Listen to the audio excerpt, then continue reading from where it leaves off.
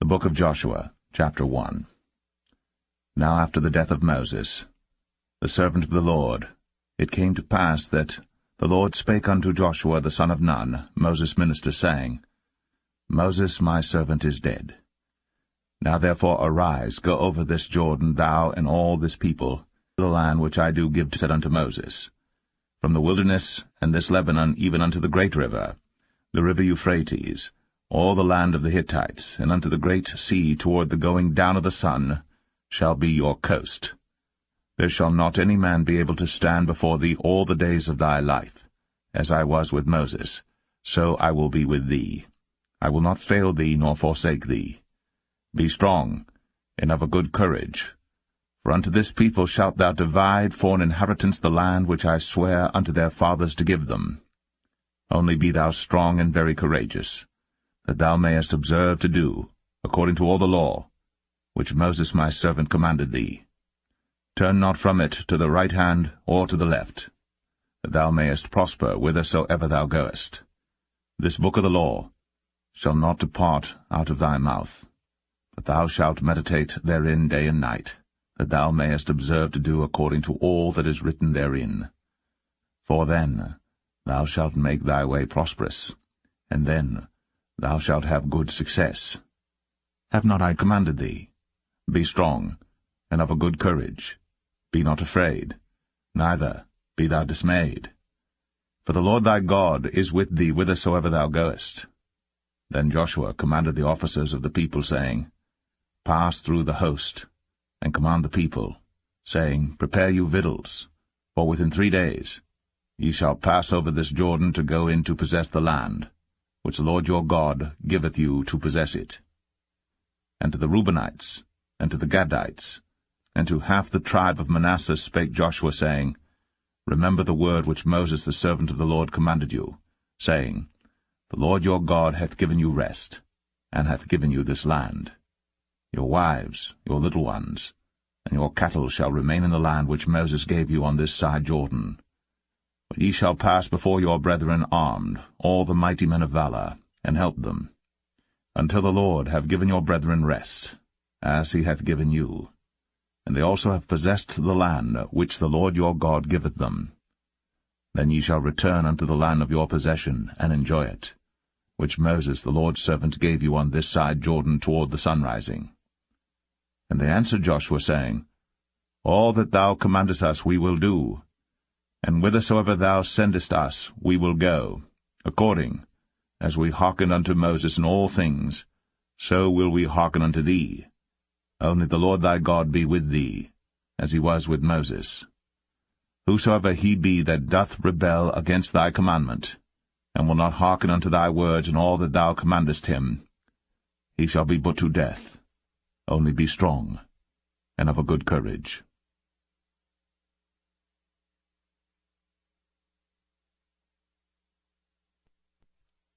Joshua 2. And Joshua the son of Nun sent out of Shittim 2 men to spy secretly, saying, Go view the land, even Jericho. And they went, and came into an harlot's house, named Rahab, and lodged there. And it was told the king of Jericho, saying, Behold, there came men in hither tonight, of the children of Israel, to search out the country. And the king of Jericho sent unto Rahab, saying, Bring forth the men that are come to thee, which are entered into thine house, for they be come to search out all the country. And the woman took the 2 men, and hid them, and said thus, There came men unto me, but I wist not whence they were. And it came to pass about the time of shutting of the gate, when it was dark, that the men went out. Whither the men went, I wot not. Pursue after them quickly, for ye shall overtake them. But she had brought them up to the roof of the house, and hid them with the stalks of flax, which she had laid in order upon the roof. And the men pursued after them the way to Jordan unto the fords. And as soon as they which pursued after them were gone out, they shut the gate. And before they were laid down, she came up unto them upon the roof. And she said unto the men, I know that the Lord hath given you the land, and that your terror is fallen upon us, and that all the inhabitants of the land faint because of you. For we have heard how the Lord dried up the water of the Red Sea for you, when ye came out of Egypt, and what ye did unto the 2 kings of the Amorites that were on the other side Jordan, Sihon and Og, whom ye utterly destroyed. And as soon as we had heard these things, our hearts did melt. Neither did there remain any more courage in any man, because of you. For the Lord your God, he is God in heaven above, and in earth beneath. Now therefore, I pray you, swear unto me by the Lord, since I have shown you kindness, that ye will also show kindness unto my father's house, and give me a true token, and that ye will save alive my father, and my mother, and my brethren, and my sisters, and all that they have, and deliver our lives from death. And the men answered her, Our life for yours, if ye utter not this our business. And it shall be, when the Lord hath given us the land, that we will deal kindly and truly with thee. Then she let them down by a cord through the window, for her house was upon the town wall, and she dwelt upon the wall. And she said unto them, Get you to the mountain, lest the pursuers meet you, and hide yourselves there 3 days, until the pursuers be returned, and afterward may ye go your way. And the men said unto her, We will be blameless of this thine oath, which thou hast made us swear. Behold, when we come into the land, thou shalt bind this line of scarlet thread in the window which thou didst let us down by. And thou shalt bring thy father, and thy mother, and thy brethren, and all thy father's household home unto thee. And it shall be, that whosoever shall go out of the doors of thy house into the street, his blood shall be upon his head, and we will be guiltless. And whosoever shall be with thee in the house, his blood shall be on our head, if any hand be upon him. And if thou utter this our business, then we will be quit of thine oath, which thou hast made us to swear. And she said, According unto your words, so be it. And she sent them away, and they departed. And she bound the scarlet line in the window. And they went, and came unto the mountain, and abode there 3 days, until the pursuers were returned. And the pursuers sought them throughout all the way, but found them not. So the 2 men returned, and descended from the mountain, and passed over, and came to Joshua the son of Nun, and told him all things that befell them. And they said unto Joshua, Truly, the Lord hath delivered into our hands all the land, for even all the inhabitants of the country do faint because of us.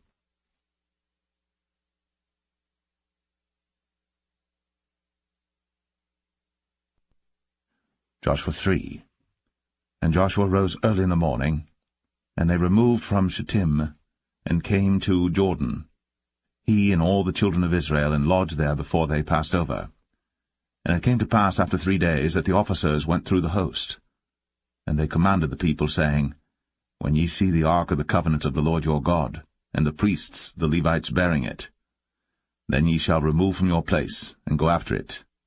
Yet there shall be a space between you and it, about 2,000 cubits by measure. Come not near unto it, that ye may know the way by which ye must go. For ye have not passed this way heretofore. And Joshua said unto the people, Sanctify yourselves, for tomorrow the Lord will do wonders among you. And Joshua spake unto the priests, saying, Take up the ark of the covenant, and pass over before the people. And they took up the ark of the covenant, and went before the people. And the Lord said unto Joshua, This day will I begin to magnify thee in the sight of all Israel, that they may know that, as I was with Moses, so I will be with thee. And thou shalt command the priests that bear the ark of the covenant, saying, When ye are come to the brink of the water of Jordan, ye shall stand still in Jordan. And Joshua said unto the children of Israel, Come hither, and hear the words of the Lord your God. And Joshua said, Hereby ye shall know that the living God is among you, and that he will without fail drive out from before you the Canaanites, and the Hittites, and the Hivites, and the Perizzites, and the Girgashites, and the Amorites, and the Jebusites. Behold, the ark of the covenant of the Lord of all the earth passeth over before you into Jordan. Now therefore take you 12 men out of the tribes of Israel, out of every tribe a man. And it shall come to pass, as soon as the soles of the feet of the priests that bear the ark of the Lord of all the earth, shall rest in the waters of Jordan, that the waters of the Jordan shall be cut off from the waters that come down from above, and they shall stand upon an heap. And it came to pass, when the people removed from their tents, to pass over Jordan, and the priests, bearing the ark of the covenant before the people, and as they that bear the ark were come unto Jordan, and the feet of the priests that bear the ark were dipped in the brim of the water, for Jordan overfloweth all his banks all the time of harvest, that the waters which came down from above stood and rose up upon an heap very far from the city Adam, that is beside Zaratan, and those that came down toward the sea of the plain, even the salt sea, failed, and were cut off. And the people passed over right against Jericho. And the priests that bare the ark of the covenant of the Lord stood firm on dry ground in the midst of Jordan. And all the Israelites passed over on dry ground, until all the people were passed clean over Jordan.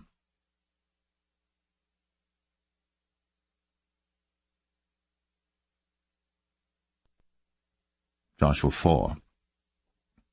And it came to pass, when all the people were clean passed over Jordan, that the Lord spake unto Joshua, saying, Take you 12 men out of the people, out of every tribe a man, and command ye them, saying, Take you hence out of the midst of Jordan, out of the place where the priests' feet stood firm, 12 stones, and ye shall carry them over with you, and leave them in the lodging place, where ye shall lodge this night. Then Joshua called the 12 men, whom he had prepared of the children of Israel, out of every tribe a man. And Joshua said unto them, Pass over before the ark of the Lord your God into the midst of Jordan, and take you up every man of you a stone upon his shoulder, according unto the number of the tribes of the children of Israel, that this may be a sign among you, that when your children ask their fathers in time to come, saying, What mean ye by these stones? Then ye shall answer them, that the waters of Jordan were cut off before the ark of the covenant of the Lord when it passed over Jordan. The waters of Jordan were cut off, and these stones shall be for a memorial unto the children of Israel for ever. And the children of Israel did so as Joshua commanded, and took up 12 stones out of the midst of Jordan, as the Lord spake unto Joshua, according to the number of the tribes of the children of Israel, and carried them over with them unto the place where they lodged, and laid them down there. And Joshua set up 12 stones in the midst of Jordan, in the place where the feet of the priests which bare the ark of the covenant stood, and they are there unto this day. For the priests which bare the ark stood in the midst of Jordan, until everything was finished, that the Lord commanded Joshua to speak unto the people according to all that Moses commanded Joshua, and the people hasted and passed over. And it came to pass, when all the people were clean passed over, that the ark of the Lord passed over, and the priests, in the presence of the people, and the children of Reuben, and the children of Gad, and half the tribe of Manasseh passed over armed before the children of Israel, as Moses spake unto them. About 40,000 prepared for war passed over before the Lord unto battle, to the plains of Jericho. On that day the Lord magnified Joshua in the sight of all Israel, and they feared him, as they feared Moses, all the days of his life. And the Lord spake unto Joshua, saying, Command the priests that bear the ark of the testimony, that they come up out of Jordan. Joshua therefore commanded the priests, saying, Come ye up out of Jordan. And it came to pass, when the priests that bear the ark of the covenant of the Lord were come up out of the midst of Jordan, and the soles of the priests' feet were lifted up unto the dry land, that the waters of Jordan returned unto their place, and flowed over all his banks as they did before. And the people came up out of Jordan on the 10th day of the 1st month, and encamped in Gilgal, in the east border of Jericho. And those 12 stones which they took out of Jordan did Joshua pitch in Gilgal. And he spake unto the children of Israel, saying, When your children shall ask their fathers in time to come, saying, What mean these stones? Then ye shall let your children know, saying, Israel came over this Jordan on dry land. For the Lord your God dried up the waters of Jordan from before you, until you were passed over, as the Lord your God did to the Red Sea, which he dried up from before us, until we were gone over, that all the people of the earth might know the hand of the Lord, that it is mighty, that ye might fear the Lord your God for ever.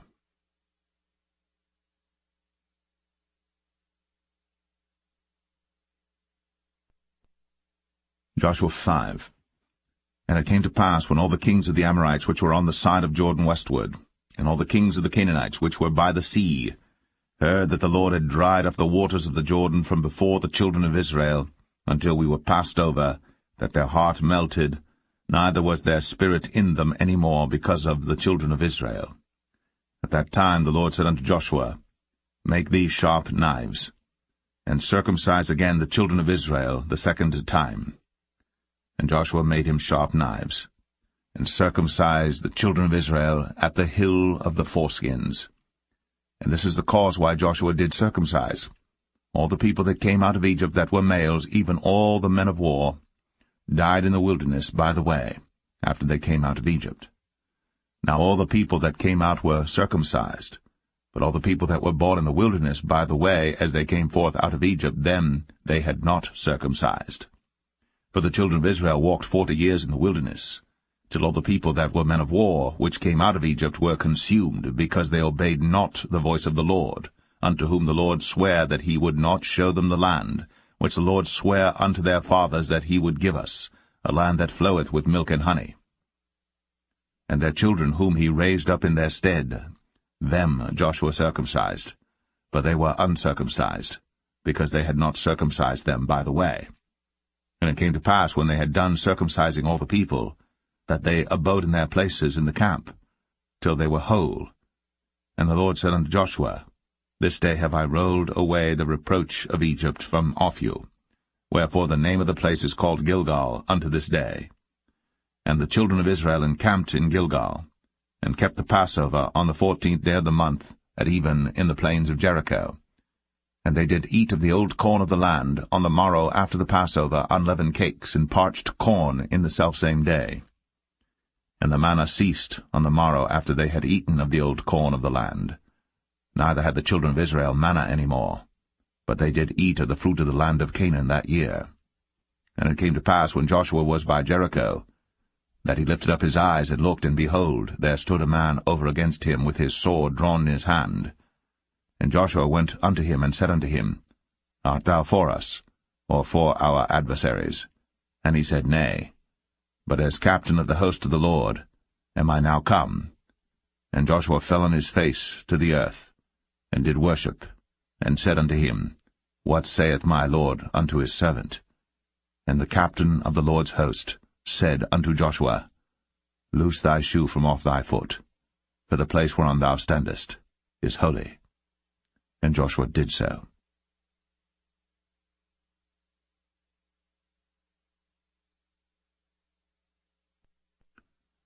Joshua 6. Now Jericho was straitly shut up because of the children of Israel. None went out, and none came in. And the Lord said unto Joshua, See, I have given into thine hand Jericho, and the king thereof, and the mighty men of valor. And ye shall compass the city, all ye men of war, and go round about the city once. Thus shalt thou do 6 days. And 7 priests shall bear before the ark 7 trumpets of ram's horns. And the 7th day ye shall compass the city 7 times, and the priests shall blow with the trumpets. And it shall come to pass, that when they make a long blast with the ram's horn, and when ye hear the sound of the trumpet, all the people shall shout with a great shout, and the wall of the city shall fall down flat. And the people shall ascend up every man straight before him. And Joshua the son of Nun called the priests, and said unto them, Take up the ark of the covenant, and let 7 priests bear 7 trumpets of ram's horns before the ark of the Lord. And he said unto the people, Pass on, and compass the city, and let him that is armed pass on before the ark of the Lord. And it came to pass, when Joshua had spoken unto the people, that the 7 priests bearing the 7 trumpets of ram's horns passed on before the Lord, and blew with the trumpets, and the ark of the covenant of the Lord followed them. And the armed men went before the priests that blew with the trumpets, and the rearward came after the ark, the priests going on, and blowing with the trumpets. And Joshua had commanded the people, saying, Ye shall not shout, nor make any noise with your voice, neither shall any word proceed out of your mouth until the day I bid you shout. Then shall ye shout. So the ark of the Lord compassed the city, going about it once. And they came into the camp, and lodged in the camp. And Joshua rose early in the morning, and the priests took up the ark of the Lord. And 7 priests bearing 7 trumpets of ram's horns before the ark of the Lord went on continually, and blew with the trumpets. And the armed men went before them. But the rearward came after the ark of the Lord, the priests going on and blowing with the trumpets. And the 2nd day they compassed the city once, and returned into the camp. So they did 6 days. And it came to pass on the 7th day that they rose early about the dawning of the day, and compassed the city after the same manner 7 times. Only on that day they compassed the city 7 times. And it came to pass at the 7th time, when the priests blew with the trumpets, Joshua said unto the people, Shout, for the Lord hath given you the city. And the city shall be accursed, even it, and all that are therein to the Lord. Only Rahab the harlot shall live, she and all that are with her in the house, because she hid the messengers that we sent. And ye, in any wise, keep yourselves from the accursed thing, lest ye make yourselves accursed, when ye take of the accursed thing, and make the camp of Israel a curse, and trouble it.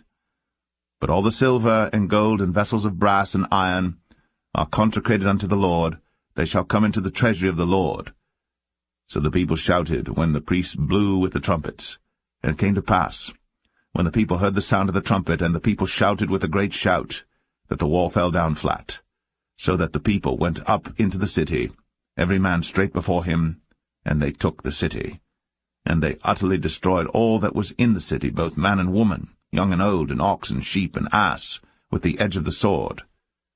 But Joshua had said unto the 2 men that had spied out the country, Go into the harlot's house, and bring out thence the woman, and all that she hath, as ye swear unto her. And the young men that were spies went in, and brought out Rahab, and her father, and her mother, and her brethren, and all that she had. And they brought out all her kindred, and left them without the camp of Israel. And they burnt the city with fire, and all that was therein, only the silver and the gold, and the vessels of brass and of iron, they put into the treasury of the house of the Lord. And Joshua saved Rahab the harlot alive, and her father's household, and all that she had. And she dwelleth in Israel even unto this day, because she hid the messengers which Joshua sent to spy out Jericho. And Joshua adjured them at that time, saying, Cursed be the man before the Lord that riseth up and buildeth this city Jericho. He shall lay the foundation thereof in his firstborn, and in his youngest son shall he set up the gates of it. So the Lord was with Joshua, and his fame was noised throughout all the country.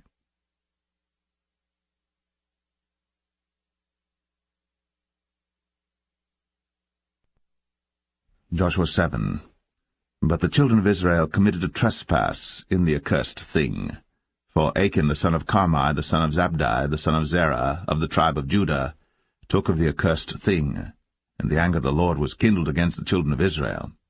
And Joshua sent men from Jericho to Ai, which is beside Bethaven, on the east side of Bethel, and spake unto them, saying, Go up, and view the country. And the men went up and viewed Ai. And they returned to Joshua, and said unto him, Let not all the people go up, but let about 2,000 or 3,000 men go up and smite Ai. And make not all the people to labor thither, for they are but few. So there went up thither of the people about 3,000 men, and they fled before the men of Ai. And the men of Ai smote of them about 36 men. For they chased them from before the gate even unto Shebarim, and smote them in the going down, wherefore the hearts of the people melted, and became as water. And Joshua rent his clothes, and fell to the earth upon his face before the ark of the Lord until the eventide, he and the elders of Israel, and put dust upon their heads. And Joshua said, Alas, O Lord God, wherefore hast thou at all brought this people over Jordan to deliver us into the hand of the Amorites to destroy us? Would to God we had been content and dwelt on the other side Jordan. O Lord, what shall I say when Israel turneth their backs before their enemies? For the Canaanites and all the inhabitants of the land shall hear of it, and shall environ us round, and cut off our name from the earth. And what wilt thou do unto thy great name? And the Lord said unto Joshua, Get thee up. Wherefore liest thou thus upon thy face? Israel hath sinned, and they have also transgressed my covenant which I commanded them. For they have even taken of the accursed thing, and have also stolen, and dissembled also, and they have put it even among their own stuff. Therefore the children of Israel could not stand before their enemies, but turned their backs before their enemies, because they were accursed. Neither will I be with you any more, except ye destroy the accursed from among you. Up, sanctify the people, and say, Sanctify yourselves against tomorrow. For thus saith the Lord God of Israel, There is an accursed thing in the midst of thee, O Israel. Thou canst not stand before thine enemies, until ye take away the accursed thing from among you. In the morning therefore ye shall be brought according to your tribes. And it shall be, that the tribe which the Lord taketh shall come according to the families thereof. And the family which the Lord shall take shall come by households, and the household which the Lord shall take shall come man by man. And it shall be that he that is taken with the accursed thing shall be burnt with fire, he and all that he hath, because he hath transgressed the covenant of the Lord, and because he hath wrought folly in Israel. So Joshua rose up early in the morning, and brought Israel by their tribes, and the tribe of Judah was taken. And he brought the family of Judah, and he took the family of the Zarhites, and he brought the family of the Zarhites man by man, and Zabdi was taken, and he brought his household man by man, and Achan the son of Carmi, the son of Zabdi, the son of Zerah, of the tribe of Judah was taken. And Joshua said unto Achan, My son, give, I pray thee, glory to the Lord God of Israel, and make confession unto him, and tell me now what thou hast done, hide it not from me. And Achan answered Joshua, and said, Indeed, I have sinned against the Lord God of Israel, and thus have I done. When I saw among the spoils a goodly Babylonish garment, and 200 shekels of silver, and a wedge of gold of 50 shekels weight, then I coveted them, and took them, and behold, they are hid in the earth in the midst of my tent, and the silver under it. So Joshua sent messengers, and they ran into the tent, and behold, it was hid in his tent, and the silver under it. And they took them out of the midst of the tent, and brought them unto Joshua, and unto all the children of Israel, and laid them out before the Lord. And Joshua, and all Israel with him, took Achan, the son of Zerah, and the silver, and the garment, and the wedge of gold, and his sons, and his daughters, and his oxen, and his asses, and his sheep, and his tent, and all that he had. And they brought them unto the valley of Achor. And Joshua said, Why hast thou troubled us? The Lord shall trouble thee this day. And all Israel stoned him with stones, and burned them with fire, after they had stoned them with stones. And they raised over him a great heap of stones unto this day. So the Lord turned from the fierceness of his anger, wherefore the name of that place was called the Valley of Achor unto this day.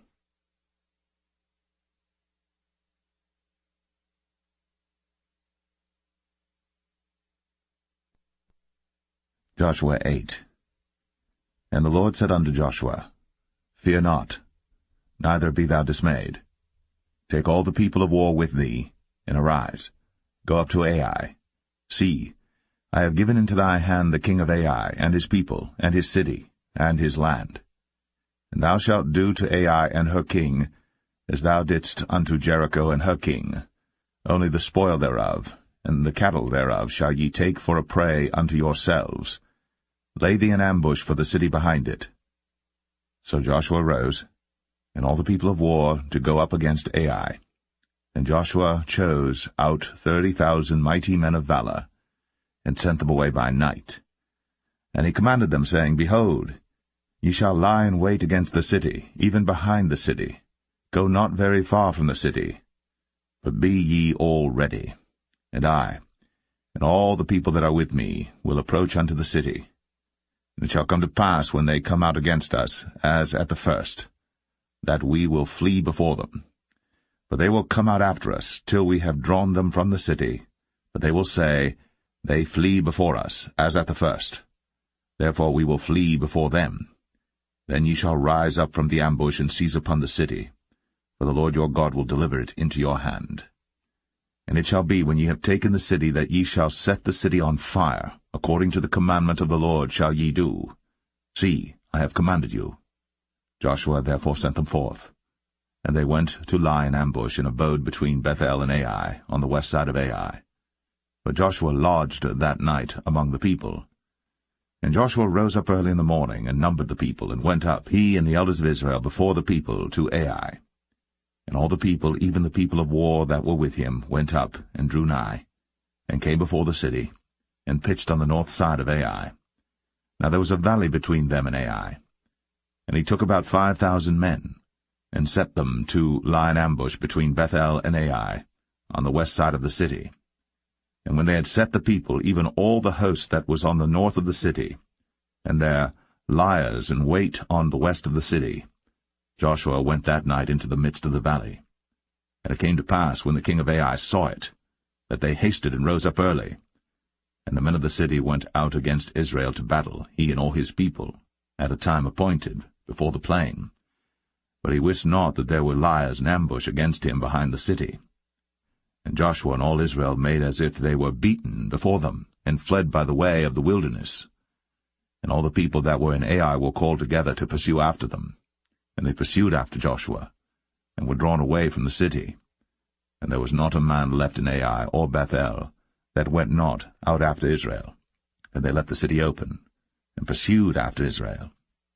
And the Lord said unto Joshua, Stretch out the spear that is in thy hand toward Ai, for I will give it into thine hand. And Joshua stretched out the spear that he had in his hand toward the city. And the ambush arose quickly out of their place. And they ran as soon as he had stretched out his hand. And they entered into the city, and took it, and hasted, and set the city on fire. And when the men of Ai looked behind them, they saw, and behold, the smoke of the city ascended up to heaven. And they had no power to flee this way or that way. And the people that fled to the wilderness turned back upon the pursuers. And when Joshua and all Israel saw that the ambush had taken the city, and that the smoke of the city ascended, then they turned again and slew the men of Ai. And the other issued out of the city against them, so they were in the midst of Israel, some on this side and some on that side. And they smote them, so that they let none of them remain or escape. And the king of Ai they took alive, and brought him to Joshua. And it came to pass, when Israel had made an end of slaying all the inhabitants of Ai in the field, in the wilderness wherein they chased them, and when they were all fallen on the edge of the sword until they were consumed, that all the Israelites returned unto Ai, and smote it with the edge of the sword. And so it was that all that fell that day, both of men and women, were 12,000, even all the men of Ai. For Joshua drew not his hand back wherewith he stretched out the spear, until he had utterly destroyed all the inhabitants of Ai. Only the cattle and the spoil of that city Israel took for a prey unto themselves, according unto the word of the Lord which he commanded Joshua. And Joshua burnt Ai, and made it an heap for ever, even a desolation unto this day. And the king of Ai he hanged on a tree until eventide. And as soon as the sun was down, Joshua commanded that they should take his carcass down from the tree, and cast it at the entering of the gate of the city, and raise thereon a great heap of stones that remaineth unto this day. Then Joshua built an altar unto the Lord God of Israel in Mount Ebal, as Moses a servant of the Lord commanded the children of Israel, as it is written in the book of the law of Moses, an altar of whole stones, over which no man hath lifted up any iron. And they offered thereon burnt offerings unto the Lord, and sacrificed peace offerings. And he wrote there upon the stones a copy of the law of Moses, which he wrote in the presence of the children of Israel. And all Israel, and their elders and officers, and their judges, stood on this side the ark, and on that side before the priests the Levites, which bear the ark of the covenant of the Lord, as well the stranger, as he that was born among them, half of them over against Mount Gerizim, and half of them over against Mount Ebal, as Moses the servant of the Lord had commanded before, that they should bless the people of Israel. And afterward he read all the words of the law, the blessings and cursings, according to all that is written in the book of the law. There was not a word of all that Moses commanded which Joshua read not before all the congregation of Israel, with the women and the little ones, and the strangers that were conversant among them.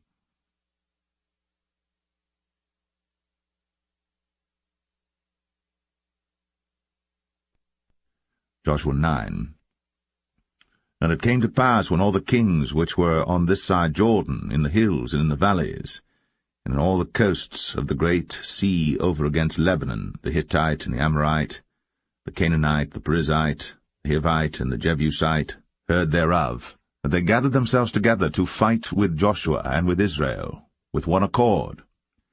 And when the inhabitants of Gibeon heard what Joshua had done unto Jericho and to Ai, they did work wilily, and went and made as if they had been ambassadors, and took old sacks upon their asses, and wine bottles, old and rent and bound up, and old shoes, and clouted upon their feet, and old garments upon them, and all the bread of their provision was dry and mouldy.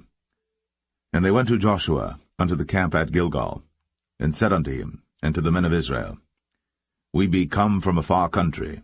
Now therefore make ye a league with us. And the men of Israel said unto the Hivites, Peradventure ye dwell among us, and how shall we make a league with you? And they said unto Joshua, We are thy servants. And Joshua said unto them, Who are ye? And from whence come ye? And they said unto him, From a very far country thy servants are come because of the name of the Lord thy God. For we have heard the fame of him, and all that he did in Egypt, and all that he did to the 2 kings of the Amorites that were beyond Jordan, to Sihon king of Heshbon, and to Og king of Bashan, which was at Ashtaroth. Wherefore our elders and all the inhabitants of our country spake to us, saying, Take victuals with you for the journey, and go to meet them, and say unto them, We are your servants, therefore now make ye a league with us. This our bread we took hot for our provision out of our houses on the day we came forth to go unto you. But now, behold, it is dry, and it is mouldy. And these bottles of wine which we filled were new, and behold, they be rent, and these our garments and our shoes are become old by reason of the very long journey. And the men took of their victuals, and asked not counsel at the mouth of the Lord. And Joshua made peace with them, and made a league with them, to let them live. And the princes of the congregation sware unto them. And it came to pass at the end of 3 days, after they had made a league with them, that they heard that they were their neighbors, and that they dwelt among them. And the children of Israel journeyed, and came unto their cities on the 3rd day. Now their cities were Gibeon, and Shephirah, and Beeroth, and Kirjath-jearim. And the children of Israel smote them not, because the princes of the congregation had sworn unto them by the Lord God of Israel. And all the congregation murmured against the princes.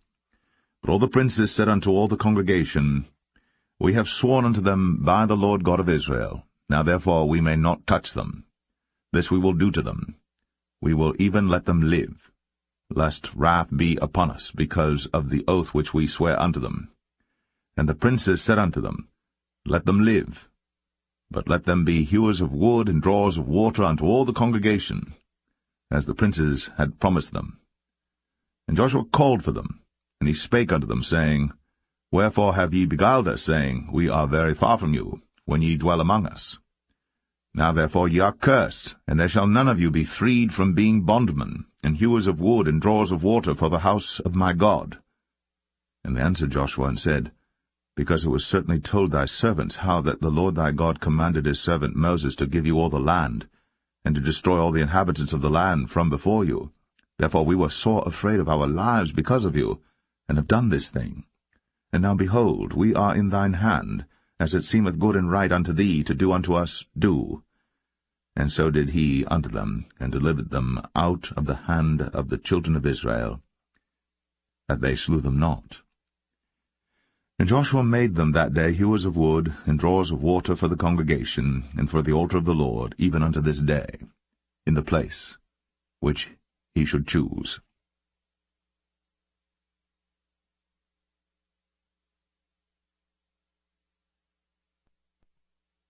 Joshua 10.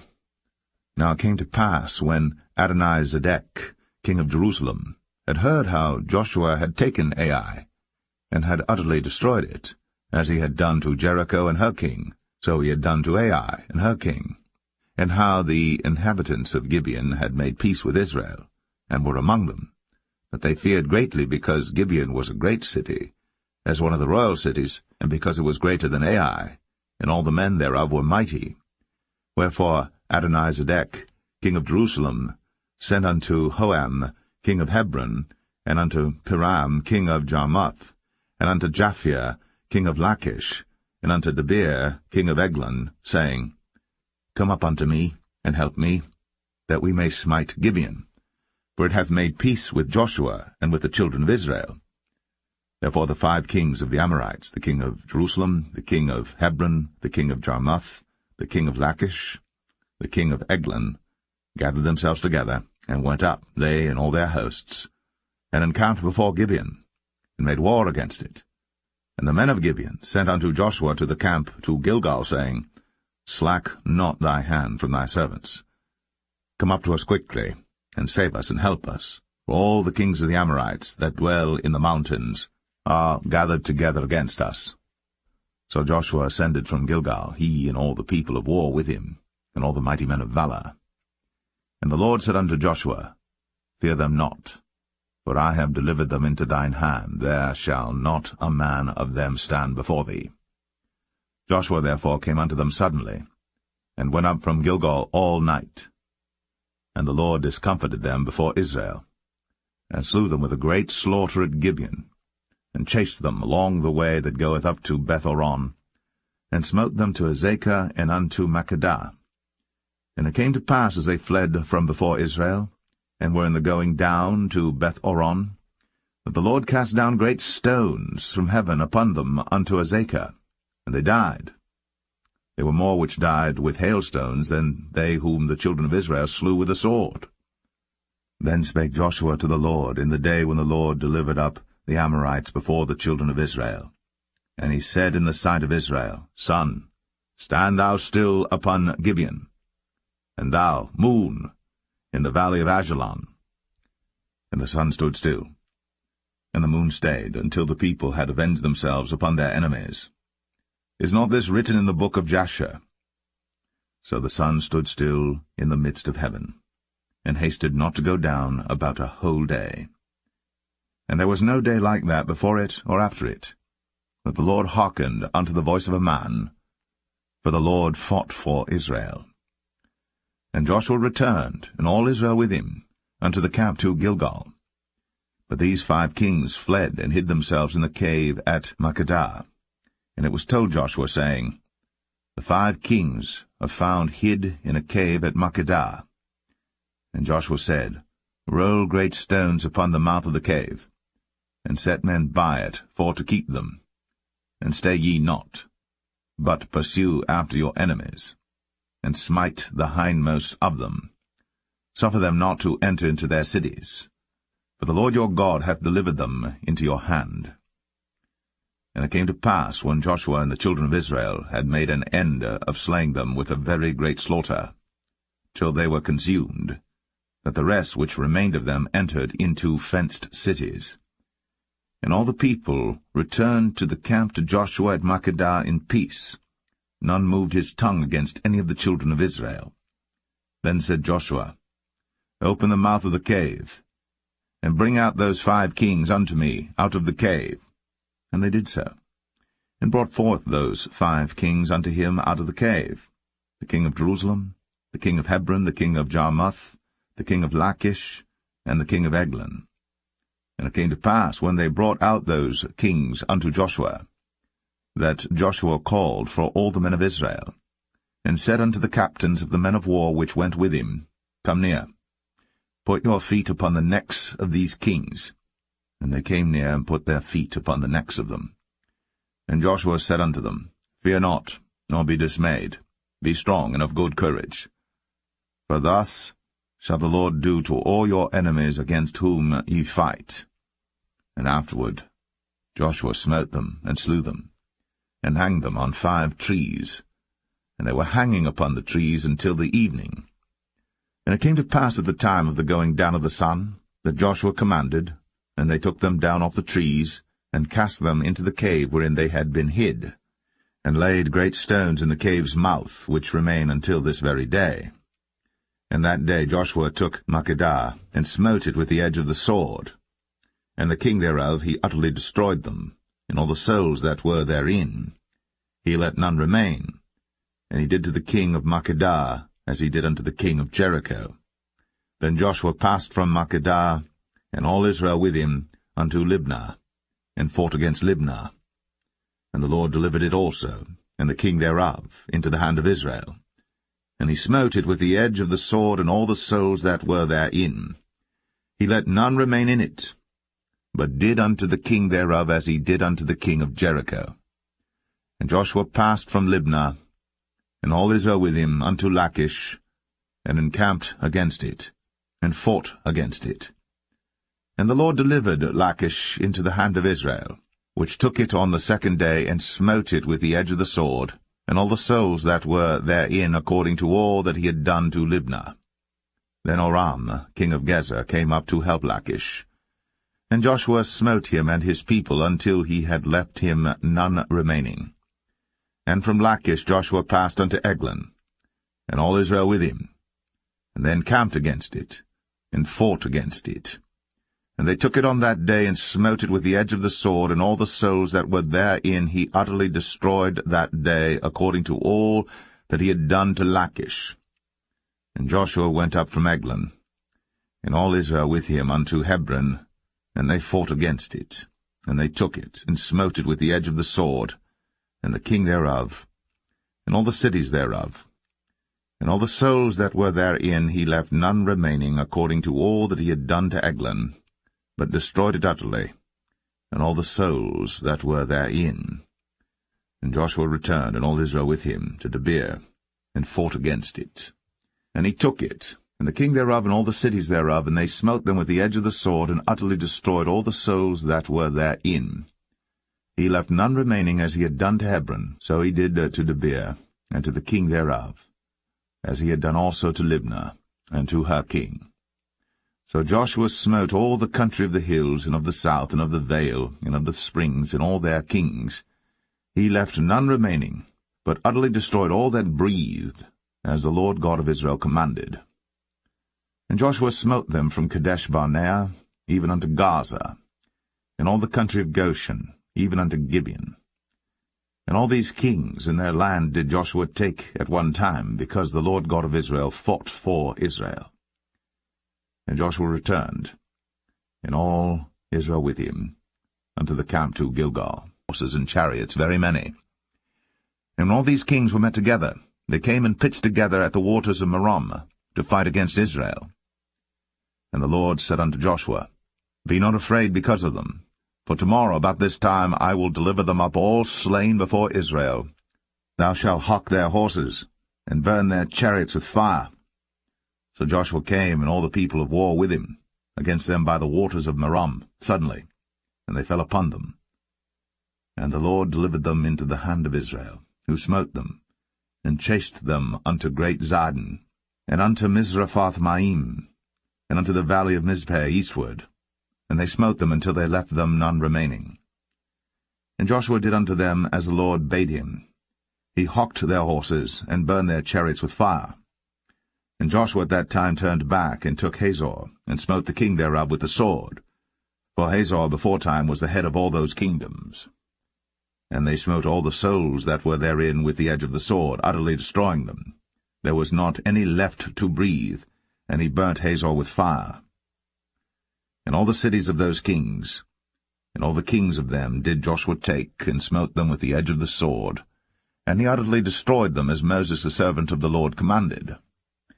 But as for the cities that stood still in their strength, Israel burned none of them, save Hazor only. That did Joshua burn. And all the spoil of these cities, and the cattle, the children of Israel took for a prey unto themselves. But every man they smote with the edge of the sword until they had destroyed them, neither left they any to breathe. As the Lord commanded Moses his servant, so did Moses command Joshua, and so did Joshua. He left nothing undone of all that the Lord commanded Moses. So Joshua took all that land, the hills, and all the south country, and all the land of Goshen, and the valley, and the plain, and the mountain of Israel, and the valley the same, even from the Mount Halak that goeth up to Sire, even unto Baal-gad, in the valley of Lebanon, under Mount Hermon, and all their kings he took, and smote them, and slew them. Joshua made war a long time with all those kings. There was not a city that made peace with the children of Israel, save the Hivites, the inhabitants of Gibeon. All other they took in battle. For it was of the Lord to harden their hearts, that they should come against Israel in battle, that he might destroy them utterly, and that they might have no favor, but that he might destroy them as the Lord commanded Moses.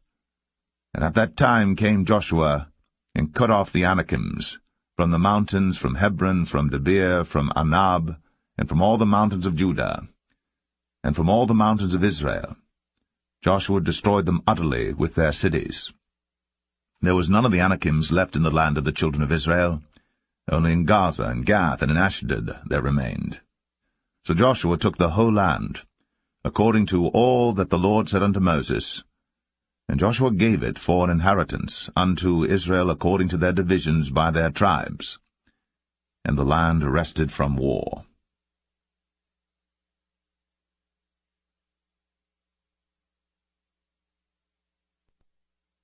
Joshua 12.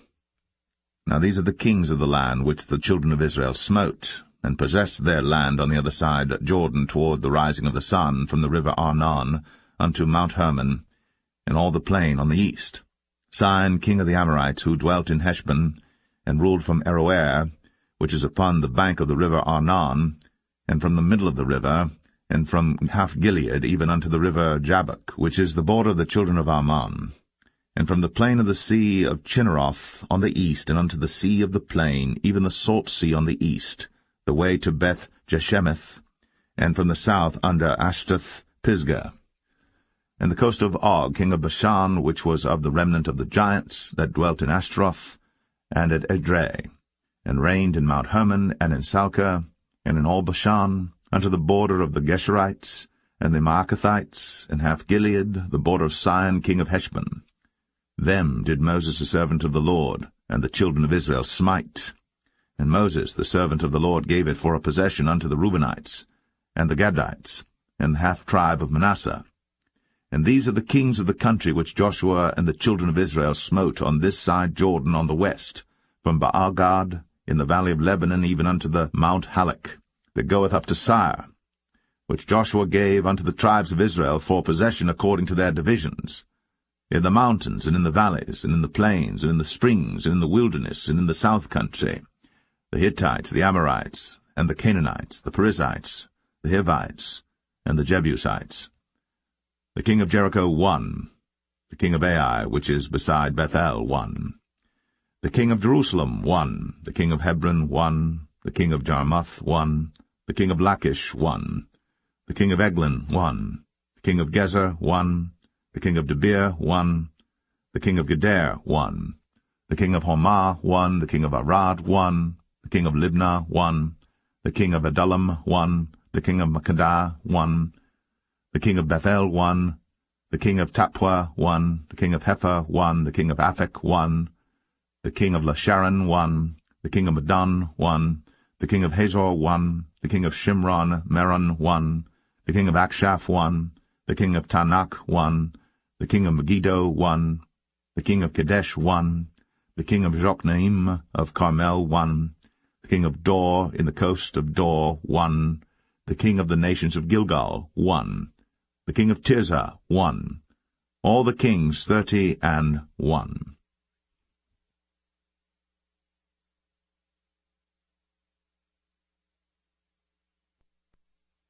Joshua 13. Now Joshua was old, and stricken in years. And the Lord said unto him, Thou art old and stricken in years, and there remaineth yet very much land to be possessed.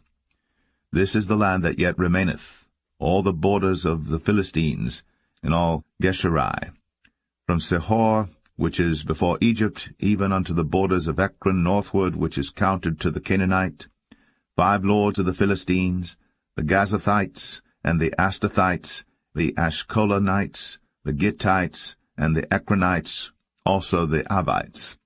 From the south all the land of the Canaanites, and Mearah, that is beside the Sidonians, unto Aphek, to the borders of the Amorites, and the land of the Giblites in all Lebanon, toward the sunrising, from Baal-gad, under Mount Hermon, unto the entering into Hamath. All the inhabitants of the hill country from Lebanon unto Misrephoth-maim, and all the Sidonians, them will I drive out before the children of Israel. Only divide thou it by lot unto the Israelites, for an inheritance, as I have commanded thee. Now therefore divide this land for an inheritance unto the 9 tribes, and the half-tribe of Manasseh, with whom the Reubenites and the Gadites have received their inheritance which Moses gave them, beyond Jordan eastward, even as Moses the servant of the Lord gave them, from Aroer that is upon the bank of the river Arnon, and the city that is in the midst of the river, and all the plain of Medeba, unto Dibon, and all the cities of Sihon, king of the Amorites, which reigned in Heshbon, unto the border of the children of Ammon, and Gilead, and the border of the Geshurites and Maacathites, and all Mount Hermon, and all Bashan, unto Salcah, all the kingdom of Og and Bashan, which reigned in Ashtaroth and in Edrei, who remained of the remnant of the giants, for these did Moses smite and cast them out. Nevertheless the children of Israel expelled not the Geshurites, nor the Maacathites, but the Geshurites and the Maacathites dwell among the Israelites until this day. Only unto the tribe of Levi he gave none inheritance. The sacrifices of the Lord God of Israel, made by fire, are their inheritance, as he said unto them. And Moses gave unto the tribe of the children of Reuben inheritance according to their families.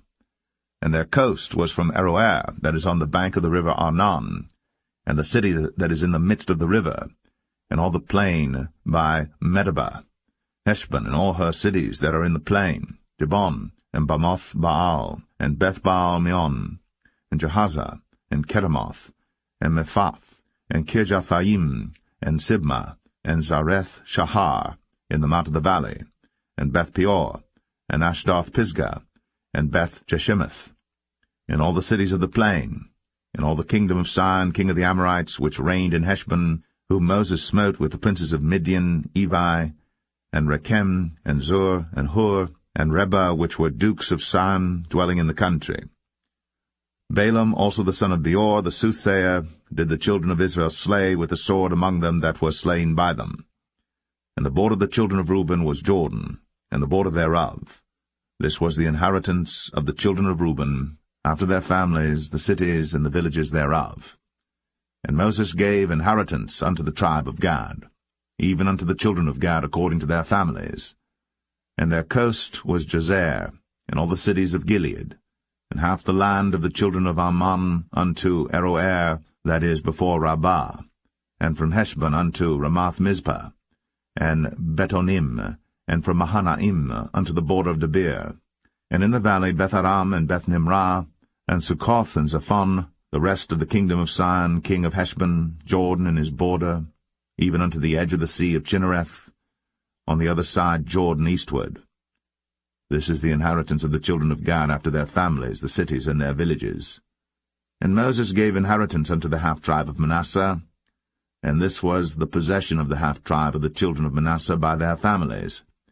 And their coast was from Mahanaim, all Bashan, all the kingdom of Og, king of Bashan, and all the towns of Jair, which are in Bashan, 80 cities, and half Gilead, and Ashtaroth, and Edrei, cities of the kingdom of Og and Bashan, were pertaining unto the children of Machir, the son of Manasseh, even to the 1/2 of the children of Machir by their families.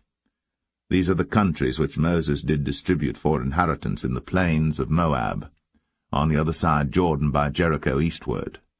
But unto the tribe of Levi Moses gave not any inheritance.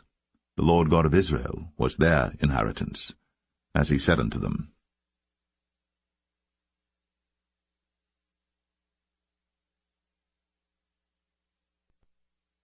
Joshua 14. And these are the countries which the children of Israel inherited in the land of Canaan, which Eleazar the priest, and Joshua the son of Nun, and the heads of the fathers of the tribes of the children of Israel, distributed for inheritance to them. By lot was their inheritance, as the Lord commanded by the hand of Moses, for the 9 tribes and for the half-tribe. For Moses had given the inheritance of 2 tribes and an half-tribe on the other side Jordan, but unto the Levites he gave none inheritance among them. For the children of Joseph were 2 tribes, Manasseh and Ephraim. Therefore they gave no part unto the Levites in the land, save cities to dwell in, with their suburbs for their cattle and for their substance.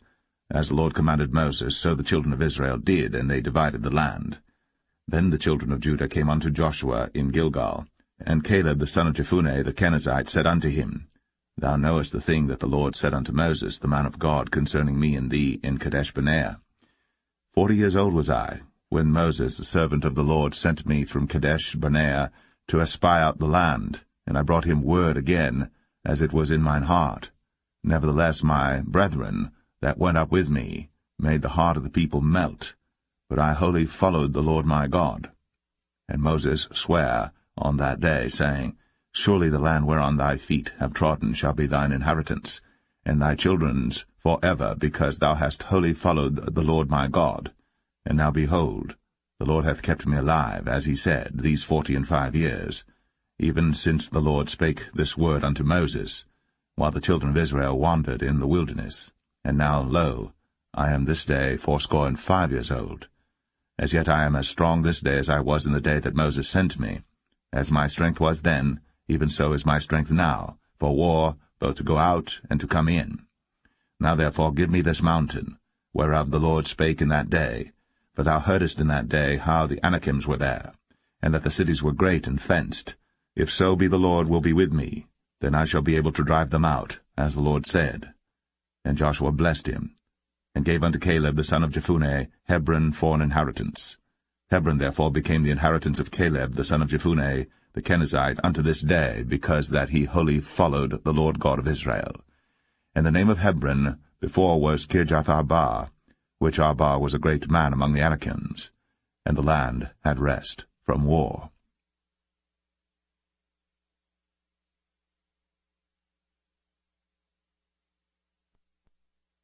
Joshua 15. This then was the lot of the tribe of the children of Judah by their families, even to the border of Edom, the wilderness of Zin. Southward was the uttermost part of the south coast. And their south border was from the shore of the salt sea, from the bay that looketh southward. And it went out to the south side to Male Akrabim, and passed along to Zin, and descended up on the south side unto Kadesh-barnea, and passed along to Hezron, and went up to Adar, and fenced a compass to Karkah. From thence it passed toward Asman, and went out unto the river of Egypt, and the goings out of that coast were at the sea. This shall be your south coast. And the east border was the salt sea, even unto the end of Jordan, and their border in the north quarter was from the bay of the sea at the uttermost part of Jordan. And the border went up to Beth-hoglah, and passed along by the north by Beth-arabah. And the border went up to the stone of Bohan the son of Reuben. And the border went up toward Debir from the valley of Achor, and so northward, looking toward Gilgal, that is, before the going up to Adamim, which is on the south side of the river. And the border passed toward the waters of En-shemesh, and the goings out thereof were at En-rogel. And the border went up by the valley of the son of Hinnom, unto the south side of the Jebusite, the same as Jerusalem. And the border went up to the top of the mountain that lieth before the valley of Hinnom, westward, which is at the end of the valley of the giants northward. And the border was drawn from the top of the hill unto the fountain of the water of Nephtoah, and went out to the cities of Mount Ephron, and the border was drawn to Baal-ah, which is Kirjath-jearim, and the border compassed from Baal-ah westward unto Mount Seir, and passed along unto the side of Mount Jearim, which is Chesalon, on the north side, and went down to Beth-shemesh, and passed on to Timnah. And the border went out unto the side of Ekron northward, and the border was drawn to Shikron, and passed along to Mount Baalah, and went out unto Jabneel, and the goings out of the border were at the sea. And the west border was to the great sea, and the coast thereof. This is the coast of the children of Judah, round about according to their families. And unto Caleb the son of Jephunneh he gave a part among the children of Judah, according to the commandment of the Lord to Joshua, even the city of Arba, the father of Anak, which city is Hebron. And Caleb drove thence the 3 sons of Anak, Sheshai, and Ahiman, and Talmai, the children of Anak. And he went up thence to the inhabitants of Debir, and the name of Debir before was Kirjath-sepher. And Caleb said, He that smiteth Kirjath-sepher, and taketh it, to him will I give Achsah my daughter to wife.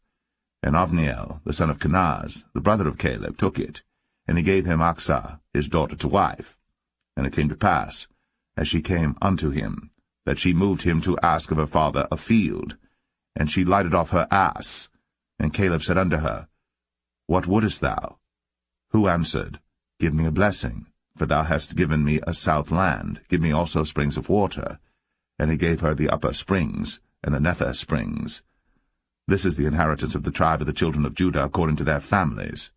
And the uttermost cities of the tribe of the children of Judah toward the coast of Edom southward were Kabzeel, and Adair, and Jagur, and Kinnah, and Dimnah, and Aradah, and Kadesh, and Hazor, and Ithnan, Ziph, and Telem, and Bealoth, and Hazor, and Haratah, and Kirioth, and Hezron, which is Hazor, Amam, and Shema, and Maladah, and Hazar Gadah, and Heshmon, and Beth Paulett, and Hazar Shual, and Beersheba, and Bizjothjah, Baalah, and Aim, and Azem, and El-Talad, and Chesil, and Hormah, and Ziklag, and Madmanah, and Sansanah, and Lebaoth, and Shilhim, and Ain, and Rimmon. All the cities are 29, with their villages. And in the valley, Eshtaol, and Zoreah, and Ashnah, and Zanoah, and Enganim, Tapua, and Anam, Jarmuth, and Adullam, Sokoh, and Azekah, and Shadaim, and Adathaim, and Gederah, and Gederothaim, 14 cities with their villages, Zenan, and Hadashah, and Migdal-Gad, and Dilian, and Mespah, and Joktheel, Lachish, and Bozkath, and Eglon, and Kabon, and Lamam, and Kitlish, and Gederoth, Beth-Dagon, and Naamah, and Makkedah, 16 cities with their villages, Libnah, and Ether, and Ashan, and Jiphthah, and Ashnah, and Nazib, and Keilah, and Akzib, and Maresha, 9 cities with their villages, Ekron with her towns and her villages. From Ekron even unto the sea all that lay near Ashdod with their villages, Ashdod with her towns and her villages, Gaza with her towns and her villages, unto the river of Egypt, and the great sea and the border thereof. And in the mountains Shamir, and Jatir, and Succoth, and Danah, and Kirjath-Sanah, which is Debir, and Anab, and Eshtemoh, and Anim, and Goshen, and Holon, and Gilo, 11 cities with their villages, Arab, and Dumah, and Eshan, and Janum, and Beth-Tappuah, and Aphekah, and Humtah, and Kirjath-Arba, which is Hebron, and Zior, 9 cities with their villages, Maon, Carmel, and Ziph, and Juttah, and Jezreel, and Jokdeam, and Zanoah, Cain, Gibeah, and Timnah, 10 cities with their villages, Halhal, Bethzur, and Gedor, and Marath, and Beth-Anoth, and Eltekon, 6 cities with their villages, Kirjath-Baal, which is Kirjath-Jearim, and Rabbah, 2 cities with their villages. In the wilderness, Beth-Arabah, Medin, and Sekaka, and Nibshan, and the city of Salt, and En-Gedi, 6 cities with their villages. As for the Jebusites, the inhabitants of Jerusalem, the children of Judah could not drive them out, but the Jebusites dwell with the children of Judah at Jerusalem unto this day.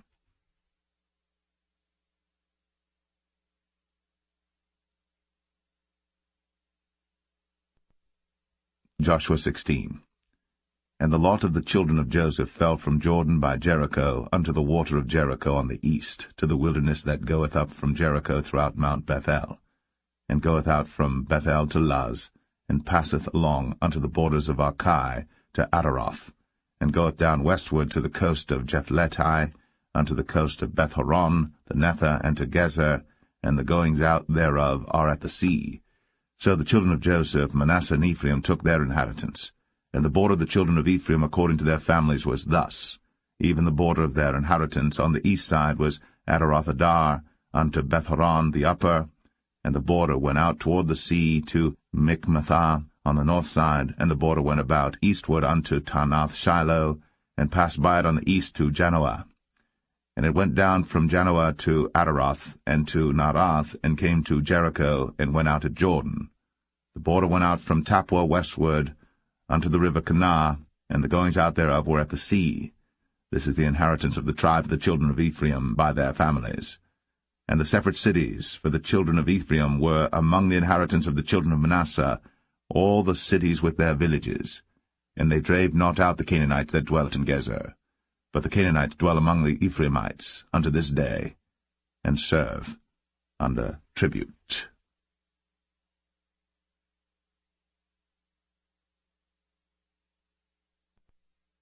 Joshua 17. There was also a lot for the tribe of Manasseh, for he was the firstborn of Joseph, to wit, for Machir, the firstborn of Manasseh, the father of Gilead, because he was a man of war. Therefore he had Gilead and Bashan. There was also a lot for the rest of the children of Manasseh by their families, for the children of Abiezer, and for the children of Helek, and for the children of Azriel, and for the children of Shechem, and for the children of Hepher, and for the children of Shemida. These were the male children of Manasseh the son of Joseph by their families. But Zelophehad, the son of Hepher, the son of Gilead, the son of Machir, the son of Manasseh, had no sons, but daughters, and these are the names of his daughters, Mahlah and Noah, Hoglah, Milcah, and Tirzah. And they came near before Eleazar the priest, and before Joshua the son of Nun, and before the princes, saying, The Lord commanded Moses to give us an inheritance among our brethren. Therefore, according to the commandment of the Lord, he gave them an inheritance among the brethren of their father. And there fell 10 portions to Manasseh, beside the land of Gilead and Bashan, which were on the other side Jordan, because the daughters of Manasseh had an inheritance among his sons, and the rest of Manasseh's sons had the land of Gilead.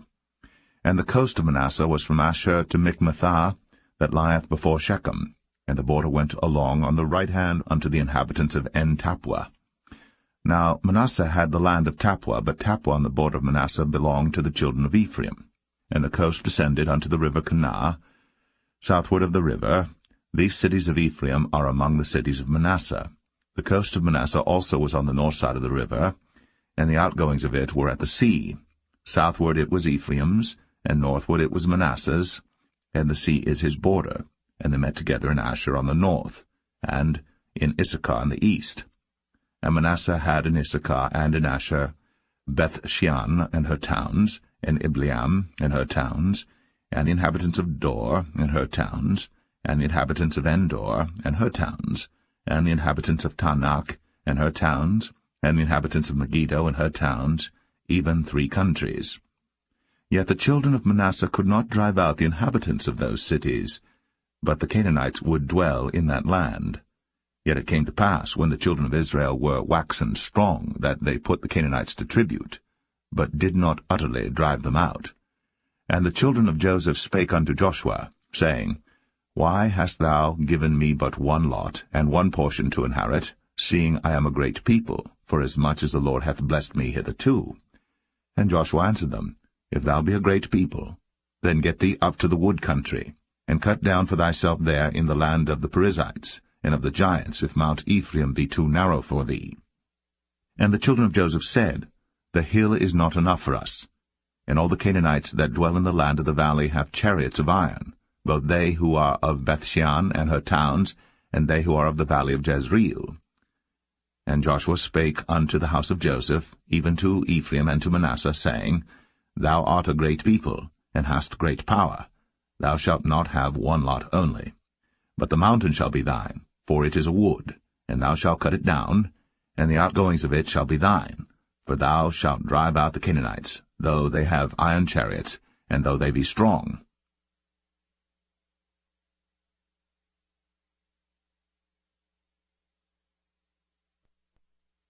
Joshua 18. And the whole congregation of the children of Israel assembled together at Shiloh, and set up the tabernacle of the congregation there. And the land was subdued before them. And there remained among the children of Israel 7 tribes, which had not yet received their inheritance. And Joshua said unto the children of Israel, How long are ye slack to go to possess the land which the Lord God of your fathers hath given you? Give out from among you 3 men for each tribe, and I will send them. And they shall rise, and go through the land, and describe it according to the inheritance of them, and they shall come again to me. And they shall divide it into 7 parts. Judah shall abide in their coast on the south, and the house of Joseph shall abide in their coasts on the north. Ye shall therefore describe the land into 7 parts, and bring the description hither to me, that I may cast lots for you here before the Lord our God. But the Levites have no part among you, for the priesthood of the Lord is their inheritance. And Gad and Reuben, and half the tribe of Manasseh, have received their inheritance beyond Jordan on the east, which Moses, a servant of the Lord, gave them. And the men arose and went away. And Joshua charged them that went to describe the land, saying, Go and walk through the land, and describe it, and come again to me. that I may here cast lots for you before the Lord in Shiloh. And the men went and passed through the land, and described it by cities into 7 parts in a book, and came again to Joshua to the host at Shiloh. And Joshua cast lots for them in Shiloh before the Lord. And there Joshua divided the land unto the children of Israel according to their divisions. And the lot of the tribe of the children of Benjamin came up according to their families, and the coast of their lot came forth between the children of Judah and the children of Joseph. And their border on the north side was from Jordan, and the border went up to the side of Jericho on the north side, and went up through the mountains westward, and the goings out thereof were at the wilderness of Bethaven. And the border went over from thence toward Luz, to the side of Luz, which is Bethel southward, and the border descended to Adarothadar, near the hill that lieth on the south side of the nether Bethoron. And the border was drawn thence, and compassed the corner of the sea southward, from the hill that lieth before Bethoron southward, and the goings out thereof were at Kirjathbaal, which is Kirjathjearim, a city of the children of Judah. This was the west quarter. And the south quarter was from the end of Kirjathjearim, and the border went out on the west, and went out to the well of waters of Nephtoah. And the border came down to the end of the mountain that lieth before the valley of the son of Hinnom, and which is in the valley of the giants on the north, and descended to the valley of Hinnom, to the side of Jebusai on the south, and descended to En-Rogel, and was drawn from the north, and went forth to En-Shemesh, and went forth toward Gilaloth, which is over against the going up of Adumim, and descended to the stone of Boan, the son of Reuben, and passed along toward the side, over against Arabah northward, and went down unto Arabah. And the border passed along to the side of Beth-Hoglah northward, and the outgoings of the border were at the north bay of the Salt Sea, at the south end of Jordan. This was the south coast. And Jordan was the border of it on the east side. This was the inheritance of the children of Benjamin, by the coast thereof round about according to their families. Now the cities of the tribe of the children of Benjamin according to their families were Jericho, and Beth-Hoglah, and the valley of Keziz, and Beth-Arabah, and Zamaraim, and Bethel, and Avim, and Parah, and Ophrah, and Shephar-Hamanai, and Ophni, and Gaba, 12 cities with their villages, Gibeon, and Ramah, and Beeroth, and Mizpeh, and Shiphrah, and Moza, and Rechem, and Irpiel, and Taralah, and Zelah, Eleph, and Jebusai, which is Jerusalem, Gibeath, and Kirjath, 14 cities with their villages. This is the inheritance of the children of Benjamin, according to their families.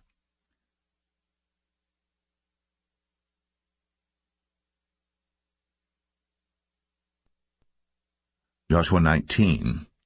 And the second lot came forth to Simeon, even for the tribe of the children of Simeon according to their families, and their inheritance was within the inheritance of the children of Judah. And they had in their inheritance Beersheba, or Sheba, and Moladah, and Hazar-Shual, and Baalah, and Azem, and El-Talad, and Bethul, and Hormah, and Ziklag, and Beth-Makabath, and Hazar-Susah, and Beth-Lebaoth, and Sharuim, 13 cities in their villages, Ain, Rimmon, and Ether, and Ashan, 4 cities in their villages, and all the villages that were round about these cities to Balath-beer, Ramoth of the south. This is the inheritance of the tribe of the children of Simeon according to their families. Out of the portion of the children of Judah was the inheritance of the children of Simeon, for the part of the children of Judah was too much for them. Therefore the children of Simeon had their inheritance within the inheritance of them.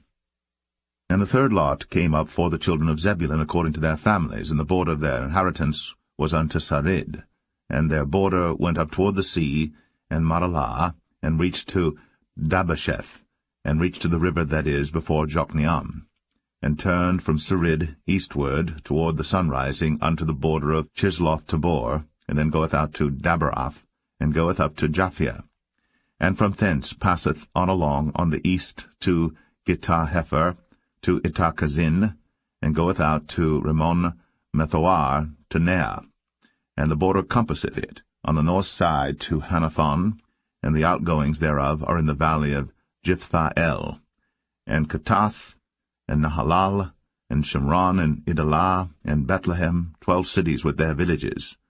This is the inheritance of the children of Zebulun according to their families. these cities with their villages. And the fourth lot came out to Issachar, for the children of Issachar according to their families. And their border was toward Jezreel, and Chesuloth, and Shunem, and Ephraim, and Shan, and Anaharath, and Rabith, and Kishon, and Abez, and Rameth, and Enganim, and Enhadah, and Beth-Pazez. And the coast reacheth to Tabor, and Shahazimah, and Beth-Shemesh, and the outgoings of their border were at Jordan, 16 cities with their villages. This is the inheritance of the tribe of the children of Issachar according to their families, the cities and their villages. And the fifth lot came out for the tribe of the children of Asher according to their families, and their border was Helkath, and Halai, and Beten, and Akshaph, and Alamelech, and Amad, and Mishiel, and reacheth to Carmel westward, and to Shihor Libnath, and turneth toward the sunrising to Beth-Dagon, and reacheth to Zebulun, and to the valley of Jiphthahel, toward the north side of Beth-Emek, and Neiel, and goeth out to Kabul on the left hand, and Hebron, and Rehob, and Hammon, and Cana, even unto great Zidon. And then the coast turneth to Ramah, and to the strong city Tyre, and the coast turneth to Hosa, and the outgoings thereof are at the sea from the coast to Akzib. Umah also, and Aphek, and Rehob, 22 cities with their villages. This is the inheritance of the tribe of the children of Asher according to their families, these cities with their villages. The sixth lot came out to the children of Naphtali, even for the children of Naphtali according to their families. And their coast was from Heleth, from Alon to Zaananim, and Adamai, Nekeb, and Jabneel, unto Lacum, and the outgoings thereof were at Jordan.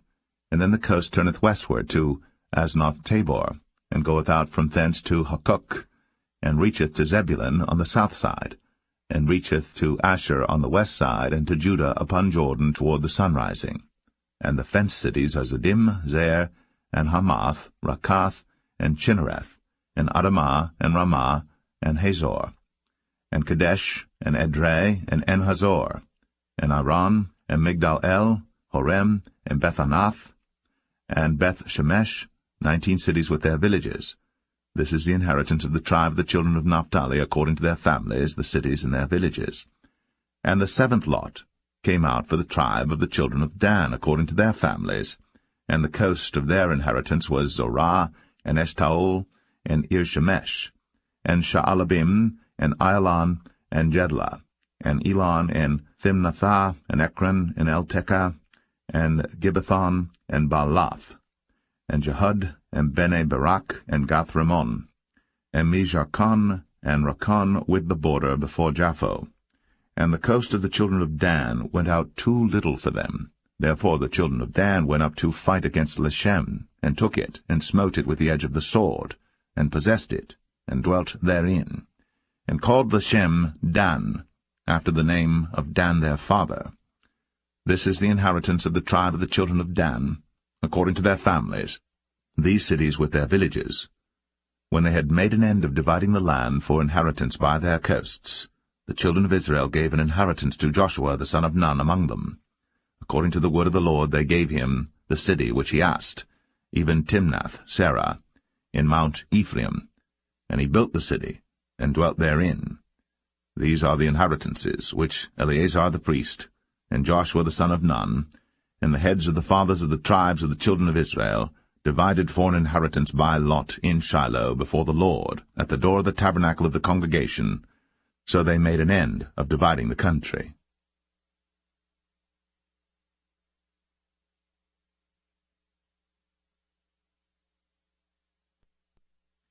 Joshua 20.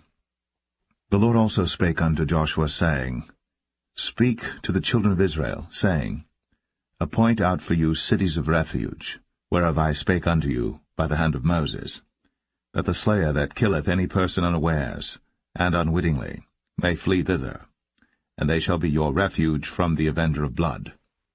And when he that doth flee unto one of those cities shall stand at the entering of the gate of the city, and shall declare his cause in the ears of the elders of that city, they shall take him into the city unto them, and give him a place that he may dwell among them. And if the avenger of blood pursue after him, then they shall not deliver the slayer up into his hand, because he smote his neighbor unwittingly, and hated him not beforetime. And he shall dwell in that city, until he stand before the congregation for judgment, and until the death of the high priest that shall be in those days. Then shall the slayer return, and come unto his own city, and unto his own house, unto the city from whence he fled. And they appointed Kadesh in Galilee, in Mount Naphtali, and Shechem in Mount Ephraim, and Kirjath-Arba, which is Hebron, in the mountain of Judah. And on the other side Jordan by Jericho eastward they assigned Bezer in the wilderness upon the plain, out of the tribe of Reuben, and Ramoth and Gilead, out of the tribe of Gad, and Golan and Bashan, out of the tribe of Manasseh. These were the cities appointed for all the children of Israel, and for the stranger that sojourneth among them, that whosoever killeth any person at unawares might flee thither, and not die by the hand of the avenger of blood, until he stood before the congregation.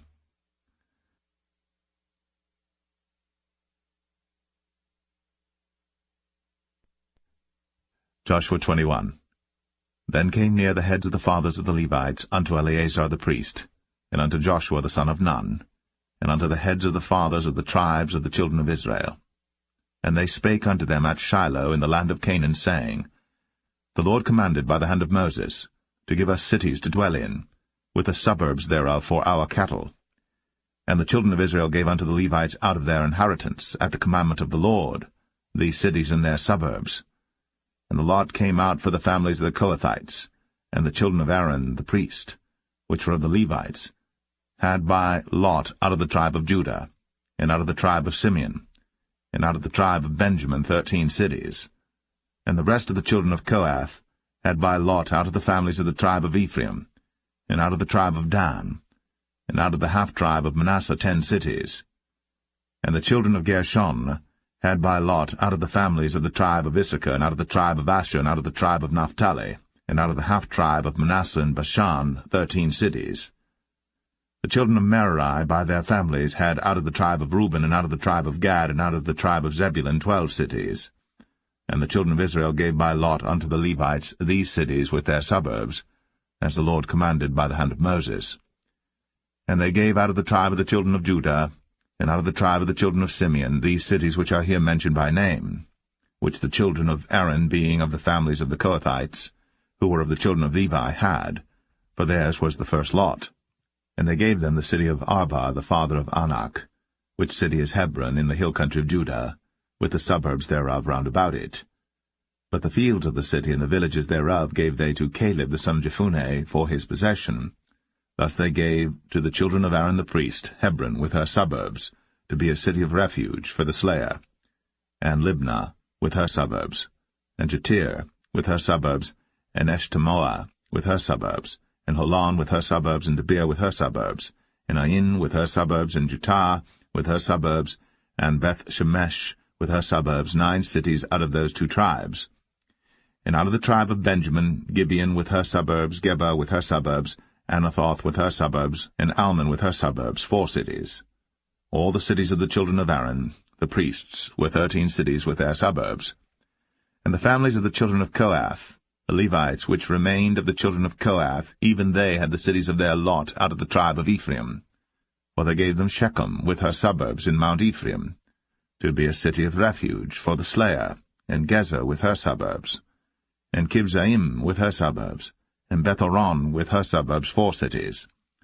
And out of the tribe of Dan, Eltekeh with her suburbs, Gibbethon with her suburbs, Ayalon with her suburbs, Gath-rimmon with her suburbs, 4 cities. And out of the half-tribe of Manasseh, Tanakh with her suburbs, and Gath-rimmon with her suburbs, 2 cities. All the cities were 10 with their suburbs for the families of the children of Kohath that remained. And unto the children of Gershon of the families of the Levites, out of the other half-tribe of Manasseh, they gave Golan in Bashan with her suburbs to be a city of refuge for the slayer, and Besh-terah with her suburbs, 2 cities. And out of the tribe of Issachar, Kishon with her suburbs, Dabarah with her suburbs, Jarmuth with her suburbs, En-ganim with her suburbs, 4 cities. And out of the tribe of Asher, Mishal with her suburbs, Abdon with her suburbs, Helkath with her suburbs, and Rehob with her suburbs, 4 cities. And out of the tribe of Naphtali, Kadesh in Galilee with her suburbs, to be a city of refuge for the slayer, and Hamath Dor with her suburbs, and Kartan with her suburbs, 3 cities. All the cities of the Gershonites according to their families, with 13 cities with their suburbs.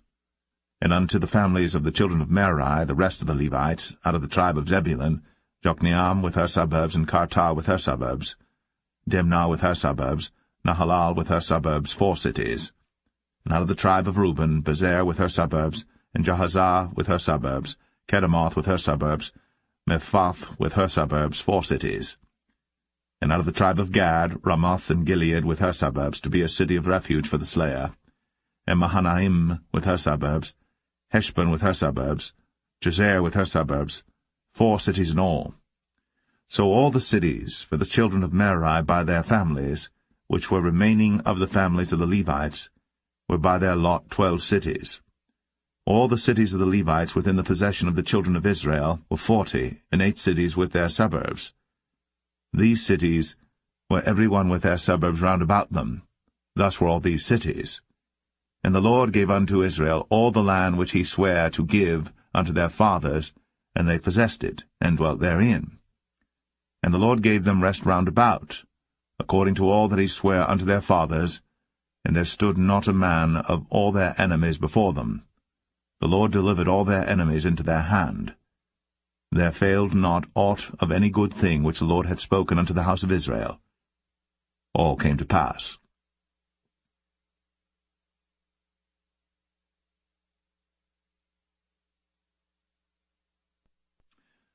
Joshua 22. Then Joshua called the Reubenites, and the Gadites, and the half-tribe of Manasseh, and said unto them, Ye have kept all that Moses the servant of the Lord commanded you, and have obeyed my voice in all that I commanded you. Ye have not left your brethren these many days unto this day, but have kept the charge of the commandment of the Lord your God.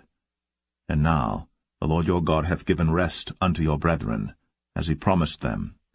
Therefore now return ye, and get you unto your tents, and unto the land of your possession, which Moses the servant of the Lord gave you on the other side Jordan. But take diligent heed to do the commandment and the law, which Moses the servant of the Lord charged you, to love the Lord your God, and to walk in all his ways, and to keep his commandments, and to cleave unto him, and to serve him with all your heart and with all your soul. So Joshua blessed them, and sent them away, and they went unto their tents. Now to the 1/2 of the tribe of Manasseh Moses had given possession in Bashan, but unto the other half thereof gave Joshua among their brethren on this side Jordan westward. And when Joshua sent them away also unto their tents, then he blessed them, and he spake unto them, saying, Return with much riches unto your tents, and with very much cattle, with silver, and with gold, and with brass, and with iron, and with very much raiment. Divide the spoil of your enemies with your brethren. And the children of Reuben and the children of Gad, and the half-tribe of Manasseh returned, and departed from the children of Israel, out of Shiloh, which is in the land of Canaan, to go unto the country of Gilead, to the land of their possession, whereof they were possessed, according to the word of the Lord by the hand of Moses. And when they came unto the borders of Jordan, that are in the land of Canaan, the children of Reuben and the children of Gad, and the half-tribe of Manasseh, built there an altar by Jordan, a great altar to see to. And the children of Israel heard say, Behold, the children of Reuben and the children of Gad, and the half-tribe of Manasseh, have built an altar over against the land of Canaan, in the borders of Jordan, at the passage of the children of Israel. And when the children of Israel heard of it, the whole congregation of the children of Israel gathered themselves together at Shiloh to go up to war against them. And the children of Israel sent unto the children of Reuben, and to the children of Gad, and to the half-tribe of Manasseh, into the land of Gilead, Phinehas the son of Eleazar the priest, and with him 10 princes, of each chief house a prince throughout all the tribes of Israel. And each one was an head of the house of their fathers among the thousands of Israel. And they came unto the children of Reuben, and to the children of Gad, and to the half-tribe of Manasseh, unto the land of Gilead. And they spake with them, saying, Thus saith the whole congregation of the Lord, What trespass is this that ye have committed against the God of Israel, to turn away this day from following the Lord, in that ye have builded you an altar, that ye might rebel this day against the Lord? Is the iniquity of Peor too little for us, from which we are not cleansed until this day, although there was a plague in the congregation of the Lord, but that ye must turn away this day from following the Lord? And it will be, seeing ye rebel today against the Lord, that tomorrow he will be wroth with the whole congregation of Israel. Notwithstanding, if the land of your possession be unclean, then pass ye over unto the land of the possession of the Lord, wherein the Lord's tabernacle dwelleth, and take possession among us.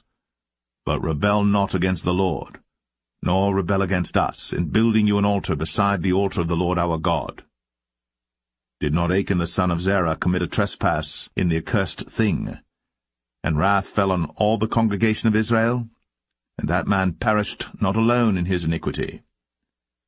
Then the children of Reuben, and the children of Gad, and the half-tribe of Manasseh answered and said unto the heads of the thousands of Israel, The Lord God of gods, the Lord God of gods, he knoweth, and Israel he shall know, if it be in rebellion, or if in transgression against the Lord, save us not this day, that we have built us an altar to turn from following the Lord, or if to offer thereon burnt offering, or meat offering, or if to offer peace offerings thereon. Let the Lord himself require it. And if we have not rather done it for fear of this thing, saying, In time to come your children might speak unto our children, saying, What have ye to do with the Lord God of Israel? For the Lord hath made Jordan a border between us and you. Ye children of Reuben, and children of Gad, ye have no part in the Lord. So shall your children make our children cease from fearing the Lord. Therefore we said, Let us now prepare to build us an altar, not for burnt offering, nor for sacrifice, but that it may be a witness between us and you and our generations after us, that we might do the service of the Lord before him with our burnt offerings, and with our sacrifices, and with our peace offerings, that your children may not say to our children in time to come, Ye have no part in the Lord. Therefore said we, that it shall be, when they should so say to us, or to our generations in time to come, that we may say again, Behold, the pattern of the altar of the Lord, which our fathers made, not for burnt offerings, nor for sacrifices, but it is a witness between us and you. God forbid that we should rebel against the Lord, and turn this day from following the Lord, to build an altar for burnt offerings, for meat offerings, or for sacrifices beside the altar of the Lord our God, that is before his tabernacle. And when Phinehas the priest, and the princes of the congregation, and heads of the thousands of Israel which were with him, heard the words that the children of Reuben, and the children of Gad, and the children of Manasseh spake, it pleased them. And Phinehas the son of Eleazar the priest said unto the children of Reuben, and to the children of Gad, and to the children of Manasseh, This day we perceive that the Lord is among us, because ye have not committed this trespass against the Lord. Now ye have delivered the children of Israel out of the hand of the Lord. And Phinehas the son of Eleazar the priest, and the princes, returned from the children of Reuben, and from the children of Gad, out of the land of Gilead, unto the land of Canaan, to the children of Israel, and brought them word again. And the thing pleased the children of Israel. And the children of Israel blessed God, and did not intend to go up against them in battle, to destroy the land wherein the children of Reuben and Gad dwelt. And the children of Reuben and the children of Gad called the altar Ed, for it shall be a witness between us, that the Lord is God.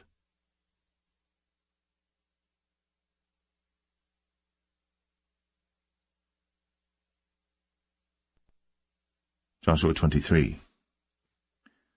And it came to pass a long time after that the Lord had given rest unto Israel from all their enemies round about, that Joshua waxed old, and stricken in age.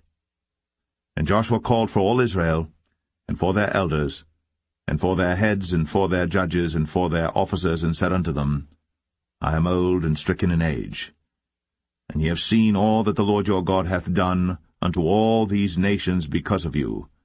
For the Lord your God is he that hath fought for you. Behold, I have divided unto you by lot these nations that remain, to be an inheritance for your tribes, from Jordan with all the nations that I have cut off, even unto the great sea westward. And the Lord your God, he shall expel them from before you, and drive them from out of your sight. And ye shall possess their land, as the Lord your God hath promised unto you.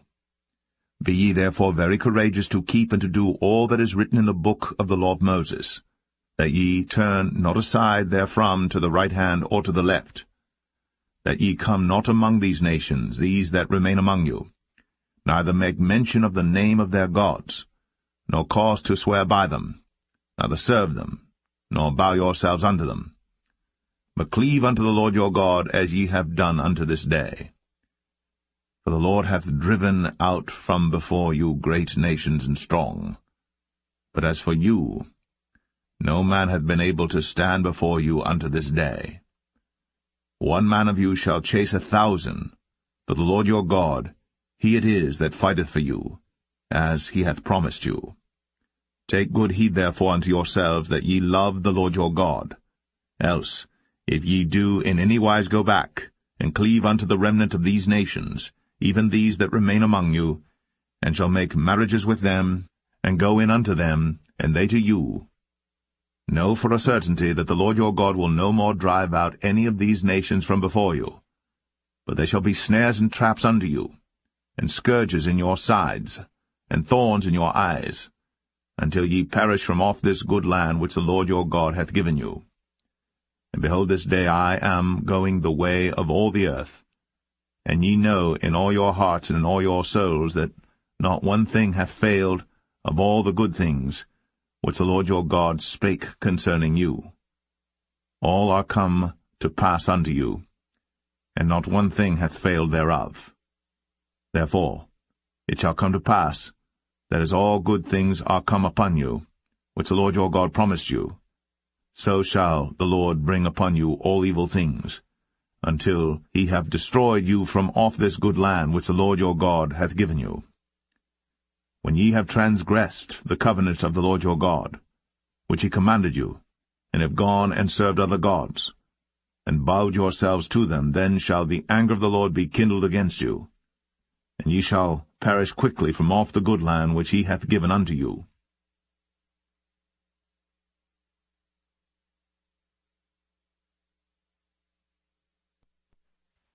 Joshua 24.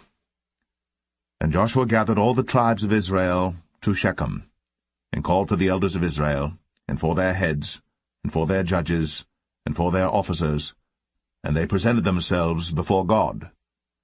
And Joshua said unto all the people, Thus saith the Lord God of Israel, Your fathers dwelt on the other side of the flood in old time, even Terah, the father of Abraham, and the father of Nachor, and they served other gods. And I took your father Abraham from the other side of the flood, and led him throughout all the land of Canaan, and multiplied his seed, and gave him Isaac. And I gave unto Isaac Jacob and Esau. And I gave unto Esau Mount Seir to possess it. But Jacob and his children went down into Egypt. I sent Moses also, and Aaron, and I plagued Egypt, according to that which I did among them. And afterward I brought you out. And I brought your fathers out of Egypt, and ye came unto the sea. And the Egyptians pursued after your fathers with chariots and horsemen unto the Red Sea.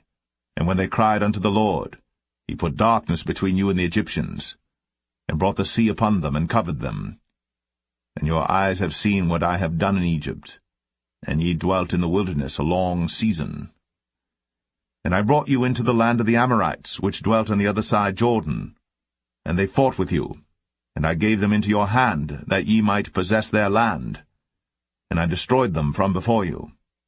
Then Balak the son of Zippor, king of Moab, arose and warred against Israel, and sent and called Balaam the son of Beor to curse you. But I would not hearken unto Balaam, therefore he blessed you still. So I delivered you out of his hand. And ye went over Jordan, and came unto Jericho, and the men of Jericho fought against you, the Amorites, and the Perizzites, and the Canaanites, and the Hittites, and the Girgashites, the Hivites, and the Jebusites, and I delivered them into your hand. And I sent the hornet before you, which drave them out from before you, even the 2 kings of the Amorites, but not with thy sword, nor with thy bow. And I have given you a land for which ye did not labor, and cities which ye built not, and ye dwell in them. Of the vineyards and olive yards which ye planted not do ye eat. Now therefore fear the Lord, and serve him in sincerity and in truth. And put away the gods which your fathers served on the other side of the flood and in Egypt, and serve ye the Lord. And if it seem evil unto you to serve the Lord, choose you this day whom ye will serve, whether the gods which your fathers served that were on the other side of the flood, or the gods of the Amorites, in whose land ye dwell. But as for me and my house, we will serve the Lord. And the people answered and said, God forbid that we should forsake the Lord, to serve other gods.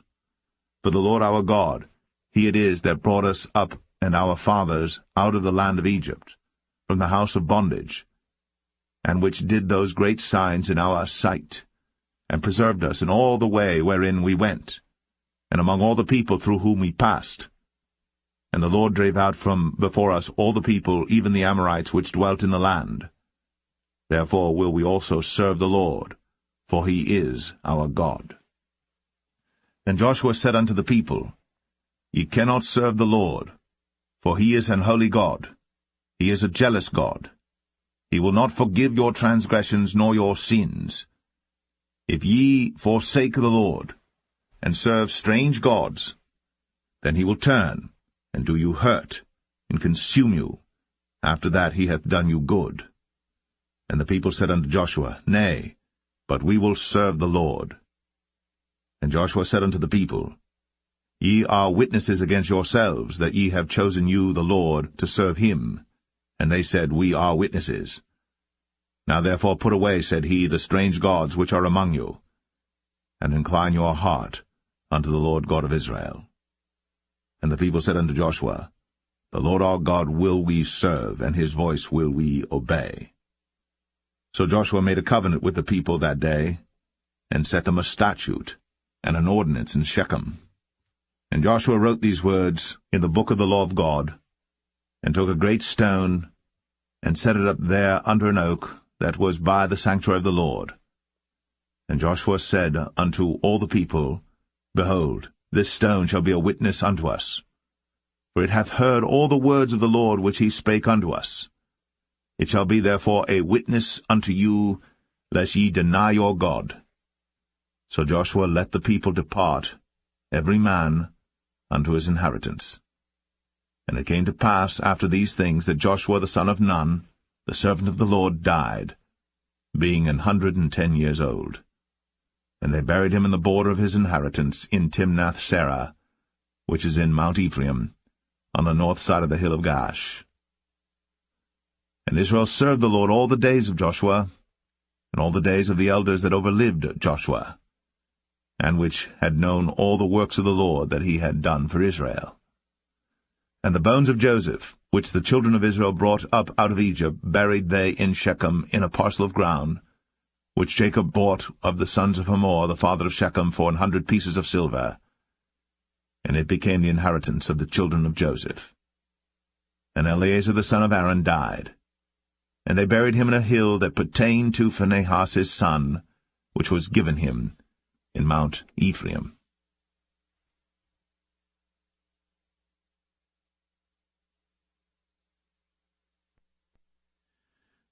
The Book of Judges, Chapter 1. Now after the death of Joshua it came to pass that the children of Israel asked the Lord, saying, Who shall go up for us against the Canaanites first, to fight against them? And the Lord said, Judah shall go up. Behold, I have delivered the land into his hand. And Judah said unto Simeon his brother, Come up with me into my lot, that we may fight against the Canaanites, and I likewise will go with thee into thy lot. So Simeon went with him. And Judah went up, and the Lord delivered the Canaanites and the Perizzites into their hand, and they slew of them in Bezek 10,000 men. And they found Adonai-Bezek in Bezek, and they fought against him, and they slew the Canaanites and the Perizzites. But Adoni-Bezek fled, and they pursued after him, and caught him, and cut off his thumbs and his great toes. And Adoni-Bezek said, 70 kings, having their thumbs and their great toes cut off, gathered their meat under my table, as I have done, so God hath requited me. And they brought him to Jerusalem, and there he died. Now the children of Judah had fought against Jerusalem, and had taken it, and smitten it with the edge of the sword, and set the city on fire. And afterward the children of Judah went down to fight against the Canaanites, that dwelt in the mountain, and in the south, and in the valley. And Judah went against the Canaanites that dwelt in Hebron. Now the name of Hebron before was Kirjath-Arba. And they slew Sheshai, and Ahiman, and Talmai. And from thence he went against the inhabitants of Debir. And the name of Debir before was Kirjath-Sepher. And Caleb said, He that smiteth Kirjath-Sepher, and taketh it, to him will I give Achsah my daughter to wife. And Othniel the son of Kenaz, Caleb's younger brother, took it. And he gave him Achsah his daughter to wife. And it came to pass, when she came to him, that she moved him to ask of her father a field. And she lighted from off her ass. And Caleb said unto her, What wilt thou? And she said unto him, Give me a blessing, for thou hast given me a southland. Give me also springs of water. And Caleb gave her the upper springs and the nether springs. And the children of the Kenite, Moses' father-in-law, went up out of the city of palm trees, with the children of Judah into the wilderness of Judah, which lieth in the south of Arad. And they went and dwelt among the people. And Judah went with Simeon his brother, and they slew the Canaanites that inhabited Zephath, and utterly destroyed it. And the name of the city was called Hormah. Also Judah took Gaza with the coast thereof, and Askelon with the coast thereof, and Ekron with the coast thereof.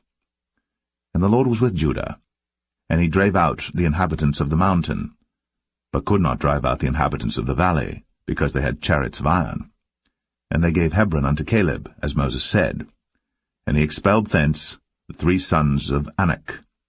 And the children of Benjamin did not drive out the Jebusites that inhabited Jerusalem, but the Jebusites dwell with the children of Benjamin in Jerusalem unto this day. And the house of Joseph, they also went up against Bethel, and the Lord was with them. And the house of Joseph sent to descry Bethel. Now the name of the city before was Luz. And the spies saw a man come forth out of the city, and they said unto him, Show us, we pray thee, the entrance into the city, and we will show thee mercy.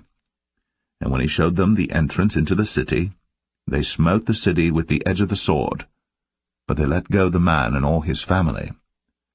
And the man went into the land of the Hittites, and built a city, and called the name thereof Luz, which is the name thereof unto this day. Neither did Manasseh drive out the inhabitants of Beth-shan and her towns, nor Taanach and her towns, nor the inhabitants of Dor and her towns, nor the inhabitants of Ibleam and her towns, nor the inhabitants of Megiddo and her towns, but the Canaanites would dwell in that land. And it came to pass, when Israel was strong, that they put the Canaanites to tribute, and did not utterly drive them out. Neither did Ephraim drive out the Canaanites that dwelt in Gezer, but the Canaanites dwelt in Gezer among them. Neither did Zebulun drive out the inhabitants of Kitron, nor the inhabitants of Nahalol, but the Canaanites dwelt among them, and became tributaries. Neither did Asher drive out the inhabitants of Akko, nor the inhabitants of Zidon, nor of Alab, nor of Agzib, nor of Helba, nor of Aphik, nor of Rehob. But the Asherites dwelt among the Canaanites, the inhabitants of the land, for they did not drive them out. Neither did Naphtali drive out the inhabitants of Beth-Shemesh, nor the inhabitants of Beth-Anath, but he dwelt among the Canaanites, the inhabitants of the land. Nevertheless the inhabitants of Beth-Shemesh and of Beth-Anath became tributaries unto them. And the Amorites forced the children of Dan into the mountain, for they would not suffer them to come down to the valley. But the Amorites would dwell in Mount Eres, in Ayalon, and in Shaalbim, at the hand of the house of Joseph, prevailed, so that they became tributaries. And the coast of the Amorites was from the going up to Akrabim, from the rock and upward.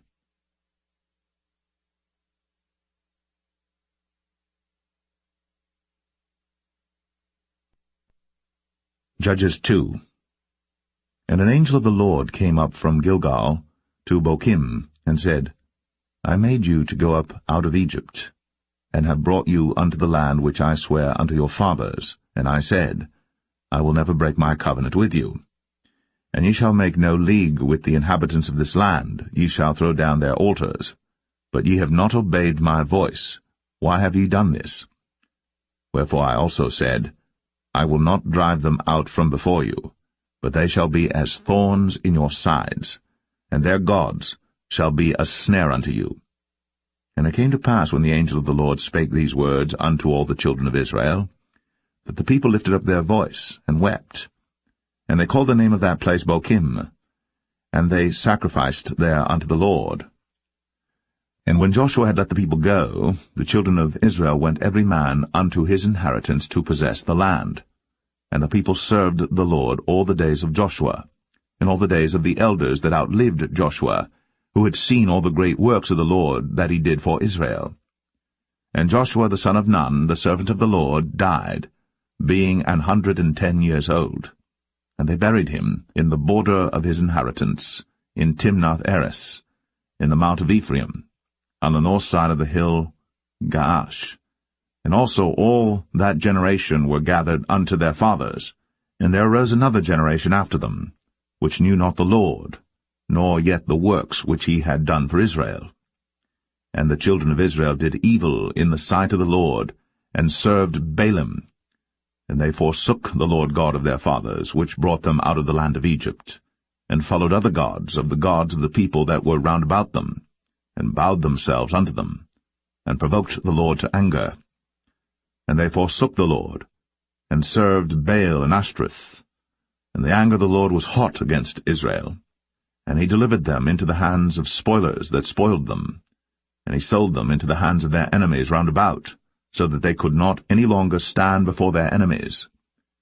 Whithersoever they went out, the hand of the Lord was against them for evil, as the Lord had said, and as the Lord had sworn unto them, and they were greatly distressed.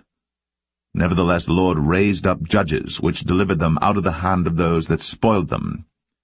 And yet they would not hearken unto their judges, but they went a-whoring after other gods, and bowed themselves unto them.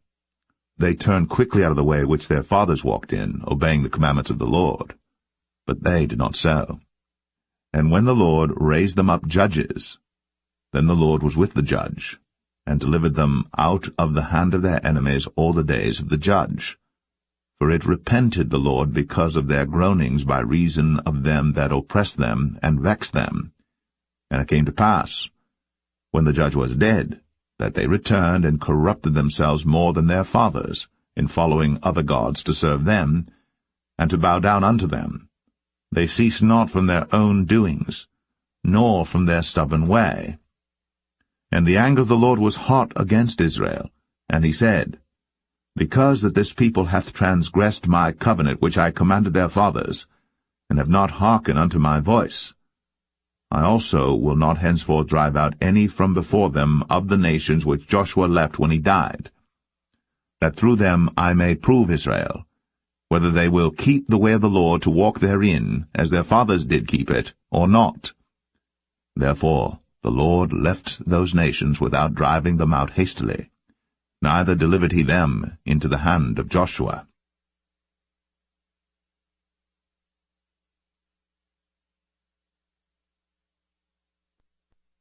Judges 3.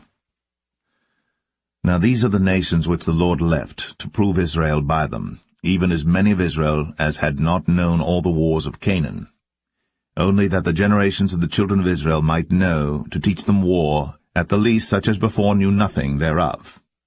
Namely, 5 lords of the Philistines, and all the Canaanites, and the Sidonians, and the Hivites that dwelt in Mount Lebanon, from Mount Baal-Hermon unto the entering in of Hamath. And they were to prove Israel by them, to know whether they would hearken unto the commandments of the Lord, which he commanded their fathers by the hand of Moses.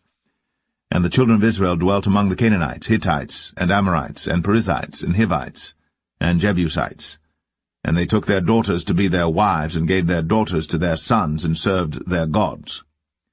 And the children of Israel did evil in the sight of the Lord, and forgat the Lord their God, and served Baalim and the groves. Therefore the anger of the Lord was hot against Israel, and he sold them into the hand of Shushan-Rishathaim, king of Mesopotamia. And the children of Israel served Shushan-Rishathaim 8 years. And when the children of Israel cried unto the Lord raised up a deliverer to the children of Israel, who delivered them, even Othniel, the son of Kenaz, Caleb's younger brother. And the Spirit of the Lord came upon him, and he judged Israel, and went out to war. And the Lord delivered Shushan-Rishathaim, king of Mesopotamia, into his hand. And his hand prevailed against Shushan-Rishathaim. And the land had rest 40 years. And Othniel, the son of Kenaz, died. And the children of Israel did evil again in the sight of the Lord. And the Lord strengthened Eglon, the king of Moab, against Israel, because they had done evil in the sight of the Lord. And he gathered unto him the children of Ammon and Amalek, and went and smote Israel, and possessed the city of palm trees. So the children of Israel served Eglon, the king of Moab, 18 years. But when the children of Israel cried unto the Lord raised them up a deliverer, Ehud the son of Gera, a Benjamite, a man left-handed. And by him the children of Israel sent a present unto Eglon, the king of Moab. But Ehud made him a dagger, which had 2 edges of a cubit length, and he did gird it under his raiment, upon his right thigh. And he brought the present unto Eglon, king of Moab. And Eglon was a very fat man. And when he had made an end to offer the present, he sent away the people that bare the present. But he himself turned again from the quarries that were by Gilgal, and said, I have a secret errand unto thee, O king. Who said, Keep silence. And all that stood by him went out from him. And Ehud came unto him, and he was sitting in a summer parlor, which he had for himself alone. And Ehud said, I have a message from God unto thee. And he rose out of his seat. And Ehud put forth his left hand, and took the dagger from his right thigh, and thrust it into his belly. And the haft also went in after the blade, and the fat closed upon the blade, so that he could not draw the dagger out of his belly. And the dirt came out. Then Ehud went forth through the porch, and shut the doors of the parlor upon him, and locked them. When he was gone out, his servants came, and when they saw that, behold, the doors of the parlor were locked, they said, Surely he covereth his feet in his summer chamber. And they tarried till they were ashamed, and behold, he opened not the doors of the parlor. Therefore they took a key, and opened them, and behold, their lord was fallen down dead on the earth. And Ehud escaped while they tarried, and passed beyond the quarries, and escaped unto Seirath. And it came to pass, when he was come, that he blew a trumpet in the mountain of Ephraim, and the children of Israel went down with him from the mount, and he before them.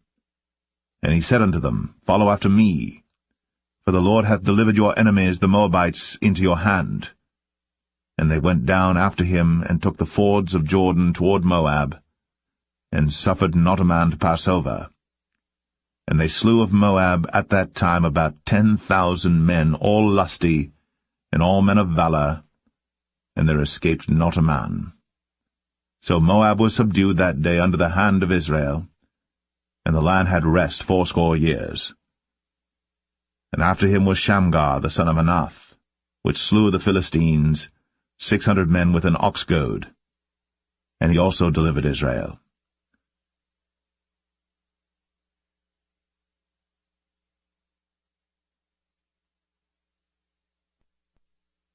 Judges 4.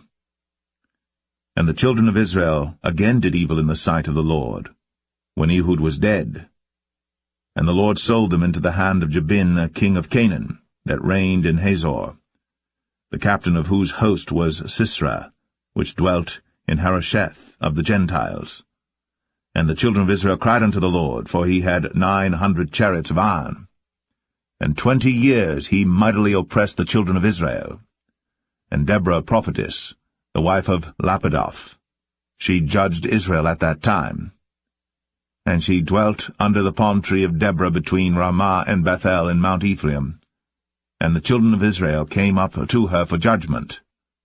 And she sent and called Barak, the son of Abinoam, out of Kadesh Naphtali, and said unto him, Hath not the Lord God of Israel commanded, saying, Go and draw toward Mount Tabor, and take with thee 10,000 men of the children of Naphtali and of the children of Zebulun?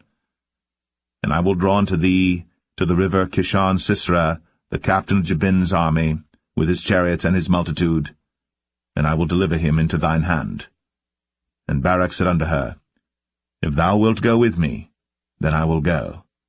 But if thou wilt not go with me, then I will not go. And she said, I will surely go with thee. Notwithstanding the journey that thou takest shall not be for thine honour, for the Lord shall sell Sisera into the hand of a woman.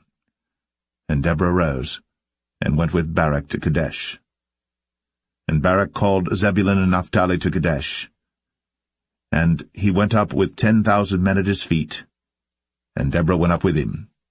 Now Heber the Kenite, which was of the children of Hobab the father-in-law of Moses, had severed himself from the Kenites, and pitched his tent unto the plain of Zanaim, which is by Kadesh. And they showed Sisera that Barak the son of Abinoam was gone up to Mount Tabor. And Sisera gathered together all his chariots, even 900 chariots of iron, and all the people that were with him, from Harosheth of the Gentiles unto the river of Kishon. And Deborah said unto Barak, Up, for this is the day in which the Lord hath delivered Sisera into thine hand. Is not the Lord gone out before thee? So Barak went down from Mount Tabor, and 10,000 men after him. And the Lord discomfited Sisera, and all his chariots and all his hosts with the edge of the sword before Barak, so that Sisera lighted down off his chariot, and fled away on his feet. But Barak pursued after the chariots and after the host, unto Harosheth of the Gentiles, and all the host of Sisera fell upon the edge of the sword, and there was not a man left. Howbeit Sisera fled away on his feet to the tent of Jael, the wife of Heber the Kenite. For there was peace between Jabin, the king of Hazor, and the house of Heber the Kenite. And Jael went out to meet Sisera, and said unto him, Turn in, my lord, turn in to me, fear not. And when he had turned in unto her into the tent, she covered him with a mantle. And he said unto her, Give me, I pray thee, a little water to drink, for I am thirsty. And she opened a bottle of milk, and gave him drink, and covered him. Again he said to her, Stand in the door of the tent. And it shall be, when any man doth come and inquire of thee, and say, Is there any man here? That thou shalt say, No. Then Jael, Heber's wife, took a nail of the tent, and took an hammer in her hand, and went softly unto him, and smote the nail into his temples, and fastened it into the ground, for he was fast asleep and weary. So he died. And behold, as Barak pursued Sisera, Jael came out to meet him, and said unto him, Come, and I will show thee the man whom thou seekest. And when he came into her tent, behold, Sisera lay dead, and the nail was in his temples. So God subdued on that day Jabin, the king of Canaan, before the children of Israel. And the hand of the children of Israel prospered, and prevailed against Jabin, the king of Canaan, until they had destroyed Jabin, king of Canaan.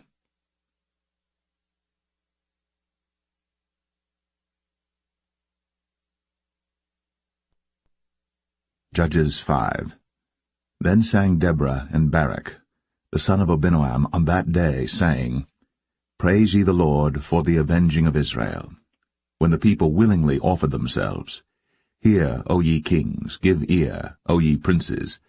I, even I, will sing unto the Lord. I will sing praise to the Lord God of Israel. Lord, when thou wentest out of Seir, when thou marchedst out of the field of Edom, The earth trembled, and the heavens dropped. The clouds also dropped water. The mountains melted from before the Lord, even that Sinai from before the Lord God of Israel. In the days of Shamgar the son of Anath, in the days of Jael, the highways were unoccupied, and the travelers walked through byways. The inhabitants of the villages ceased.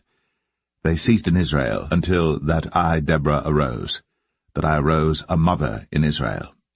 They chose new gods. Then was war in the gates. Was there a shield or spear seen among 40,000 in Israel? My heart is toward the governors of Israel, that offered themselves willingly among the people. Bless ye the Lord. Speak, ye that ride on white asses, ye that sit in judgment, and walk by the way. They that are delivered from the noise of archers in the places of drawing water. There shall they rehearse the righteous acts of the Lord, even the righteous acts toward the inhabitants of his villages in Israel. Then shall the people of the Lord go down to the gates. Awake, awake, Deborah. Awake, awake, utter a song, arise, Barak, and lead thy captivity captive, thou son of Abinoam. Then he made him that remaineth have dominion over the nobles among the people. The Lord made me have dominion over the mighty. Out of Ephraim was there a root of them against Amalek, after thee Benjamin among thy people. Out of Machir came down governors, and out of Zebulun they that handle the pen of the writer. And the princes of Issachar were with Deborah, even Issachar, and also Barak. He was sent on foot into the valley. For the divisions of Reuben there were great thoughts of heart. Why abodest thou among the sheepfolds, to hear the bleatings of the flocks? For the divisions of Reuben there were great searchings of heart. Gilead abode beyond Jordan. And why did Dan remain in ships? Asher continued on the seashore, and abode in his breaches. Zebulun and Naphtali were a people that jeoparded their lives unto the death in the high places of the field. The kings came and fought. Then fought the kings of Canaan in Tanakh by the waters of Megiddo. They took no gain of money. They fought from heaven. The stars in their courses fought against Sisera. The river of Kishon swept them away, that ancient river, the river Kishon.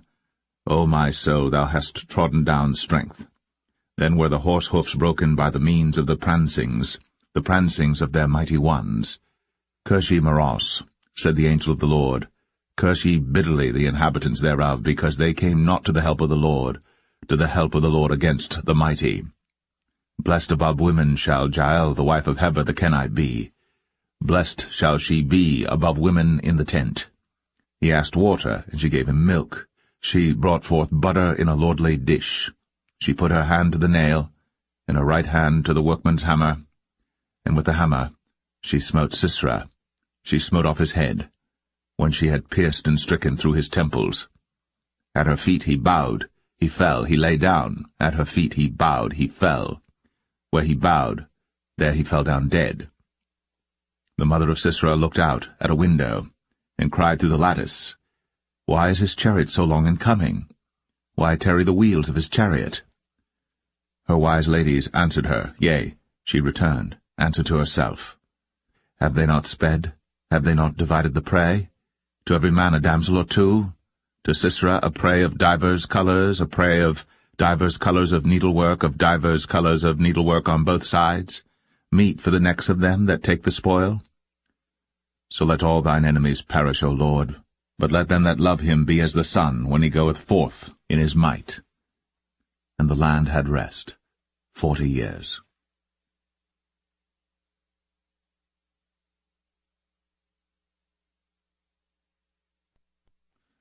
Judges 6. And the children of Israel did evil in the sight of the Lord, and the Lord delivered them into the hand of Midian 7 years. And the hand of Midian prevailed against Israel, and because of the Midianites, the children of Israel made them the dens which are in the mountains, and caves, and strongholds. And so it was, when Israel had sown, that the Midianites came up, and the Amalekites and the children of the east, even they came up against them, and they encamped against them, and destroyed the increase of the earth, till thou come unto Gaza, and left no sustenance for Israel, neither sheep, nor ox, nor ass. For they came up with their cattle and their tents, and they came as grasshoppers for multitude, for both they and their camels were without number. And they entered into the land to destroy it. And Israel was greatly impoverished because of the Midianites, and the children of Israel cried unto the Lord. And it came to pass, when the children of Israel cried unto the Lord because of the Midianites, that the Lord sent a prophet unto the children of Israel, which said unto them, Thus saith the Lord God of Israel, I brought you up from Egypt, and brought you forth out of the house of bondage. And I delivered you out of the hand of the Egyptians, and out of the hand of all that oppressed you, and drave them out from before you, and gave you their land. I said unto you, I am the Lord your God. Fear not the gods of the Amorites, in whose land ye dwell. But ye have not obeyed my voice. And there came an angel of the Lord, and sat under an oak which was in Ophrah, that pertained unto Joash the Abiezrite. And his son Gideon threshed wheat by the winepress to hide it from the Midianites. And the angel of the Lord appeared unto him, and said unto him, The Lord is with thee, thou mighty man of valour. And Gideon said unto him, O my Lord, if the Lord be with us, why then is all this befallen us? And where be all his miracles which our fathers told us of, saying, Did not the Lord bring us up from Egypt? But now the Lord hath forsaken us, and delivered us into the hands of the Midianites. And the Lord looked upon him, and said, Go in this thy might, and thou shalt save Israel from the hand of the Midianites. Have not I sent thee? And he said unto him, O my Lord, wherewith shall I save Israel? Behold, my family is poor in Manasseh, and I am the least in my father's house. And the Lord said unto him, Surely I will be with thee, and thou shalt smite the Midianites as one man. And he said unto him, If now I have found grace in thy sight, then show me a sign that thou talkest with me. Depart not hence, I pray thee, until I come unto thee, and bring forth my present, and set it before thee. And he said, I will tarry until thou come again. And Gideon went in, and made ready a kid, and unleavened cakes of an ephah of flour. The flesh he put in a basket, and he put the broth in a pot, and brought it out unto him under the oak, and presented it. And the angel of God said unto him, Take the flesh and the unleavened cakes, and lay them upon this rock, and pour out the broth. And he did so. Then the angel of the Lord put forth the end of the staff that was in his hand, and touched the flesh and the unleavened cakes. And there rose up fire out of the rock, and consumed the flesh and the unleavened cakes. Then the angel of the Lord departed out of his sight. And when Gideon perceived that he was an angel of the Lord, Gideon said, Alas, O Lord God, for because I have seen an angel of the Lord face to face. And the Lord said unto him, Peace be unto thee, fear not, thou shalt not die. Then Gideon built an altar there unto the Lord, and called it Jehovah Shalom. Until this day it is yet in Ophrah of the Abiezrites. And it came to pass the same night, that the Lord said unto him, Take thy father's young bullock, even the second bullock of 7 years old, and throw it on the altar of Baal that thy father hath, and cut down the grove that is by it. And build an altar unto the Lord thy God upon the top of this rock, in the ordered place, and take the second bullock, and offer a burnt sacrifice with the wood of the grove which thou shalt cut down. Then Gideon took 10 men of his servants, and did as the Lord had said unto him. And so it was, because he feared his father's household and the men of the city, that he could not do it by day, that he did it by night. And when the men of the city arose early in the morning, behold, the altar of Baal was cast down, and the grove was cut down that was by it, and the second bullock was offered upon the altar that was built. And they said one to another, Who hath done this thing? And when they inquired and asked, they said, Gideon the son of Joash hath done this thing. Then the men of the city said unto Joash, Bring out thy son, that he may die, because he hath cast down the altar of Baal, and because he hath cut down the grove that was by it. And Joash said unto all that stood against him, Will ye plead for Baal? Will ye save him? He that will plead for him, let him be put to death, whilst it is yet morning, if he be a god. Let him plead for himself, because one hath cast down his altar. Therefore on that day he called him Jerubbaal, saying, Let Baal plead against him, because he hath thrown down his altar. that all the Midianites and the Amalekites and the children of the east were gathered together, and went over and pitched in the valley of Jezreel. But the Spirit of the Lord came upon Gideon, and he blew a trumpet, and Abiezer was gathered after him. And he sent messengers throughout all Manasseh, who also was gathered after him. And he sent messengers unto Asher, and unto Zebulun, and unto Naphtali, and they came up to meet them. And Gideon said unto God, If thou wilt save Israel by mine hand, as thou hast said, behold, I will put a fleece of wool in the floor. And if the dew be on the fleece only, and it be dry upon all the earth beside, then shall I know that thou wilt save Israel by mine hand, as thou hast said. And it was so. For he rose up early on the morrow, and thrust the fleece together, and wringed the dew out of the fleece, a bowl full of water. And Gideon said unto God, Let not thine anger be hot against me, and I will speak but this once. Let me prove, I pray thee, but this once with the fleece.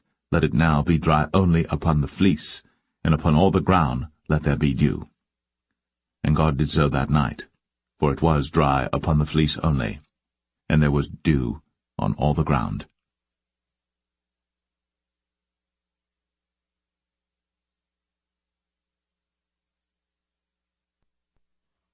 Judges 7. Then Jerubbaal, who is Gideon, and all the people that were with him, rose up early, and pitched beside the well of Harod, so that the host of the Midianites were on the north side of them, by the hill of Moreh in the valley. And the Lord said unto Gideon, The people that are with thee are too many for me to give the Midianites into their hands, lest Israel vaunt themselves against me, saying, Mine own hand hath saved me. Now therefore go to, proclaim in the ears of the people, saying, Whosoever is fearful and afraid, let him return and depart early from Mount Gilead. And there returned to the people 22,000, and there remained 10,000. And the Lord said unto Gideon, The people are yet too many.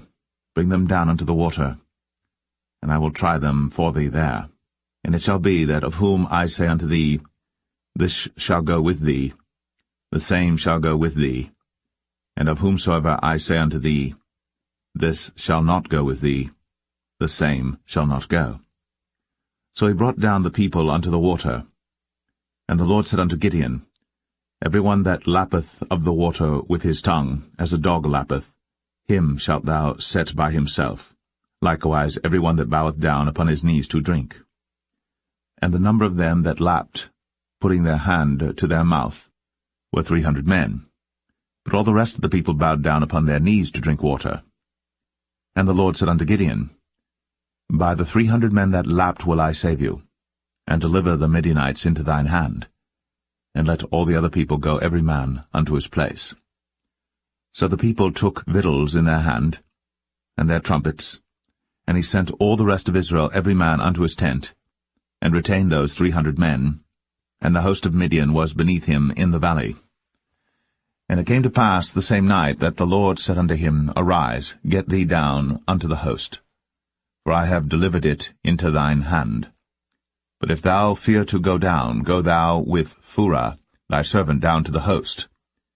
And thou shalt hear what they say, and afterward shall thine hands be strengthened to go down unto the host. Then went he down with Phurah his servant unto the outside of the armed men that were in the host. And the Midianites, and the Amalekites, and all the children of the east lay along in the valley like grasshoppers for multitude, and their camels were without number, as the sand by the seaside for multitude. And when Gideon was come, behold, there was a man that told a dream unto his fellow, and said, Behold, I dreamed a dream, and lo, a cake of barley bread tumbled into the host of Midian, and came unto a tent, and smote it, that it fell, and overturned it, that the tent lay along. And his fellow answered and said, This is nothing else save the sword of Gideon the son of Joash, a man of Israel. For into his hand hath God delivered Midian, and all the host. And it was so, when Gideon heard the telling of the dream and the interpretation thereof, that he worshipped and returned into the host of Israel, and said, Arise, for the Lord hath delivered into your hand the host of Midian. And he divided the 300 men into 3 companies, and he put a trumpet in every man's hand, with empty pitchers and lamps within the pitchers. And he said unto them, Look on me, and do likewise, and behold, when I come to the outside of the camp, it shall be that as I do, so shall ye do. When I blow with the trumpet, I and all that are with me, then blow ye the trumpets also on every side of all the camp, and say, The sword of the Lord and of Gideon. So Gideon and the 100 men that were with him came unto the outside of the camp in the beginning of the middle watch. And they had but newly set the watch, and they blew the trumpets, and brake the pitchers that were in their hands. And the 3 companies blew the trumpets, and brake the pitchers, and held the lamps in their left hands, and the trumpets in their right hands, to blow withal. And they cried, The sword of the Lord and of Gideon. And they stood every man in his place round about the camp. And all the host ran and cried and fled. And the 300 blew the trumpets, and the Lord set every man's sword against his fellow, even throughout all the host. And the host fled to Beth-shittah in Zererath, and to the border of Abel-meholah, unto Tabbath. And the men of Israel gathered themselves together out of Naphtali, and out of Asher, and out of all Manasseh, and pursued after the Midianites. And Gideon sent messengers throughout all Mount Ephraim, saying, Come down against the Midianites, and take before them the waters unto Beth-barah and Jordan. Then all the men of Ephraim gathered themselves together, and took the waters unto Beth-barah and Jordan. And they took 2 princes of the Midianites, Oreb and Zeb. And they slew Oreb upon the rock Oreb, and Zeb they slew at the winepress of Zeb, and pursued Midian, and brought the heads of Oreb and Zeb to Gideon on the other side Jordan.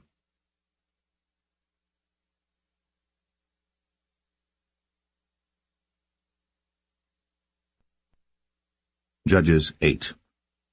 And the men of Ephraim said unto him, Why hast thou served us thus, that thou callest us not, when thou wentest to fight with the Midianites? And they did chide with him sharply. And he said unto them, What have I done now in comparison of you? Is not the gleaning of the grapes of Ephraim better than the vintage of Abiezer? God hath delivered into your hands the princes of Midian, Oreb, and Zeb. And what was I able to do in comparison of you? Then their anger was abated toward him, when he had said that. And Gideon came to Jordan and passed over, he and the 300 men that were with him, faint yet pursuing them. And he said unto the men of Succoth, Give, I pray you, loaves of bread unto the people that follow me, for they be faint, and I am pursuing after Zebah and Zalmunna, kings of Midian. And the princes of Succoth said, Are the hands of Zebah and Zalmunna now in thine hand, that we should give bread unto thine army? And Gideon said, Therefore when the Lord hath delivered Zebah and Zalmunna into mine hand, then I will tear your flesh with the thorns of the wilderness and with briars. And he went up thence to Penuel, and spake unto them likewise. And the men of Penuel answered him as the men of Succoth had answered him. And he spake also unto the men of Penuel, saying, When I come again in peace, I will break down this tower. Now Zebah and Zalmunna were in Karkor, and their hosts with them, about 15,000 men, all that were left of all the hosts of the children of the east. For there fell 120,000 men that drew sword. And Gideon went up by the way of them that dwelt in tents on the east of Nobah and Jogbeah, and smote the host, for the host was secure. And when Zebah and Zalmunna fled, he pursued after them, and took the 2 kings of Midian, Zebah and Zalmunna, and discomfited all the host. And Gideon the son of Joash returned from battle before the sun was up, and caught a young man of the men of Succoth, and inquired of him. And he described unto him the princes of Succoth and the elders thereof, even 70 men. And he came unto the men of Succoth, and said, Behold, Zebah and Zalmunna, with whom ye did upbraid me, saying, Are the hands of Zebah and Zalmunna now in thine hand, that we should give bread unto thy men that are weary? And he took the elders of the city, and thorns of the wilderness and briars, and with them he taught the men of Succoth. And he beat down the tower of Penuel, and slew the men of the city. Then said he unto Zebah and Zalmunna, What manner of men were they whom ye slew at Tabor? And they answered, As thou art, so were they. Each one resembled the children of a king. And he said, They were my brethren, even the sons of my mother. As the Lord liveth, if ye had saved them alive, I would not slay you. And he said unto Jether his firstborn, Up, and slay them. But the youth drew not his sword, for he feared, because he was yet a youth. Then Zebah and Zalmunna said, Rise thou, and fall upon us, for as the man is, so is his strength. And Gideon arose, and slew Zebah and Zalmunna, and took away the ornaments that were on their camels' necks. Then the men of Israel said unto Gideon, Rule thou over us, both thou and thy son son's son also, for thou hast delivered us from the hand of Midian. And Gideon said unto them, I will not rule over you, neither shall my son rule over you. The Lord shall rule over you. And Gideon said unto them, I would desire a request of you, that ye would give me every man the earrings of his prey. For they had golden earrings, because they were Ishmaelites. And they answered, We will willingly give them.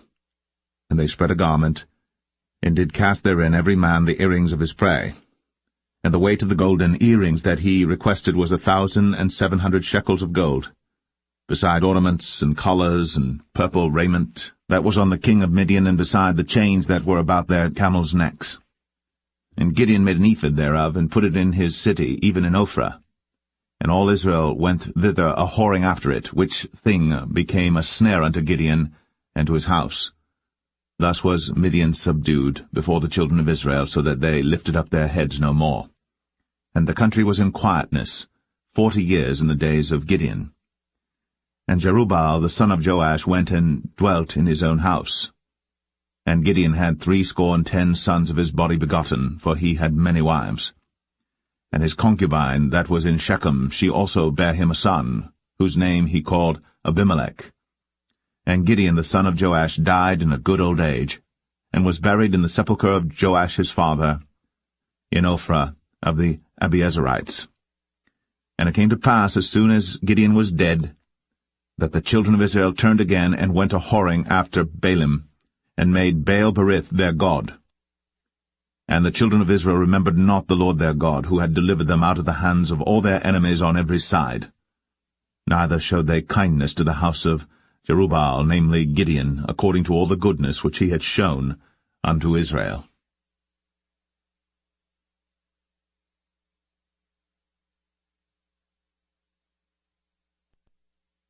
Judges 9. And Abimelech the son of Jerubbaal went to Shechem unto his mother's brethren, and communed with them and with all the family of the house of his mother's father, saying, Speak, I pray you, in the ears of all the men of Shechem, whether is better for you either that all the sons of Jerubbaal, which are 70 persons, reign over you, or that one reign over you? Remember also that I am your bone and your flesh. And his mother's brethren spake of him in the ears of all the men of Shechem all these words. And their hearts inclined to follow Abimelech, for they said, He is our brother. And they gave him 70 pieces of silver out of the house of Baal-berith, wherewith Abimelech hired vain and light persons which followed him.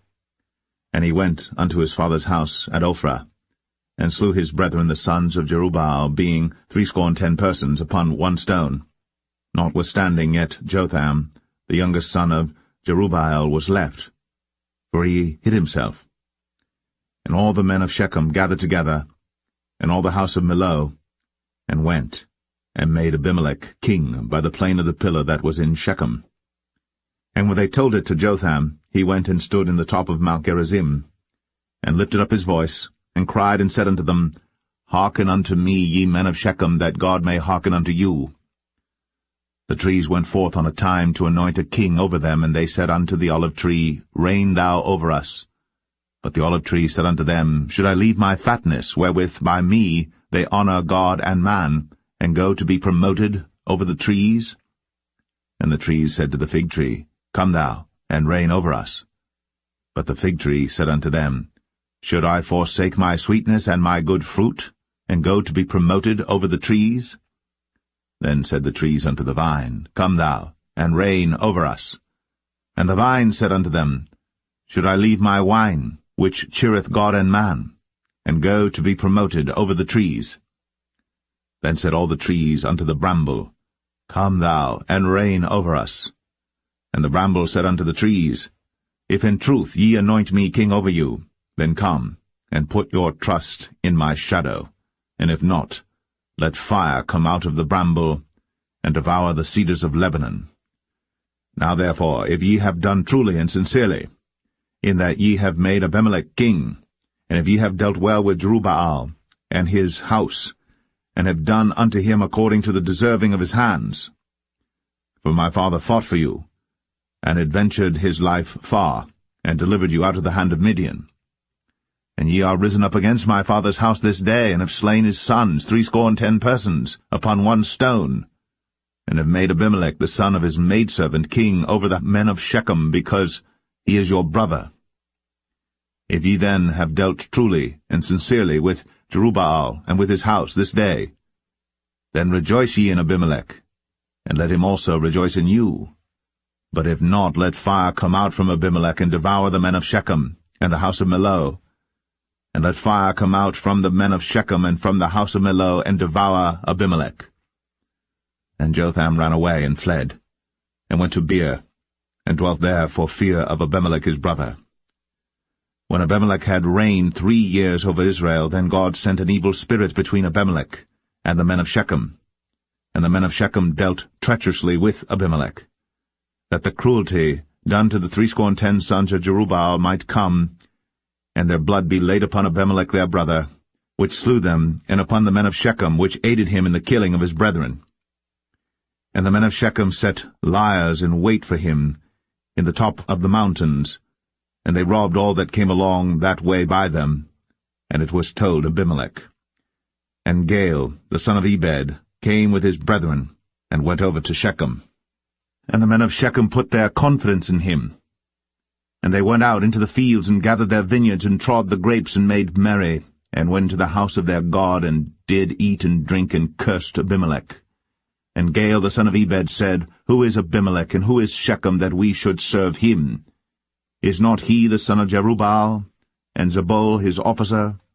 Serve the men of Hamor, the father of Shechem, for why should we serve him? And would to God this people were under my hand, then would I remove Abimelech. And he said to Abimelech, Increase thine army, and come out. And when Zebul, the ruler of the city, heard the words of Gaal the son of Ebed, his anger was kindled. And he sent messengers unto Abimelech privily, saying, Behold, Gaal the son of Ebed and his brethren be come to Shechem, and behold, they fortify the city against thee. Now therefore up by night thou and the people that is with thee, and lie in wait in the field. And it shall be that in the morning, as soon as the sun is up, thou shalt rise early, and set upon the city, and behold, when he and the people that is with him come out against thee, then mayest thou do to them as thou shalt find occasion. And Abimelech rose up, and all the people that were with him by night, and they laid wait against Shechem in 4 companies. And Gaal the son of Ebed went out, and stood in the entering of the gate of the city. And Abimelech rose up, and the people that were with him, from lying in wait. And when Gaal saw the people, he said to Zebul, Behold, there come people down from the top of the mountains. And Zebul said unto him, Thou seest the shadow of the mountains, as if they were men. And Gaal spake again, and said, See, there come people down by the middle of the land, and another company come along by the plain of Meonim. Then said Zebul unto him, Where is now thy mouth wherewith thou saidst, Who is Abimelech, that we should serve him? Is not this the people that thou hast despised? Go out, I pray now, and fight with them. And Gaal went out before the men of Shechem, and fought with Abimelech. And Abimelech chased him, and he fled before him, and many were overthrown and wounded, even unto the entering of the gate. And Abimelech dwelt at Arumah. And Zebul thrust out Gaal and his brethren, that they should not dwell in Shechem. And it came to pass on the morrow that the people went out into the field. And they told Abimelech. And he took the people and divided them into 3 companies, and laid wait in the field, and looked, and behold, the people were come forth out of the city. And he rose up against them, and smote them. And Abimelech and the company that was with him rushed forward, and stood in the entering of the gate of the city. And the 2 other companies ran upon all the people that were in the fields, and slew them. And Abimelech fought against the city all that day, and he took the city, and slew the people that was therein, and beat down the city, and sowed it with salt. And when all the men of the tower of Shechem heard that, they entered into an hold of the house of the god Berith. And it was told Abimelech that all the men of the tower of Shechem were gathered together. And Abimelech gat him up to Mount Zalmon, he and all the people that were with him. And Abimelech took an axe in his hand, and cut down a bough from the trees, and took it, and laid it on his shoulder, and said unto the people that were with him, What ye have seen me do, make haste, and do as I have done. And all the people likewise cut down every man his bough, and followed Abimelech, and put them to the hold, and set the hold on fire upon them, so that all the men of the tower of Shechem died also, about 1,000 men and women. Then went Abimelech to Thebez, and encamped against Thebez, and took it. But there was a strong tower within the city, and thither fled all the men and women, and all they of the city, and shut it to them, and gat them up to the top of the tower. And Abimelech came unto the tower, and fought against it, and went hard unto the door of the tower to burn it with fire. And a certain woman cast a piece of a millstone upon Abimelech's head, and all to break his skull. Then he called hastily unto the young man his armor-bearer, and said unto him, Draw thy sword, and slay me, that men say not of me, A woman slew him.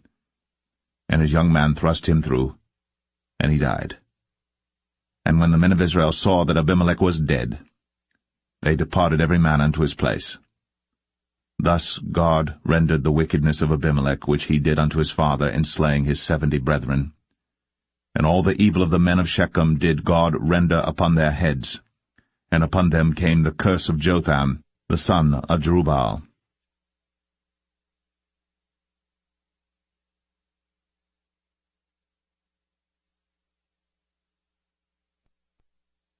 Judges 10. And after Abimelech there arose to defend Israel Tola the son of Puah, the son of Dodo, a man of Issachar. And he dwelt in Shamir in Mount Ephraim. And he judged Israel 23 years, and died, and was buried in Shamir. And after him arose Jair, a Gileadite, and judged Israel 22 years. And he had 30 sons that rode on 30 ass colts. And they had 30 cities, which are called Hovath-Jair unto this day, which are in the land of Gilead. And Jair died, and was buried in Kaman. And the children of Israel did evil again in the sight of the Lord, and served Baalim, and Ashtoreth, and the gods of Syria, and the gods of Zidon, and the gods of Moab, and the gods of the children of Ammon, and the gods of the Philistines, and forsook the Lord, and served not him. And the anger of the Lord was hot against Israel, and he sold them into the hands of the Philistines, and into the hands of the children of Ammon. And that year they vexed and oppressed the children of Israel, 18 years, all the children of Israel that were on the other side Jordan in the land of the Amorites, which is in Gilead. Moreover, the children of Ammon passed over Jordan to fight also against Judah, and against Benjamin, and against the house of Ephraim, so that Israel was sore distressed. And the children of Israel cried unto the Lord, saying, We have sinned against thee, both because we have forsaken our God, and also served Baalim. And the Lord said unto the children of Israel, Did not I deliver you from the Egyptians, and from the Amorites, from the children of Ammon, and from the Philistines? The Zidonians also, and the Amalekites, and the Maonites did oppress you, and ye cried to me, and I delivered you out of their hand. Yet ye have forsaken me, and served other gods, wherefore I will deliver you no more. Go, and cry unto the gods which ye have chosen, let them deliver you in the time of your tribulation. And the children of Israel said unto the Lord, We have sinned. Do thou unto us whatsoever seemeth good unto thee. Deliver us only, we pray thee, this day. And they put away the strange gods from among them, and served the Lord. And his soul was grieved, for the misery of Israel. Then the children of Ammon were gathered together and encamped in Gilead. And the children of Israel assembled themselves together, and encamped in Mizpeh. And the people and princes of Gilead said one to another, What man is he that will begin to fight against the children of Ammon? He shall be head over all the inhabitants of Gilead.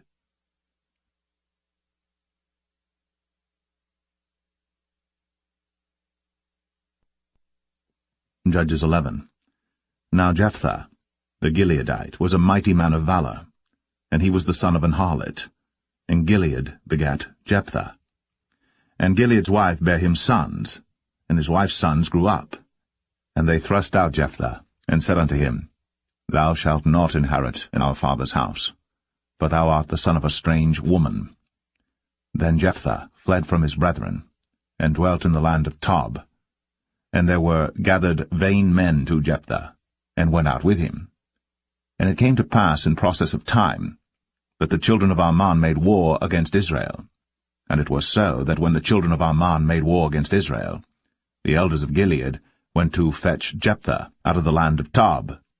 And they said unto Jephthah, Come, and be our captain, that we may fight with the children of Ammon.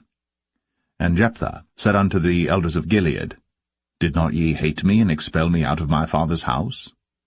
And why are ye come unto me now, when ye are in distress? And the elders of Gilead said unto Jephthah, Therefore we turn again to thee now, that thou mayest go with us, and fight against the children of Ammon, and be our head over all the inhabitants of Gilead. And Jephthah said unto the elders of Gilead, If ye bring me home again to fight against the children of Ammon, and the Lord deliver them before me, shall I be your head? And the elders of Gilead said unto Jephthah, The Lord be witness between us, if we do not so according to thy words. Then Jephthah went with the elders of Gilead, and the people made him head and captain over them. And Jephthah uttered all his words before the Lord in Mizpeh. And Jephthah sent messengers unto the king of the children of Ammon, saying, What hast thou to do with me, that thou art come against me to fight in my land? And the king of the children of Ammon answered unto the messengers of Jephthah, Because Israel took away my land when they came up out of Egypt, from Arnon even unto Jabbok, and unto Jordan.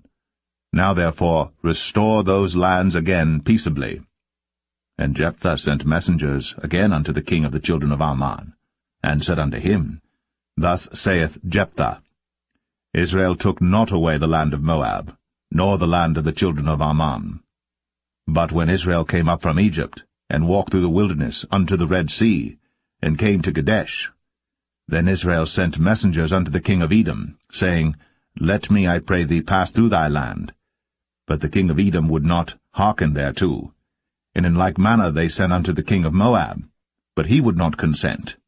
And Israel abode in Kadesh.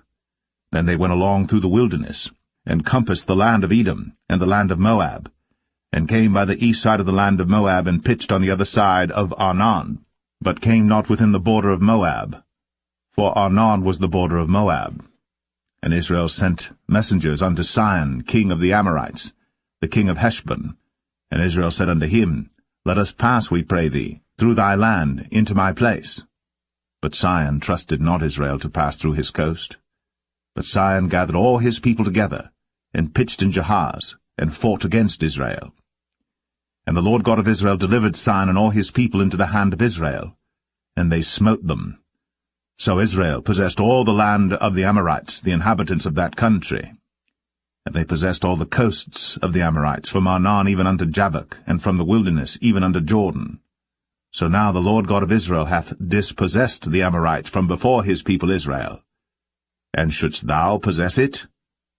Wilt not thou possess that which Chemosh thy God giveth thee to possess? So, whomsoever the Lord our God shall drive out from before us, then will we possess. And now, art thou anything better than Balak the son of Zippor, king of Moab? Did he ever strive against Israel, or did he ever fight against them? While Israel dwelt in Heshbon and her towns, and in Aroer and her towns, and in all the cities that be along by the coasts of Arnon, 300 years? Why therefore did ye not recover them within that time? Wherefore I have not sinned against thee, but thou dost me wrong to war against me. The Lord, the judge, be judged this day between the children of Israel and the children of Ammon.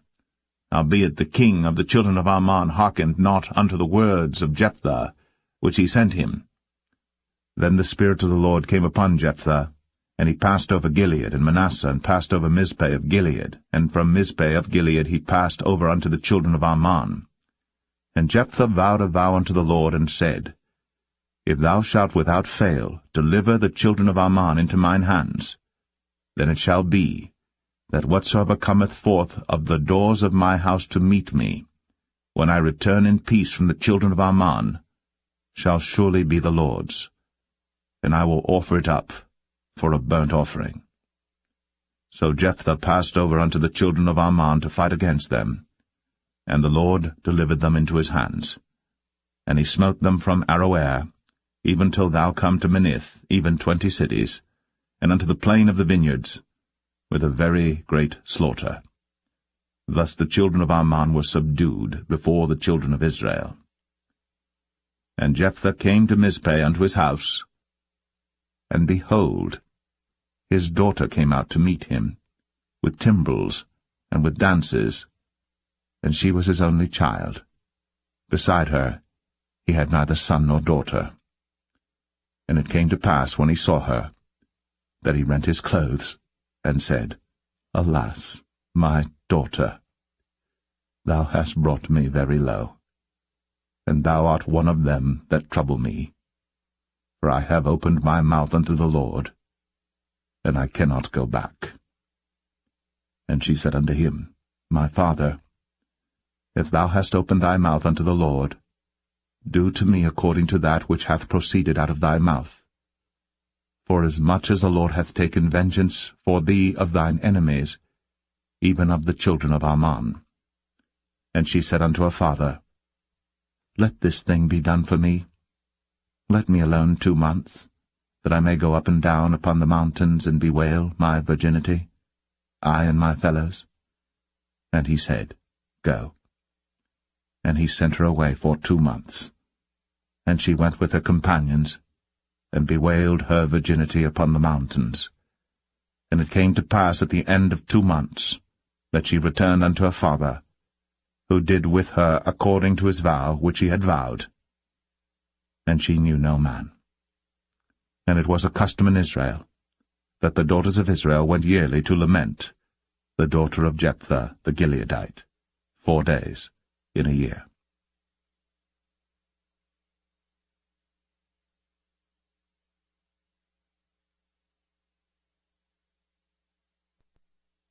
Judges 12. And the men of Ephraim gathered themselves together, and went northward, and said unto Jephthah, Wherefore passedst thou over to fight against the children of Ammon, and didst not call us to go with thee? We will burn thine house upon thee with fire. And Jephthah said unto them, I and my people were at great strife with the children of Ammon. And when I called you, ye delivered me not out of their hands. And when I saw that ye delivered me not, I put my life in my hands, and passed over against the children of Ammon. And the Lord delivered them into my hand. Wherefore then are ye come up unto me this day to fight against me? Then Jephthah gathered together all the men of Gilead, and fought with Ephraim. And the men of Gilead smote Ephraim, because they said, Ye Gileadites are fugitives of Ephraim among the Ephraimites, and among the Manassites. And the Gileadites took the passages of Jordan before the Ephraimites. And it was so, that when those Ephraimites which were escaped said, Let me go over, that the men of Gilead said unto him, Art thou an Ephraimite? If he said, Nay. Then said they unto him, Say now, Shibboleth. And he said, Sibboleth, for he could not frame to pronounce it right. Then they took him, and slew him at the passages of Jordan. And there fell at that time of the Ephraimites 42,000. And Jephthah judged Israel 6 years. Then died Jephthah the Gileadite, and was buried in one of the cities of Gilead. And after him Ibzan of Bethlehem judged Israel. And he had 30 sons, and 30 daughters, whom he sent abroad, and took in 30 daughters from abroad for his sons. And he judged Israel 7 years. Then died Ibzan, and was buried at Bethlehem. And after him Elon, a Zebulunite, judged Israel. And he judged Israel 10 years. And Elon the Zebulunite died, and was buried in Ailon in the country of Zebulun. And after him Abdon, the son of Hillel, a Pirathonite, judged Israel. And he had 40 sons and 30 nephews, that rode on 70 ass colts. And he judged Israel 8 years. And Abdon, the son of Hillel, the Pirathonite, died, and was buried in Pirathon, in the land of Ephraim, in the mount of the Amalekites.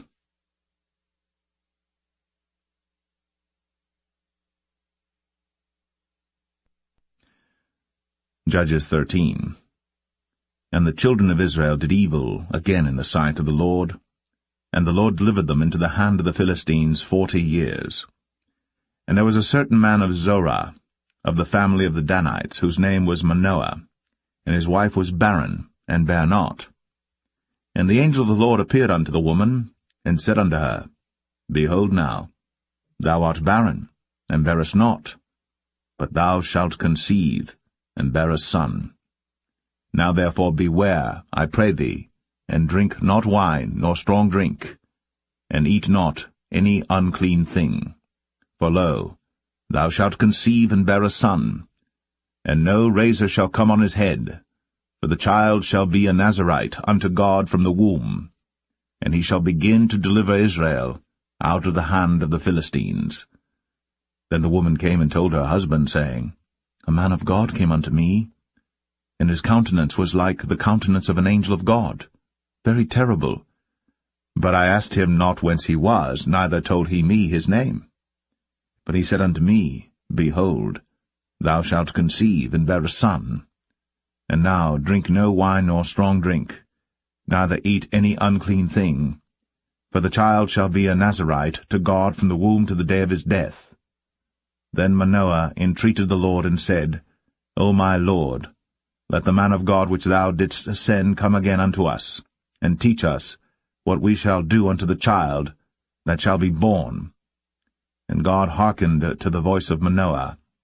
And the angel of God came again unto the woman as she sat in the field. But Manoah, her husband, was not with her. And the woman made haste, and ran, and showed her husband, and said unto him, Behold, the man hath appeared unto me, that came unto me the other day.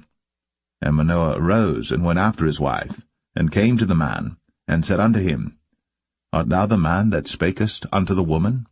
And he said, I am. And Manoah said, Now let thy words come to pass. How shall we order the child, and how shall we do unto him? And the angel of the Lord said unto Manoah, Of all that I said unto the woman, let her beware. She may not eat of anything that cometh of the vine, neither let her drink wine or strong drink, nor eat any unclean thing. All that I commanded her let her observe. And Manoah said unto the angel of the Lord, I pray thee, let us detain thee, until we shall have made ready a kid for thee.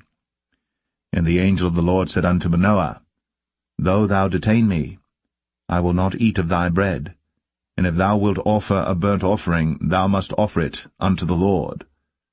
For Manoah knew not that he was an angel of the Lord. And Manoah said unto the angel of the Lord, What is thy name, that when thy sayings come to pass, we may do thee honor?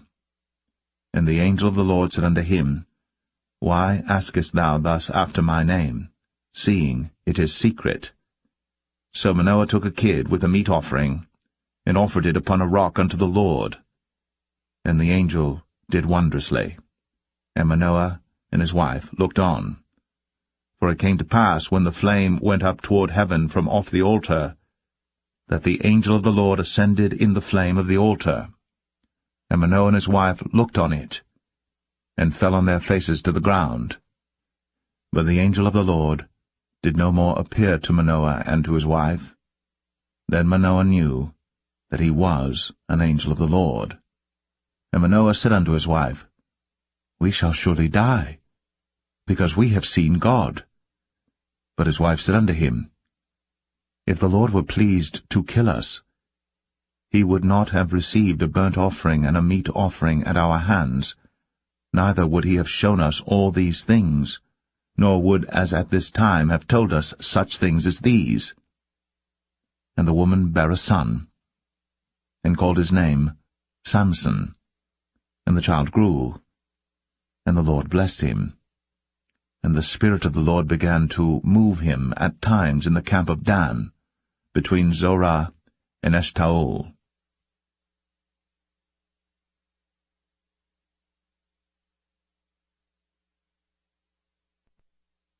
Judges 14. And Samson went down to Timnath, and saw a woman in Timnath of the daughters of the Philistines. And he came up and told his father and his mother, and said, I have seen a woman in Timnath of the daughters of the Philistines. Now therefore get her for me to wife. Then his father and his mother said unto him, Is there never a woman among the daughters of thy brethren, or among all my people, that thou goest to take a wife of the uncircumcised Philistines? And Samson said unto his father, Get her for me, for she pleaseth me well. But his father and his mother knew not that it was of the Lord that he sought an occasion against the Philistines, for at that time the Philistines had dominion over Israel. Then went Samson down, and his father and his mother, to Timnath, and came to the vineyards of Timnath, and behold, a young lion roared against him. And the Spirit of the Lord came mightily upon him, and he rent him as he would have rent a kid, and he had nothing in his hand. But he told not his father or his mother what he had done. And he went down, and talked with the woman, and she pleased Samson well. And after a time he returned to take her. And he turned aside to see the carcass of the lion, and behold, there was a swarm of bees and honey in the carcass of the lion. And he took thereof in his hands, and went on eating, and came to his father and mother, and he gave them, and they did eat. But he told not them that he had taken the honey out of the carcass of the lion. So his father went down unto the woman, and Samson made there a feast, for so used the young men to do. And it came to pass, when they saw him, that they brought 30 companions to be with him. And Samson said unto them, I will now put forth a riddle unto you. If ye can certainly declare it me within the 7 days of the feast, and find it out, then I will give you 30 sheets, and 30 change of garments. But if ye cannot declare it me, then shall ye give me 30 sheets, and 30 change of garments. And they said unto him, Put forth thy riddle, that we may hear it. And he said unto them, Out of the eater came forth meat, and out of the strong came forth sweetness. And they could not in 3 days expound the riddle. And it came to pass on the 7th day, that they said unto Samson's wife, Entice thy husband, that he may declare unto us the riddle, lest we burn thee, and thy father's house with fire. Have ye called us to take that we have? Is it not so? And Samson's wife wept before him, and said, Thou dost but hate me, and lovest me not. Thou hast put forth a riddle unto the children of my people, and hast not told it me. And he said unto her, Behold, I have not told it my father nor my mother. And shall I tell it thee? And she wept before him the 7 days, while their feast lasted. And it came to pass on the 7th day, that he told her, because she lay sore upon him, and she told the riddle to the children of her people. And the men of the city said unto him on the 7th day before the sun went down, What is sweeter than honey? And what is stronger than a lion? And he said unto them, If ye had not plowed with my heifer, ye had not found out my riddle. And the Spirit of the Lord came upon him, and he went down to Ashkelon, and slew 30 men of them, and took their spoil, and gave change of garments unto them which expounded the riddle. And his anger was kindled, and he went up to his father's house. But Samson's wife was given to his companion, whom he had used as his friend.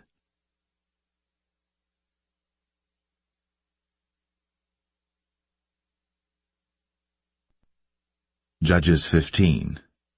But it came to pass within a while after, in the time of wheat harvest, that Samson visited his wife with a kid, and he said, I will go in to my wife into the chamber. But her father would not suffer him to go in. And her father said, I verily thought that thou hadst utterly hated her. Therefore I gave her to thy companion. Is not her younger sister fairer than she? Take her, I pray thee, instead of her. And Samson said concerning them, Now shall I be more blameless than the Philistines, though I do them a displeasure. And Samson went, and caught 300 foxes, and took firebrands, and turned tail to tail, and put a firebrand in the midst between two tails. And when he had set the brands on fire, he let them go into the standing corn of the Philistines, and burnt up both the shocks, and also the standing corn with the vineyards and olives. Then the Philistines said, Who hath done this? And they answered, Samson, the son-in-law of the Timnite, because he had taken his wife, and given her to his companion. And the Philistines came up, and burnt her and her father with fire. And Samson said unto them, Though ye have done this, yet will I be avenged of you, and after that I will cease. And he smote them hip and thigh with a great slaughter, and he went down and dwelt in the top of the rock Etam. Then the Philistines went up, and pitched in Judah, and spread themselves in Lehi. And the men of Judah said, Why are ye come up against us? And they answered, To bind Samson are we come up, to do to him as he hath done to us. Then 3,000 men of Judah went to the top of the rock Etam, and said to Samson, Knowest thou not that the Philistines are rulers over us? What is this that thou hast done unto us? And he said unto them, As they did unto me, so have I done unto them. And they said unto him, We are come down to bind thee, that we may deliver thee into the hand of the Philistines. And Samson said unto them, Swear unto me, that ye will not fall upon me yourselves. And they spake unto him, saying, No, but we will bind thee fast, and deliver thee into their hand. But surely we will not kill thee. And they bound him with 2 new cords, and brought him up from the rock. And when he came unto Lehi, the Philistines shouted against him, and the Spirit of the Lord came mightily upon him, and the cords that were upon his arms became as flax that was burnt with fire, and his bands loosed from off his hands. And he found a new jawbone of an ass, and put forth his hand, and took it, and slew 1,000 men therewith. And Samson said, With the jawbone of an ass, heaps upon heaps, with the jaw of an ass have I slain 1,000 men. And it came to pass, when he had made an end of speaking, that he cast away the jawbone out of his hand, and called that place Ramath Lehi. And he was sore athirst, and called on the Lord, and said, Thou hast given this great deliverance into the hand of thy servant, and now shall I die for thirst, and fall into the hand of the uncircumcised? But God clave an hollow place that was in the jaw, and there came water thereout. And when he had drunk, his spirit came again, and he revived, wherefore he called the name thereof En-Hakkore, which is in Lehi unto this day. And he judged Israel in the days of the Philistines 20 years.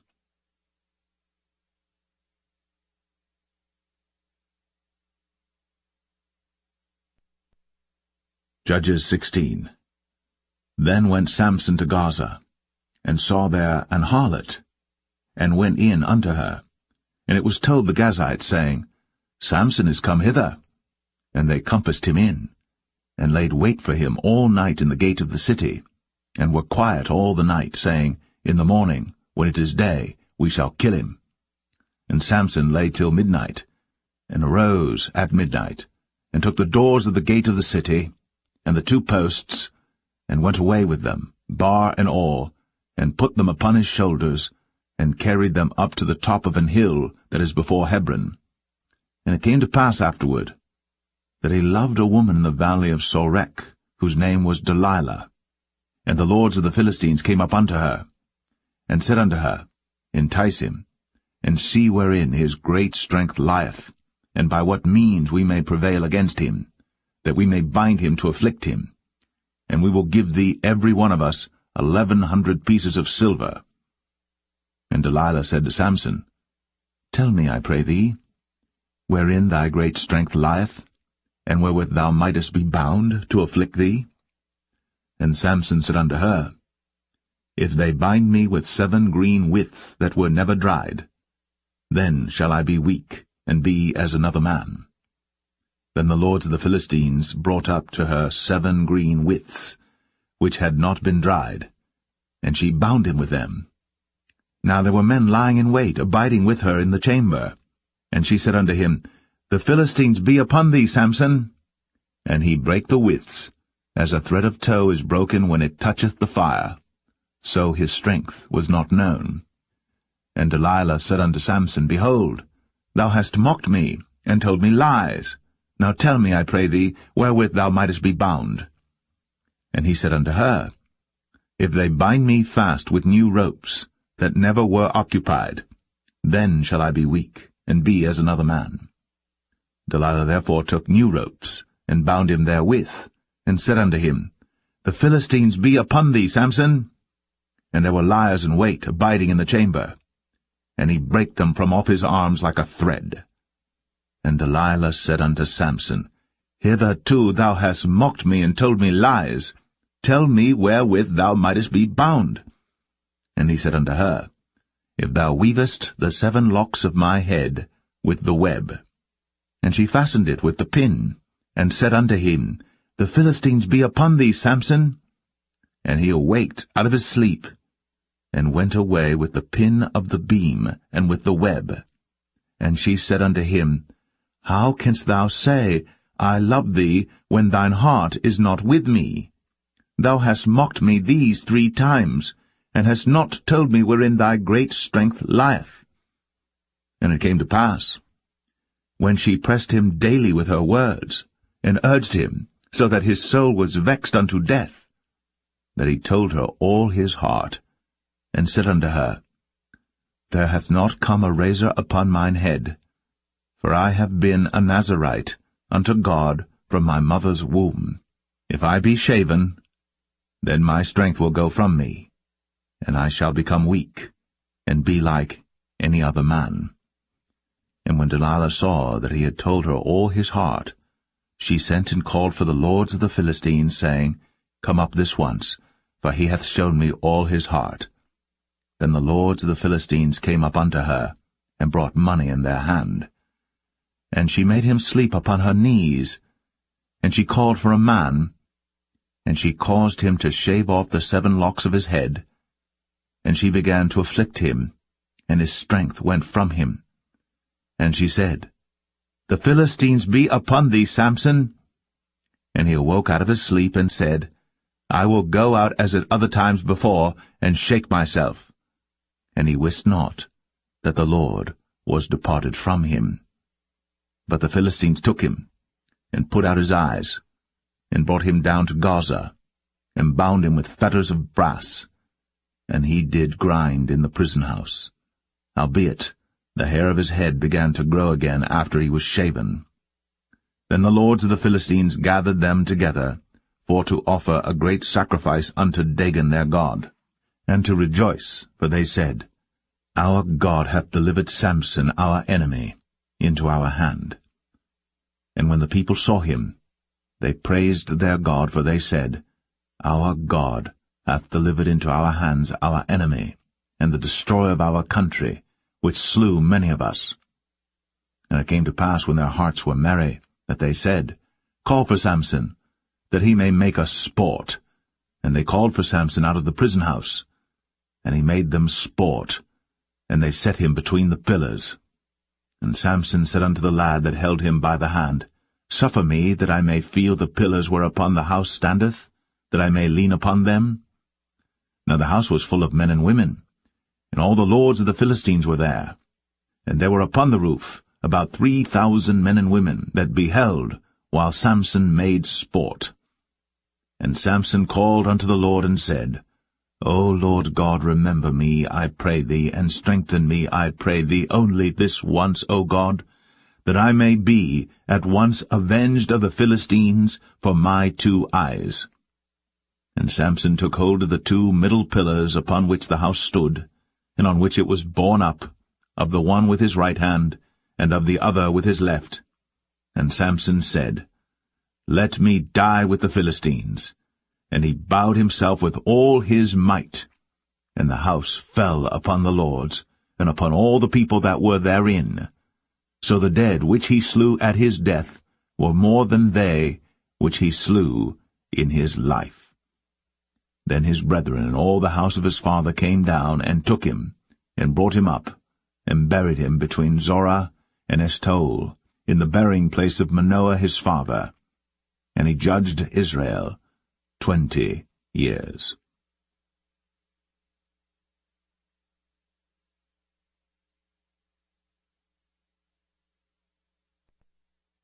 Judges 17. And there was a man of Mount Ephraim, whose name was Micah. And he said unto his mother, The 1100 shekels of silver that were taken from thee, about which thou cursedst, and spakest of also in mine ears, behold, the silver is with me, I took it. And his mother said, Blessed be thou of the Lord, my son.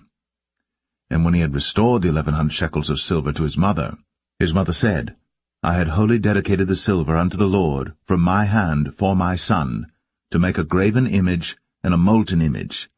Now therefore I will restore it unto thee. Yet he restored the money unto his mother, and his mother took 200 shekels of silver, and gave them to the founder, who made thereof a graven image and a molten image, and they were in the house of Micah. And the man Micah had an house of gods, and made an ephod, and teraphim, and consecrated one of his sons, who became his priest. In those days there was no king in Israel, but every man did that which was right in his own eyes. And there was a young man out of Bethlehem, Judah, of the family of Judah, who was a Levite, and he sojourned there. And the man departed out of the city from Bethlehem, Judah, to sojourn where he could find a place. And he came to Mount Ephraim to the house of Micah, as he journeyed. And Micah said unto him, Whence comest thou? And he said unto him, I am a Levite of Bethlehem, Judah, and I go to sojourn where I may find a place. And Micah said unto him, Dwell with me, and be unto me a father and a priest, and I will give thee 10 shekels of silver by the year, and a suit of apparel, and thy victuals. So the Levite went in. And the Levite was content to dwell with the man, and the young man was unto him as one of his sons. And Micah consecrated the Levite, and the young man became his priest, and was in the house of Micah. Then said Micah, Now know I that the Lord will do me good, seeing I have a Levite to my priest.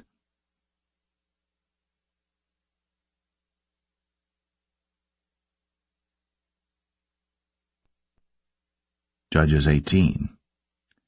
In those days there was no king in Israel, and in those days the tribe of the Danites sought them an inheritance to dwell in. For unto that day all their inheritance had not fallen unto them among the tribes of Israel. And the children of Dan sent of their family 5 men from their coasts, men of valor, from Zorah and from Eshtaol, to spy out the land, and to search it.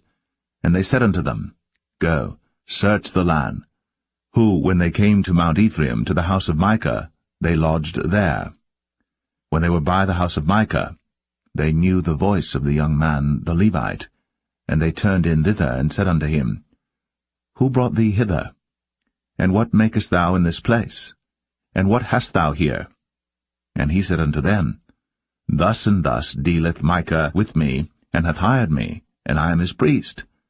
And they said unto him, Ask counsel, we pray thee, of God, that we may know whether our way which we go shall be prosperous. And the priest said unto them, Go in peace, before the Lord is your way wherein ye go. Then the 5 men departed, and came to Laish, and saw the people that were therein, how they dwelt careless, after the manner of the Zidonians, quiet and secure, and there was no magistrate in the land that might put them to shame in any thing. and they were far from the Zidonians, and had no business with any man. And they came unto their brethren to Zoar and Eshtaol, and their brethren said unto them, What say ye? And they said, Arise, that we may go up against them, for we have seen the land, and behold, it is very good. And are ye still? Be not slothful to go, and to enter to possess the land. When ye go, ye shall come unto a people secure, and to a large land, for God hath given it into your hands, a place where there is no want of anything that is in the earth.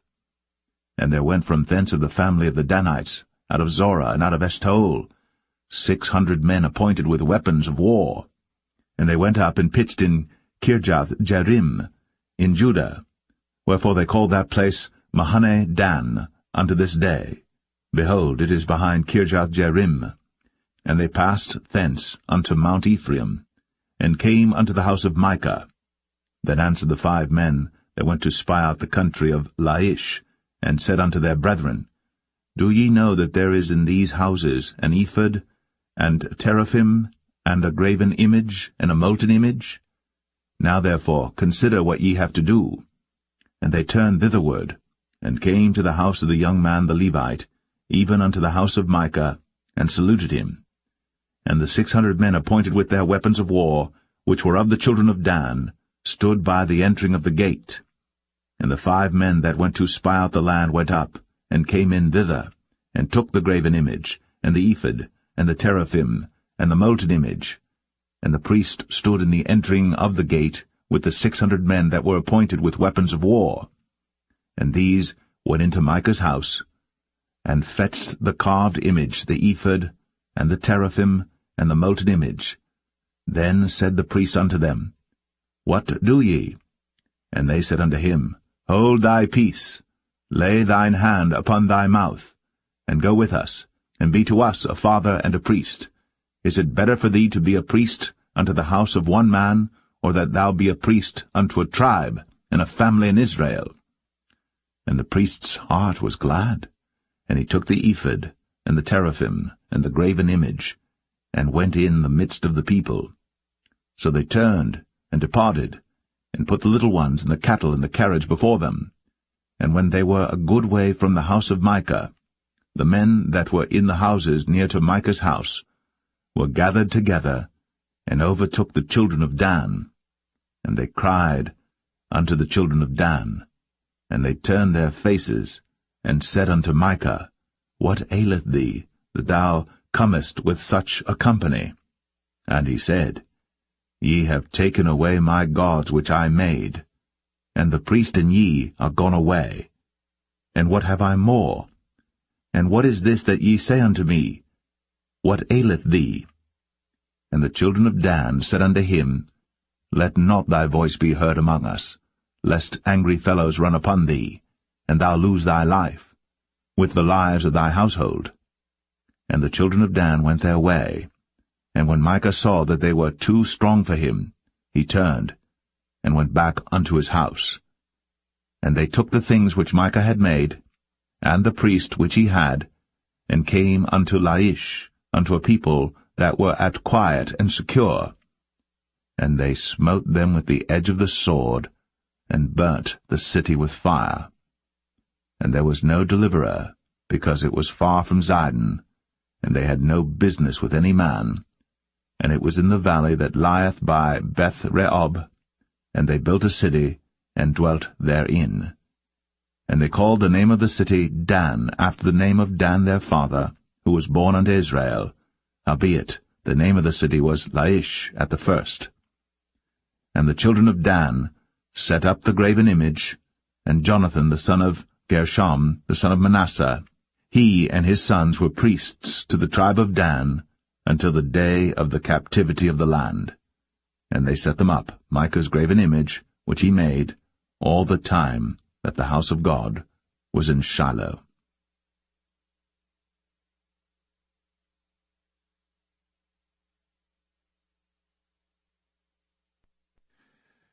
Judges 19. And it came to pass in those days, when there was no king in Israel, that there was a certain Levite sojourning on the side of Mount Ephraim, who took to him a concubine out of Bethlehem, Judah. And his concubine played the whore against him, and went away from him unto her father's house to Bethlehem, Judah, and was there 4 whole months. And her husband arose, and went after her, to speak friendly unto her, and to bring her again, having his servant with him, and a couple of asses. And she brought him into her father's house. And when the father of the damsel saw him, he rejoiced to meet him. And his father-in-law, the damsel's father, retained him, and he abode with him 3 days. So they did eat and drink and lodged there. And it came to pass on the 4th day, when they arose early in the morning, that he rose up to depart. And the damsel's father said unto his son-in-law, Comfort thine heart with a morsel of bread, and afterward go your way. And they sat down, and did eat and drink both of them together. For the damsel's father had said unto the man, Be content, I pray thee, and tarry all night, and let thine heart be merry. And when the man rose up to depart, his father-in-law urged him, therefore he lodged there again. And he rose early in the morning on the 5th day to depart. And the damsel's father said, Comfort thine heart, I pray thee. And they tarried until afternoon, and they did eat both of them. And when the man rose up to depart, he and his concubine, and his servant, his father-in-law, the damsel's father, said unto him, Behold, now the day draweth toward evening. I pray you, tarry all night. Behold, the day groweth to an end. Lodge here, that thine heart may be merry. And tomorrow get you early on your way, that thou mayest go home. But the man would not tarry that night, but he rose up and departed, and came over against Jebus, which is Jerusalem. And there were with him 2 asses saddled. His concubine also was with him. And when they were by Jebus, the day was far spent. And the servant said unto his master, Come, I pray thee, and let us turn into this city of the Jebusites, and lodge in it. And his master said unto him, We will not turn aside hither into the city of a stranger, that is not of the children of Israel. We will pass over to Gibeah.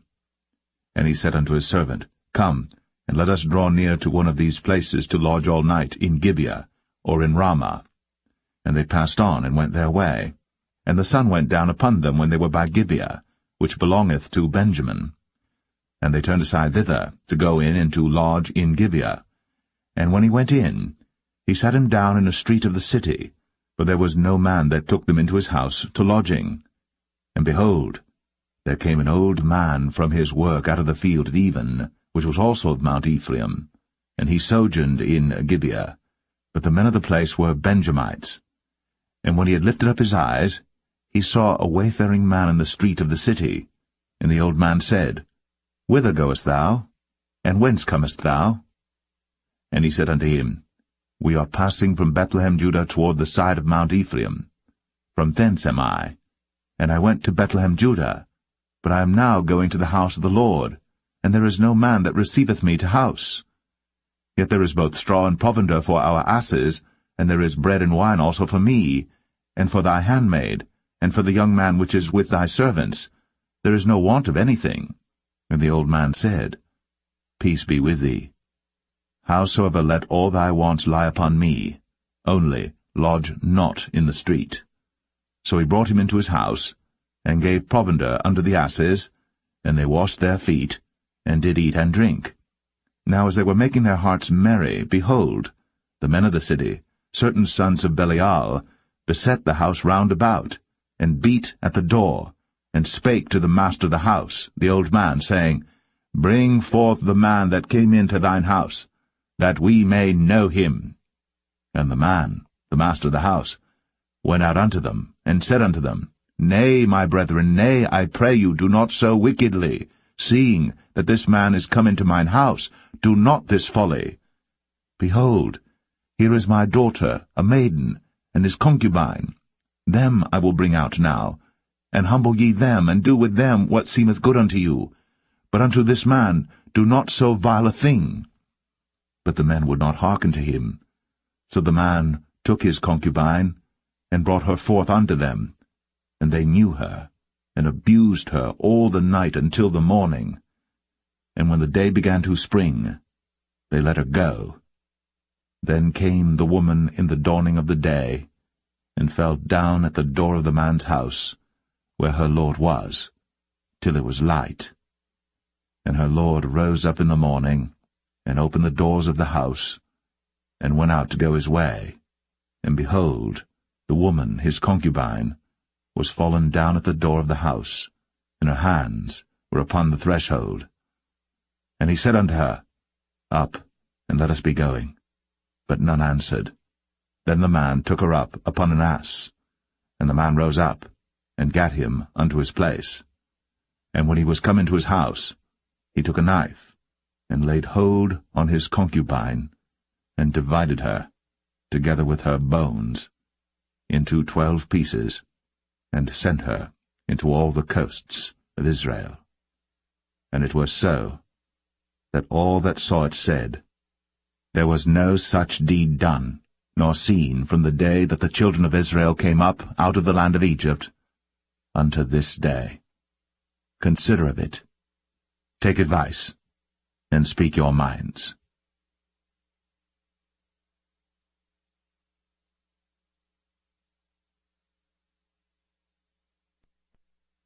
Judges 20. Then all the children of Israel went out, and the congregation was gathered together as one man, from Dan even to Beersheba with the land of Gilead unto the Lord in Mizpeh. And the chief of all the people, even of all the tribes of Israel, presented themselves in the assembly of the people of God, 400,000 footmen that drew sword. Now the children of Benjamin heard that the children of Israel were gone up to Mizpeh. Then said the children of Israel, Tell us, how was this wickedness? And the Levite, the husband of the woman that was slain, answered and said, I came into Gibeah, that belongeth to Benjamin, I and my concubine, to lodge. And the men of Gibeah rose against me, and beset the house round about upon me by night, and thought to have slain me, and my concubine have they forced, that she is dead. And I took my concubine, and cut her in pieces, and sent her throughout all the country of the inheritance of Israel, for they have committed lewdness and folly in Israel. Behold, ye are all children of Israel, give here your advice and counsel. And all the people arose as one man, saying, We will not any of us go to his tent, neither will we any of us turn into his house. But now this shall be the thing which we will do to Gibeah. We will go up by lot against it. And we will take 10 men of 100 throughout all the tribes of Israel, and 100 of 1,000, and 1,000 out of 10,000, to fetch victual for the people, that they may do, when they come to Gibeah of Benjamin, according to all the folly that they have wrought in Israel. So all the men of Israel were gathered against the city, knit together as one man. And the tribes of Israel sent men through all the tribe of Benjamin, saying, What wickedness is this that is done among you? Now therefore, deliver us the men, the children of Belial, which are in Gibeah, that we may put them to death, and put away evil from Israel. But the children of Benjamin would not hearken to the voice of their brethren, the children of Israel. But the children of Benjamin gathered themselves together out of the cities unto Gibeah, to go out to battle against the children of Israel. And the children of Benjamin were numbered at that time out of the cities 26,000 men that drew sword, beside the inhabitants of Gibeah, which were numbered 700 chosen men. Among all this people there were 700 chosen men left-handed. Every one could sling stones at an hairbreadth, and not miss. And the men of Israel beside Benjamin were numbered 400,000 men that drew sword. All these were men of war. And the children of Israel arose, and went up to the house of God, and asked counsel of God, and said, Which of us shall go up first to the battle against the children of Benjamin? And the Lord said, Judah shall go up first. And the children of Israel rose up in the morning, and encamped against Gibeah. And the men of Israel went out to battle against Benjamin. And the men of Israel put themselves in array to fight against them at Gibeah. And the children of Benjamin came forth out of Gibeah, and destroyed down to the ground of the Israelites that day 22,000 men. And the people of the men of Israel encouraged themselves, and set their battle again in array in the place where they put themselves in array the first day. And the children of Israel went up and wept before the Lord until even, and asked counsel of the Lord, saying, Shall I go up again to battle against the children of Benjamin my brother? And the Lord said, Go up against him. And the children of Israel came near against the children of Benjamin the second day. And Benjamin went forth against them out of Gibeah the second day, and destroyed down to the ground of the children of Israel again 18,000 men. All these drew the sword. Then all the children of Israel and all the people went up, and came unto the house of God, and wept, and sat there before the Lord, and fasted that day until even, and offered burnt offerings and peace offerings before the Lord. And the children of Israel inquired of the Lord, for the ark of the covenant of God was there in those days. And Phinehas, the son of Eleazar, the son of Aaron, stood before it in those days, saying, Shall I yet again go out to battle against the children of Benjamin my brother? Or shall I cease? And the Lord said, Go up, for tomorrow I will deliver them into thine hand. And Israel set liers in wait round about Gibeah. And the children of Israel went up against the children of Benjamin on the third day, and put themselves in array against Gibeah, as at other times. And the children of Benjamin went out against the people, and were drawn away from the city. And they began to smite of the people, and kill, as at other times, in the highways, of which one goeth up to the house of God, and the other to Gibeah in the field, about 30 men of Israel. And the children of Benjamin said, They are smitten down before us, as at the first. But the children of Israel said, Let us flee, and draw them from the city unto the highways. And all the men of Israel rose up out of their place, and put themselves in array at Baal-Tamar. And the liers in wait of Israel came forth out of their places, even out of the meadows of Gibeah. And there came against Gibeah 10,000 chosen men out of all Israel. And the battle was sore, but they knew not that evil was near them. And the Lord smote Benjamin before Israel. And the children of Israel destroyed of the Benjamites that day 25,000 and 100 men. All these drew the sword. So the children of Benjamin saw that they were smitten. For the men of Israel gave place to the Benjamites, because they trusted unto the liers in wait, which they had set beside Gibeah. And the liers in wait hasted, and rushed upon Gibeah. And the liers in wait drew themselves along, and smote all the city with the edge of the sword. Now there was an appointed sign between the men of Israel and the liers in wait, that they should make a great flame with smoke rise up out of the city.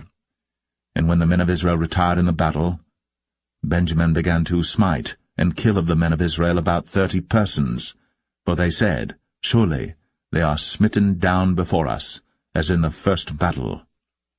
But when the flame began to arise up out of the city with a pillar of smoke, the Benjamites looked behind them, and behold, the flame of the city ascended up to heaven. And when the men of Israel turned again, the men of Benjamin were amazed, for they saw that evil was come upon them. Therefore they turned their backs before the men of Israel unto the way of the wilderness. But the battle overtook them, and them which came out of the cities they destroyed in the midst of them. Thus they enclosed the Benjamites round about, and chased them, and trod them down with ease over against Gibeah toward the sunrising. And there fell of Benjamin 18,000 men. All these were men of valor. And they turned and fled toward the wilderness, unto the rock of Rimmon. And they gleaned of them in the highways 5,000 men, and pursued hard after them unto Kidom, and slew 2,000 men of them. So that all which fell that day of Benjamin were 25,000 men that drew the sword. All these were men of valor. But 600 men turned and fled to the wilderness unto the rock Rimmon, and abode in the rock Rimmon 4 months. And the men of Israel turned again upon the children of Benjamin, and smote them with the edge of the sword, as well the men of every city as the beast, and all that came to hand. Also they set on fire all the cities that they came to.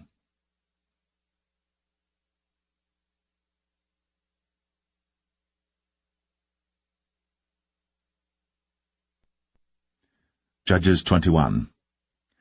Now the men of Israel had sworn in Mizpeh, saying, There shall not any of us give his daughter unto Benjamin to wife.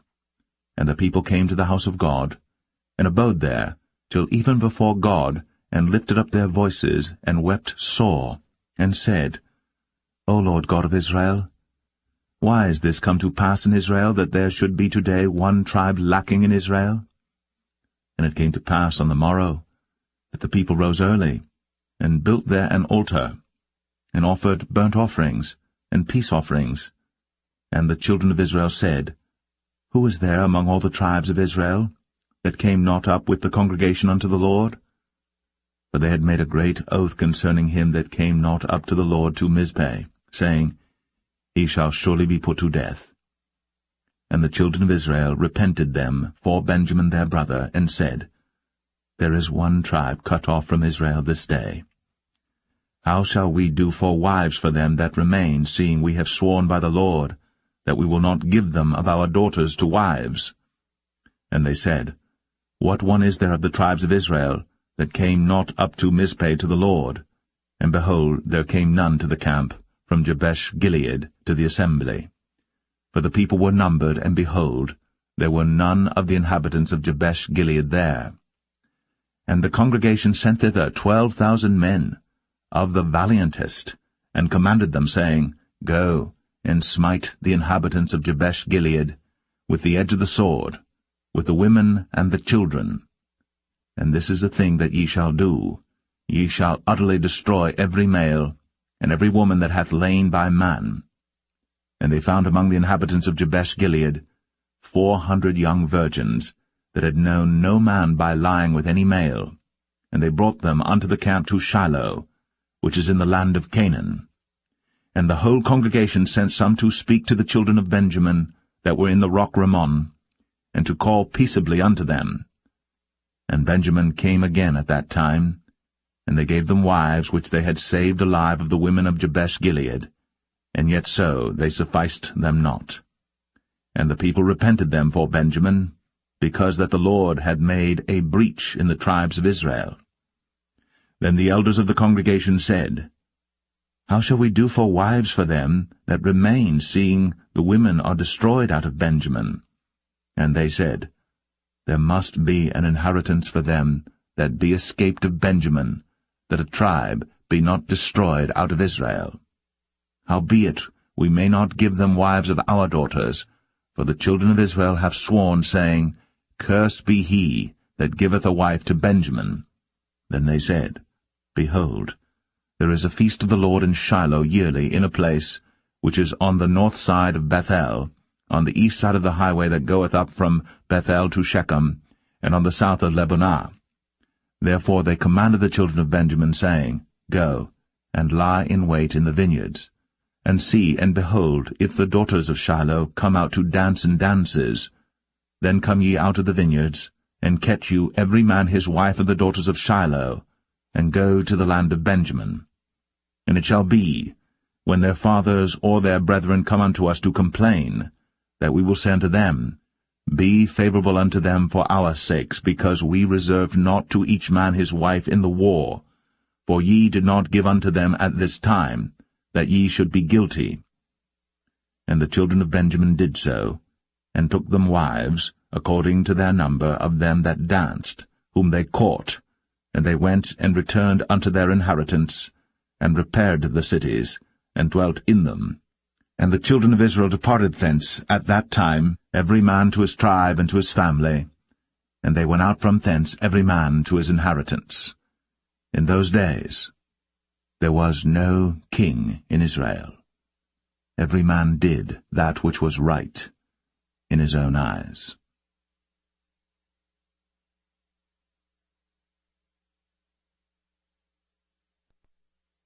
The Book of Ruth, Chapter 1. Now it came to pass in the days when the judges ruled, that there was a famine in the land, and a certain man of Bethlehem, Judah, went to sojourn in the country of Moab, he and his wife, and his 2 sons. And the name of the man was Elimelech, and the name of his wife Naomi, and the name of his 2 sons Mahlon and Chilion, Ephrathites of Bethlehem, Judah. And they came into the country of Moab, and continued there. And Elimelech, Naomi's husband, died, and she was left, and her 2 sons. And they took them wives of the women of Moab. The name of the one was Orpah, and the name of the other Ruth, and they dwelled there about 10 years. And Mahlon and Chilion died also, both of them. And the woman was left of her 2 sons and her husband. Then she arose with her daughters-in-law, that she might return from the country of Moab. For she had heard in the country of Moab how that the Lord had visited his people in giving them bread. Wherefore she went forth out of the place where she was, and her 2 daughters-in-law with her. And they went on the way to return unto the land of Judah.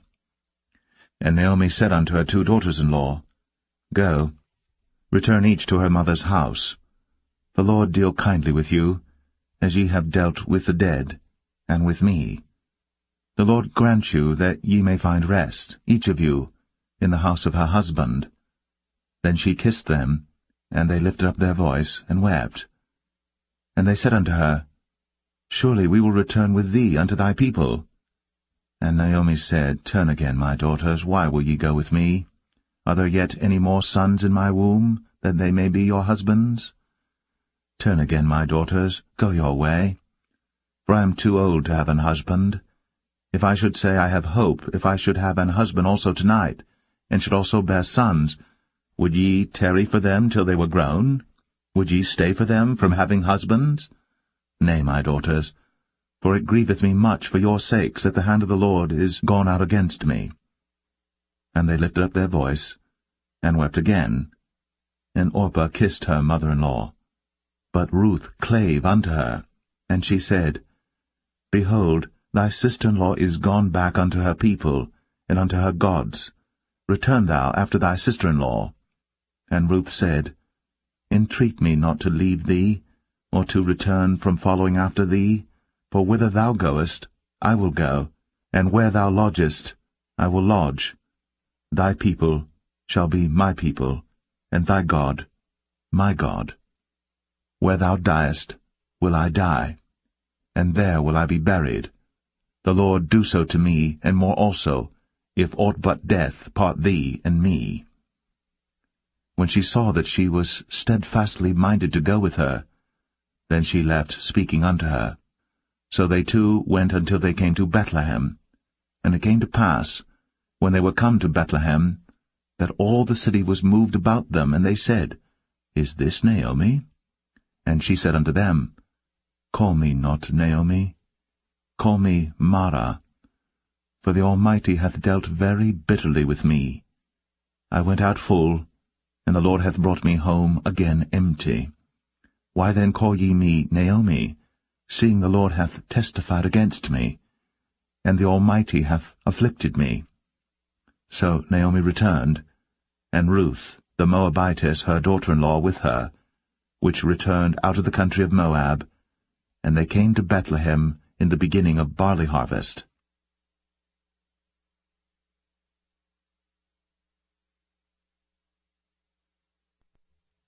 Ruth 2. And Naomi had a kinsman of her husband's, a mighty man of wealth, of the family of Elimelech, and his name was Boaz.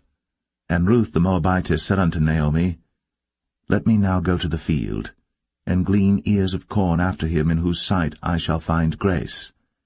And she said unto her, Go, my daughter. And she went and came and gleaned in the field after the reapers, and her hap was to light on a part of the field belonging unto Boaz, who was of the kindred of Elimelech. And behold, Boaz came from Bethlehem, and said unto the reapers, The Lord be with you. And they answered him, The Lord bless thee. Then said Boaz unto his servant that was set over the reapers, Whose damsel is this? And the servant that was set over the reapers answered and said, It is the Moabitish damsel that came back with Naomi out of the country of Moab. And she said, I pray you, let me glean and gather after the reapers among the sheaves. So she came, and hath continued even from the morning until now, that she tarried a little in the house. Then said Boaz unto Ruth, Hearest thou not, my daughter? Go not to glean in another field, neither go from hence, but abide here fast by my maidens. Let thine eyes be on the field that they do reap, and go thou after them. Have I not charged the young men that they shall not touch thee? And when thou art athirst, go unto the vessels, and drink of that which the young men have drawn. Then she fell on her face, and bowed herself to the ground, and said unto him, Why have I found grace in thine eyes, that thou shouldst take knowledge of me, seeing I am a stranger? And Boaz answered and said unto her, It hath fully been shown me all that thou hast done unto thy mother-in-law since the death of thine husband, and how thou hast left thy father and thy mother, and the land of thy nativity, and art come unto a people which thou knewest not heretofore. The Lord recompense thy work, and a full reward be given thee of the Lord God of Israel, under whose wings thou art come to trust. Then she said, Let me find favor in thy sight, my Lord, for that thou hast comforted me, and for that thou hast spoken friendly unto thine handmaid, though I be not like unto one of thine handmaidens. And Boaz said unto her, At mealtime come thou hither, and eat of the bread, and dip thy morsel in the vinegar. And she sat beside the reapers, and he reached her parched corn, and she did eat, and was sufficed, and left. And when she was risen up to glean, Boaz commanded his young men, saying, Let her glean even among the sheaves, and reproach her not. And let fall also some of the handfuls of purpose for her, and leave them, that she may glean them, and rebuke her not. So she gleaned in the field until even, and beat out that she had gleaned, and it was about an ephah of barley. And she took it up, and went into the city, and her mother-in-law saw what she had gleaned, and she brought forth, and gave to her that she had reserved after she was sufficed. And her mother-in-law said unto her, Where hast thou gleaned today? And where wroughtest thou? Blessed be he that did take knowledge of thee. And she showed her mother-in-law with whom she had wrought, and said, The man's name with whom I wrought today is Boaz. And Naomi said unto her daughter-in-law, Blessed be he of the Lord, who hath not left off his kindness to the living and to the dead. And Naomi said unto her, The man is near of kin unto us, one of our next kinsmen. And Ruth, the Moabitess, said, He said unto me also, Thou shalt keep fast by my young men, until they have ended all my harvest. And Naomi said unto Ruth her daughter-in-law, It is good, my daughter, that thou go out with his maidens, that they meet thee not in any other field. So she kept fast by the maidens of Boaz to glean unto the end of barley harvest and of wheat harvest, and dwelt with her mother-in-law.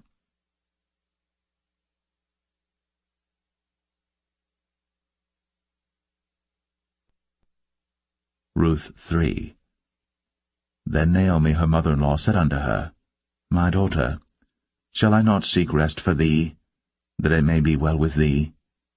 And now is not Boaz of our kindred, with whose maidens thou wast? Behold, he winnoweth barley tonight in the threshing floor. Wash thyself therefore, and anoint thee, and put thy raiment upon thee, and get thee down to the floor. But make not thyself known unto the man until he shall have done eating and drinking. And it shall be, when he lieth down, that thou shalt mark the place where he shall lie, and thou shalt go in, and uncover his feet, and lay thee down. And he will tell thee what thou shalt do. And she said unto her, All that thou sayest unto me, I will do. And she went down unto the floor, and did according to all that her mother-in-law bade her. And when Boaz had eaten and drunk, and his heart was merry, he went to lie down at the end of the heap of corn. And she came softly, and uncovered his feet, and laid her down. And it came to pass at midnight, that the man was afraid, and turned himself, and behold, a woman lay at his feet. And he said, Who art thou? And she answered, I am Ruth thine handmaid. Spread therefore thy skirt over thine handmaid, for thou art a near kinsman. And he said, Blessed be thou of the Lord, my daughter, for thou hast shown more kindness in the latter end than at the beginning, inasmuch as thou followest not young men, whether poor or rich. And now, my daughter, fear not. I will do to thee all that thou requirest, for all the city of my people doth know that thou art a virtuous woman. And now it is true that I am thy near kinsman, howbeit there is a kinsman nearer than I.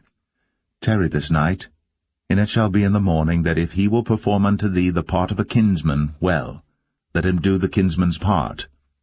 But if he will not do the part of a kinsman to thee, then will I do the part of a kinsman to thee, as the Lord liveth. Lie down until the morning. And she lay at his feet until the morning, and she rose up before one could know another. And he said, Let it not be known that a woman came into the floor. Also he said, Bring the veil that thou hast upon thee, and hold it. And when she held it, he measured 6 measures of barley, and laid it on her. And she went into the city. And when she came to her mother-in-law, she said, Who art thou, my daughter? And she told her all that the man had done to her. And she said, These 6 measures of barley gave he me, for he said to me, Go not empty unto thy mother-in-law. Then said she, Sit still, my daughter, until thou know how the matter will fall, for the man will not be in rest until he have finished the thing this day.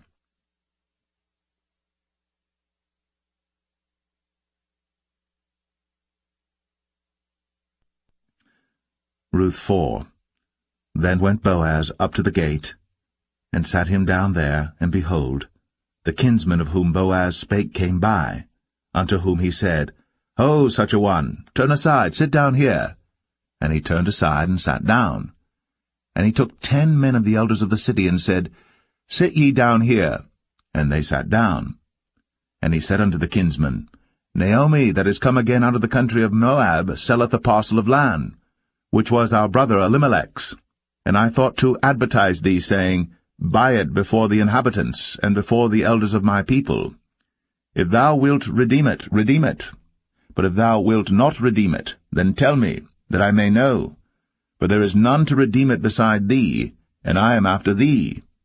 And he said, I will redeem it. Then said Boaz, What day thou buyest the field of the hand of Naomi, thou must buy it also of Ruth the Moabitess, the wife of the dead, to raise up the name of the dead upon his inheritance. And the kinsman said, I cannot redeem it for myself, lest I mar mine own inheritance. Redeem thou my right to thyself, for I cannot redeem it. Now this was the manner in former time in Israel concerning redeeming and concerning changing, for to confirm all things, a man plucked off his shoe, and gave it to his neighbor, and this was a testimony in Israel. Therefore the kinsman said unto Boaz, Buy it for thee. So he drew off his shoe. And Boaz said unto the elders, and unto all the people, Ye are witnesses this day, that I have bought all that was Elimelech's, and all that was Chilion's and Mahlon's of the hand of Naomi. Moreover, Ruth the Moabitess, the wife of Mahlon, have I purchased to be my wife, to raise up the name of the dead upon his inheritance, that the name of the dead be not cut off from among his brethren, and from the gate of his place. Ye are witnesses this day. And all the people that were in the gate, and the elders said, We are witnesses. The Lord make the woman that is come into thine house like Rachel and like Leah, which two did build the house of Israel. And do thou worthily in Ephratah, and be famous in Bethlehem.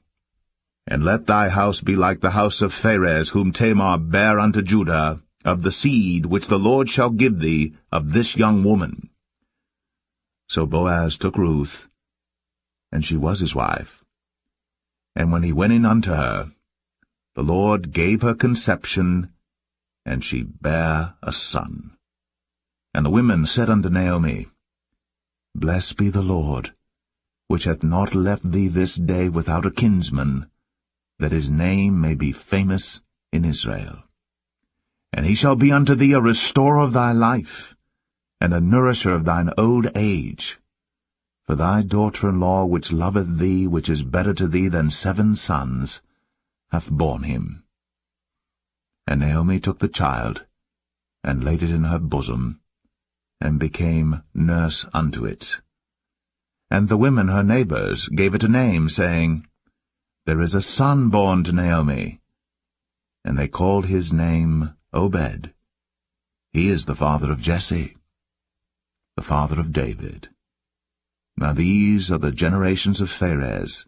Pharez begat Hezron, and Hezron begat Ram, and Ram begat Amminadab, and Amminadab begat Nahshon, and Nahshon begat Salmon, and Salmon begat Boaz, and Boaz begat Obed, and Obed begat Jesse, and Jesse begat David.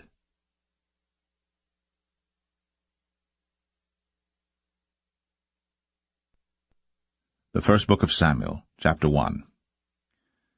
Now there was a certain man of Ramathaim Zophim of Mount Ephraim, and his name was Elkanah, the son of Jeroham, the son of Elihu, the son of Tohu, the son of Zoph, an Ephrathite.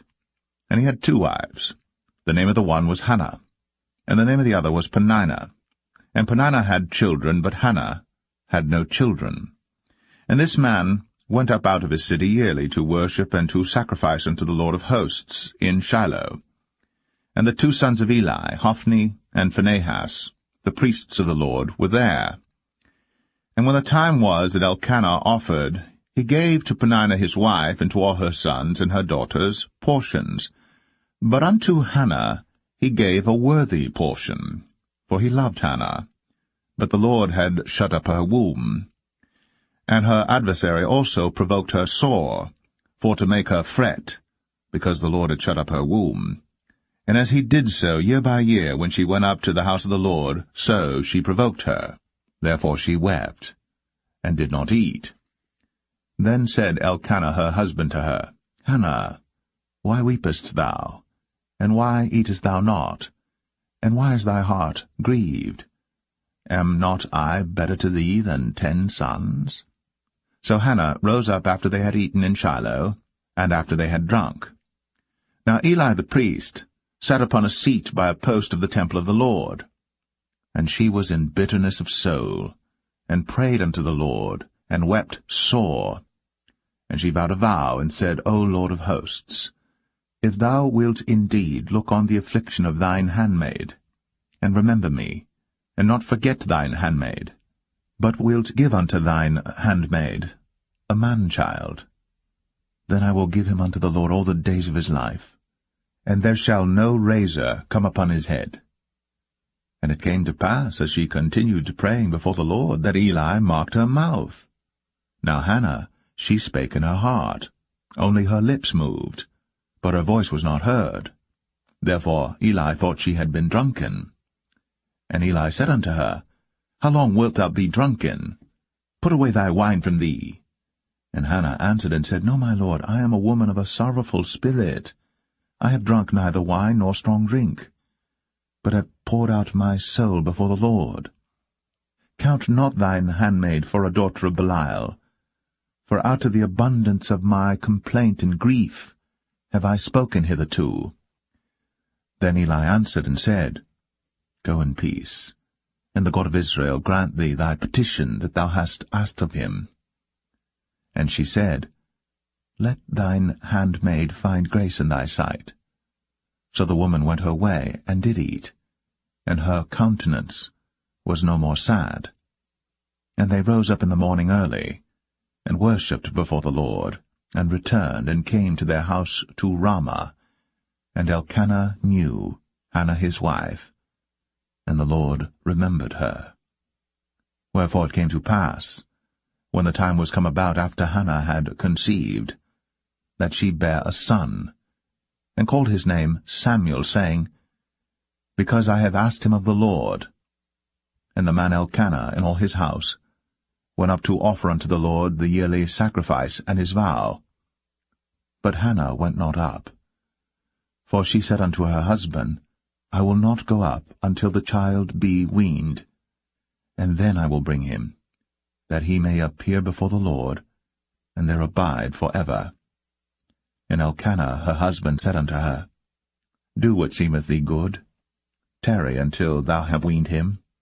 Only the Lord establish his word. So the woman abode, and gave her son suck, until she weaned him. And when she had weaned him, she took him up with her, with 3 bullocks, and 1 ephah of flour, and a bottle of wine, and brought him unto the house of the Lord in Shiloh. And the child was young. And they slew a bullock, and brought the child to Eli. And she said, O my Lord, as thy soul liveth, my Lord, I am the woman that stood by thee here, praying unto the Lord. For this child I prayed, and the Lord hath given me my petition, which I asked of him.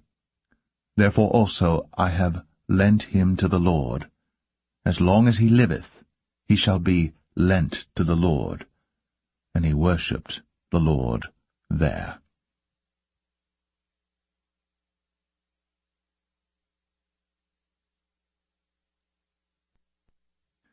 1 Samuel chapter 2. And Hannah prayed and said, My heart rejoiceth in the Lord. Mine horn is exalted in the Lord. My mouth is enlarged over mine enemies, because I rejoice in thy salvation. There is none holy as the Lord, for there is none beside thee. Neither is there any rock like our God. Talk no more so exceeding proudly. Let not arrogancy come out of your mouth. For the Lord is a God of knowledge, and by him actions are weighed. The bows of the mighty men are broken, and they that stumbled are girded with strength. They that were full have hired out themselves for bread, and they that were hungry ceased, so that the barren hath borne 7, and she that hath many children is waxed feeble.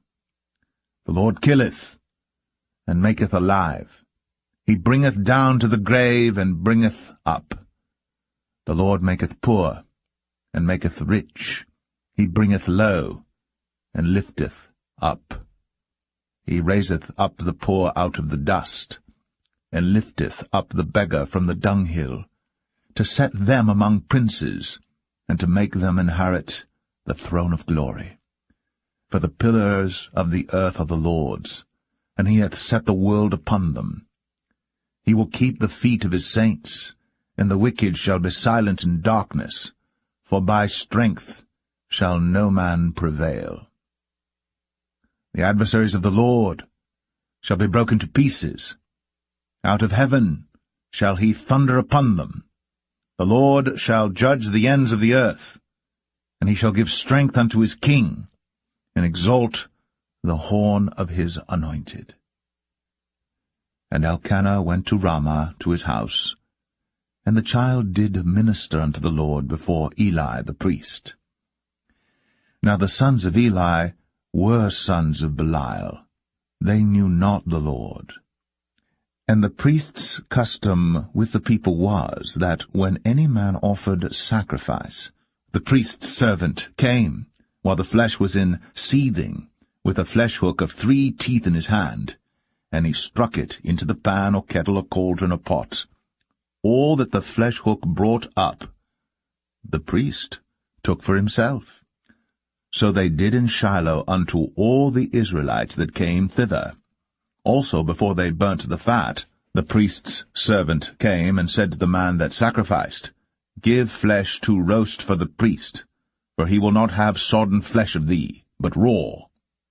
And if any man said unto him, Let them not fail to burn the fat presently, and then take as much as thy soul desireth, then he would answer him, Nay, but thou shalt give it me now, and if not, I will take it by force. Wherefore the sin of the young men was very great before the Lord, for men abhorred the offering of the Lord. But Samuel ministered before the Lord, being a child, girded with a linen ephod. Moreover, his mother made him a little coat, and brought it to him from year to year, when she came up with her husband to offer the yearly sacrifice. And Eli blessed Elkanah and his wife, and said, The Lord give thee seed of this woman for the loan which is lent to the Lord. And they went unto their own home. And the Lord visited Hannah, so that she conceived, and bare 3 sons and 2 daughters. And the child Samuel grew before the Lord. Now Eli was very old, and heard all that his sons did unto all Israel, and how they lay with the women that assembled at the door of the tabernacle of the congregation. And he said unto them, Why do ye such things? For I hear of your evil dealings by all this people. Nay, my sons, for it is no good report that I hear. Ye make the Lord's people to transgress. If one man sin against another, the judge shall judge him. But if a man sin against the Lord, who shall entreat for him? Notwithstanding, they hearkened not unto the voice of their father, because the Lord would slay them. And the child Samuel grew on, and was in favor both with the Lord and also with men. And there came a man of God unto Eli, and said unto him, Thus saith the Lord, Did I plainly appear unto the house of thy father, when they were in Egypt, in Pharaoh's house? And did I choose him out of all the tribes of Israel to be my priest, to offer upon mine altar, to burn incense, to wear an ephod before me? And did I give unto the house of thy father all the offerings made by fire of the children of Israel? Wherefore kick ye at my sacrifice and at mine offering, which I have commanded in my habitation, and honourest thy sons above me, to make yourselves fat with the chiefest of all the offerings of Israel my people? Wherefore the Lord God of Israel saith, I said indeed that thy house, and the house of thy father, should walk before me for ever. But now the Lord saith, Be it far from me, for them that honour me I will honour, and they that despise me shall be lightly esteemed. Behold, the days come, that I will cut off thine arm, and the arm of thy father's house, that there shall not be an old man in thine house. And thou shalt see an enemy in my habitation, in all the wealth which God shall give Israel. And there shall not be an old man in thine house for ever. And the man of thine whom I shall not cut off from mine altar shall be to consume thine eyes and to grieve thine heart, and all the increase of thine house shall die in the flower of their age. And this shall be a sign unto thee, that shall come upon thy 2 sons, on Hophni and Phinehas, in one day. They shall die, both of them. And I will raise me up a faithful priest, that shall do according to that which is in mine heart and in my mind. And I will build him a sure house, and he shall walk before mine anointed for ever. And it shall come to pass, that every one that is left in thine house shall come and crouch to him for a piece of silver and a morsel of bread, and shall say, Put me, I pray thee, into one of the priest's offices, that I may eat a piece of bread.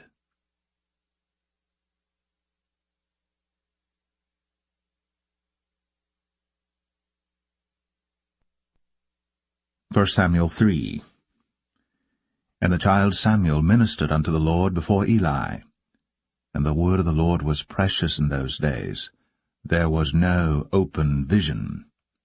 And it came to pass at that time, when Eli was laid down in his place, and his eyes began to wax dim, that he could not see, and ere the lamp of God went out in the temple of the Lord, where the ark of God was, and Samuel was laid down to sleep, that the Lord called Samuel, and he answered, Here am I.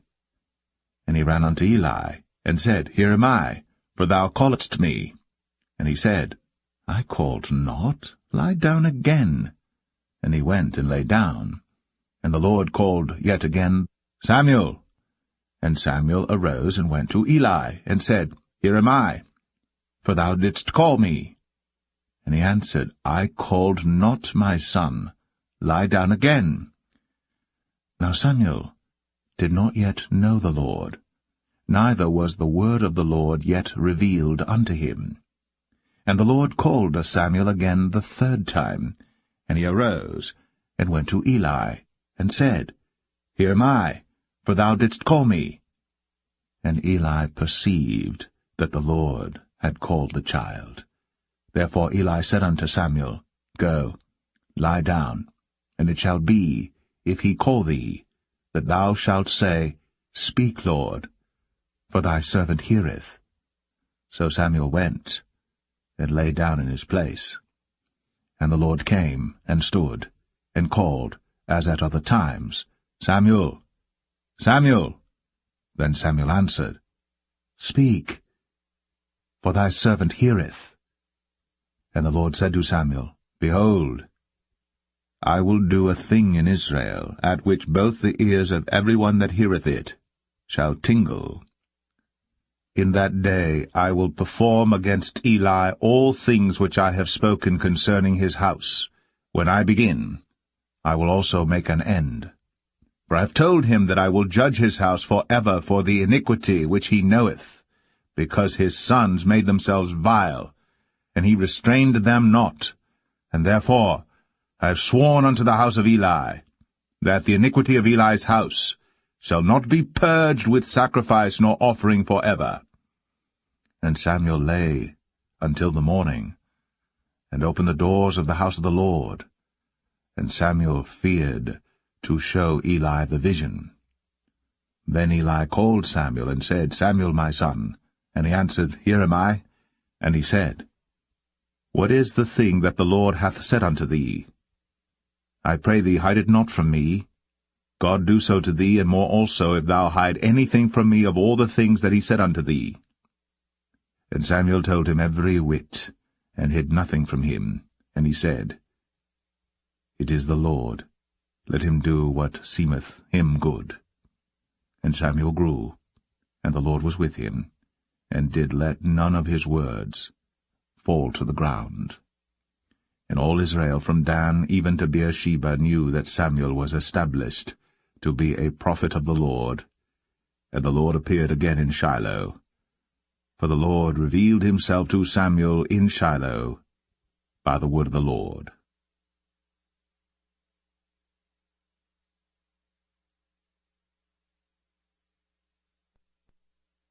1 Samuel 4. And the word of Samuel came to all Israel. Now Israel went out against the Philistines to battle, and pitched beside Ebenezer. And the Philistines pitched in Aphek. And the Philistines put themselves in array against Israel. And when they joined battle, Israel was smitten before the Philistines, and they slew of the army in the field about 4,000 men.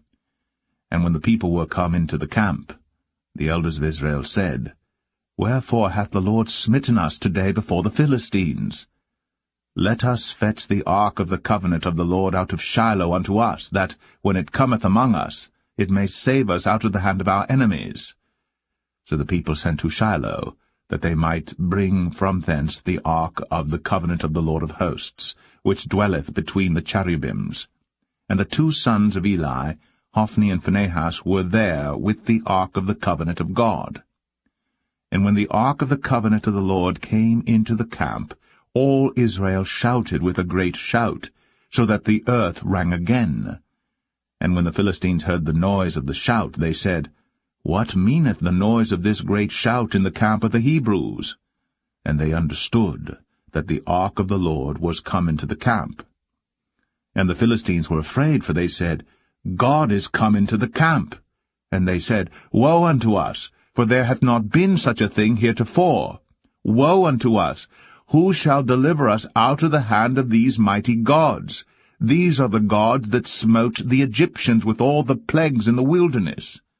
Be strong, and quit yourselves like men, O ye Philistines, that ye be not servants unto the Hebrews, as they have been to you. Quit yourselves like men, and fight. And the Philistines fought, and Israel was smitten, and they fled every man into his tent. And there was a very great slaughter, for there fell of Israel 30,000 footmen. And the ark of God was taken, and the 2 sons of Eli, Hophni and Phinehas, were slain. And there ran a man of Benjamin out of the army, and came to Shiloh the same day with his clothes rent, and with earth upon his head. And when he came, lo, Eli sat upon a seat by the wayside, watching, for his heart trembled for the ark of God. And when the man came into the city and told it, all the city cried out. And when Eli heard the noise of the crying, he said, What meaneth the noise of this tumult? And the man came in hastily, and told Eli. Now Eli was 98 years old, and his eyes were dim, that he could not see. And the man said unto Eli, I am he that came out of the army, and I fled today out of the army. And he said, What hast thou done, my son? And the messenger answered and said, Israel is fled before the Philistines, and there hath been also a great slaughter among the people. And thy 2 sons also, Hophni and Phinehas, are dead, and the ark of God is taken. And it came to pass, when he made mention of the ark of God, that he fell from off the seat backward by the side of the gate, and his neck brake, and he died. For he was an old man, and heavy, and he had judged Israel 40 years. And his daughter-in-law Phinehas' wife was with child, near to be delivered. And when she heard the tidings that the ark of God was taken, and that her father-in-law and her husband were dead, she bowed herself and travailed, for her pains came upon her. And about the time of her death the women that stood by her said unto her, Fear not, for thou hast borne a son. But she answered not, neither did she regard it. And she named the child Ichabod, saying, The glory is departed from Israel, because the ark of God was taken, and because of her father-in-law and her husband. And she said, The glory is departed from Israel, for the ark of God is taken.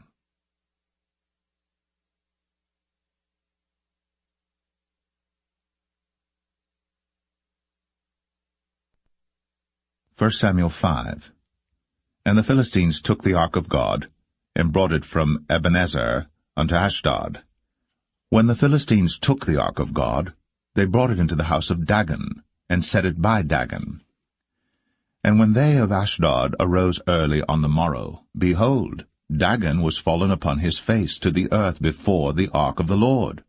And they took Dagon, and set him in his place again. And when they arose early on the morrow morning, behold, Dagon was fallen upon his face to the ground before the ark of the Lord, and the head of Dagon, and both the palms of his hands were cut off upon the threshold. Only the stump of Dagon was left to him.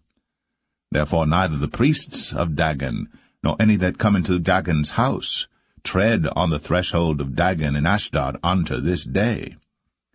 But the hand of the Lord was heavy upon them of Ashdod, and he destroyed them, and smote them with emerods, even Ashdod, and the coast thereof.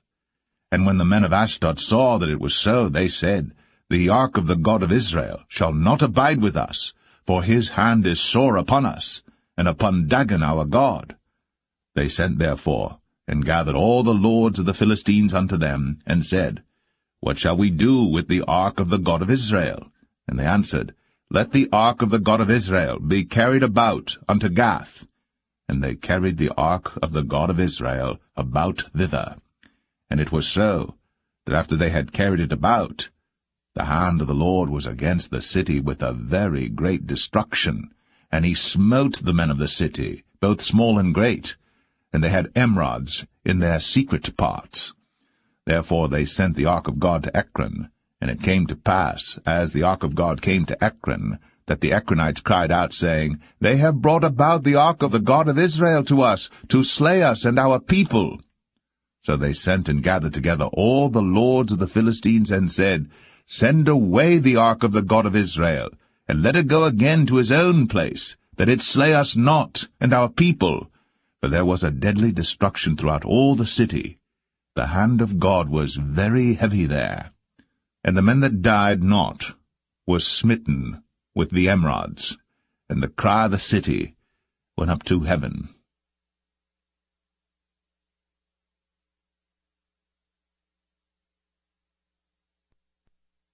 First Samuel 6. And the ark of the Lord was in the country of the Philistines 7 months. And the Philistines called for the priests and the diviners, saying, What shall we do to the ark of the Lord? Tell us wherewith we shall send it to his place. And they said, If ye send away the ark of the God of Israel, send it not empty, but in any wise return him a trespass offering. Then ye shall be healed, and it shall be known to you why his hand is not removed from you. Then said they, What shall be the trespass offering which we shall return to him? They answered, 5 golden emerods, and 5 golden mice, according to the number of the lords of the Philistines. For 1 plague was on you all, and on your lords.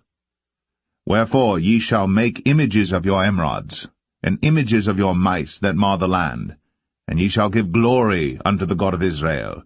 Peradventure he will lighten his hand from off you, and from off your gods, and from off your land. Wherefore then do ye harden your hearts, as the Egyptians and Pharaoh hardened their hearts, when he had wrought wonderfully among them? Did they not let the people go, and they departed?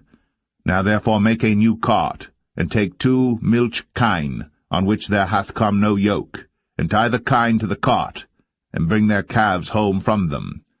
And take the ark of the Lord, and lay it upon the cart, and put the jewels of gold, which ye return him for a trespass offering, in a coffer by the side thereof, and send it away, that it may go. And see, if it goeth up by the way of his own coast, to Bethshemesh, then he hath done us this great evil. But if not, then we shall know that it is not his hand that smote us. It was a chance that happened to us. And the men did so, and took 2 milch kine, and tied them to the cart, and shut up their calves at home. And they laid the ark of the Lord upon the cart, and the coffer with the mice of gold, and the images of their emerods. And the kine took the straight way to the way of Bethshemesh, and went along the highway, lowing as they went, and turned not aside to the right hand or to the left. And the lords of the Philistines went after them unto the border of Bethshemesh. And they of Bethshemesh were reaping their wheat harvest in the valley. And they lifted up their eyes, and saw the ark, and rejoiced to see it. And the cart came into the field of Joshua, a Bethshemite, and stood there, where there was a great stone. And they clave the wood of the cart, and offered the kine a burnt offering unto the Lord. And the Levites took down the ark of the Lord, and the coffer that was with it, wherein the jewels of gold were, and put them on the great stone. And the men of Bethshemesh offered burnt offerings, and sacrificed sacrifices the same day unto the Lord. And when the 5 lords of the Philistines had seen it, they returned to Ekron the same day. And these are the golden emerods, which the Philistines returned for a trespass offering unto the Lord: for Ashdod 1, for Gaza 1, for Ashkelon 1, for Gath 1, for Ekron 1. And the golden mice, according to the number of all the cities of the Philistines, belonging to the 5 lords, both of fenced cities and of country villages, even unto the great stone of Abel, whereon they set down the ark of the Lord, which stone remaineth unto this day in the field of Joshua the Bethshemite. And he smote the men of Bethshemesh, because they had looked into the ark of the Lord. Even he smote of the people 50,060 men. And the people lamented, because the Lord had smitten many of the people with a great slaughter. And the men of Bethshemesh said, Who is able to stand before this holy Lord God? And to whom shall he go up from us? And they sent messengers to the inhabitants of Kirjath-jearim, saying, The Philistines have brought again the ark of the Lord. Come ye down, and fetch it up to you.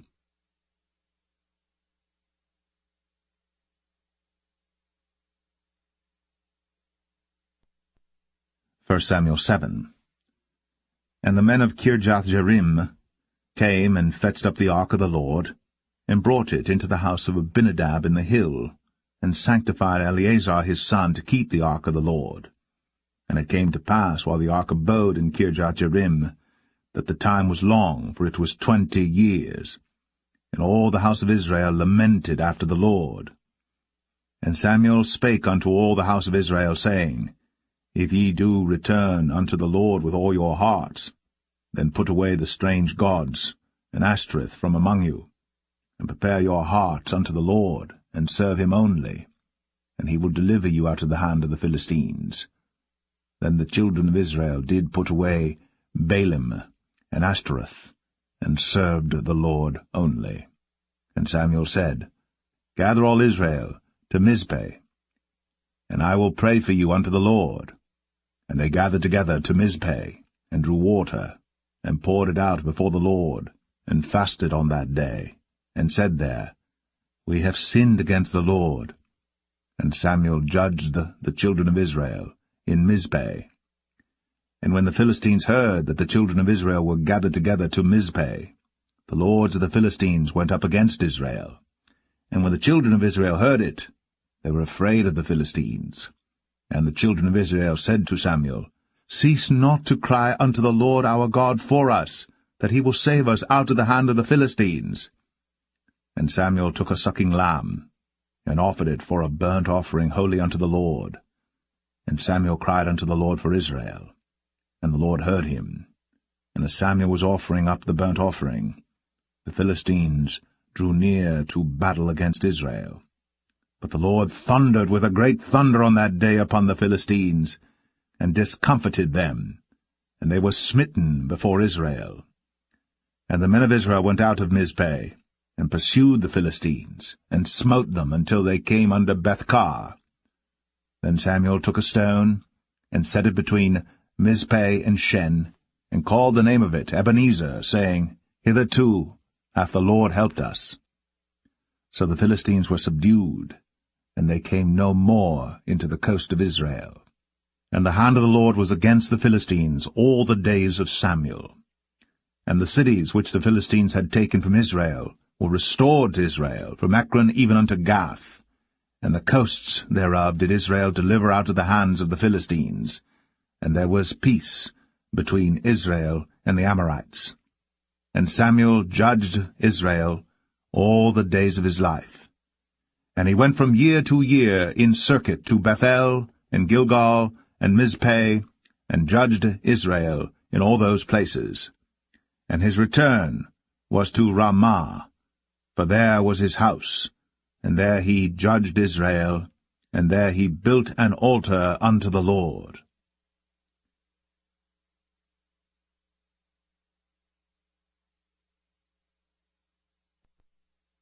1 Samuel 8.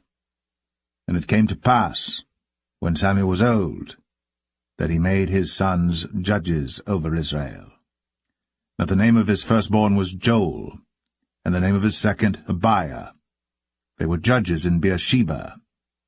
And his sons walked not in his ways, but turned aside after lucre, and took bribes, and perverted judgment. And all the elders of Israel gathered themselves together, and came to Samuel unto Ramah, and said unto him, Behold, thou art old, and thy sons walk not in thy ways. Now make us a king to judge us like all the nations. But the thing displeased Samuel, when they said, Give us a king to judge us. And Samuel prayed unto the Lord. And the Lord said unto Samuel, Hearken unto the voice of the people, in all that they say unto thee. For they have not rejected thee, but they have rejected me, that I should not reign over them. According to all the works which they have done since the day that I brought them up out of Egypt, even unto this day, wherewith they have forsaken me, and served other gods, so do they also unto thee. Now therefore hearken unto their voice, howbeit yet protest solemnly unto them, and show them the manner of the king that shall reign over them. And Samuel told all the words of the Lord unto the people that asked of him a king. And he said, This will be the manner of the king that shall reign over you. He will take your sons, and appoint them for himself, for his chariots, and to be his horsemen, and some shall run before his chariots. And he will appoint him captains over thousands, and captains over 50s, and will set them to ear his ground, and to reap his harvest, and to make his instruments of war, and instruments of his chariots. And he will take your daughters to be confectionaries, and to be cooks, and to be bakers. And he will take your fields and your vineyards and your oliveyards, even the best of them, and give them to his servants. And he will take the tenth of your seed and of your vineyards, and give to his officers and to his servants. And he will take your men-servants and your maidservants and your goodliest young men and your asses, and put them to his work. He will take the tenth of your sheep, and ye shall be his servants. And ye shall cry out in that day because of your king which ye shall have chosen you. And the Lord will not hear you in that day. Nevertheless, the people refused to obey the voice of Samuel, and they said, Nay, but we will have a king over us, that we also may be like all the nations, and that our king may judge us, and go out before us, and fight our battles. And Samuel heard all the words of the people, and he rehearsed them in the ears of the Lord. And the Lord said to Samuel, Hearken unto their voice, and make them a king. And Samuel said unto the men of Israel, Go ye every man unto his city.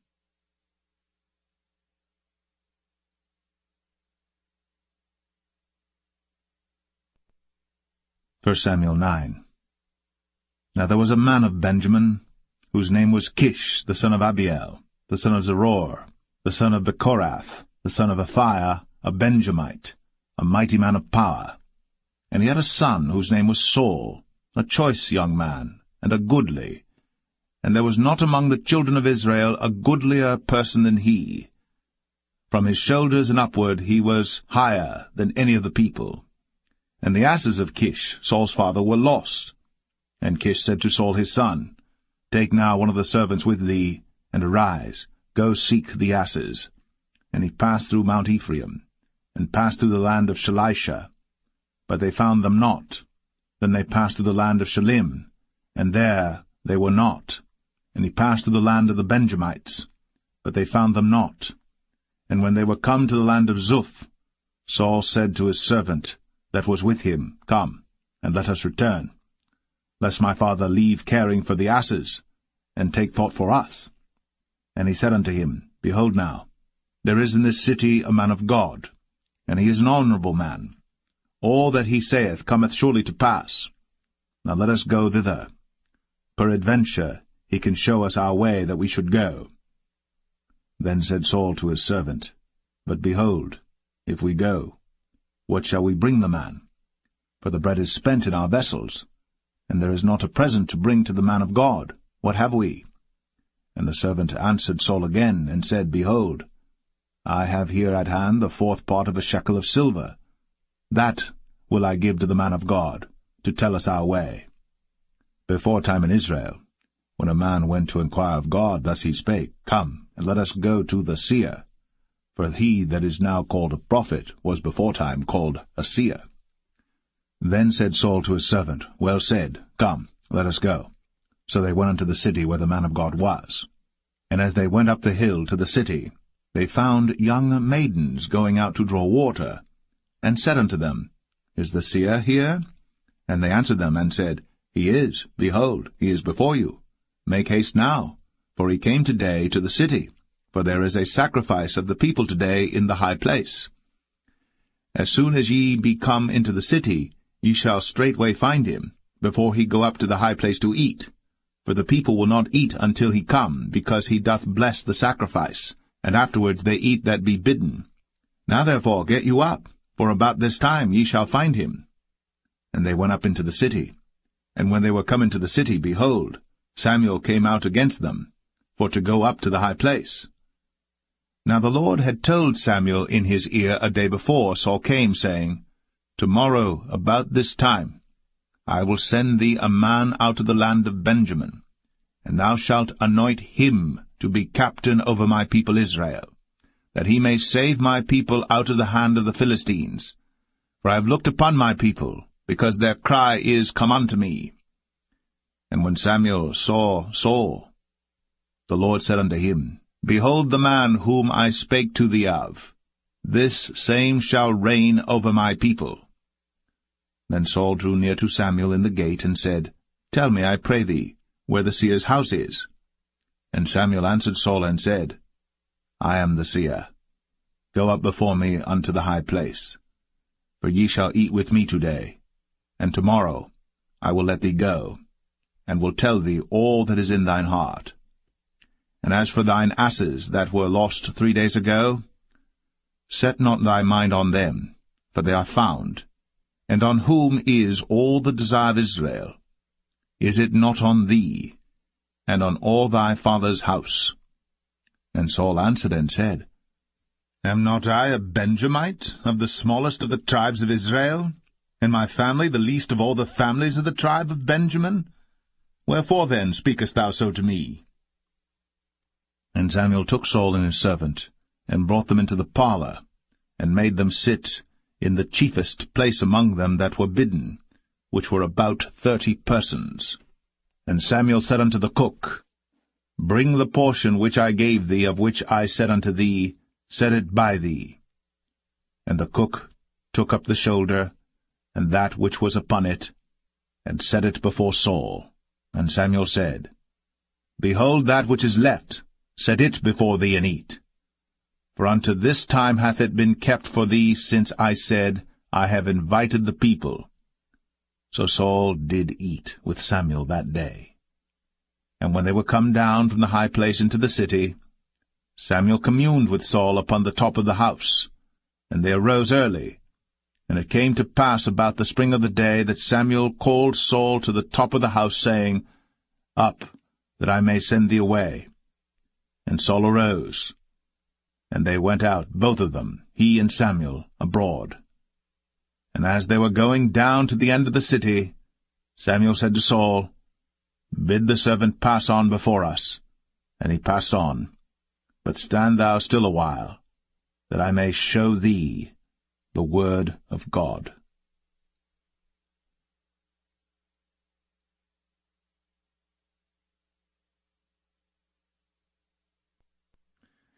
1 Samuel 10.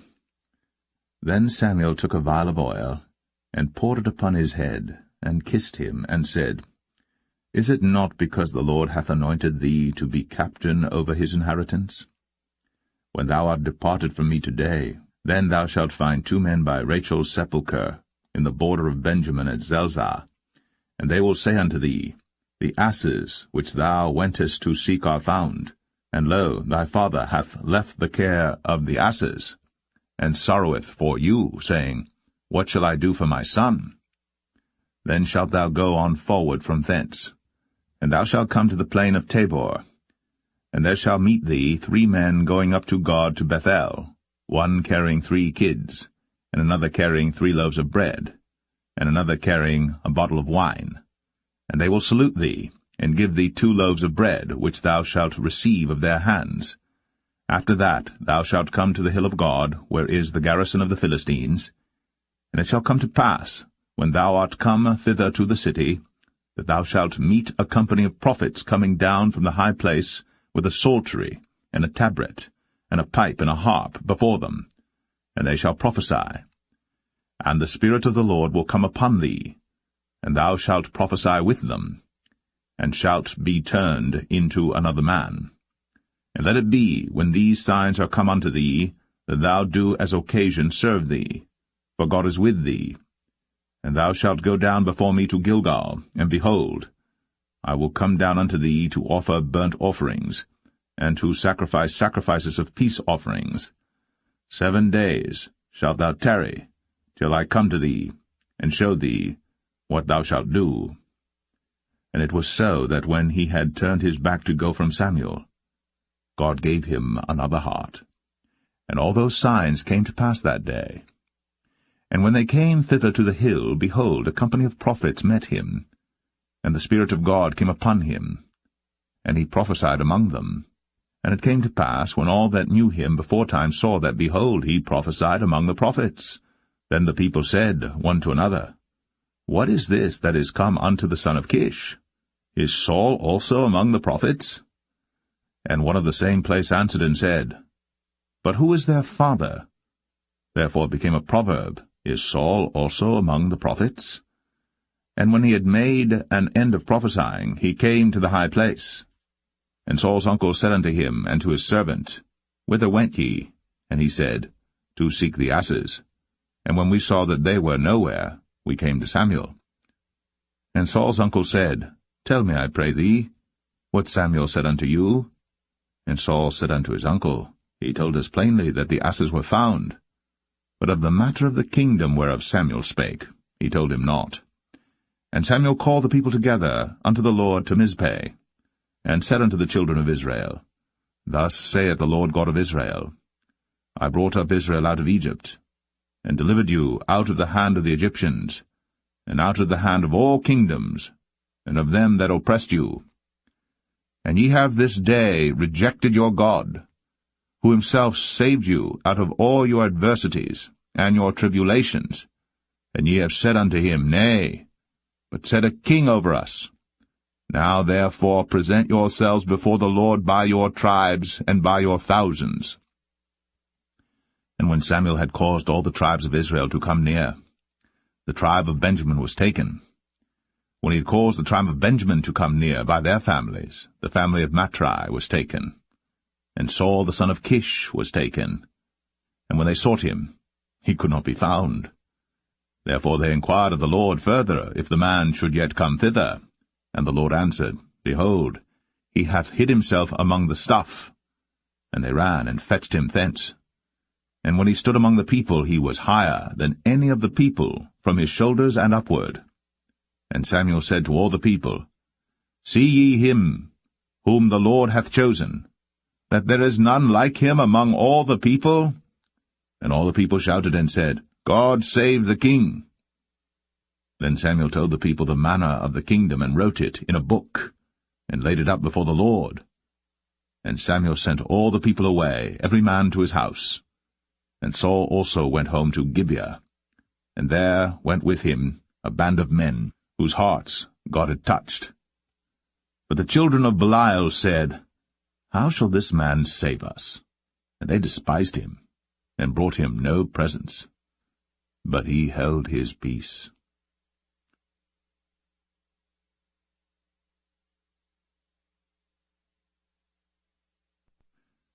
1 Samuel 11. Then Nahash the Ammonite came up, and encamped against Jabesh-Gilead. And all the men of Jabesh said unto Nahash, Make a covenant with us, and we will serve thee. And Nahash the Ammonite answered them, On this condition will I make a covenant with you, that I may thrust out all your right eyes, and lay it for a reproach upon all Israel. And the elders of Jabesh said unto him, Give us 7 days' respite, that we may send messengers unto all the coasts of Israel, and then, if there be no man to save us, we will come out to thee. Then came the messengers to Gibeah of Saul, and told the tidings in the ears of the people. And all the people lifted up their voices and wept. And behold, Saul came after the herd out of the field, and Saul said, What aileth the people, that they weep? And they told him the tidings of the men of Jabesh. And the Spirit of God came upon Saul when he heard those tidings, and his anger was kindled greatly. And he took a yoke of oxen, and hewed them in pieces, and sent them throughout all the coast of Israel by the hands of messengers, saying, Whosoever cometh not forth after Saul and after Samuel, so shall it be done unto his oxen. And the fear of the Lord fell on the people, and they came out with one consent. And when he numbered them in Bezek, the children of Israel were 300,000, and the men of Judah 30,000. And they said unto the messengers that came, Thus shall ye say unto the men of Jabesh-Gilead, Tomorrow by that time the sun be hot, ye shall have help. And the messengers came and showed it to the men of Jabesh, and they were glad. Therefore the men of Jabesh said, Tomorrow we will come out unto you, and ye shall do with us all that seemeth good unto you. And it was so in the morrow, that Saul put the people in 3 companies, and they came into the midst of the host in the morning watch, and slew the Ammonites until the heat of the day. And it came to pass that they which remained were scattered, so that 2 of them were not left together. And the people said unto Samuel, Who is he that said, Shall Saul reign over us? Bring the men, that we may put them to death. And Saul said, There shall not a man be put to death this day, for today the Lord hath wrought salvation in Israel. Then said Samuel to the people, Come, and let us go to Gilgal, and renew the kingdom there.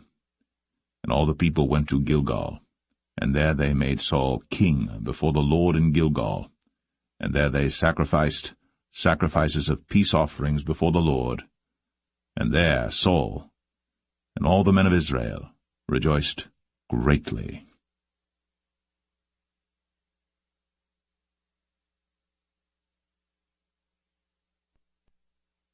1 Samuel 12. And Samuel said unto all Israel, Behold, I have hearkened unto your voice in all that ye said unto me, and have made a king over you.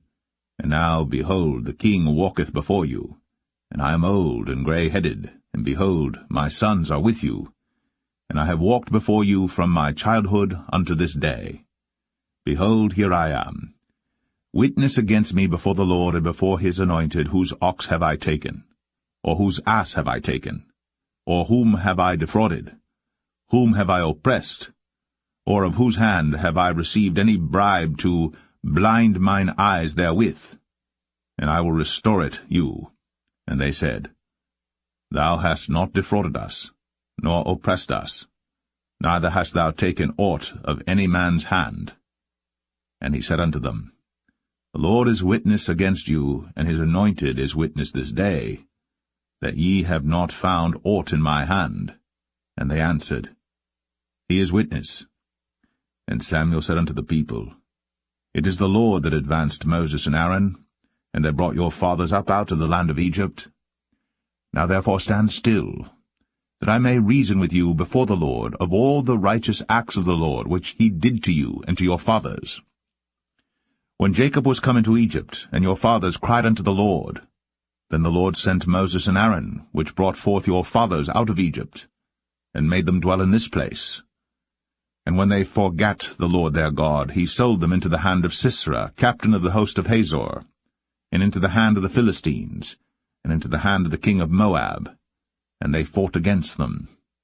And they cried unto the Lord, and said, We have sinned, because we have forsaken the Lord, and have served Balaam and Ashtoreth. But now deliver us out of the hand of our enemies, and we will serve thee. And the Lord sent Jerubbaal, and Bedan, and Jephthah, and Samuel, and delivered you out of the hand of your enemies on every side, and ye dwelled safe. And when ye saw that Nahash the king of the children of Ammon came against you, ye said unto me, Nay, but a king shall reign over us, when the Lord your God was your king. Now therefore, behold, the king whom ye have chosen, and whom ye have desired, and behold, the Lord hath set a king over you. If ye will fear the Lord, and serve him, and obey his voice, and not rebel against the commandment of the Lord, then shall both ye and also the king that reigneth over you continue following the Lord your God.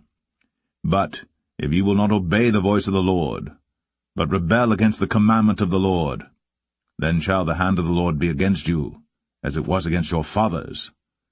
Now therefore stand and see this great thing which the Lord will do before your eyes. Is it not wheat harvest today? I will call unto the Lord, and he shall send thunder and rain, that ye may perceive and see that your wickedness is great, which ye have done in the sight of the Lord in asking you a king. So Samuel called unto the Lord, and the Lord sent thunder and rain that day. And all the people greatly feared the Lord and Samuel. And all the people said unto Samuel, Pray for thy servants unto the Lord thy God, that we die not, for we have added unto all our sins this evil, to ask us a king. And Samuel said unto the people, Fear not, ye have done all this wickedness. Yet turn not aside from following the Lord, but serve the Lord with all your heart. And turn ye not aside, For then should ye go after vain things which cannot profit nor deliver, for they are vain. For the Lord will not forsake his people for his great name's sake, because it hath pleased the Lord to make you his people. Moreover, as for me, God forbid that I should sin against the Lord in ceasing to pray for you. But I will teach you the good and the right way. Only fear the Lord, and serve him in truth with all your heart. For consider how great things he hath done for you. But if ye shall still do wickedly, ye shall be consumed, both ye and your king.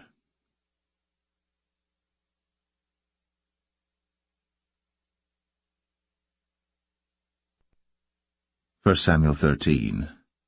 Saul reigned 1 year. And when he had reigned 2 years over Israel, Saul chose him 3,000 men of Israel, whereof 2,000 were with Saul in Michmash and in Mount Bethel, and 1,000 were with Jonathan in Gibeah of Benjamin. And the rest of the people he sent every man to his tent. And Jonathan smote the garrison of the Philistines that was in Geba. And the Philistines heard of it. And Saul blew the trumpet throughout all the land, saying, Let the Hebrews hear. And all Israel heard say that Saul had smitten a garrison of the Philistines, and that Israel also was had in abomination with the Philistines. And the people were called together after Saul to Gilgal. And the Philistines gathered themselves together to fight with Israel, 30,000 chariots and 6,000 horsemen, and people as the sand which is on the seashore in multitude. And they came up, and pitched in Michmash, eastward from Bethaven. When the men of Israel saw that they were in a strait, for the people were distressed, then the people did hide themselves in caves, and in thickets, and in rocks, and in high places, and in pits. And some of the Hebrews went over Jordan to the land of Gad and Gilead. As for Saul, he was yet in Gilgal, and all the people followed him, trembling. And he tarried 7 days according to the set time that Samuel had appointed. But Samuel came not to Gilgal, and the people were scattered from him. And Saul said, Bring hither a burnt offering to me, and peace offerings. And he offered the burnt offering. And it came to pass that as soon as he had made an end of offering the burnt offering, behold, Samuel came. And Saul went out to meet him, that he might salute him. And Samuel said, What hast thou done? And Saul said, Because I saw that the people were scattered from me, and that thou camest not within the days appointed, and that the Philistines gathered themselves together at Michmash. Therefore said I, The Philistines will come down now upon me to Gilgal, and I have not made supplication unto the Lord. I forced myself therefore, and offered a burnt offering. And Samuel said to Saul, Thou hast done foolishly. Thou hast not kept the commandment of the Lord thy God, which he commanded thee. For now would the Lord have established thy kingdom upon Israel forever. But now thy kingdom shall not continue. The Lord hath sought him a man after his own heart. And the Lord hath commanded him to be captain over his people, because thou hast not kept that which the Lord commanded thee. And Samuel arose, and gat him up from Gilgal unto Gibeah of Benjamin. And Saul numbered the people that were present with him about 600 men. And Saul and Jonathan his son, and the people that were present with him, abode in Gibeah of Benjamin. But the Philistines encamped in Michmash. And the spoilers came out of the camp of the Philistines in 3 companies. 1 company turned unto the way that leadeth to Ophrah, unto the land of Shual. And another company turned the way to Bethhoron. And another company turned to the way of the border that looketh to the valley of Zeboim, toward the wilderness. Now there was no smith found throughout all the land of Israel. For the Philistines said, Lest the Hebrews make them swords or spears. But all the Israelites went down to the Philistines to sharpen every man his share, and his coulter, and his axe, and his mattock. Yet they had a file for the mattocks, and for the coulters, and for the forks, and for the axes, and to sharpen the goads. So it came to pass in the day of battle that there was neither sword nor spear found in the hand of any of the people that were with Saul and Jonathan. But with Saul and with Jonathan his son was there found. And the garrison of the Philistines went out to the passage of Michmash.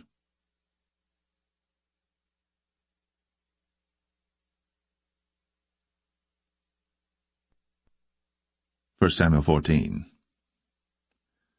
Now it came to pass upon a day that Jonathan the son of Saul said unto the young man that bare his armor, Come, and let us go over to the Philistines' garrison that is on the other side. But he told not his father. And Saul tarried in the uttermost part of Gibeah, under a pomegranate tree which is in Migron, and the people that were with him were about 600 men. And Ahiah, the son of Ahitub, Ichabod's brother, the son of Phinehas, the son of Eli, the Lord's priest in Shiloh, wearing an ephod. And the people knew not that Jonathan was gone. And between the passages, by which Jonathan sought to go over unto the Philistines' garrison, there was a sharp rock on the one side, and a sharp rock on the other side. And the name of the one was Bozez, and the name of the other Sinai. The forefront of the one was situate northward over against Michmash, and the other southward over against Gibeah. And Jonathan said to the young men that bare his armor, Come, and let us go over unto the garrison of these uncircumcised. It may be that the Lord will work for us, for there is no restraint to the Lord to save by many or by few. And his armor-bearer said unto him, Do all that is in thine heart, turn thee, behold, I am with thee according to thy heart. Then said Jonathan, Behold, we will pass over unto these men, and we will discover ourselves unto them. If they say thus unto us, Tarry until we come to you, then we will stand still in our place, and will not go up unto them. But if they say thus, Come up unto us, then we will go up, for the Lord hath delivered them into our hand, and this shall be a sign unto us. And both of them discovered themselves unto the garrison of the Philistines. And the Philistines said, Behold, the Hebrews come forth out of the holes where they had hid themselves. And the men of the garrison answered Jonathan and his armor-bearer, and said, Come up to us, and we will show you a thing. And Jonathan said unto his armor-bearer, Come up after me, for the Lord hath delivered them into the hand of Israel. And Jonathan climbed up upon his hands and upon his feet, and his armor-bearer after him, and they fell before Jonathan, and his armor-bearer slew after him. And that first slaughter which Jonathan and his armor-bearer made was about 20 men, within as it were an half acre of land, which a yoke of oxen might plough. And there was trembling in the host, in the field, and among all the people. The garrison and the spoilers, they also trembled, and the earth quaked. So it was a very great trembling. And the watchmen of Saul and Gibeah of Benjamin looked, and behold, the multitude melted away, and they went on beating down one another. Then said Saul unto the people that were with him, Number now, and see who is gone from us. And when they had numbered, behold, Jonathan and his armor-bearer were not there. And Saul said unto Ahiah, Bring hither the ark of God. For the ark of God was at that time with the children of Israel. And it came to pass, while Saul talked unto the priest, that the noise that was in the host of the Philistines went on and increased. And Saul said unto the priest, Withdraw thine hand. And Saul and all the people that were with him assembled themselves. And they came to the battle. And behold, every man's sword was against his fellow, and there was a very great discomfiture. Moreover, the Hebrews that were with the Philistines before that time, which went up with them into the camp from the country round about, even they also turned to be with the Israelites that were with Saul and Jonathan. Likewise all the men of Israel, which had hid themselves in Mount Ephraim, when they heard that the Philistines fled, even they also followed hard after them in the battle. So the Lord saved Israel that day. And the battle passed over unto Bethaven. And the men of Israel were distressed that day. For Saul had adjured the people, saying, Cursed be the man that eateth any food until evening, that I may be avenged on mine enemies. So none of the people tasted any food. And all they of the land came to a wood, and there was honey upon the ground. And when the people were come into the wood, behold, the honey dropped. But no man put his hand to his mouth, for the people feared the oath. But Jonathan heard not, when his father charged the people with the oath, wherefore he put forth the end of the rod that was in his hand, and dipped it in an honeycomb, and put his hand to his mouth, and his eyes were enlightened. Then answered one of the people, and said, Thy father straitly charged the people with an oath, saying, Cursed be the man that eateth any food this day. And the people were faint. Then said Jonathan, My father hath troubled the land, See, I pray you, how mine eyes have been enlightened, because I tasted a little of this honey. How much more, if haply the people had eaten freely today of the spoil of their enemies which they found? For had there not been now a much greater slaughter among the Philistines? And they smote the Philistines that day, from Michmash to Ailon. And the people were very faint. And the people flew upon the spoil, and took sheep and oxen and calves, and slew them on the ground. And the people did eat them with the blood. Then they told Saul, saying, Behold, the people sin against the Lord, in that they eat with the blood. And he said, Ye have transgressed. Roll a great stone unto me this day. And Saul said, Disperse yourselves among the people, and say unto them, Bring me hither every man his ox, and every man his sheep, and slay them here, and eat, and sin not against the Lord in eating with the blood. And all the people brought every man his ox with him that night, and slew them there. And Saul built an altar unto the Lord. The same was the first altar that he built unto the Lord. And Saul said, Let us go down after the Philistines by night, and spoil them until the morning light, and let us not leave a man of them. And they said, Do whatsoever seemeth good unto thee. Then said the priest, Let us draw near hither unto God. And Saul asked counsel of God, Shall I go down after the Philistines? Wilt thou deliver them into the hand of Israel? But he answered him not that day. And Saul said, Draw ye near hither, all the chief of the people, and know and see wherein this sin hath been this day. For as the Lord liveth, which saveth Israel, though it be in Jonathan my son, he shall surely die. But there was not a man among all the people that answered him. Then said he unto all Israel, Be ye on one side, and I and Jonathan my son will be on the other side. And the people said unto Saul, Do what seemeth good unto thee. Therefore Saul said unto the Lord God of Israel, Give a perfect lot. And Saul and Jonathan were taken, but the people escaped. And Saul said, Cast lots between me and Jonathan my son. And Jonathan was taken. Then Saul said to Jonathan, Tell me what thou hast done. And Jonathan told him, and said, I did but taste a little honey with the end of the rod that was in mine hand, and lo, I must die. And Saul answered, God do so and more also, for thou shalt surely die, Jonathan. And the people said unto Saul, Shall Jonathan die, who hath wrought this great salvation in Israel? God forbid, as the Lord liveth. There shall not one hair of his head fall to the ground, for he hath wrought with God this day. So the people rescued Jonathan, that he died not. Then Saul went up from following the Philistines, and the Philistines went to their own place. So Saul took the kingdom over Israel, and fought against all his enemies on every side, against Moab, and against the children of Ammon, and against Edom, and against the kings of Zobah, and against the Philistines, and whithersoever he turned himself, he vexed them. And he gathered an host, and smote the Amalekites, and delivered Israel out of the hands of them that spoiled them. Now the sons of Saul were Jonathan and Ishuai, and Melch-Ishuai.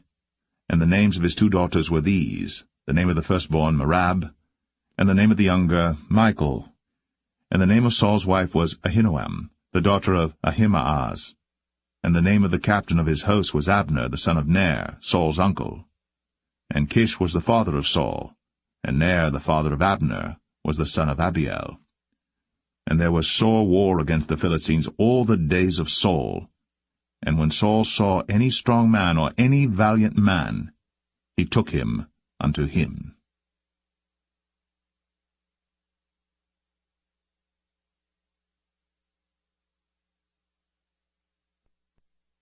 1 Samuel 15. Samuel also said unto Saul, The Lord sent me to anoint thee to be king over his people, over Israel. Now therefore hearken thou unto the voice of the words of the Lord. Thus saith the Lord of hosts, I remember that which Amalek did to Israel, how he laid wait for him in the way when he came up from Egypt. Now go, and smite Amalek, and utterly destroy all that they have, and spare them not, but slay both man and woman, infant and suckling, ox and sheep, camel and ass. And Saul gathered the people together, and numbered them in Telaim 200,000 footmen, and 10,000 men of Judah. And Saul came to a city of Amalek, and laid wait in the valley. And Saul said unto the Kenites, Go, depart, get you down from among the Amalekites, lest I destroy you with them.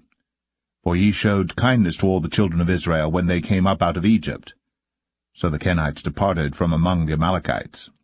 And Saul smote the Amalekites from Havilah until thou comest to Shur, that is over against Egypt. And he took Agag, the king of the Amalekites, alive, and utterly destroyed all the people with the edge of the sword. But Saul and the people spared Agag, and the best of the sheep, and of the oxen, and of the fatlings, and the lambs, and all that was good, and would not utterly destroy them. But everything that was vile and refuse, that they destroyed utterly. Then came the word of the Lord unto Samuel, saying, It repenteth me that I have set up Saul to be king, for he is turned back from following me, and hath not performed my commandments. And it grieved Samuel, and he cried unto the Lord all night. And when Samuel rose early to meet Saul in the morning, it was told Samuel, saying, Saul came to Carmel, and behold, he set him up a place, and is gone about, and passed on, and gone down to Gilgal. And Samuel came to Saul, and Saul said unto him, Blessed be thou of the Lord, I have performed the commandment of the Lord. And Samuel said, What meaneth then this bleating of the sheep in mine ears, and the lowing of the oxen which I hear? And Saul said, They have brought them from the Amalekites, for the people spared the best of the sheep and of the oxen to sacrifice unto the Lord thy God, and the rest we have utterly destroyed. Then Samuel said unto Saul, Stay, and I will tell thee what the Lord hath said to me this night. And he said unto him, Say on. And Samuel said, When thou wast little in thine own sight, wast thou not made the head of the tribes of Israel? And the Lord anointed thee king over Israel? And the Lord sent thee on a journey, and said, Go, and utterly destroy the sinners, the Amalekites, and fight against them until they be consumed. Wherefore then didst thou not obey the voice of the Lord, but didst fly upon the spoil, and didst evil in the sight of the Lord? And Saul said unto Samuel, Yea, I have obeyed the voice of the Lord, and have gone the way which the Lord sent me, and have brought Agag, the king of Amalek, and have utterly destroyed the Amalekites. But the people took of the spoil sheep and oxen, the chief of the things which should have been utterly destroyed, to sacrifice unto the Lord thy God in Gilgal. And Samuel said, Hath the Lord as great delight in burnt offerings and sacrifices as in obeying the voice of the Lord? Behold, to obey is better than sacrifice, and to hearken than the fat of rams. For rebellion is as the sin of witchcraft, and stubbornness is as iniquity and idolatry. Because thou hast rejected the word of the Lord, he hath also rejected thee from being king. And Saul said unto Samuel, I have sinned, for I have transgressed the commandment of the Lord, and thy words, because I feared the people, and obeyed their voice. Now therefore, I pray thee, pardon my sin, and turn again with me, that I may worship the Lord. And Samuel said unto Saul, I will not return with thee, for thou hast rejected the word of the Lord, and the Lord hath rejected thee from being king over Israel. And as Samuel turned about to go away, he laid hold upon the skirt of his mantle, and it rent. And Samuel said unto him, The Lord hath rent the kingdom of Israel from thee this day, and hath given it to a neighbor of thine, that is better than thou. And also the strength of Israel will not lie nor repent, for he is not a man that he should repent. Then he said, I have sinned. Yet honor me now, I pray thee, before the elders of my people, and before Israel, and turn again with me, that I may worship the Lord thy God. So Samuel turned again after Saul, and Saul worshipped the Lord. Then said Samuel, Bring ye hither to me Agag the king of the Amalekites. And Agag came unto him delicately, and Agag said, Surely the bitterness of death is past. And Samuel said, As thy sword hath made women childless, so shall thy mother be childless among women. And Samuel hewed Agag in pieces before the Lord in Gilgal. Then Samuel went to Ramah, and Saul went up to his house to Gibeah of Saul. And Samuel came no more to see Saul until the day of his death. Nevertheless Samuel mourned for Saul, and the Lord repented that he had made Saul king over Israel.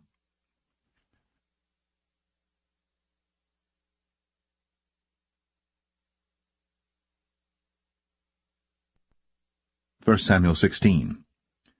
And the Lord said unto Samuel, How long wilt thou mourn for Saul, seeing I have rejected him from reigning over Israel?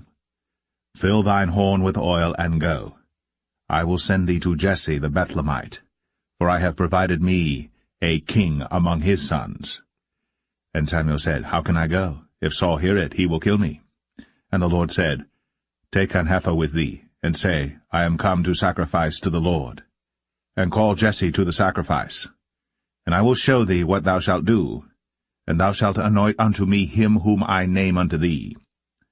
And Samuel did that which the Lord spake, and came to Bethlehem. And the elders of the town trembled at his coming, and said, Comest thou peaceably? And he said, Peaceably. I am come to sacrifice unto the Lord. Sanctify yourselves, and come with me to the sacrifice. And he sanctified Jesse and his sons, and called them to the sacrifice. And it came to pass, when they were come, that he looked on Eliab, and said, Surely the Lord's anointed is before him. But the Lord said unto Samuel, Look not on his countenance, or on the height of his stature, because I have refused him. For the Lord seeth not as man seeth. For man looketh on the outward appearance, but the Lord looketh on the heart. Then Jesse called Abinadab, and made him pass before Samuel, and he said, Neither hath the Lord chosen this. Then Jesse made Shammah to pass by, and he said, Neither hath the Lord chosen this. Again Jesse made 7 of his sons to pass before Samuel. And Samuel said unto Jesse, The Lord hath not chosen these. And Samuel said unto Jesse, Are here all thy children? And he said, There remaineth yet the youngest, and behold, he keepeth the sheep. And Samuel said unto Jesse, Send and fetch him, for we will not sit down till he come hither. And he sent and brought him in.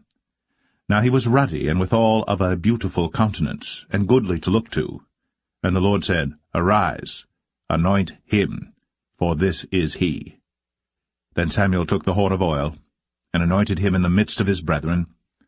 And the Spirit of the Lord came upon David from that day forward.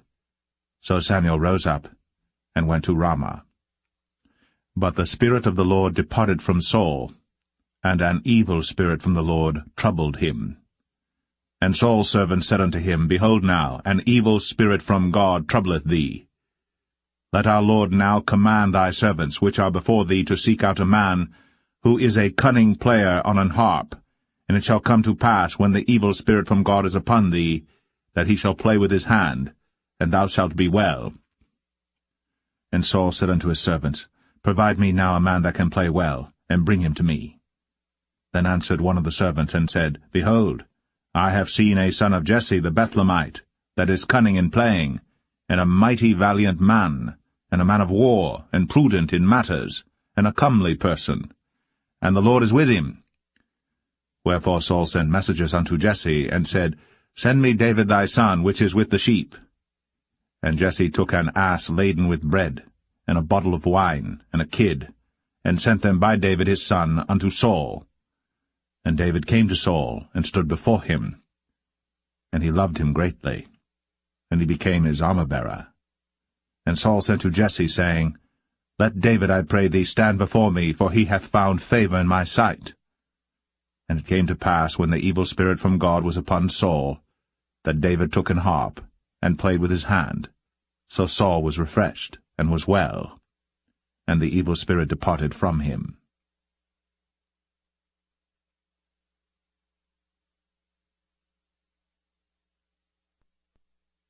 1 Samuel 17. Now the Philistines gathered together their armies to battle, and were gathered together at Shochoh, which belongeth to Judah, and pitched between Shochoh and Azekah in Ephes-dammim. And Saul and the men of Israel were gathered together, and pitched by the valley of Elah, and set the battle in array against the Philistines.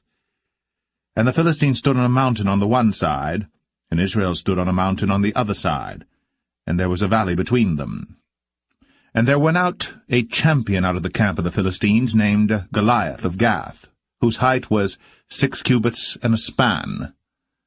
And he had an helmet of brass upon his head, and he was armed with a coat of mail, and the weight of the coat was 5,000 shekels of brass.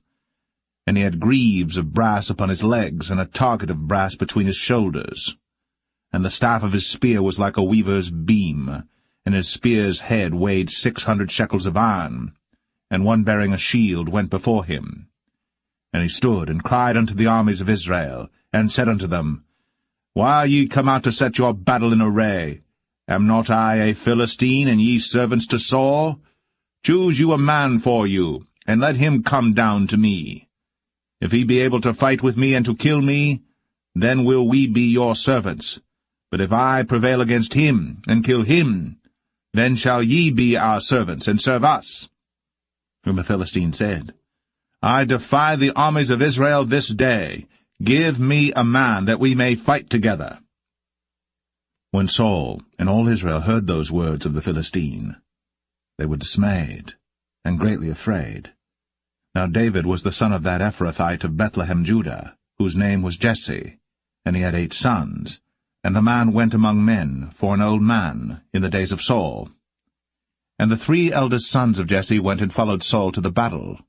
And the names of his 3 sons that went to the battle were Eliab the firstborn, and next unto him Abinadab, and the third Shammah. And David was the youngest, and the 3 eldest followed Saul. But David went and returned from Saul to feed his father's sheep at Bethlehem. And the Philistine drew near morning and evening, and presented himself 40 days.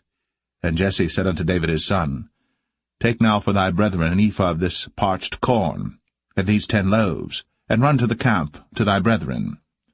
And carry these 10 cheeses unto the captain of their 1,000, and look how thy brethren fare, and take their pledge. Now Saul and they, and all the men of Israel, were in the valley of Elah, fighting with the Philistines. And David rose up early in the morning, and left the sheep with a keeper, and took and went, as Jesse had commanded him. And he came to the trench, as the host was going forth to the fight, and shouted for the battle. For Israel and the Philistines had put the battle in array, army against army. And David left his carriage in the hand of the keeper of the carriage, and ran into the army, and came and saluted his brethren.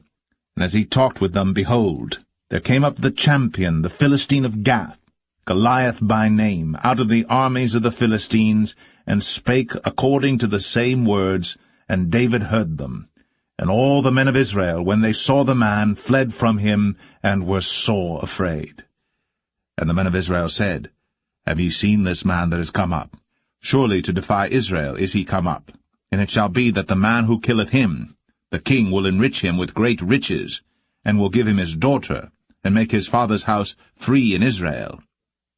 And David spake to the men that stood by him, saying, What shall be done to the man that killeth this Philistine, and taketh away the reproach from Israel? For who is this uncircumcised Philistine, that he should defy the armies of the living God? And the people answered him after this manner, saying, So shall it be done to the man that killeth him. And Eliab, his eldest brother, heard when he spake unto the men.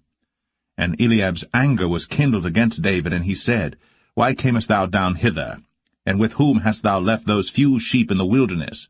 I know thy pride, and the naughtiness of thine heart, for thou art come down that thou mightest see the battle. And David said, What have I now done? Is there not a cause? And he turned from him toward another, and spake after the same manner. And the people answered him again after the former manner. And when the words were heard which David spake, they rehearsed them before Saul. And he sent for him. And David said to Saul, Let no man's heart fail because of him. Thy servant will go and fight with this Philistine. And Saul said to David, Thou art not able to go against this Philistine to fight with him, for thou art but a youth, and he a man of war from his youth. And David said unto Saul, Thy servant kept his father's sheep, and there came a lion and a bear, and took a lamb out of the flock. And I went out after him, and smote him, and delivered it out of his mouth. And when he arose against me, I caught him by his beard, and smote him, and slew him. Thy servant slew both the lion and the bear, and this uncircumcised Philistine shall be as one of them, seeing he hath defied the armies of the living God. David said, moreover, The Lord that delivered me out of the paw of the lion, and out of the paw of the bear, he will deliver me out of the hand of this Philistine. And Saul said unto David, Go, and the Lord be with thee. And Saul armed David with his armor, and he put an helmet of brass upon his head. Also he armed him with a coat of mail. And David girded his sword upon his armor, and he essayed to go, for he had not proved it. And David said unto Saul, I cannot go with these, for I have not proved them. And David put them off him. And he took his staff in his hand, and chose him 5 smooth stones out of the brook, and put them in a shepherd's bag which he had, even in a scrip, and his sling was in his hand. And he drew near to the Philistine. And the Philistine came on and drew near unto David. And the man that bare the shield went before him. And when the Philistine looked about and saw David, he disdained him, for he was but a youth, and ruddy, and of a fair countenance. And the Philistine said unto David, Am I a dog that thou comest to me with staves? And the Philistine cursed David by his gods. And the Philistine said to David, Come to me, and I will give thy flesh unto the fowls of the air, and to the beasts of the field. Then said David to the Philistine, Thou comest to me with a sword, and with a spear, and with a shield. But I come to thee in the name of the Lord of hosts, the God of the armies of Israel, whom thou hast defied. This day will the Lord deliver thee into mine hand, and I will smite thee, and take thine head from thee. And I will give the carcasses of the host of the Philistines this day unto the fowls of the air, and to the wild beasts of the earth, that all the earth may know that there is a God in Israel. And all this assembly shall know that the Lord saveth not with sword and spear, for the battle is the Lord's, and he will give you into our hands. And it came to pass, when the Philistine arose, and came and drew nigh to meet David, that David hasted, and ran toward the army to meet the Philistine.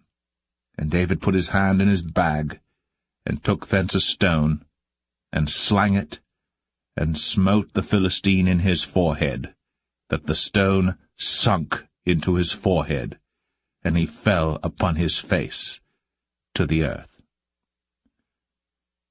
So David prevailed over the Philistine with a sling and with a stone, and smote the Philistine, and slew him. But there was no sword in the hand of David. Therefore David ran, and stood upon the Philistine, and took his sword, and drew it out of the sheath thereof, and slew him, and cut off his head therewith. And when the Philistines saw their champion was dead, they fled. And the men of Israel and of Judah arose, and shouted, and pursued the Philistines until thou come to the valley, and to the gates of Ekron. And the wounded of the Philistines fell down by the way to Sharaim, even unto Gath and unto Ekron. And the children of Israel returned from chasing after the Philistines, and they spoiled their tents. And David took the head of the Philistine, and brought it to Jerusalem, but he put his armor in his tent. And when Saul saw David go forth against the Philistines, he said unto Abner, the captain of the host, Abner, whose son is this youth? And Abner said, As thy soul liveth, O king, I cannot tell. And the king said, Inquire thou whose son the stripling is. And as David returned from the slaughter of the Philistine, Abner took him, and brought him before Saul with the head of the Philistine in his hand. And Saul said to him, Whose son art thou, thou young man? And David answered, I am the son of thy servant Jesse, the Bethlehemite.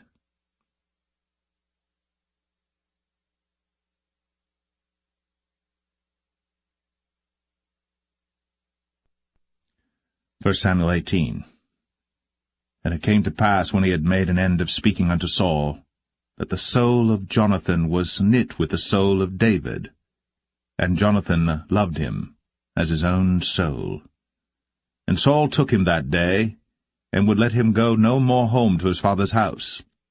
Then Jonathan and David made a covenant, because he loved him as his own soul. And Jonathan stripped himself of the robe that was upon him, and gave it to David, and his garments, even to his sword, and to his bow, and to his girdle. And David went out whithersoever Saul sent him, and behaved himself wisely. And Saul set him over the men of war, and he was accepted in the sight of all the people, and also in the sight of Saul's servants. And it came to pass, as they came, when David was returned from the slaughter of the Philistine, that women came out of all cities of Israel, singing and dancing to meet King Saul, with tabrets, with joy, and with instruments of music. And the women answered one another as they played, and said, Saul hath slain his thousands, and David his 10,000s. And Saul was very wroth. And the saying displeased him, and he said, They have ascribed unto David 10,000s, and to me they have ascribed but thousands. And what can he have more but the kingdom? And Saul eyed David from that day and forward. And it came to pass on the morrow that the evil spirit from God came upon Saul, and he prophesied in the midst of the house. And David played with his hand, as at other times. And there was a javelin in Saul's hand. And Saul cast the javelin, for he said, I will smite David even to the wall with it. And David avoided out of his presence twice. And Saul was afraid of David, because the Lord was with him, and was departed from Saul. Therefore Saul removed him from him, and made him his captain over 1,000, and he went out and came in before the people. And David behaved himself wisely in all his ways, and the Lord was with him. Wherefore when Saul saw that he behaved himself very wisely, he was afraid of him. But all Israel and Judah loved David, because he went out and came in before them. And Saul said to David, Behold my elder daughter Merab, her will I give thee to wife. Only be thou valiant for me, and fight the Lord's battles. For Saul said, Let not mine hand be upon him, but let the hand of the Philistines be upon him. And David said unto Saul, Who am I, and what is my life, or my father's family in Israel, that I should be son-in-law to the king? But it came to pass at the time when Merab, Saul's daughter, should have been given to David, that she was given unto Adriel, the Maholathite, to wife. And Michal, Saul's daughter, loved David. And they told Saul, and the thing pleased him. And Saul said, I will give him her, that she may be a snare to him, and that the hand of the Philistines may be against him. Wherefore Saul said to David, Thou shalt this day be my son-in-law in the one of the twain. And Saul commanded his servants, saying, Commune with David secretly, and say, Behold, the king hath delight in thee, and all his servants love thee. Now therefore be the king's son-in-law. And Saul's servant spake those words in the ears of David. And David said, Seemeth it to you a light thing to be a king's son-in-law, seeing that I am a poor man, and lightly esteemed? And the servants of Saul told him, saying, On this manner spake David. And Saul said, Thus shall ye say to David, The king desireth not any dowry, but 100 foreskins of the Philistines to be avenged of the king's enemies. But Saul thought to make David fall by the hand of the Philistines. And when his servants told David these words, it pleased David well to be the king's son-in-law, and the days were not expired. Wherefore David arose, and went, he and his men, and slew of the Philistines 200 men. And David brought their foreskins, and they gave them in full tale to the king, that he might be the king's son-in-law. And Saul gave him Michal his daughter to wife. And Saul saw and knew that the Lord was with David, and that Michal, Saul's daughter, loved him. And Saul was yet the more afraid of David, and Saul became David's enemy continually. Then the princes of the Philistines went forth, and it came to pass after they went forth that David behaved himself more wisely than all the servants of Saul, so that his name was much set by.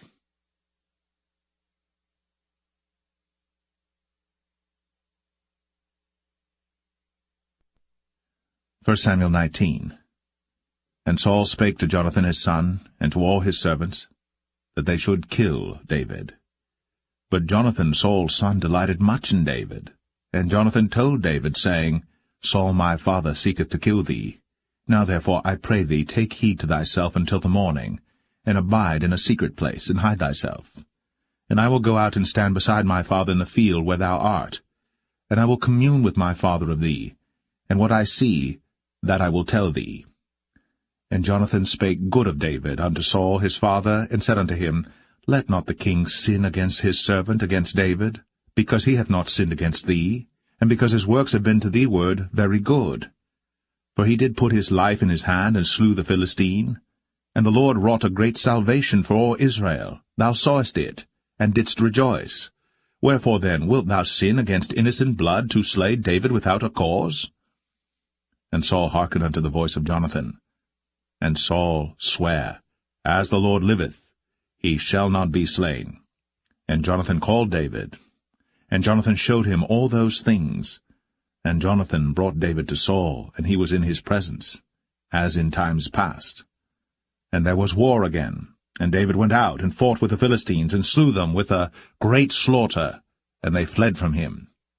And the evil spirit from the Lord was upon Saul, as he sat in his house with his javelin in his hand.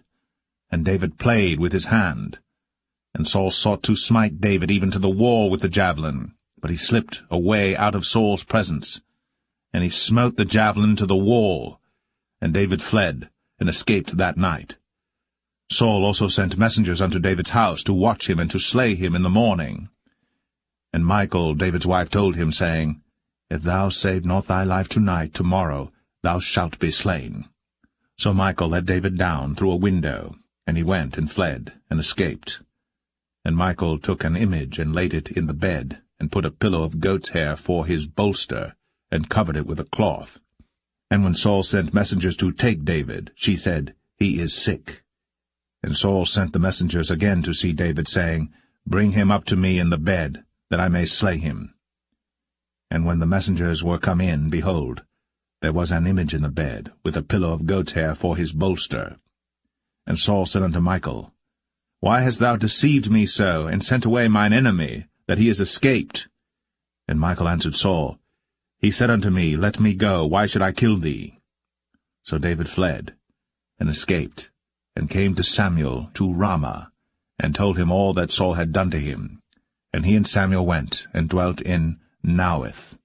And it was told Saul, saying, Behold, David is at Naueth in Ramah. And Saul sent messengers to take David. And when they saw the company of the prophets prophesying, and Samuel standing as appointed over them, the Spirit of God was upon the messengers of Saul, and they also prophesied. And when it was told Saul, he sent other messengers, and they prophesied likewise. And Saul sent messengers again the third time, and they prophesied also. Then went he also to Ramah, and came to a great well that is in Sechu. And he asked and said, Where are Samuel and David? And one said, Behold, they be at Naueth in Ramah. And he went thither to Naueth in Ramah. And the Spirit of God was upon him also. And he went on, and prophesied, until he came to Naueth in Ramah. And he stripped off his clothes also, and prophesied before Samuel in like manner, and lay down naked all that day, and all that night. Wherefore they say, Is Saul also among the prophets?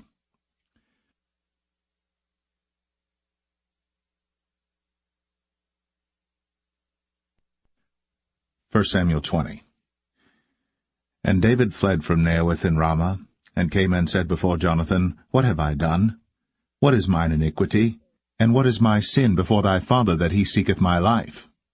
And he said unto him, God forbid, thou shalt not die. Behold, my father will do nothing either great or small, but that he will show it me. And why should my father hide this thing from me? It is not so. And David sware moreover, and said, Thy father certainly knoweth that I have found grace in thine eyes. And he saith, Let not Jonathan know this, lest he be grieved. But truly as the Lord liveth, and as thy soul liveth, there is but a step between me and death. Then said Jonathan unto David, Whatsoever thy soul desireth, I will even do it for thee. And David said unto Jonathan, Behold, tomorrow is the new moon, and I should not fail to sit with the king at meat, but let me go, that I may hide myself in the field unto the third day at even. If thy father at all miss me, then say, David earnestly asked leave of me that he might run to Bethlehem his city, for there is a yearly sacrifice there for all the family. If he say thus, it is well, thy servant shall have peace. But if he be very wroth, then be sure that evil is determined by him. Therefore thou shalt deal kindly with thy servant. For thou hast brought thy servant into a covenant of the Lord with thee. Notwithstanding, if there be in me iniquity, slay me thyself. For why shouldest thou bring me to thy father? And Jonathan said, Far be it from thee, for if I knew certainly that evil were determined by my father to come upon thee, then would not I tell it thee? Then said David to Jonathan, Who shall tell me? Or what if thy father answer thee roughly? And Jonathan said unto David, Come, and let us go out into the field. And they went out, both of them, into the field. And Jonathan said unto David, O Lord God of Israel, when I have sounded my father about tomorrow any time, or the third day, and behold, if there be good toward David, and I then send not unto thee, and show it thee, the Lord do so and much more to Jonathan. But if it please my father to do thee evil, then I will show it thee, and send thee away, that thou mayest go in peace, and the Lord be with thee, as he hath been with my father. And thou shalt not only while yet I live show me the kindness of the Lord, that I die not, but also thou shalt not cut off thy kindness from my house for ever, no, not when the Lord hath cut off the enemies of David every one from the face of the earth. So Jonathan made a covenant with the house of David, saying, Let the Lord even require it at the hand of David's enemies. And Jonathan caused David to swear again, because he loved him, for he loved him as he loved his own soul.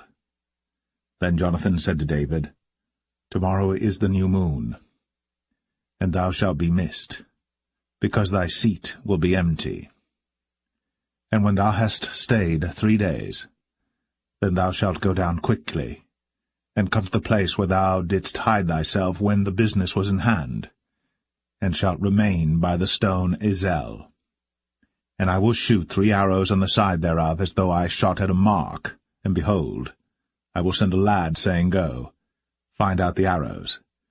If I expressly say unto the lad, Behold, the arrows are on this side of thee, take them, then come thou. For there is peace to thee, and no hurt, as the Lord liveth. But if I say thus unto the young man, Behold, the arrows are beyond thee, go thy way, for the Lord hath sent thee away. And as touching the matter which thou and I have spoken of, behold, the Lord be between thee and me for ever. So David hid himself in the field. And when the new moon was come, the king sat him down to eat meat. And the king sat upon his seat as at other times, even upon a seat by the wall. And Jonathan arose, and Abner sat by Saul's side, and David's place was empty. Nevertheless Saul spake not anything that day, for he thought, Something hath befallen him. He is not clean. Surely he is not clean. And it came to pass on the morrow, which was the 2nd day of the month, that David's place was empty. And Saul said unto Jonathan his son, Wherefore cometh not the son of Jesse to meat, neither yesterday, nor today? And Jonathan answered Saul, David earnestly asked leave of me to go to Bethlehem.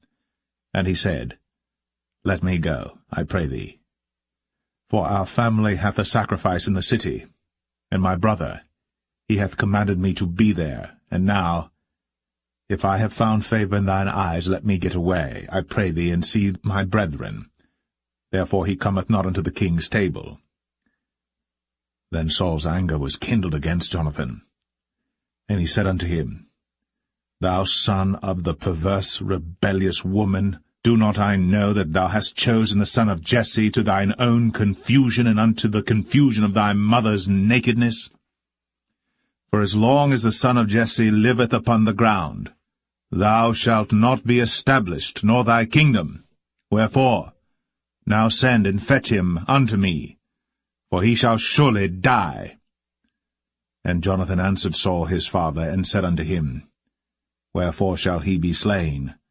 What hath he done? And Saul cast a javelin at him to smite him, whereby Jonathan knew that it was determined of his father to slay David. So Jonathan arose from the table in fierce anger, and did eat no meat the 2nd day of the month, for he was grieved for David, because his father had done him shame. And it came to pass in the morning that Jonathan went out into the field at the time appointed with David, and a little lad with him. And he said unto his lad, Run, find out now the arrows which I shoot. And as the lad ran, he shot an arrow beyond him. And when the lad was come to the place of the arrow which Jonathan had shot, Jonathan cried after the lad, and said, Is not the arrow beyond thee? And Jonathan cried after the lad, Make speed, haste, stay not. And Jonathan's lad gathered up the arrows, and came to his master. But the lad knew not anything, only Jonathan and David knew the matter. And Jonathan gave his artillery unto his lad, and said unto him, Go, carry them to the city. And as soon as the lad was gone, David arose out of a place toward the south, and fell on his face to the ground, and bowed himself 3 times. And they kissed one another, and wept one with another, until David exceeded. And Jonathan said to David, Go in peace, forasmuch as we have sworn both of us in the name of the Lord, saying, The Lord be between me and thee, and between my seed and thy seed forever. And he arose, and departed. And Jonathan went into the city.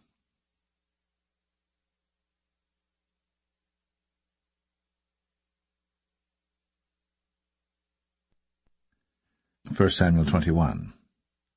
Then came David to Nob, to Ahimelech the priest. And Ahimelech was afraid at the meeting of David, and said unto him, Why art thou alone, and no man with thee? And David said unto Ahimelech the priest, The king hath commanded me a business, and hath said unto me, Let no man know anything of the business whereabout I send thee, and what I have commanded thee. And I have appointed my servants to such and such a place. Now therefore, what is under thine hand? Give me 5 loaves of bread in mine hand, or what there is present. And the priest answered David, and said, There is no common bread under mine hand, but there is hallowed bread, if the young men have kept themselves at least from women. And David answered the priest, and said unto him, Of a truth, women have been kept from us, about these 3 days, since I came out. And the vessels of the young men are holy, and the bread is in a manner common, yea, though it was sanctified this day in the vessel. So the priests gave him hallowed bread, for there was no bread there but the showbread, that was taken from before the Lord, to put hot bread in the day when it was taken away. Now a certain man of the servants of Saul was there that day, detained before the Lord, and his name was Doeg, an Edomite, the chiefest of the herdmen that belonged to Saul. And David said unto Ahimelech, And is there not here under thine hand spear or sword? For I have neither brought my sword nor my weapons with me, because the king's business required haste. And the priest said, The sword of Goliath the Philistine, whom thou slewest in the valley of Elah, behold, it is here, wrapped in a cloth behind the ephod. If thou wilt take that, take it, for there is no other save that here. And David said, There is none like that, give it me. And David arose, and fled that day for fear of Saul, and went to Achish, the king of Gath. And the servants of Achish said unto him, Is not this David the king of the land? Did they not sing one to another of him in dances, saying, Saul hath slain his thousands, and David his 10,000s? And David laid up these words in his heart, and was sore afraid of Achish, the king of Gath. And he changed his behavior before them, and feigned himself mad in their hands, and scrabbled on the doors of the gate, and let his spittle fall down upon his beard. Then said Achish unto his servants, Lo, ye see the man is mad. Wherefore then have ye brought him to me? Have I need of madmen, that ye have brought this fellow to play the madman in my presence? Shall this fellow come into my house?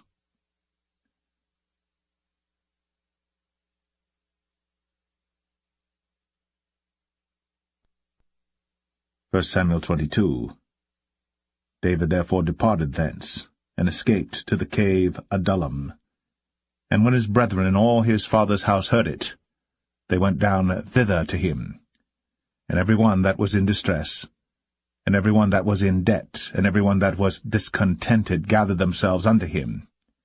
And he became a captain over them. And there were with him about 400 men. And David went thence to Mizpeh of Moab. And he said unto the king of Moab, Let my father and my mother, I pray thee, come forth, and be with you, till I know what God will do for me. And he brought them before the king of Moab, and they dwelt with him all the while that David was in the hold. And the prophet Gad said unto David, Abide not in the hold, depart, and get thee into the land of Judah. Then David departed, and came into the forest of Hareth. When Saul heard that David was discovered, and the men that were with him. Now Saul abode in Gibeah under a tree in Ramah, having his spear in his hand, and all his servants were standing about him. Then Saul said unto his servants that stood about him, Hear now, ye Benjamites. Will the son of Jesse give every one of you fields and vineyards, and make you all captains of thousands and captains of hundreds, that all of you have conspired against me?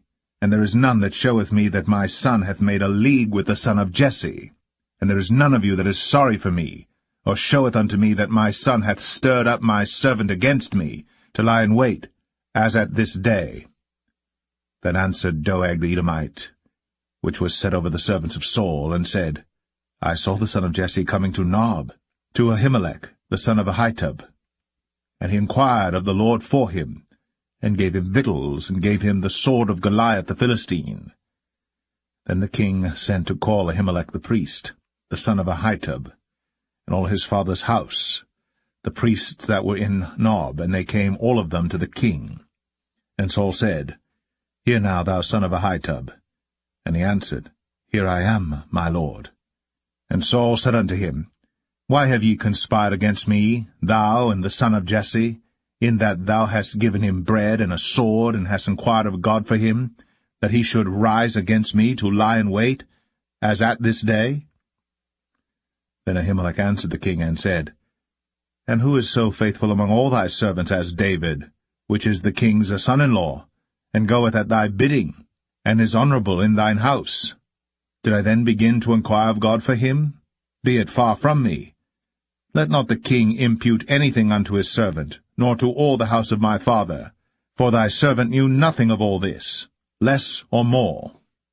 And the king said, Thou shalt surely die, Ahimelech, thou, and all thy father's house.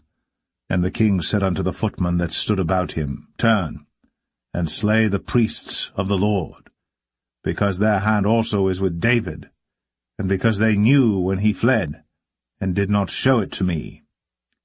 But the servants of the king would not put forth their hand to fall upon the priests of the Lord. And the king said to Doeg, Turn thou, and fall upon the priests. And Doeg the Edomite turned, and he fell upon the priests, and slew on that day 75 persons that did wear a linen ephod. And Nob, the city of the priests, smote he with the edge of the sword, both men and women, children and sucklings, and oxen and asses, and sheep, with the edge of the sword. And one of the sons of Ahimelech, the son of Ahitub, named Abiathar, escaped, and fled after David. And Abiathar showed David that Saul had slain the Lord's priests. And David said unto Abiathar, I knew it that day when Doeg the Edomite was there, that he would surely tell Saul, I have occasioned the death of all the persons of thy father's house. Abide thou with me. Fear not, for he that seeketh my life seeketh thy life. But with me thou shalt be in safeguard.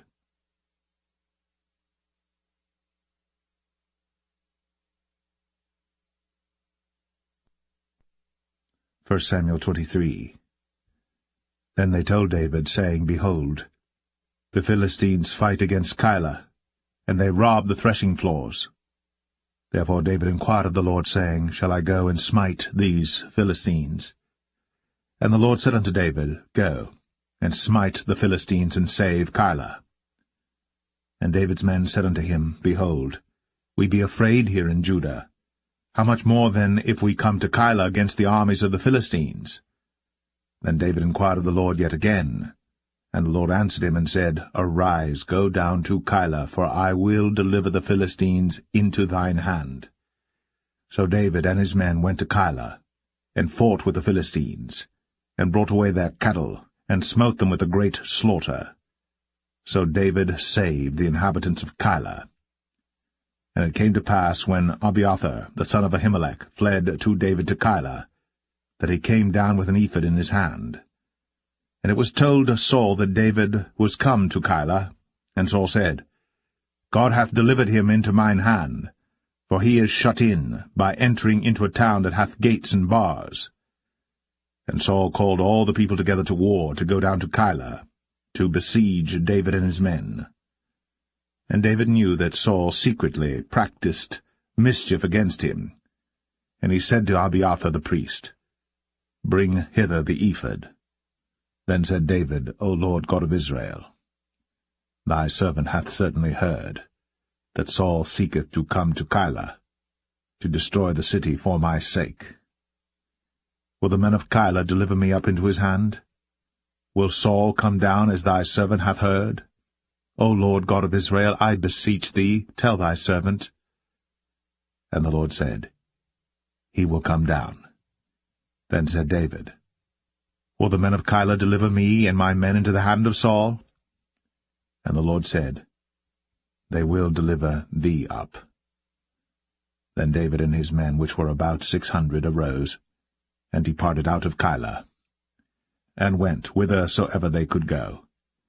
And it was told Saul that David was escaped from Keilah, and he forbare to go forth. And David abode in the wilderness in strongholds, and remained in a mountain in the wilderness of Ziph.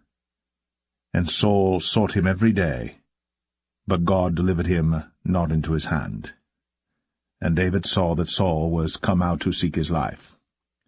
And David was in the wilderness of Ziph in a wood. And Jonathan, Saul's son, arose, and went to David into the wood, and strengthened his hand in God. And he said unto him, Fear not, but the hand of Saul my father shall not find thee, and thou shalt be king over Israel, and I shall be next unto thee, and that also Saul my father knoweth.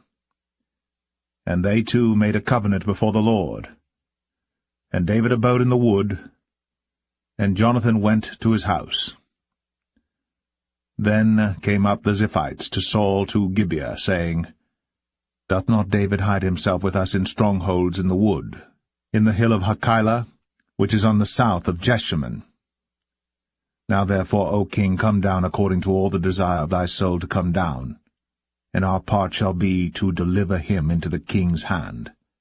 And Saul said, Blessed be ye of the Lord, for ye have compassion on me. Go, I pray you, prepare yet, and know and see his place where his haunt is. And who hath seen him there? For it is told me that he dealeth very subtly. See therefore, and take knowledge of all the lurking places where he hideth himself, and come ye again to me with the certainty, and I will go with you. And it shall come to pass, if he be in the land, that I will search him out throughout all the thousands of Judah. And they arose, and went to Ziph before Saul. But David and his men were in the wilderness of Maon, in the plain, on the south of Jeshimon. Saul also and his men went to seek him. And they told David, wherefore he came down into a rock, and abode in the wilderness of Maon. And when Saul heard that, he pursued after David in the wilderness of Maon. And Saul went on this side of the mountain, and David and his men on that side of the mountain. And David made haste to get away for fear of Saul. For Saul and his men compassed David and his men round about to take them. But there came a messenger unto Saul, saying, Haste thee, and come, for the Philistines have invaded the land. Wherefore Saul returned from pursuing after David, and went against the Philistines. Therefore they called that place Selah Hamalekoth. And David went up from thence, and dwelt in strongholds at En-gedi.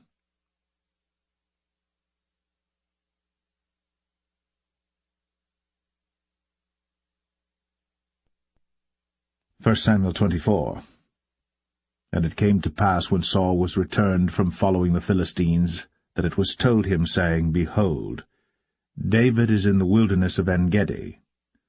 Then Saul took 3,000 chosen men out of all Israel, and went to seek David and his men upon the rocks of the wild goats. And he came to the sheepcotes by the way, where was a cave, and Saul went in to cover his feet, and David and his men remained in the sides of the cave.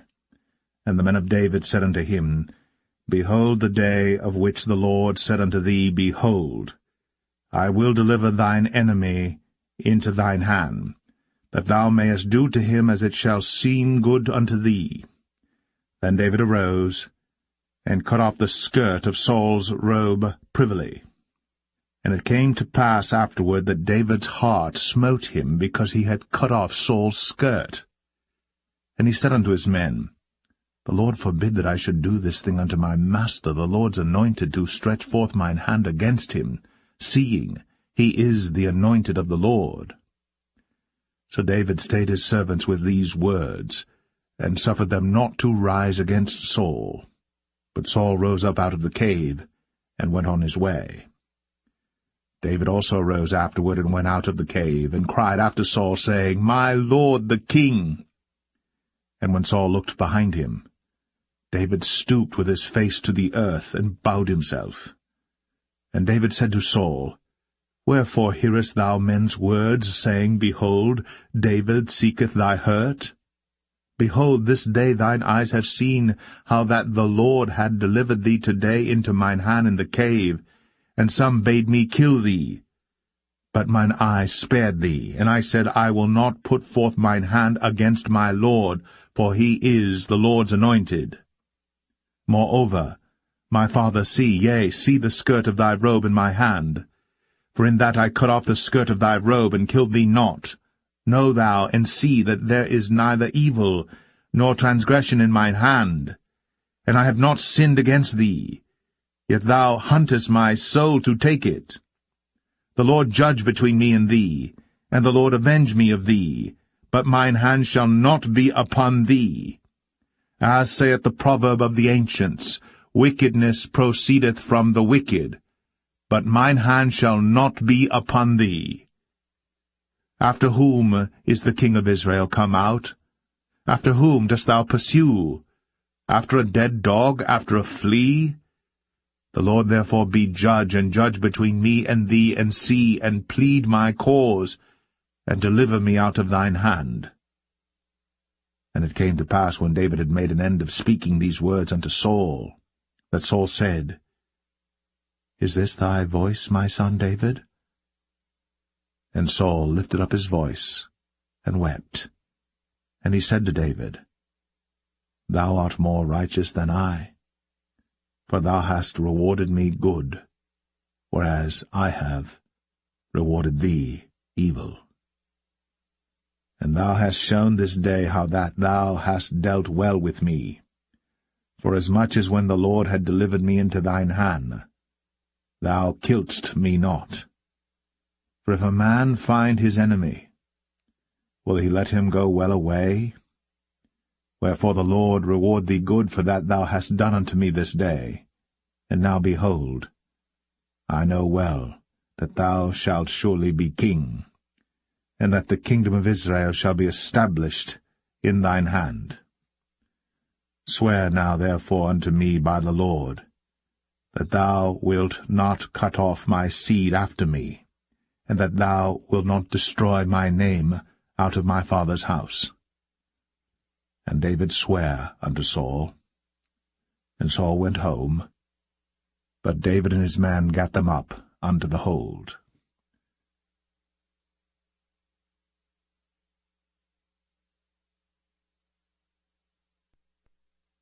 First Samuel 25. And Samuel died, And all the Israelites were gathered together, and lamented him, and buried him in his house at Ramah.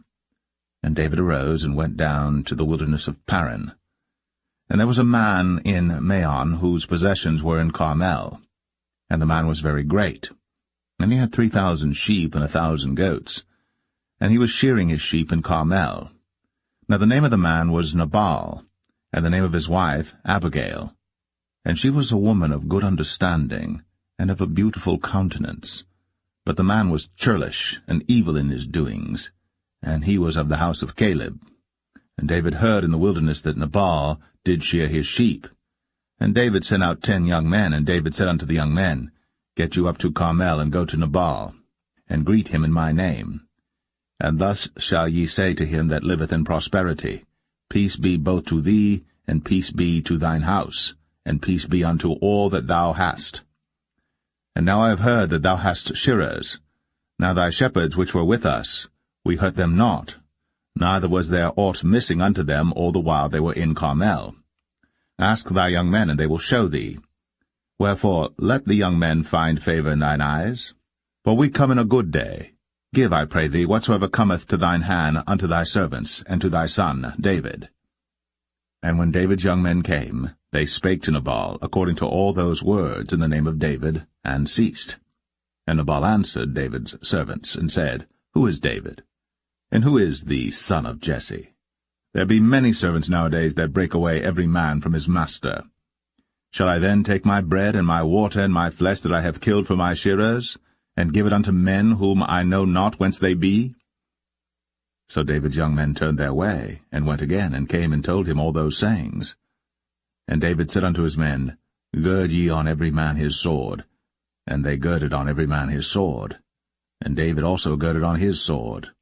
And there went up after David about 400 men, and 200 abode by the stuff. But one of the young men told Abigail, Nabal's wife, saying, Behold, David sent messengers out of the wilderness to salute our master, and he railed on them. But the men were very good unto us, and we were not hurt, neither missed we any thing as long as we were conversant with them when we were in the fields. They were a wall unto us both by night and day. All the while we were with them keeping the sheep. Now therefore know and consider what thou wilt do, for evil is determined against our master, and against all his household. For he is such a son of Belial, that a man cannot speak to him. Then Abigail made haste, and took 200 loaves and 2 bottles of wine, and 5 sheep ready dressed, and 5 measures of parched corn, and 100 clusters of raisins, and 200 cakes of figs, and laid them on asses. And she said unto her servants, Go on before me, behold, I come after you. But she told not her husband Nabal. And it was so, as she rode on the ass, that she came down by the covert of the hill, and behold, David and his men came down against her, and she met them. Now David had said, Surely in vain have I kept all that this fellow hath in the wilderness, so that nothing was missed of all that pertained unto him. And he hath requited me evil for good. So, and more also do God unto the enemies of David, if I leave of all that pertain to him by the morning light any that pisseth against the wall. And when Abigail saw David, she hasted, and lighted off the ass, and fell before David on her face, and bowed herself to the ground, and fell at his feet, and said, Upon me, my lord, upon me let this iniquity be, and let thine handmaid, I pray thee, speak in thine audience, and hear the words of thine handmaid. Let not, my lord, I pray thee, regard this man of Belial, even Nabal. For as his name is, so is he. Nabal is his name, and folly is with him. But I, thine handmaid, saw not the young men of my lord, whom thou didst send. Now therefore, my lord, as the Lord liveth, and as thy soul liveth, seeing the Lord hath withholden thee from coming to shed blood, and from avenging thyself with thine own hand, now let thine enemies, and they that seek evil to my lord, be as Nabal. And now this blessing which thine handmaid hath brought unto my lord, let it even be given unto the young men that follow my lord. I pray thee, forgive the trespass of thine handmaid, for the Lord will certainly make my lord a sure house, because my lord fighteth the battles of the Lord, and evil hath not been found in thee all thy days. Yet a man is risen to pursue thee, and to seek thy soul. But the soul of my Lord shall be bound in the bundle of life with the Lord thy God, and the souls of thine enemies. Them shall he sling out, as out of the middle of a sling. And it shall come to pass, when the Lord shall have done to my Lord according to all the good that he hath spoken concerning thee, and shall have appointed thee ruler over Israel, that this shall be no grief unto thee, nor offence of heart unto my Lord, either that thou hast shed blood causeless, or that my Lord hath avenged himself. But when the Lord shall have dealt well with my Lord, then remember thine handmaid. And David said to Abigail, Blessed be the Lord God of Israel, which sent thee this day to meet me. And blessed be thy advice, and blessed be thou, which hast kept me this day from coming to shed blood, and from avenging myself with mine own hand. For in very deed, as the Lord God of Israel liveth, which hath kept me back from hurting thee, except thou hadst hasted and come to meet me, surely there had not been left unto Nabal by the morning light any that pisseth against the wall. So David received of her hand that which she had brought him, and said unto her, Go up in peace to thine house. See, I have hearkened to thy voice, and have accepted thy person. And Abigail came to Nabal, and behold, he held a feast in his house, like the feast of a king. And Nabal's heart was merry within him, for he was very drunken. Wherefore she told him nothing, less or more, until the morning light. But it came to pass in the morning, when the wine was gone out of Nabal, and his wife had told him these things, that his heart died within him, and he became as a stone. And it came to pass about 10 days after, that the Lord smote Nabal, that he died. And when David heard that Nabal was dead, he said, Blessed be the Lord, that hath pleaded the cause of my reproach from the hand of Nabal, and hath kept his servant from evil.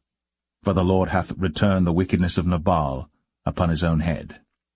And David sent and communed with Abigail, to take her to him to wife. And when the servants of David were come to Abigail to Carmel, they spake unto her, saying, David sent us unto thee, to take thee to him to wife. And she arose, and bowed herself on her face to the earth, and said, Behold, let thine handmaid be a servant to wash the feet of the servants of my Lord. And Abigail hasted, and arose, and rode upon an ass, with 5 damsels of hers that went after her. And she went after the messengers of David, and became his wife. David also took Ahinoam of Jezreel, and they were also both of them his wives. But Saul had given Michal his daughter, David's wife, to Phalti, the son of Laish, which was of Galim.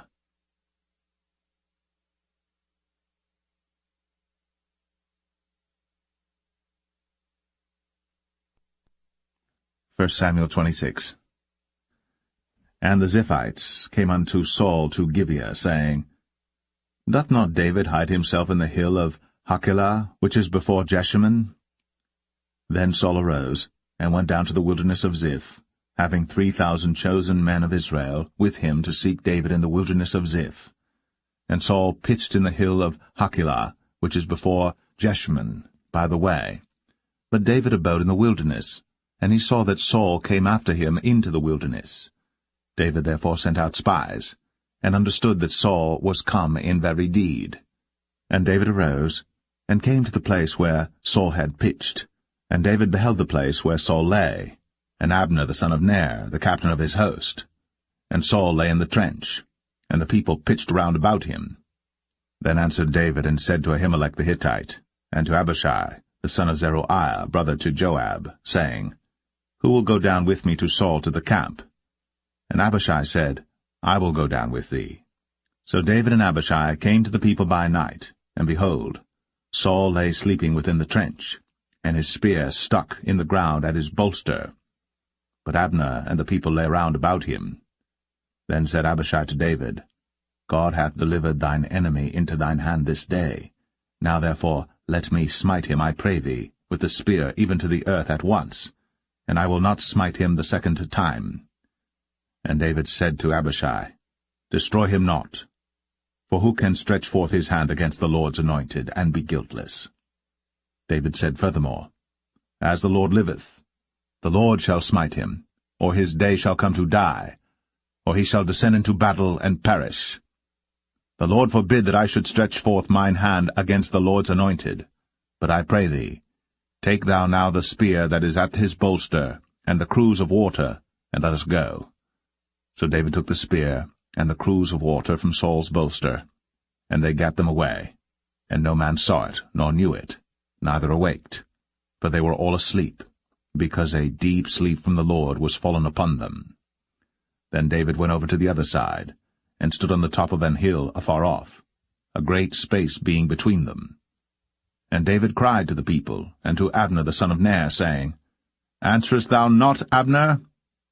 Then Abner answered and said, Who art thou that criest to the king?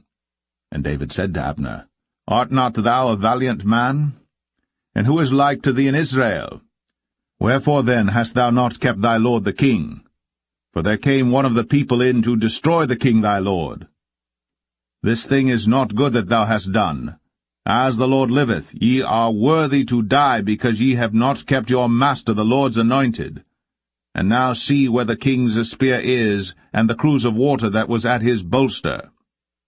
And Saul knew David's voice, and said, Is this thy voice, my son, David? And David said, It is my voice, my lord, O king.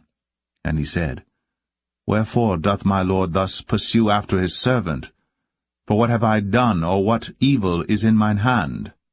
Now therefore, I pray thee, let my lord the king hear the words of his servant. If the Lord have stirred thee up against me, let him accept an offering. But if they be the children of men, cursed be they before the Lord, for they have driven me out this day from abiding in the inheritance of the Lord, saying, Go serve other gods. Now therefore, let not my blood fall to the earth before the face of the Lord. For the king of Israel is come out to seek a flea, as when one doth hunt a partridge in the mountains. Then said Saul, I have sinned. Return, my son David. For I will no more do thee harm, because my soul was precious in thine eyes this day. Behold, I have played the fool, and have erred exceedingly. And David answered and said, Behold the king's spear, and let one of the young men come over and fetch it. The Lord render to every man his righteousness and his faithfulness. For the Lord delivered thee into my hand today. But I would not stretch forth mine hand against the Lord's anointed. And behold, as thy life was much set by this day in mine eyes, so let my life be much set by in the eyes of the Lord, and let him deliver me out of all tribulation. Then Saul said to David, Blessed be thou, my son David. Thou shalt both do great things, and also shalt still prevail. So David went on his way, and Saul returned to his place.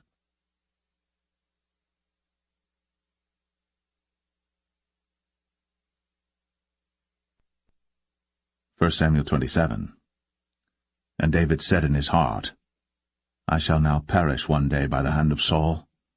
There is nothing better for me than that I should speedily escape into the land of the Philistines, and Saul shall despair of me, to seek me any more in any coast of Israel. So shall I escape out of his hand. And David arose, and he passed over with the 600 men that were with him unto Achish, the son of Maoch, king of Gath.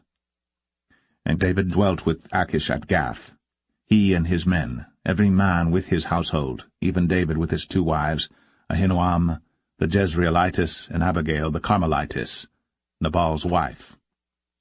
And it was told Saul that David was fled to Gath, and he sought no more again for him.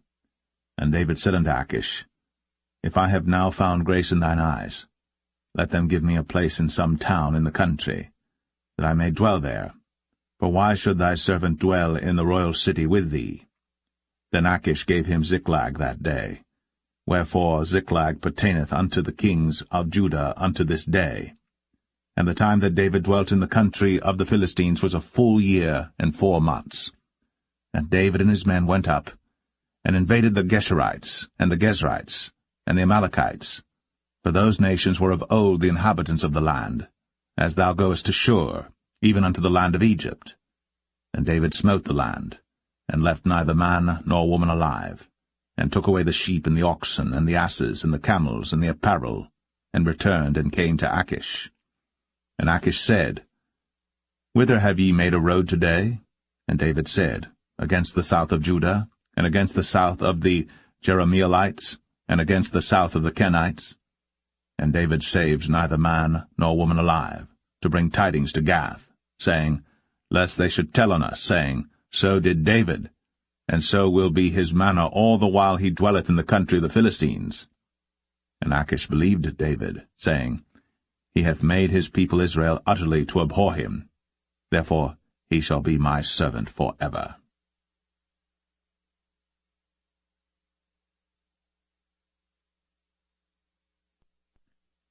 1 Samuel 28. And it came to pass in those days that the Philistines gathered their armies together for warfare, to fight with Israel. And Achish said unto David, Know thou assuredly that thou shalt go out with me to battle, thou and thy men. And David said to Achish, Surely thou shalt know what thy servant can do? And Achish said to David, Therefore will I make thee keeper of mine head for ever. Now Samuel was dead, and all Israel had lamented him and buried him in Ramah, even in his own city. And Saul had put away those that had familiar spirits, and the wizards out of the land. And the Philistines gathered themselves together, and came and pitched in Shunem. And Saul gathered all Israel together, and they pitched in Gilboa. And when Saul saw the host of the Philistines, he was afraid, and his heart greatly trembled. And when Saul inquired of the Lord answered him not, neither by dreams, nor by Urim, nor by prophets. Then said Saul unto his servants, Seek me a woman that hath a familiar spirit, that I may go to her, and inquire of her. And his servants said to him, Behold, there is a woman that hath a familiar spirit at Endor. And Saul disguised himself, and put on other raiment, and he went, and 2 men with him. And they came to the woman by night. And he said, I pray thee, divine unto me by the familiar spirit, and bring me him up, whom I shall name unto thee. And the woman said unto him, Behold, thou knowest what Saul hath done, how he hath cut off those that have familiar spirits and the wizards out of the land? Wherefore then layest thou a snare for my life, to cause me to die? And Saul sware to her by the Lord, saying, As the Lord liveth, there shall no punishment happen to thee for this thing. Then said the woman, Whom shall I bring up unto thee? And he said, Bring me up Samuel. And when the woman saw Samuel, she cried with a loud voice, and the woman spake to Saul, saying, Why hast thou deceived me, for thou art Saul? And the king said unto her, Be not afraid. For what sawest thou? And the woman said unto Saul, I saw gods ascending out of the earth. And he said unto her, What form is he of? And she said, An old man cometh up, and he is covered with a mantle. And Saul perceived that it was Samuel, and he stooped with his face to the ground, and bowed himself. And Samuel said to Saul, Why hast thou disquieted me to bring me up? And Saul answered, I am sore distressed, for the Philistines make war against me, and God is departed from me, and answereth me no more, neither by prophets nor by dreams. Therefore I have called thee, that thou mayest make known unto me what I shall do. Then said Samuel, Wherefore then dost thou ask of me, seeing the Lord is departed from thee, and is become thine enemy? And the Lord hath done to him as he spake by me. For the Lord hath rent the kingdom out of thine hand, and given it to thy neighbor, even to David, because thou obeyest not the voice of the Lord, nor executest his fierce wrath upon Amalek. Therefore hath the Lord done this thing unto thee this day. Moreover the Lord will also deliver Israel with thee into the hand of the Philistines, and tomorrow shalt thou and thy sons be with me. The Lord also shall deliver the host of Israel into the hand of the Philistines. Then Saul fell straightway all along on the earth, and was sore afraid because of the words of Samuel. And there was no strength in him, for he had eaten no bread all the day, nor all the night. And the woman came unto Saul, and saw that he was sore troubled, and said unto him, Behold, thine handmaid hath obeyed thy voice, and I have put my life in my hand, and have hearkened unto thy words which thou spakest unto me. Now therefore, I pray thee, hearken thou also unto the voice of thine handmaid, and let me set a morsel of bread before thee, and eat, that thou mayest have strength, when thou goest on thy way. But he refused, and said, I will not eat. But his servants, together with the woman, compelled him, and he hearkened unto their voice. So he arose from the earth, and sat upon the bed. And the woman had a fat calf in the house, and she hasted and killed it, and took flour and kneaded it, and did bake unleavened bread thereof. And she brought it before Saul, and before his servants, and they did eat. Then they rose up, and went away that night.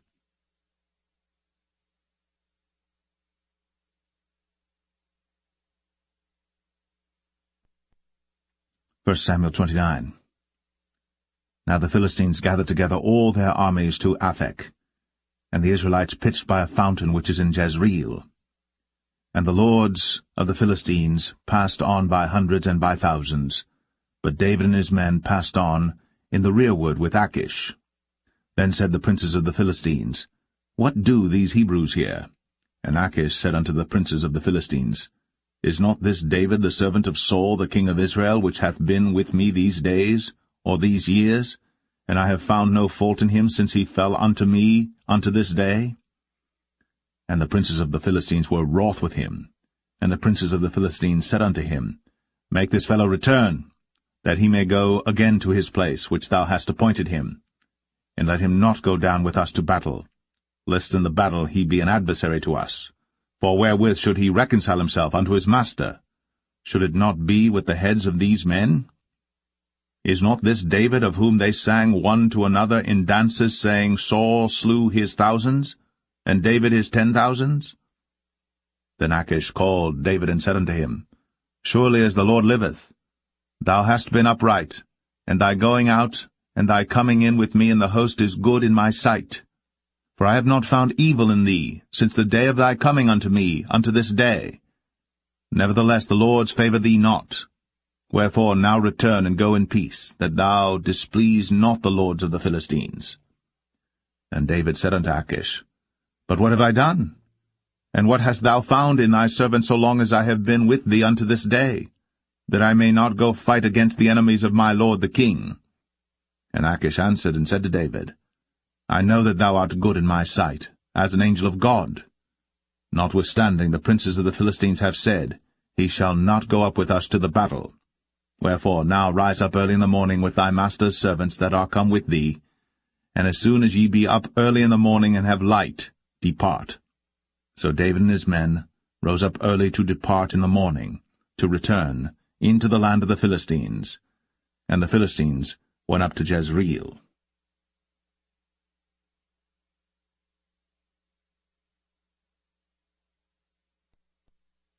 1 Samuel 30. And it came to pass, when David and his men were come to Ziklag on the 3rd day, that the Amalekites had invaded the south and Ziklag, and smitten Ziklag, and burned it with fire, and had taken the women captives that were therein. They slew not any, either great or small, but carried them away, and went on their way. So David and his men came to the city, and behold, it was burned with fire, and their wives and their sons and their daughters were taken captives. Then David and the people that were with him lifted up their voice and wept until they had no more power to weep. And David's 2 wives were taken captives, Ahinoam the Jezreelitess, and Abigail the wife of Nabal the Carmelite. And David was greatly distressed, for the people spake of stoning him, because the soul of all the people was grieved, every man for his sons and for his daughters.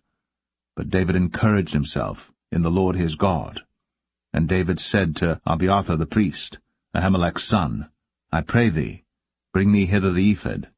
And Abiathar brought thither the ephod to David. And David inquired at the Lord, saying, Shall I pursue after this troop? Shall I overtake them? And he answered him, Pursue, for thou shalt surely overtake them, and without fail recover all. So David went, he and the 600 men that were with him, and came to the brook Besor, where those that were left behind stayed. But David pursued, he and 400 men, for 200 abode behind, which were so faint that they could not go over the brook Besor. And they found an Egyptian in the field, and brought him to David, and gave him bread, and he did eat. And they made him drink water. And they gave him a piece of a cake of figs, and 2 clusters of raisins. And when he had eaten, his spirit came again to him.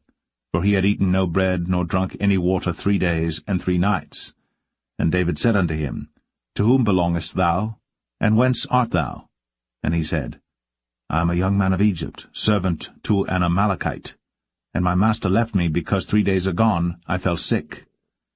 We made an invasion upon the south of the Cherethites, and upon the coast which belongeth to Judah, and upon the south of Caleb, and we burned Ziklag with fire. And David said to him, Canst thou bring me down to this company? And he said, Swear unto me by God, that thou wilt neither kill me, nor deliver me into the hands of my master, and I will bring thee down to this company. And when he had brought him down, behold, they were spread abroad upon all the earth, eating and drinking and dancing, because of all the great spoil that they had taken out of the land of the Philistines, and out of the land of Judah. And David smote them from the twilight even unto the evening of the next day. And there escaped not a man of them, save 400 young men which rode upon camels and fled. And David recovered all that the Amalekites had carried away. And David rescued his 2 wives. And there was nothing lacking to them, neither small nor great, neither sons nor daughters, neither spoil nor anything that they had taken to them. David recovered all. And David took all the flocks and the herds, which they drave before those other cattle, and said, This is David's spoil. And David came to the 200 men, which were so faint that they could not follow David, whom they had made also to abide at the brook Besor. And they went forth to meet David, and to meet the people that were with him. And when David came near to the people, he saluted them. Then answered all the wicked men and men of Belial, of those that went with David, and said, Because they went not with us, we will not give them aught of the spoil that we have recovered, save to every man his wife and his children, that they may lead them away and depart. Then said David, Ye shall not do so, my brethren. With that which the Lord hath given us, who hath preserved us, and delivered the company that came against us into our hand. For who will hearken unto you in this matter? But as his part is that goeth down to the battle, so shall his part be that tarrieth by the stuff. They shall part alike. And it was so from that day forward that he made it a statute and an ordinance for Israel unto this day. And when David came to Ziklag, he sent of the spoil unto the elders of Judah, even to his friends, saying, Behold, a present for you of the spoil of the enemies of the Lord, to them which were in Bethel, and to them which were in South Ramoth, and to them which were in Jatir, and to them which were in Aroer, and to them which were in Siphmoth, and to them which were in Eshtemoa, and to them which were in Rakal, and to them which were in the cities of the Jerahmeelites, and to them which were in the cities of the Kenites, and to them which were in Hormah, and to them which were in Chor-Ashan, and to them which were in Athak, and to them which were in Hebron, and to all the places where David himself and his men were wont to haunt.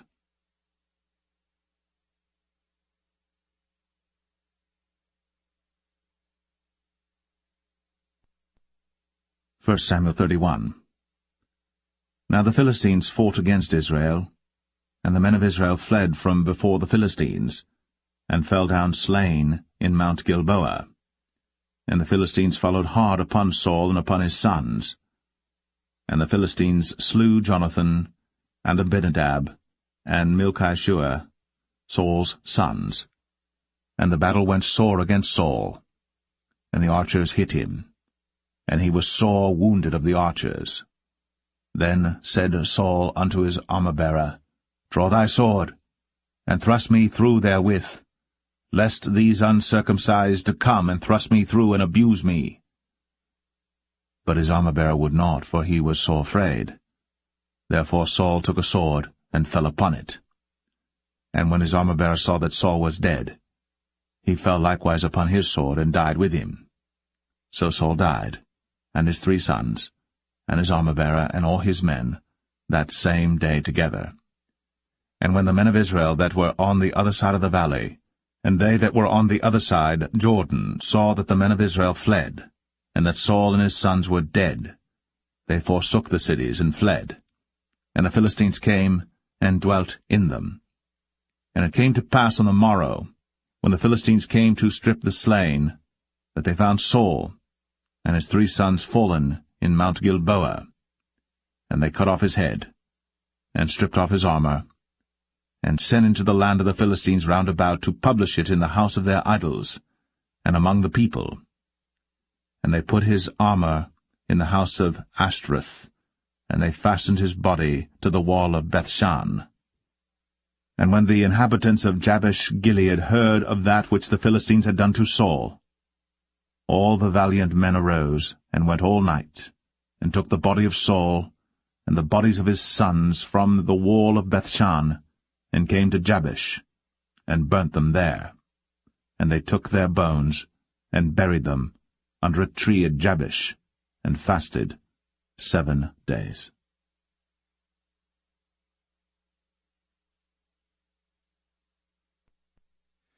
The second book of Samuel, chapter 1. Now it came to pass after the death of Saul, when David was returned from the slaughter of the Amalekites, and David had abode 2 days in Ziklag, it came even to pass on the 3rd day that, behold, a man came out of the camp from Saul with his clothes rent, and earth upon his head. And so it was when he came to David, that he fell to the earth, and did obeisance.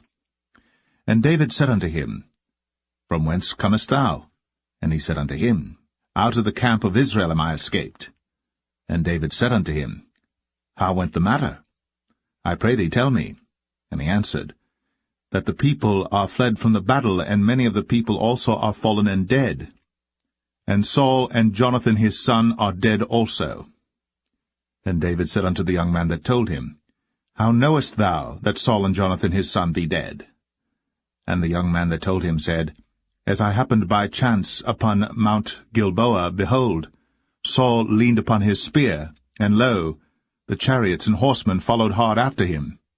And when he looked behind him, he saw me, and called unto me, and I answered, Here am I. And he said unto me, Who art thou? And I answered him, I am an Amalekite. He said unto me again, Stand, I pray thee, upon me, and slay me. For anguish is come upon me, because my life is yet whole in me. So I stood upon him, and slew him, because I was sure that he could not live after that he was fallen. And I took the crown that was upon his head, and the bracelet that was on his arm, and have brought them hither unto my lord. Then David took hold on his clothes, and rent them, and likewise all the men that were with him. And they mourned, and wept, and fasted until even, for Saul and for Jonathan his son, and for the people of the Lord, and for the house of Israel, because they were fallen by the sword. And David said unto the young man that told him, Whence art thou? And he answered, I am the son of a stranger, an Amalekite. And David said unto him, How wast thou not afraid to stretch forth thine hand to destroy the Lord's anointed? And David called one of the young men and said, Go near, and fall upon him. And he smote him that he died. And David said unto him, Thy blood be upon thy head. For thy mouth hath testified against thee, saying, I have slain the Lord's anointed. And David lamented with this lamentation over Saul and over Jonathan his son. Also he bade them teach the children of Judah the use of the bow. Behold, it is written in the book of Jasher, The beauty of Israel is slain upon thy high places. How are the mighty fallen! Tell it not in Gath. Publish it not in the streets of Ashkelon, lest the daughters of the Philistines rejoice, lest the daughters of the uncircumcised triumph. Ye mountains of Gilboa, let there be no dew, neither let there be rain upon you, nor fields of offerings. For there the shield of the mighty is vilely cast away, the shield of Saul, as though he had not been anointed with oil. From the blood of the slain, from the fat of the mighty, the bow of Jonathan turned not back, and the sword of Saul returned not empty. Saul and Jonathan were lovely and pleasant in their lives, and in their death they were not divided. They were swifter than eagles. they were stronger than lions.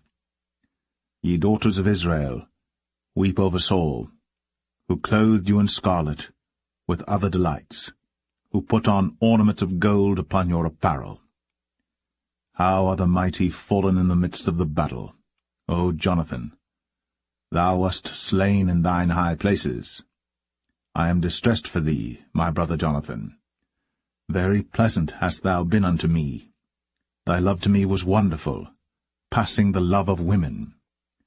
How are the mighty fallen, and the weapons of war perished.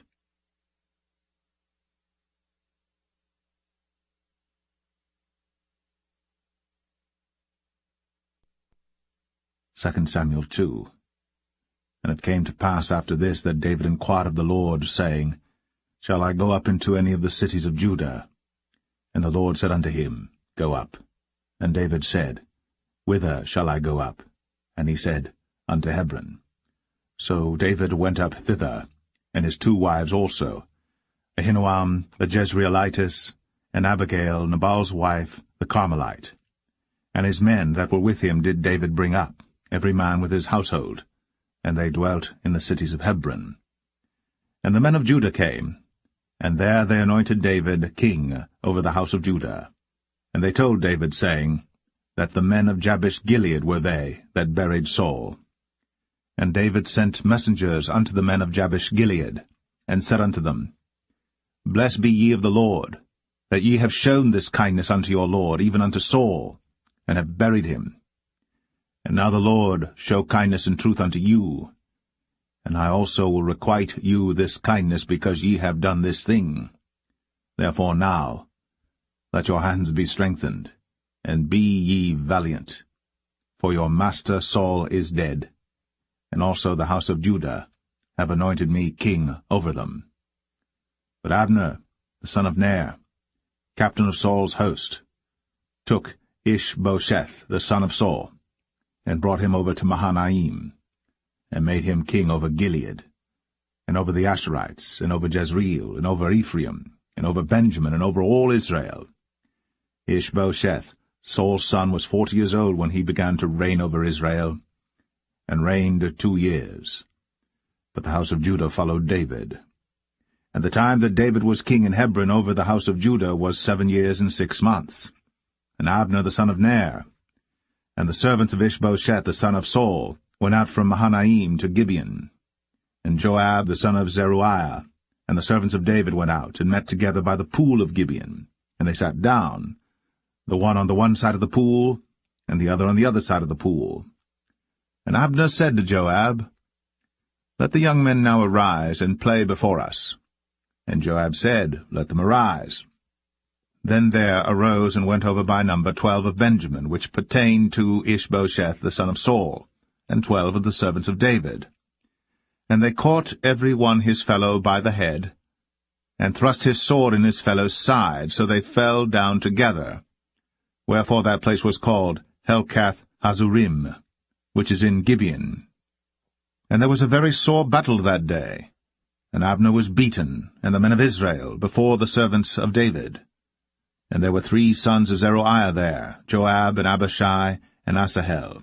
And Asahel was as light of foot as a wild roe. And Asahel pursued after Abner, and in going he turned not to the right hand nor to the left from following Abner. Then Abner looked behind him, and said, Art thou Asahel? And he answered, I am. And Abner said to him, Turn thee aside to thy right hand or to thy left, and lay thee hold on one of the young men, and take thee his armor. But Asahel would not turn aside from following of him. And Abner said again to Asahel, Turn thee aside from following me. Wherefore should I smite thee to the ground? How then should I hold up my face to Joab thy brother? Howbeit he refused to turn aside. Wherefore Abner, with the hinder end of the spear, smote him under the 5th rib, that the spear came out behind him. And he fell down there, and died in the same place. And it came to pass, that as many as came to the place where Asahel fell down and died stood still. Joab also and Abishai pursued after Abner. And the sun went down when they were come to the hill of Ammah, that lieth before Giah by the way of the wilderness of Gibeon. And the children of Benjamin gathered themselves together after Abner, and became one troop, and stood on the top of an hill. Then Abner called to Joab and said, Shall the sword devour forever? Knowest thou not that it will be bitterness in the latter end? How long shall it be then, ere thou bid the people return from following their brethren? And Joab said, As God liveth, unless thou hadst spoken. Surely then in the morning the people had gone up every one from following his brother. So Joab blew a trumpet, and all the people stood still, and pursued after Israel no more, neither fought they any more. And Abner and his men walked all that night through the plain, and passed over Jordan, and went through all Bithron, and they came to Mahanaim. And Joab returned from following Abner. And when he had gathered all the people together, there lacked of David's servants 19 men, and Asahel. But the servants of David had smitten of Benjamin, and of Abner's men, so that 360 men died. And they took up Asahel, and buried him in the sepulchre of his father, which was in Bethlehem. And Joab and his men went all night, and they came to Hebron at break of day.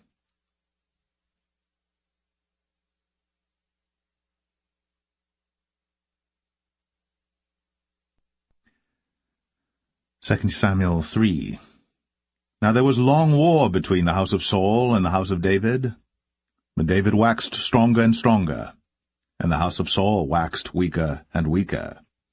And unto David were sons born in Hebron, and his firstborn was Amnon, of Ahinoam the Jezreelitess, and his second Chileab, of Abigail the wife of Nabal the Carmelite, and the third Absalom, the son of Maacah, the daughter of Talmai, king of Geshur, and the fourth Adonijah, the son of Haggith, and the fifth Shephatiah, the son of Abital, and the sixth Ithream, by Eglah, David's wife. These were born to David in Hebron. And it came to pass, while there was war between the house of Saul and the house of David, that Abner made himself strong for the house of Saul. And Saul had a concubine, whose name was Rizpah, the daughter of Ai. And Ishbosheth said to Abner, Wherefore hast thou gone in unto my father's concubine?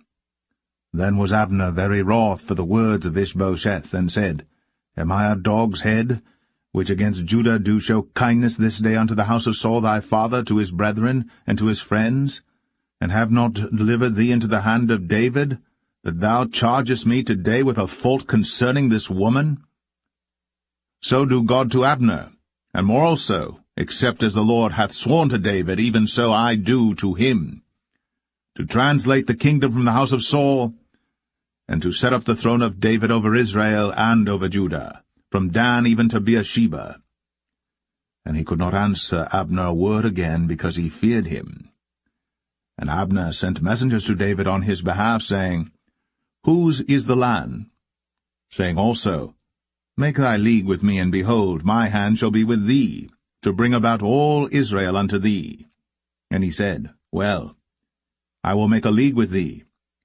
But one thing I require of thee, that is, thou shalt not see my face, except thou first bring Michal, Saul's daughter, when thou comest to see my face. And David sent messengers to Ishbosheth, Saul's son, saying, Deliver me my wife Michal, which I espoused to me, for 100 foreskins of the Philistines.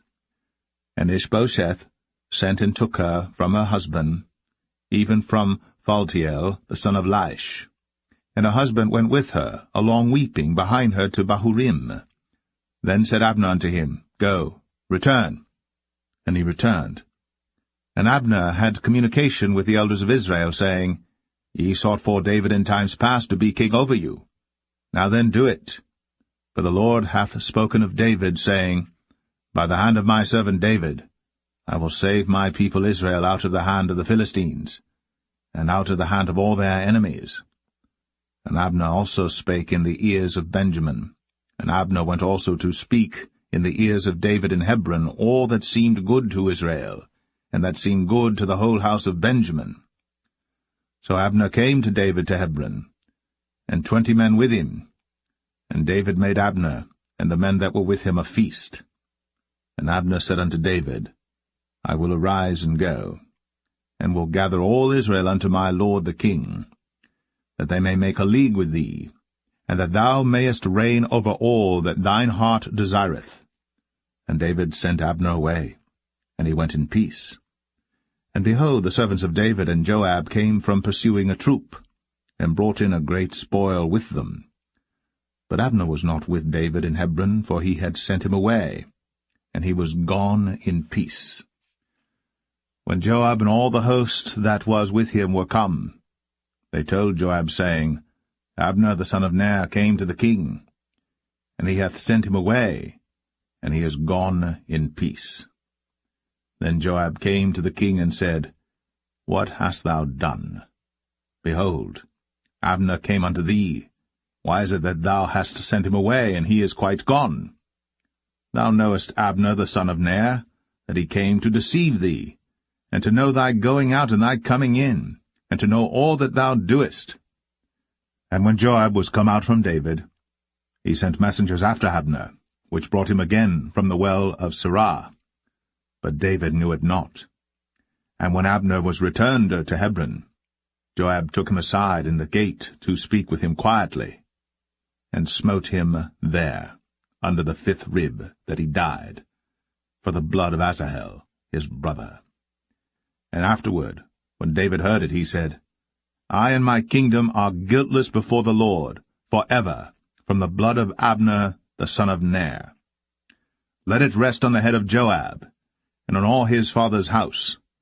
And let there not fail from the house of Joab one that hath an issue, or that is a leper, or that leaneth on a staff, or that falleth on the sword, or that lacketh bread. So Joab and Abishai his brother slew Abner, because he had slain their brother Asahel at Gibeon in the battle. And David said to Joab and to all the people that were with him, Rend your clothes, and gird you with sackcloth, and mourn before Abner. And King David himself followed the bier. And they buried Abner in Hebron. And the king lifted up his voice, and wept at the grave of Abner. And all the people wept. And the king lamented over Abner, and said, Died Abner as a fool dieth.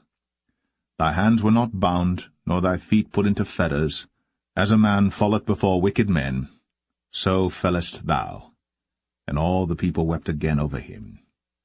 And when all the people came to cause David to eat meat while it was yet day, David sware, saying, So do God to me, and more also, if I taste bread or aught else, till the sun be down. And all the people took notice of it, and it pleased them, as whatsoever the king did pleased all the people. For all the people and all Israel understood that day that it was not of the king to slay Abner the son of Ner. And the king said unto his servants, Know ye not that there is a prince and a great man fallen this day in Israel? And I am this day weak, though anointed king. And these men, the sons of Zeruiah, be too hard for me. The Lord shall reward the doer of evil according to his wickedness.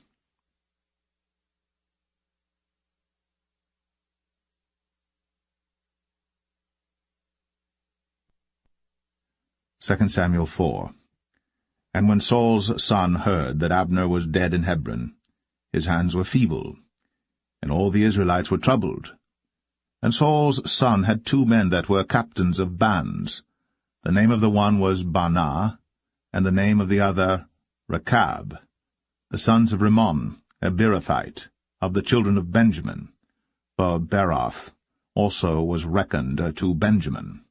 And the Beerothites fled to Gittaim, and were sojourners there until this day. And Jonathan, Saul's son, had a son that was lame of his feet. He was 5 years old when the tidings came of Saul and Jonathan out of Jezreel. And his nurse took him up, and fled. And it came to pass, as she made haste to flee, that he fell and became lame. And his name was Mephibosheth. And the sons of Rimmon the Beerothite, Rechab and Baanah, went, and came about the heat of the day to the house of Ishbosheth, who lay on a bed at noon. And they came thither into the midst of the house, as though they would have fetched wheat. and they smote him under the 5th rib, and Rechab and Baanah his brother escaped. For when they came into the house, he lay on his bed in his bedchamber, and they smote him, and slew him, and beheaded him, and took his head, and gat them away through the plain all night. And they brought the head of Ishbosheth unto David to Hebron, and said to the king, Behold, the head of Ishbosheth, the son of Saul, thine enemy, which sought thy life. And the Lord hath avenged my lord the king this day of Saul, and of his seed. And David answered Rechab and Baanah his brother, the sons of Rimmon the Beerothite, and said unto them, As the Lord liveth, who hath redeemed my soul out of all adversity? When one told me, saying, Behold, Saul is dead, thinking to have brought good tidings, I took hold of him, and slew him in Ziklag, who thought that I would have given him a reward for his tidings. How much more, when wicked men have slain a righteous person in his own house upon his bed? Shall I not therefore now require his blood of your hand, and take you away from the earth? And David commanded his young men, and they slew them, and cut off their hands and their feet, and hanged them up over the pool in Hebron. But they took the head of Ishbosheth, and buried it in the sepulchre of Abner in Hebron.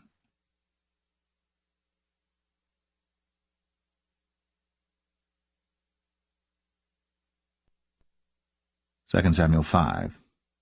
Then came all the tribes of Israel to David unto Hebron, and spake, saying, Behold, we are thy bone and thy flesh. Also in time past, when Saul was king over us, thou wast he that leddest out and broughtest in Israel. And the Lord said to thee, Thou shalt feed my people Israel, and thou shalt be a captain over Israel. So all the elders of Israel came to the king to Hebron, and King David made a league with them in Hebron before the Lord, and they anointed David king over Israel. David was 30 years old when he began to reign, and he reigned 40 years. In Hebron he reigned over Judah 7 years and 6 months, and in Jerusalem he reigned 33 years over all Israel and Judah.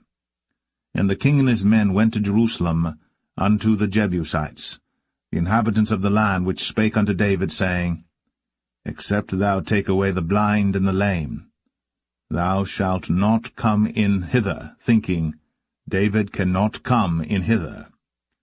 Nevertheless, David took the stronghold of Zion, the same is the city of David. And David said on that day, Whosoever getteth up to the gutter, and smiteth the Jebusites, and the lame and the blind, that are hated of David's soul, he shall be chief and captain. Wherefore they said, The blind and the lame shall not come into the house. So David dwelt in the fort, and called it the city of David. And David built round about from Millo and inward. And David went on, and grew great, and the Lord God of hosts was with him. And Hiram king of Tyre sent messengers to David, and cedar trees, and carpenters, and masons, and they built David an house. And David perceived that the Lord had established him king over Israel, and that he had exalted his kingdom for his people Israel's sake.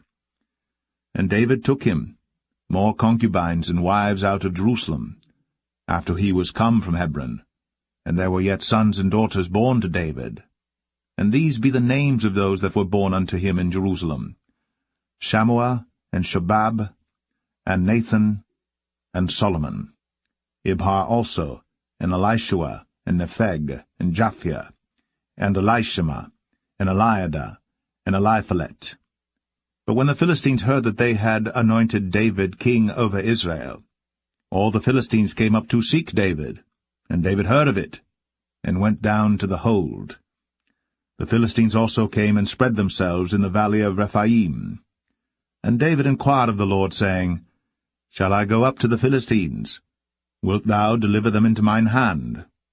And the Lord said unto David, Go up, for I will doubtless deliver the Philistines into thine hand.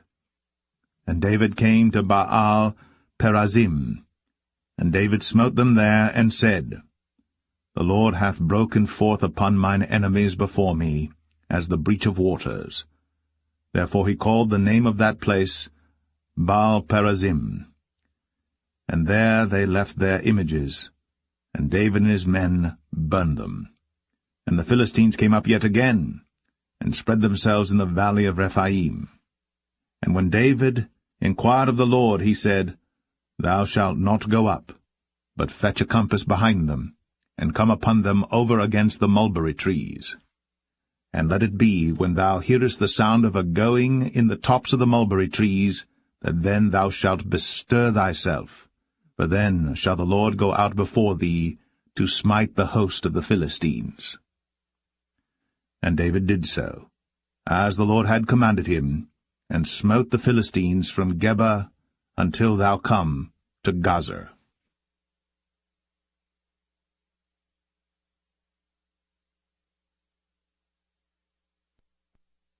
2 Samuel 6. Again David gathered together all the chosen men of Israel, 30,000. And David arose and went with all the people that were with him from Baale of Judah, to bring up from thence the ark of God, whose name is called by the name of the Lord of hosts, that dwelleth between the cherubims. And they set the ark of God upon a new cart, and brought it out of the house of Abinadab that was in Gibeah. And Uzzah and Ahio, the sons of Abinadab, drave the new cart. And they brought it out of the house of Abinadab, which was at Gibeah, accompanying the ark of God, and Ahio went before the ark. And David and all the house of Israel played before the Lord in all manner of instruments made of fir wood, even on harps, and on psalteries, and on timbrels, and on cornets, and on cymbals. And when they came to Nachon's threshing floor, Uzzah put forth his hand to the ark of God, and took hold of it, for the oxen shook it. And the anger of the Lord was kindled against Uzzah, and God smote him there for his error. And there he died by the ark of God. And David was displeased, because the Lord had made a breach upon Uzzah, and he called the name of the place Perez Uzzah to this day. And David was afraid of the Lord that day, and said, How shall the ark of the Lord come to me? So David would not remove the ark of the Lord unto him into the city of David, but David carried it aside into the house of Obed-Edom the Gittite. And the ark of the Lord continued in the house of Obed-Edom the Gittite 3 months. And the Lord blessed Obed-Edom and all his household. And it was told King David, saying, The Lord hath blessed the house of Obed-Edom, and all that pertaineth unto him, because of the ark of God. So David went and brought up the ark of God from the house of Obed-Edom into the city of David with gladness. And it was so, that when they that bare the ark of the Lord had gone 6 paces, he sacrificed oxen and fatlings. And David danced before the Lord with all his might. And David was girded with a linen ephod. So David and all the house of Israel brought up the ark of the Lord with shouting, and with the sound of the trumpet. And as the ark of the Lord came into the city of David, Michal, Saul's daughter, looked through a window, and saw King David leaping and dancing before the Lord. And she despised him in her heart. And they brought in the ark of the Lord, and set it in his place in the midst of the tabernacle that David had pitched for it. And David offered burnt offerings and peace offerings before the Lord. And as soon as David had made an end of offering burnt offerings and peace offerings, he blessed the people in the name of the Lord of hosts. And he dealt among all the people, even among the whole multitude of Israel, as well to the women as men, to every one a cake of bread, and a good piece of flesh, and a flagon of wine. So all the people departed every one to his house. Then David returned to bless his household, and Michal, the daughter of Saul, came out to meet David, and said, How glorious was the king of Israel today, who uncovered himself today in the eyes of the handmaids of his servants, as one of the vain fellows shamelessly uncovereth himself. And David said unto Michal, It was before the Lord which chose me before thy father and before all his house, to appoint me ruler over the people of the Lord, over Israel. Therefore will I play before the Lord. And I will yet be more vile than thus, and will be base in mine own sight. And of the maidservants which thou hast spoken of them shall I be had in honor. Therefore Michal, the daughter of Saul, had no child unto the day of her death.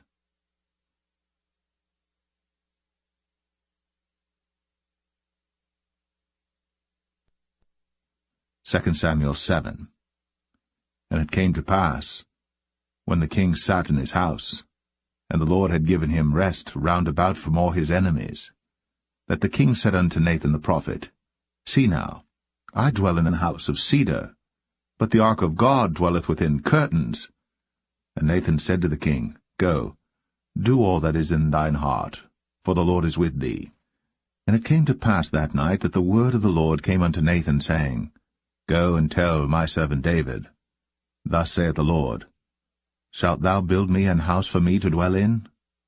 Whereas I have not dwelt in any house since the time that I brought up the children of Israel out of Egypt, even to this day, but have walked in a tent and in a tabernacle.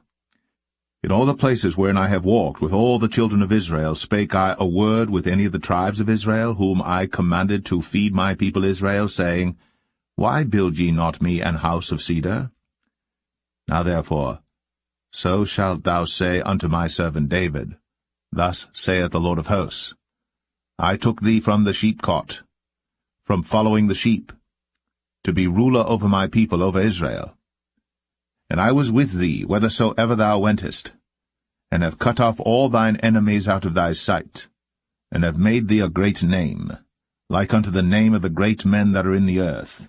Moreover, I will appoint a place for my people Israel, and will plant them, that they may dwell in a place of their own, and move no more, neither shall the children of wickedness afflict them any more as beforetime. And as since the time that I commanded judges to be over my people Israel, and have caused thee to rest from all thine enemies, also the Lord telleth thee, that he will make thee an house. And when thy days be fulfilled, and thou shalt sleep with thy fathers, I will set up thy seed after thee, which shall proceed out of thy bowels, and I will establish his kingdom. He shall build an house for my name, and I will establish the throne of his kingdom for ever. I will be his father, and he shall be my son. If he commit iniquity, I will chasten him with the rod of men, and with the stripes of the children of men. But my mercy shall not depart away from him, as I took it from Saul, whom I put away before thee. And thine house, and thy kingdom shall be established for ever before thee. Thy throne shall be established for ever. According to all these words, and according to all this vision, so did Nathan speak unto David. Then went King David in, and sat before the Lord, and he said, Who am I, O Lord God? And what is my house that thou hast brought me hitherto? And this was yet a small thing in thy sight, O Lord God. But thou hast spoken also of thy servant's house for a great while to come. And is this the manner of man, O Lord God? And what can David say more unto thee? For thou, Lord God, knowest thy servant. For thy word's sake, and according to thine own heart, hast thou done all these great things, to make thy servant know them. Wherefore thou art great, O Lord God. For there is none like thee, neither is there any God beside thee, according to all that we have heard with our ears. And what one nation in the earth is like thy people, even like Israel, whom God went to redeem for a people to himself, and to make him a name, and to do for you great things and terrible for thy land, before thy people, which thou redeemedst to thee from Egypt, from the nations and their gods. For thou hast confirmed to thyself thy people Israel to be a people unto thee for ever, and thou, Lord, art become their God. And now, O Lord God, the word that thou hast spoken concerning thy servant, and concerning his house, establish it for ever, and do as thou hast said. And let thy name be magnified for ever, saying, The Lord of hosts is the God over Israel. And let the house of thy servant David be established before thee. For thou, O Lord of hosts, God of Israel, hast revealed to thy servant, saying, I will build thee an house. Therefore hath thy servant found in his heart to pray this prayer unto thee. And now, O Lord God, thou art that God, and thy words be true, and thou hast promised this goodness unto thy servant. Therefore now, let it please thee to bless the house of thy servant, that it may continue for ever before thee. For thou, O Lord God, hast spoken it, and with thy blessing let the house of thy servant be blessed for ever.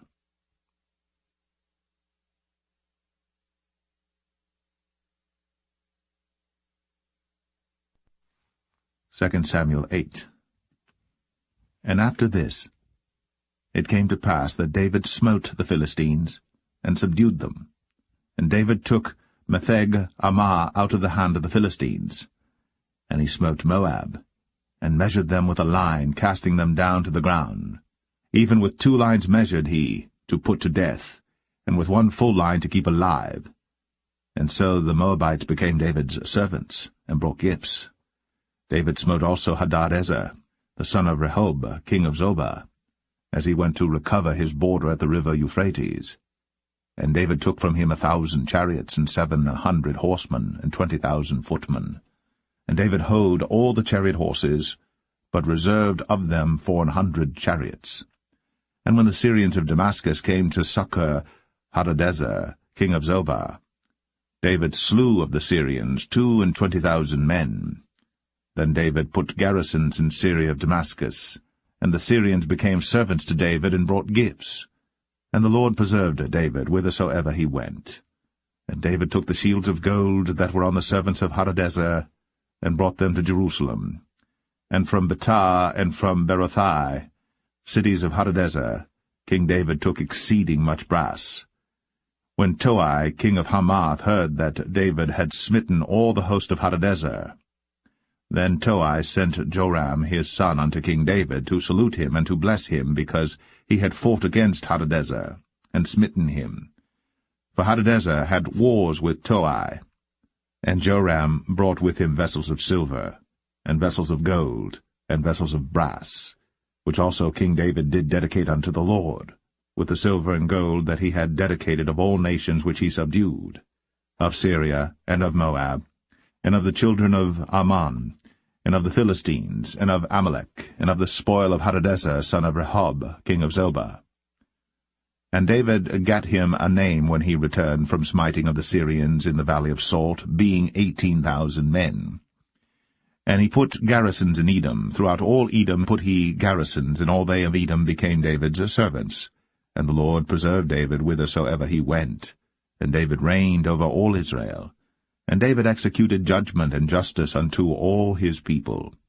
And Joab the son of Zeruiah was over the host, and Jehoshaphat the son of Ahilud was recorder, and Zadok the son of Ahitub, and Ahimelech the son of Abiathar were the priests, and Seraiah was the scribe, and Benaniah the son of Jehoiada was over both the Cherethites and the Pelethites, and David's sons were chief rulers.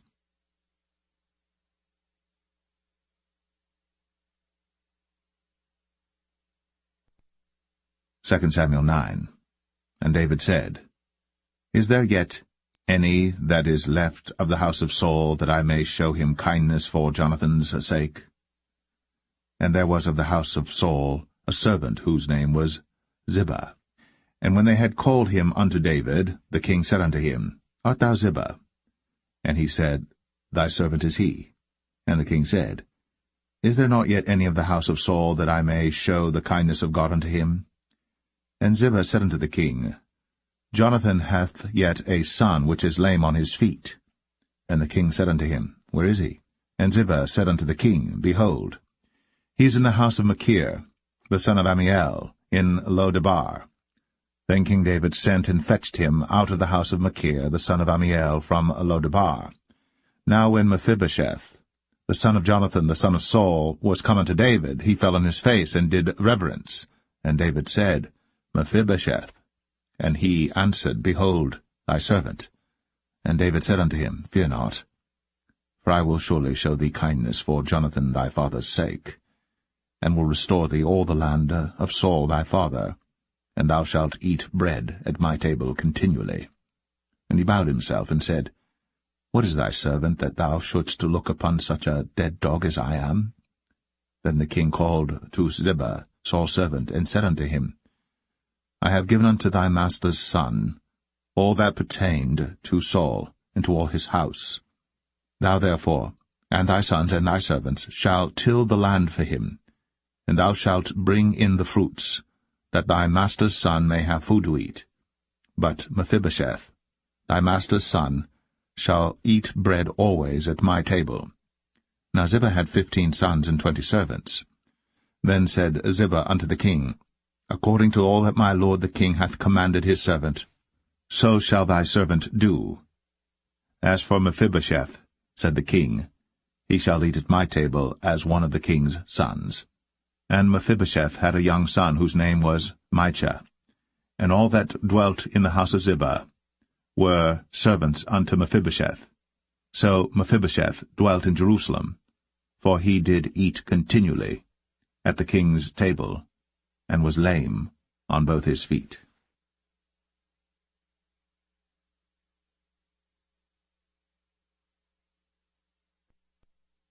Second Samuel 10. And it came to pass after this, that the king of the children of Ammon died, and Hanun his son reigned in his stead. Then said David, I will show kindness unto Hanun the son of Nahash, as his father showed kindness unto me. And David sent to comfort him by the hand of his servants for his father. And David's servants came into the land of the children of Ammon. And the princes of the children of Ammon said unto Hanun their lord, Thinkest thou that David doth honour thy father, that he hath sent comforters unto thee? Hath not David rather sent his servants unto thee to search the city, and to spy it out, and to overthrow it? Wherefore Hanun took David's servants, and shaved off the 1/2 of their beards, and cut off their garments in the middle, even to their buttocks, and sent them away. When they told it unto David, he sent to meet them, because the men were greatly ashamed. And the king said, Tarry at Jericho until your beards be grown, and then return. And when the children of Ammon saw that they stank before David, the children of Ammon sent and hired the Syrians of Beth-rehob, and the Syrians of Zobah, 20,000 footmen, and of King Maacah 1,000 men, and of Ishtab 12,000 men. And when David heard of it, he sent Joab and all the host of the mighty men. And the children of Ammon came out and put the battle in array at the entering in of the gate. And the Syrians of Zobah, and of Rehob, and Ishtab, and Maacah were by themselves in the field. When Joab saw that the front of the battle was against him before and behind, he chose of all the choice men of Israel, and put them in array against the Syrians. And the rest of the people he delivered into the hand of Abishai his brother, that he might put them in array against the children of Ammon. And he said, If the Syrians be too strong for me, then thou shalt help me. But if the children of Ammon be too strong for thee, then I will come and help thee. Be of good courage. Let us play the men for our people, and for the cities of our God. And the Lord do that which seemeth him good. And Joab drew nigh, and the people that were with him, unto the battle against the Syrians. And they fled before him. And when the children of Ammon saw that the Syrians were fled, then fled they also before Abishai, and entered into the city. So Joab returned from the children of Ammon, and came to Jerusalem. And when the Syrians saw that they were smitten before Israel, they gathered themselves together. And Hadarezer sent, and brought out the Syrians that were beyond the river, and they came to Helam. And Shobach, the captain of the host of Hadarezer, went before them. And when it was told David, he gathered all Israel together, and passed over Jordan, and came to Helam. And the Syrians set themselves in array against David, and fought with him. And the Syrians fled before Israel. And David slew the men of 700 chariots of the Syrians, and 40,000 horsemen, and smote Shobach, the captain of their host, who died there. And when all the kings that were servants to Hadarezer saw that they were smitten before Israel, they made peace with Israel, and served them. So the Syrians feared to help the children of Ammon any more.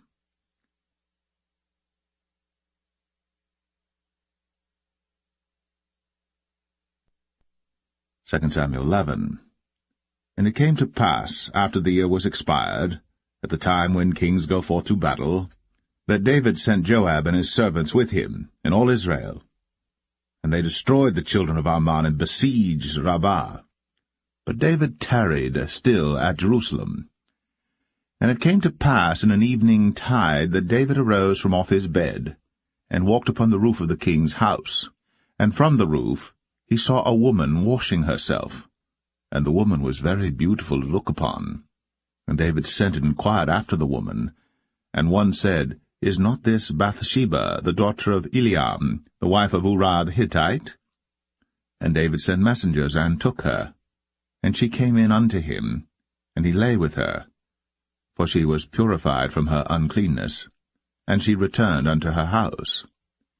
And the woman conceived, and sent and told David, and said, I am with child. And David sent to Joab, saying, Send me Uriah the Hittite. And Joab sent Uriah to David. And when Uriah was come unto him, David demanded of him how Joab did, and how the people did, and how the war prospered. And David said to Uriah, Go down to thy house, and wash thy feet. And Uriah departed out of the king's house, and there followed him a mess of meat from the king. But Uriah slept at the door of the king's house with all the servants of his lord, and went not down to his house. And when they had told David, saying, Uriah went not down unto his house, David said unto Uriah, Camest thou not from thy journey? Why then didst thou not go down unto thine house? And Uriah said unto David, The ark and Israel and Judah abide in tents, and my lord Joab and the servants of my lord are encamped in the open fields. Shall I then go into mine house to eat and to drink and to lie with my wife? As thou livest, and as thy soul liveth, I will not do this thing. And David said to Uriah, Tarry here today also, and tomorrow I will let thee depart. So Uriah abode in Jerusalem that day and the morrow. And when David had called him, he did eat and drink before him, and he made him drunk. And at even he went out to lie on his bed with the servants of his lord, but went not down to his house. And it came to pass in the morning that David wrote a letter to Joab, and sent it by the hand of Uriah.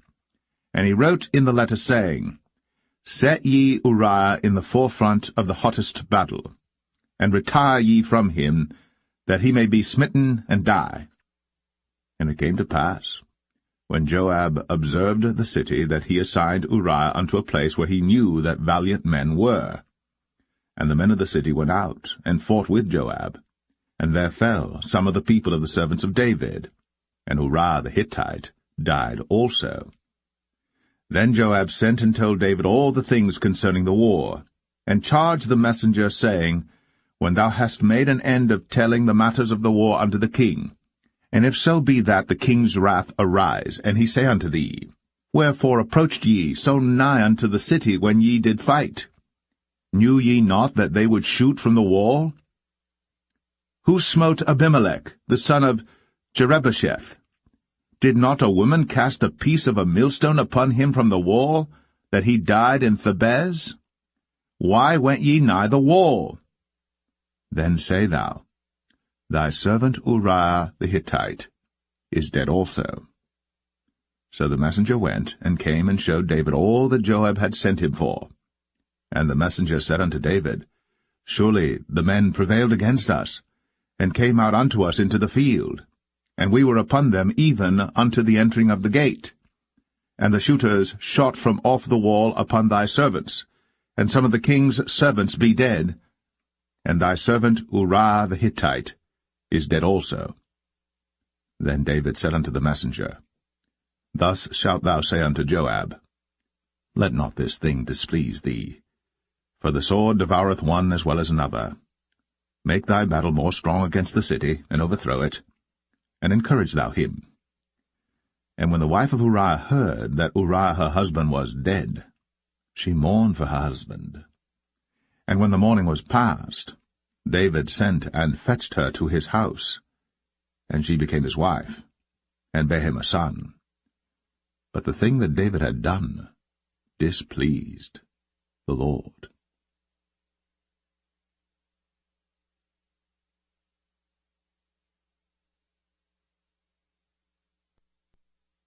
2 Samuel 12.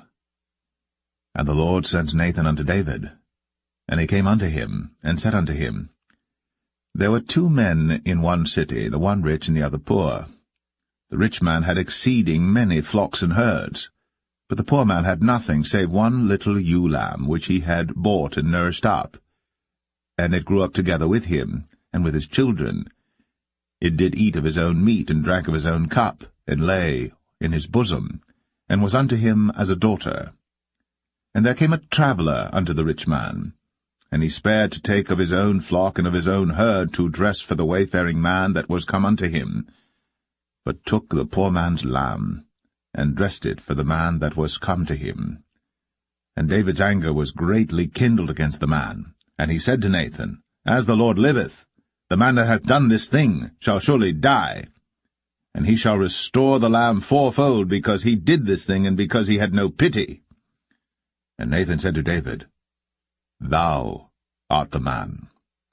Thus saith the Lord God of Israel, I anointed thee king over Israel, and I delivered thee out of the hand of Saul. And I gave thee thy master's house, and thy master's wives into thy bosom, and gave thee the house of Israel and of Judah. And if that had been too little, I would moreover have given unto thee such and such things. Wherefore hast thou despised the commandment of the Lord to do evil in his sight? Thou hast killed Uriah the Hittite with the sword, and hast taken his wife to be thy wife, and hast slain him with the sword of the children of Ammon. Now, therefore, the sword shall never depart from thine house, because thou hast despised me, and hast taken the wife of Uriah the Hittite to be thy wife. Thus saith the Lord, Behold, I will raise up evil against thee out of thine own house, and I will take thy wives before thine eyes, and give them unto thy neighbor, and he shall lie with thy wives, in the sight of this sun. For thou didst it secretly, but I will do this thing before all Israel, and before the sun. And David said unto Nathan, I have sinned against the Lord. And Nathan said unto David, The Lord also hath put away thy sin. Thou shalt not die. Howbeit, because by this deed thou hast given great occasion to the enemies of the Lord to blaspheme, the child also that is born unto thee shall surely die. And Nathan departed unto his house. And the Lord struck the child that Uriah's wife bare unto David, and it was very sick. David therefore besought God for the child. And David fasted, and went in, and lay all night upon the earth. And the elders of his house arose, and went to him, to raise him up from the earth. But he would not, neither did he eat bread with them. And it came to pass on the 7th day that the child died. And the servants of David feared to tell him that the child was dead, for they said, Behold, while the child was yet alive, we spake unto him, and he would not hearken unto our voice. How will he then vex himself, if we tell him that the child is dead? But when David saw that his servants whispered, David perceived that the child was dead. Therefore David said unto his servants, Is the child dead?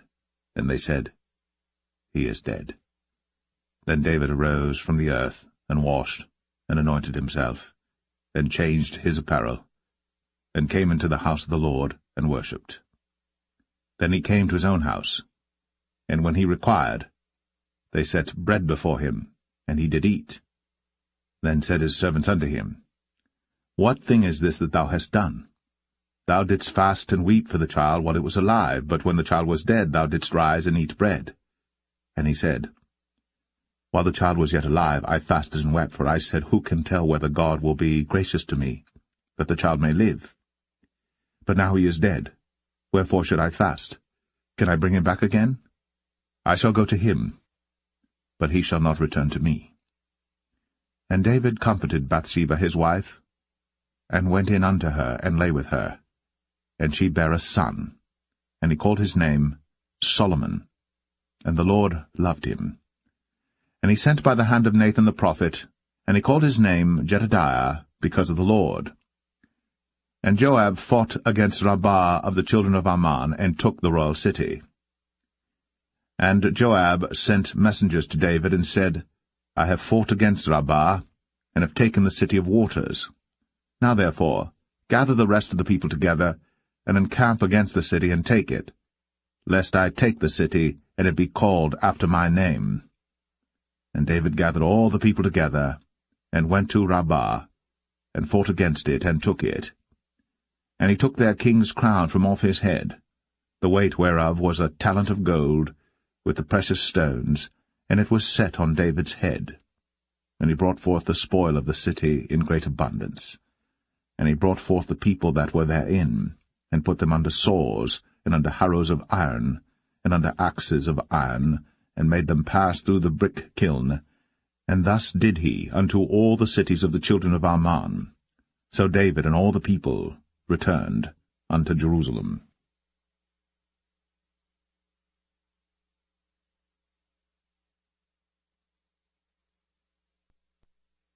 2 Samuel 13. And it came to pass after this, that Absalom the son of David had a fair sister whose name was Tamar, and Amnon the son of David loved her. And Amnon was so vexed that he felt sick for his sister Tamar, for she was a virgin, and Amnon thought it hard for him to do anything to her. But Amnon had a friend whose name was Jonadab, the son of Shimea, David's brother. And Jonadab was a very subtle man. And he said unto him, Why art thou, being the king's son, lean from day to day? Wilt thou not tell me? And Amnon said unto him, I love Tamar, my brother Absalom's sister. And Jonadab said unto him, Lay thee down on thy bed, and make thyself sick. And when thy father cometh to see thee, say unto him, I pray thee, let my sister Tamar come and give me meat, and dress the meat in my sight, that I may see it, and eat it at her hand. So Amnon lay down, and made himself sick. And when the king was come to see him, Amnon said unto the king, I pray thee, let Tamar my sister come, and make me a couple of cakes in my sight, that I may eat at her hand. Then David sent home to Tamar, saying, Go now to thy brother Amnon's house, and dress him meat. So Tamar went to her brother Amnon's house, and he was laid down. And she took flour, and kneaded it, and made cakes in his sight, and did bake the cakes. And she took a pan, and poured them out before him. But he refused to eat. And Amnon said, Have out all men from me. And they went out every man from him. And Amnon said unto Tamar, Bring the meat into the chamber, that I may eat of thine hand. And Tamar took the cakes which she had made, and brought them into the chamber to Amnon her brother. And when she had brought them unto him to eat, he took hold of her, and said unto her, Come, lie with me, my sister. And she answered him, Nay, my brother, do not force me. For no such thing ought to be done in Israel. Do not thou this folly. And I, whither shall I cause my shame to go? And as for thee, thou shalt be as one of the fools in Israel. Now therefore I pray thee, speak unto the king, for he will not withhold me from thee. Howbeit, he would not hearken unto her voice, but being stronger than she, forced her, and lay with her. Then Amnon hated her exceedingly, so that the hatred wherewith he hated her was greater than the love wherewith he had loved her. And Amnon said unto her, Arise, be gone. And she said unto him, There is no cause. This evil in sending me away is greater than the other that thou didst unto me. But he would not hearken unto her. Then he called his servant that ministered unto him, and said, Put now this woman out from me, and bolt the door after her. And she had a garment of divers colours upon her, for with such robes were the king's daughters that were virgins apparelled. Then his servant brought her out, and bolted the door after her.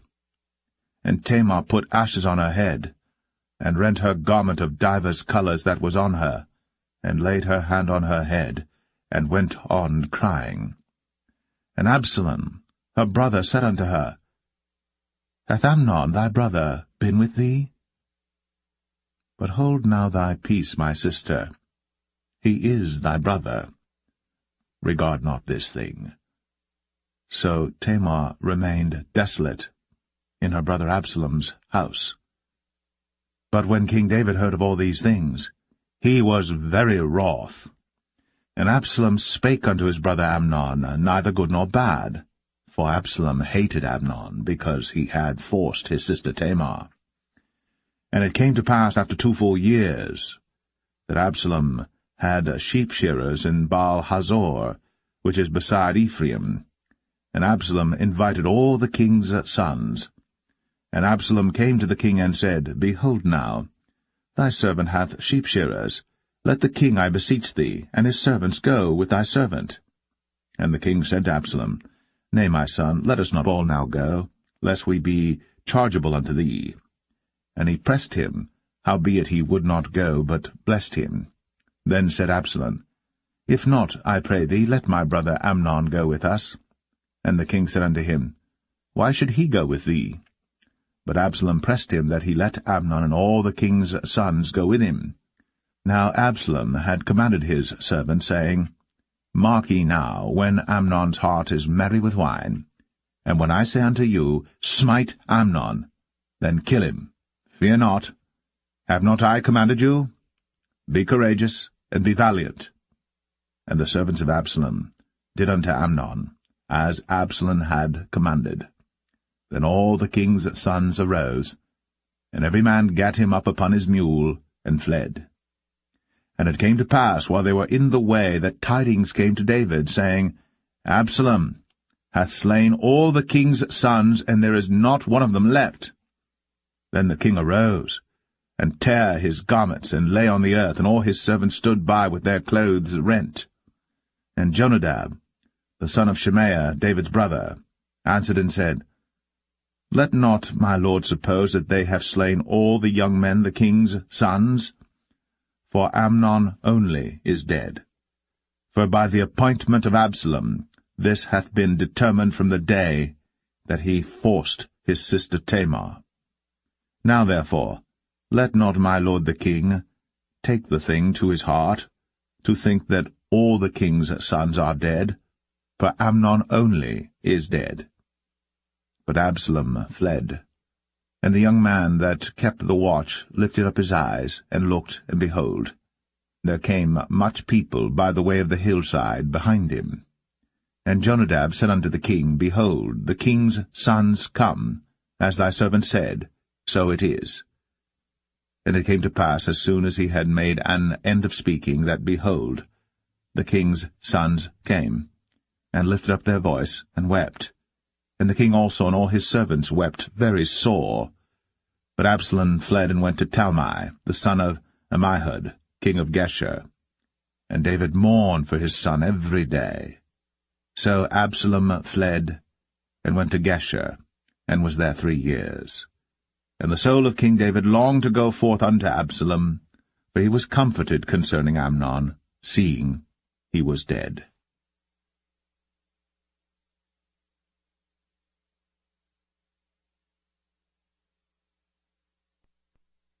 2 Samuel 14. Now Joab the son of Zeruiah perceived that the king's heart was toward Absalom. And Joab sent to Tekoa, and fetched thence a wise woman, and said unto her, I pray thee, feign thyself to be a mourner, and put on now mourning apparel, and anoint not thyself with oil, but be as a woman that had a long time mourned for the dead. And come to the king, and speak on this manner unto him. So Joab put the words in her mouth. And when the woman of Tekoa spake to the king, she fell on her face to the ground, and did obeisance, and said, Help, O king. And the king said unto her, What aileth thee? And she answered, I am indeed a widow woman, and mine husband is dead. And thy handmaid had 2 sons, and they 2 strove together in the field, and there was none to part them. But the one smote the other, and slew him. And behold, the whole family is risen against thine handmaid. And they said, Deliver him that smote his brother, that we may kill him for the life of his brother whom he slew. And we will destroy the heir also. And so they shall quench my coal which is left, and shall not leave to my husband neither name nor remainder upon the earth. And the king said unto the woman, Go to thine house, and I will give charge concerning thee.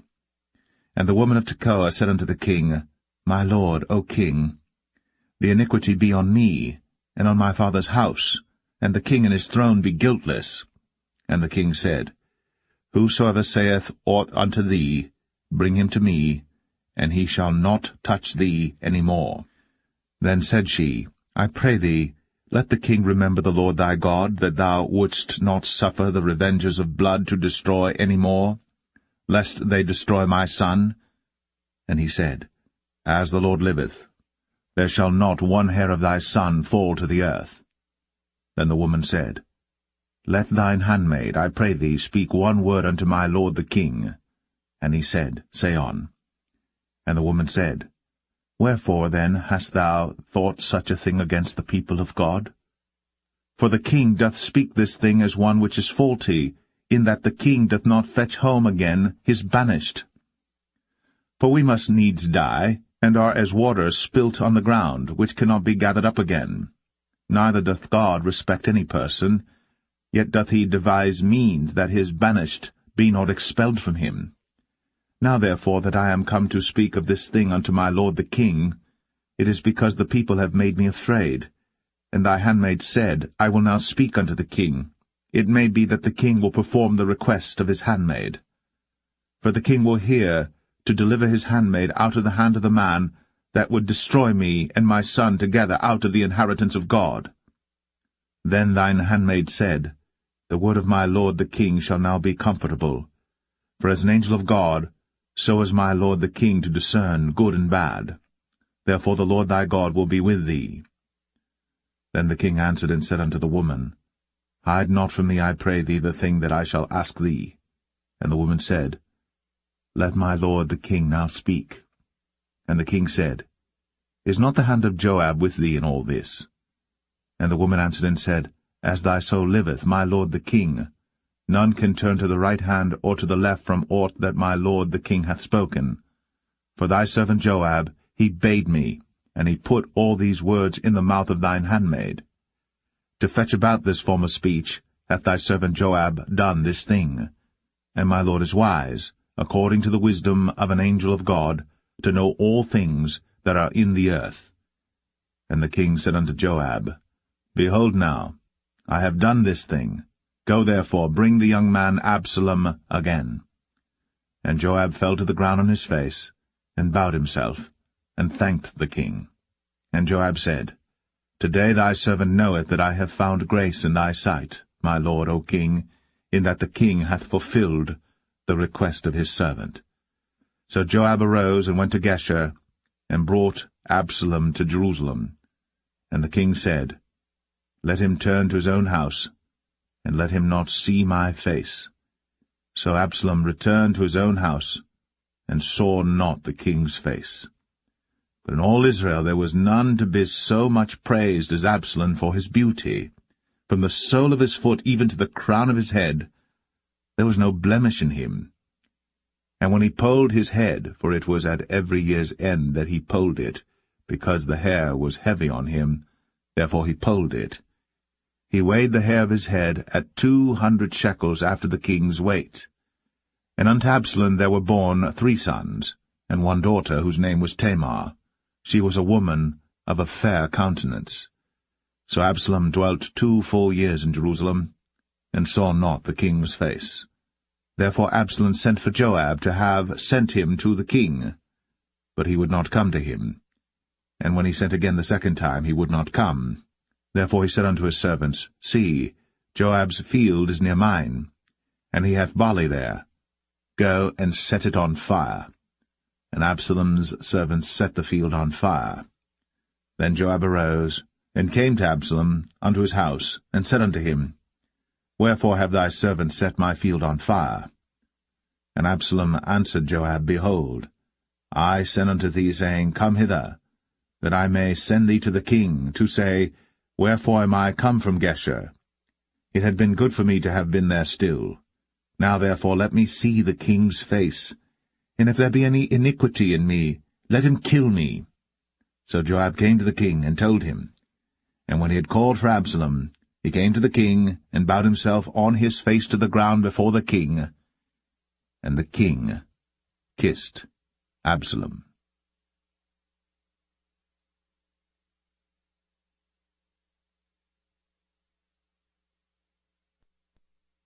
2 Samuel 15. And it came to pass after this, that Absalom prepared him chariots and horses, and 50 men to run before him. And Absalom rose up early, and stood beside the way of the gate. And it was so, that when any man that had a controversy came to the king for judgment, then Absalom called unto him, and said, Of what city art thou? And he said, Thy servant is of one of the tribes of Israel. And Absalom said unto him, See, thy matters are good and right, but there is no man deputed of the king to hear thee. Absalom said moreover, O that I were made judge in the land, that every man which hath any suit or cause might come unto me, and I would do him justice. And it was so, that when any man came nigh to him to do him obeisance, he put forth his hand, and took him, and kissed him. And on this manner did Absalom to all Israel that came to the king for judgment. So Absalom stole the hearts of the men of Israel. And it came to pass after 40 years that Absalom said unto the king, I pray thee, let me go and pay my vow, which I have vowed unto the Lord in Hebron. For thy servant vowed a vow while I abode at Geshur in Syria, saying, If the Lord shall bring me again indeed to Jerusalem, then I will serve the Lord. And the king said unto him, Go in peace. So he arose, and went to Hebron. But Absalom sent spies throughout all the tribes of Israel, saying, As soon as ye hear the sound of the trumpet, then ye shall say, Absalom reigneth in Hebron. And with Absalom went 200 men out of Jerusalem, that were called, and they went in their simplicity, and they knew not anything. And Absalom sent for Ahithophel the Gilonite, David's counselor, from his city, even from Gilo, while he offered sacrifices. And the conspiracy was strong, for the people increased continually with Absalom. And there came a messenger to David, saying, The hearts of the men of Israel are after Absalom. And David said unto all his servants that were with him at Jerusalem, Arise, and let us flee. For we shall not else escape from Absalom.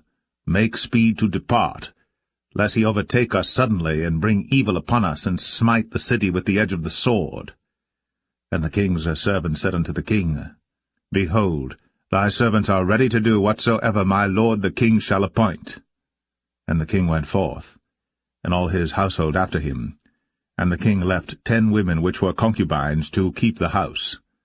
And the king went forth, and all the people after him, and tarried in a place that was far off. And all his servants passed on beside him, and all the Cherethites, and all the Pelethites, and all the Gittites, 600 men which came after him from Gath, passed on before the king.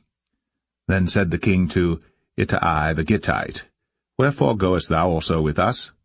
Return to thy place, and abide with the king, for thou art a stranger, and also an exile.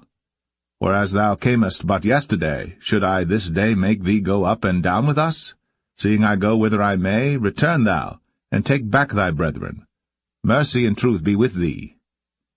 And Ittai answered the king, and said, As the Lord liveth, and as my lord the king liveth, surely in what place my lord the king shall be, whether in death or life, even there also will thy servant be. And David said to Ittai, Go and pass over. And Ittai the Gittite passed over, and all his men, and all the little ones that were with him. And all the country wept with a loud voice. And all the people passed over. The king also himself passed over the brook Kidron. And all the people passed over toward the way of the wilderness. And lo, Zadok also, and all the Levites were with him, bearing the ark of the covenant of God. And they set down the ark of God, and Abiathar went up, until all the people had done passing out of the city. And the king said unto Zadok, Carry back the ark of God into the city. If I shall find favor in the eyes of the Lord, he will bring me again, and show me both it and his habitation. But if he thus say, I have no delight in thee, behold, here am I. Let him do to me as seemeth good unto him. The king said also unto Zadok the priest, Art not thou a seer? Return into the city in peace, and your 2 sons with you, Ahimaaz thy son, and Jonathan the son of Abiathar. See, I will tarry in the plain of the wilderness, until there come word from you to certify me. Zadok therefore And Abiathar carried the ark of God again to Jerusalem, and they tarried there. And David went up by the ascent of Mount Olivet, and wept as he went up, and had his head covered, and he went barefoot, and all the people that was with him covered every man his head, and they went up, weeping as they went up. And one told David, saying, Ahithophel is among the conspirators with Absalom. And David said, O Lord, I pray thee, turn the counsel of Ahithophel into foolishness. And it came to pass that when David was come to the top of the mount, where he worshipped God, behold, Hushai the Archite came to meet him with his coat rent, and earth upon his head. Unto whom David said, If thou passest on with me, then thou shalt be a burden unto me. But if thou return to the city, and say unto Absalom, I will be thy servant, O king, as I have been thy father's servant hitherto, so will I now also be thy servant. Then mayest thou for me defeat the counsel of Ahithophel. And hast thou not there with thee Zadok and Abiathar the priests? Therefore it shall be that what thing soever thou shalt hear out of the king's house, thou shalt tell it to Zadok and Abiathar the priests. Behold, they have there with them their 2 sons, Ahimaaz Zadok's son, and Jonathan Abiathar's son. And by them ye shall send unto me everything that ye can hear. So Hushai, David's friend, came into the city, and Absalom came into Jerusalem.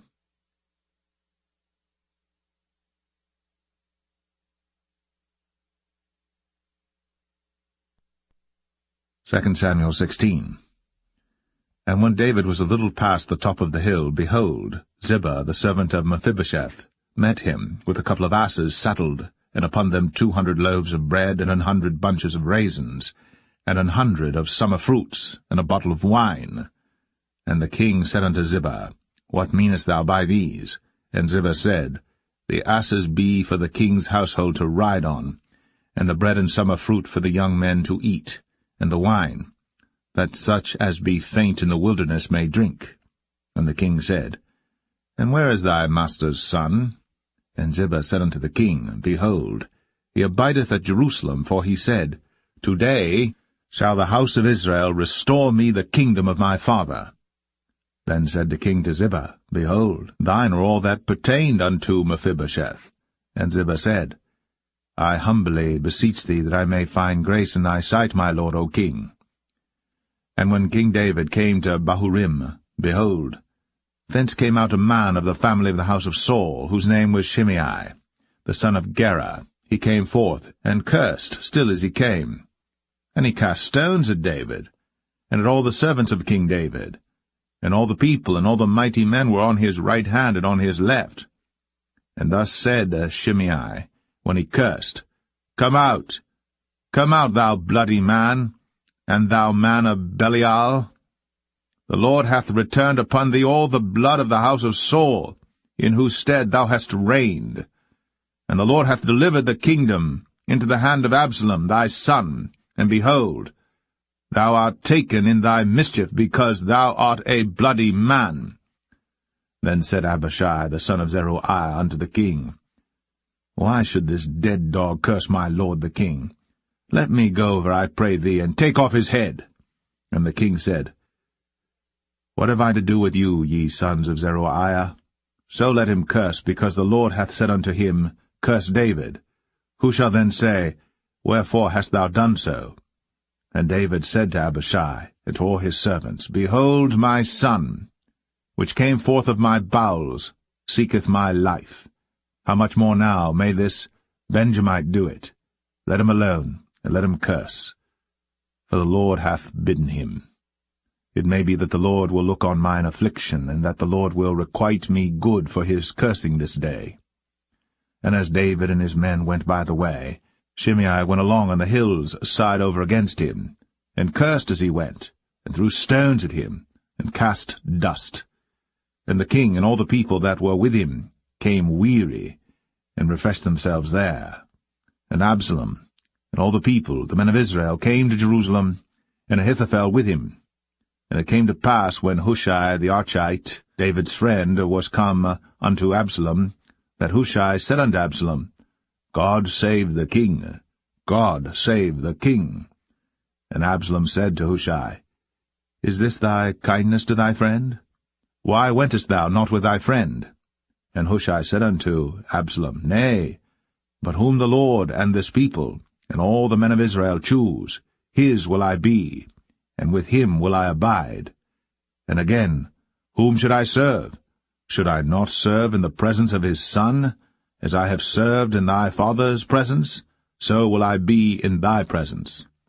Then said Absalom to Ahithophel, Give counsel among you what we shall do. And Ahithophel said unto Absalom, Go in unto thy father's concubines, which he hath left to keep the house.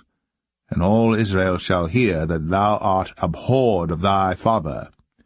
Then shall the hands of all that are with thee be strong.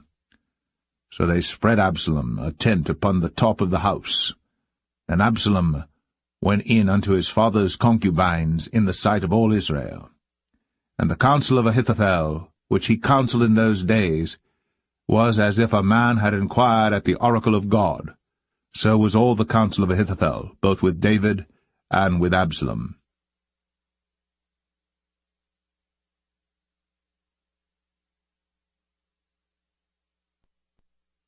2 Samuel 17. Moreover Ahithophel said unto Absalom, Let me now choose out 12,000 men, and I will arise and pursue after David this night.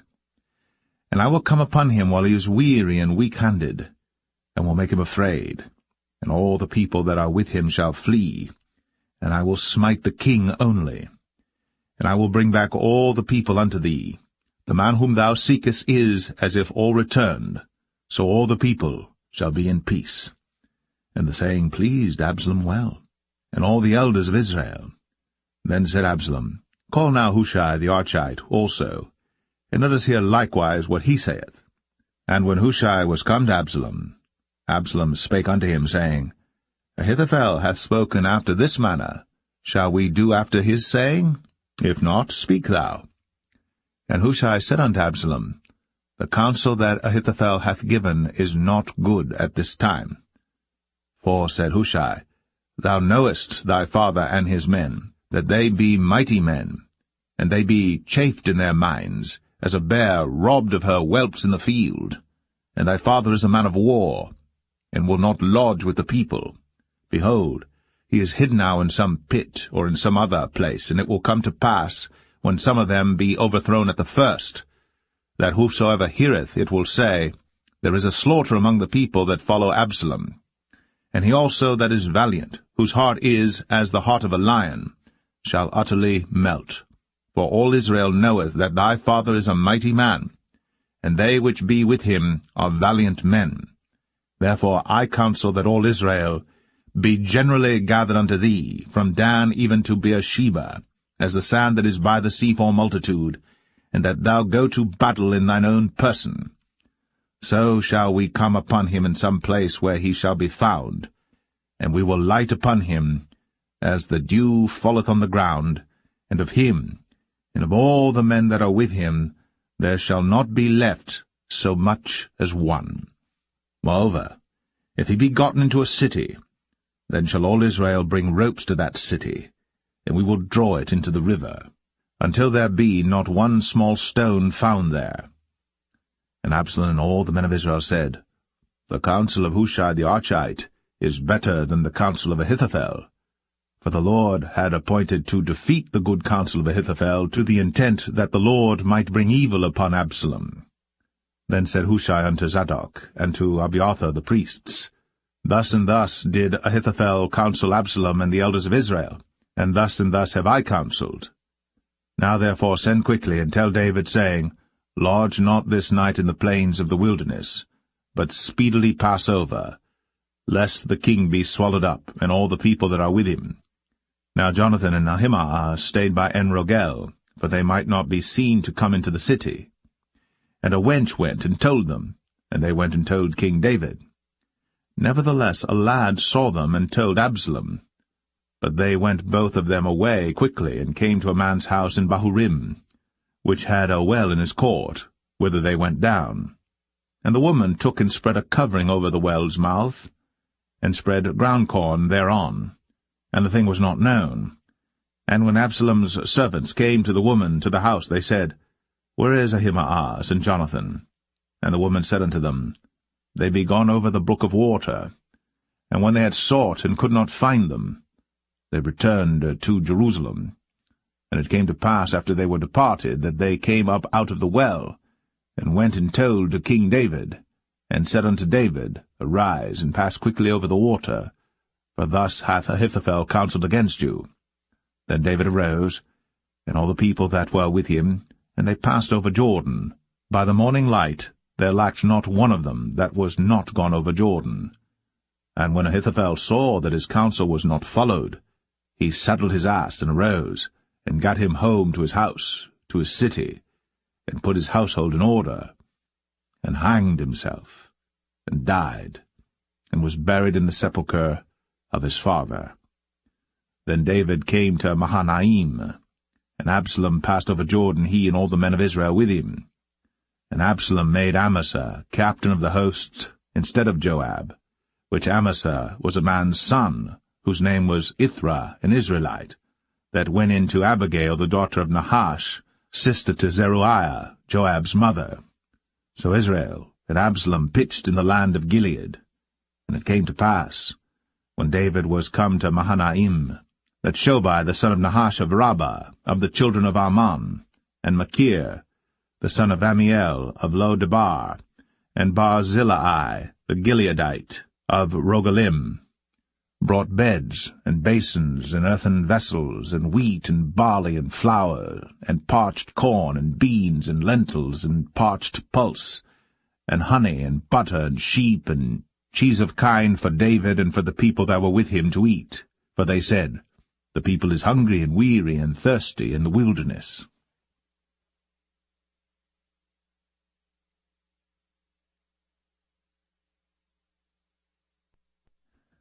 2 Samuel 18. And David numbered the people that were with him, and set captains of thousands and captains of hundreds over them.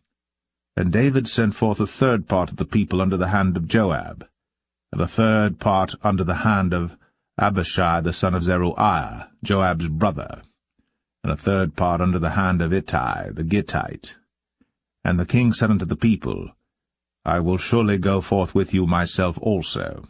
But the people answered, Thou shalt not go forth, for if we flee away, they will not care for us, neither, if half of us die, will they care for us. But now thou art worth 10,000 of us. Therefore now it is better that thou succour us out of the city. And the king said unto them, What seemeth you best, I will do. And the king stood by the gate side, and all the people came out by hundreds and by thousands. And the king commanded Joab and Abishai and Ittai, saying, Deal gently for my sake with the young man, even with Absalom. And all the people heard when the king gave all the captains charge concerning Absalom. So the people went out into the field against Israel, and the battle was in the wood of Ephraim, where the people of Israel were slain before the servants of David, and there was there a great slaughter that day of 20,000 men. For the battle was there scattered over the face of all the country, and the wood devoured more people that day than the sword devoured.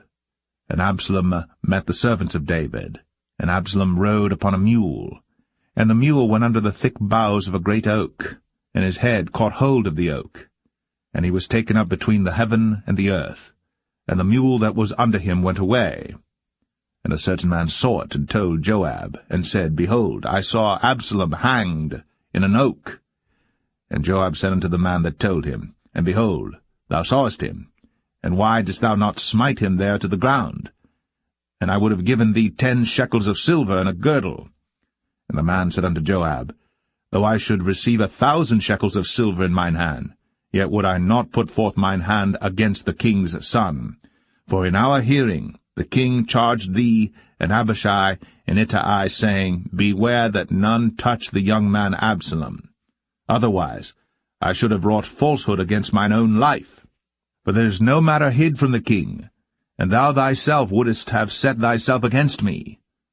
Then said Joab, I may not tarry thus with thee.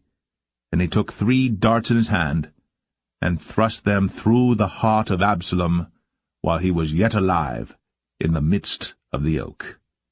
And 10 young men that bare Joab's armor compassed about, and smote Absalom, and slew him. And Joab blew the trumpet, and the people returned from pursuing after Israel. For Joab held back the people. And they took Absalom, and cast him into a great pit in the wood, and laid a very great heap of stones upon him. And all Israel fled, every one to his tent.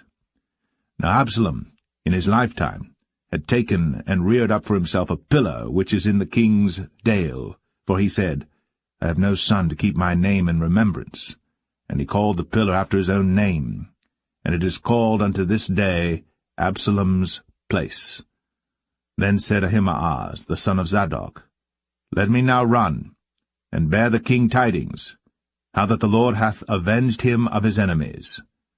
And Joab said unto him, Thou shalt not bear tidings this day, but thou shalt bear tidings another day. But this day thou shalt bear no tidings, because the king's son is dead.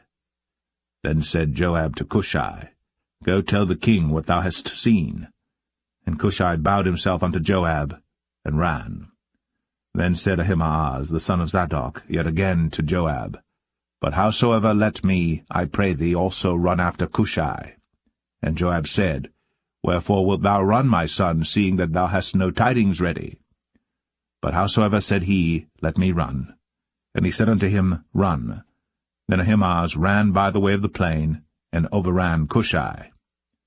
And David sat between the 2 gates, and the watchman went up to the roof over the gate unto the wall, and lifted up his eyes, and looked, and behold, a man running alone. And the watchman cried, and told the king. And the king said, If he be alone, there is tidings in his mouth. And he came apace, and drew near. And the watchman saw another man running. And the watchman called unto the porter, and said, Behold, another man running alone. And the king said, He also bringeth tidings. And the watchman said, Methinketh the running of the foremost is like the running of Ahimaaz the son of Zadok. And the king said, He is a good man, and cometh with good tidings. And Ahimaaz called, and said unto the king, All is well. And he fell down to the earth upon his face before the king, and said, Blessed be the Lord thy God, which hath delivered up the men that lifted up their hand against my lord the king. And the king said, Is the young man Absalom safe? And Ahimaaz answered, When Joab sent the king's servant, and me thy servant, I saw a great tumult, but I knew not what it was. And the king said unto him, Turn aside, and stand here. And he turned aside, and stood still. And behold, Cushai came. And Cushai said, Tidings, my lord the king. For the Lord hath avenged thee this day of all them that rose up against thee. And the king said unto Cushai, Is the young man Absalom safe? And Cushai answered, The enemies of my lord the king, and all that rise against thee to do thee hurt, be as that young man is. And the king was much moved, and went up to the chamber over the gate, and wept. And as he went, thus he said, O my son Absalom, my son Absalom, would God I had died for thee, O Absalom, my son, my son.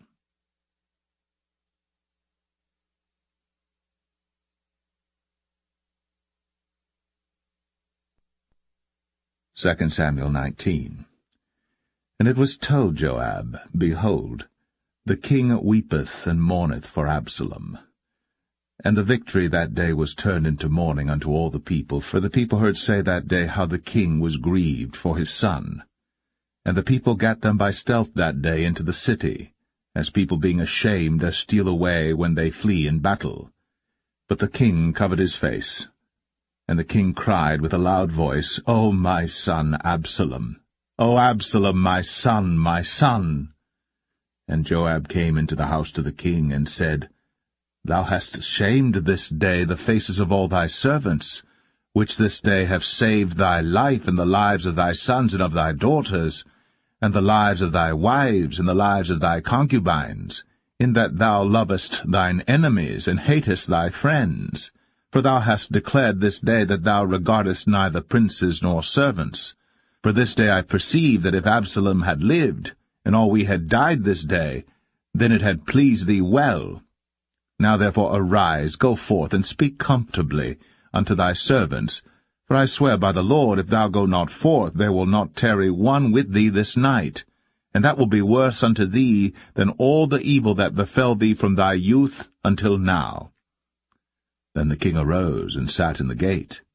And they told unto all the people, saying, Behold, the king doth sit in the gate. And all the people came before the king, for Israel had fled every man to his tent.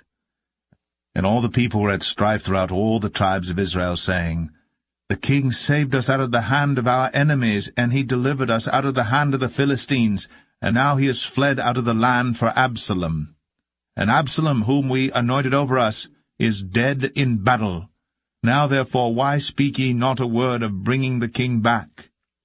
And King David sent to Zadok and to Abiathar the priests, saying, Speak unto the elders of Judah, saying, Why are ye the last to bring the king back to his house, seeing the speech of all Israel is come to the king, even to his house? Ye are my brethren, ye are my bones and my flesh, wherefore then are ye the last to bring back the king? And say ye to Amasa, Art thou not of my bone and of my flesh? God do so to me, and more also, if thou be not captain of the host before me continually in the room of Joab.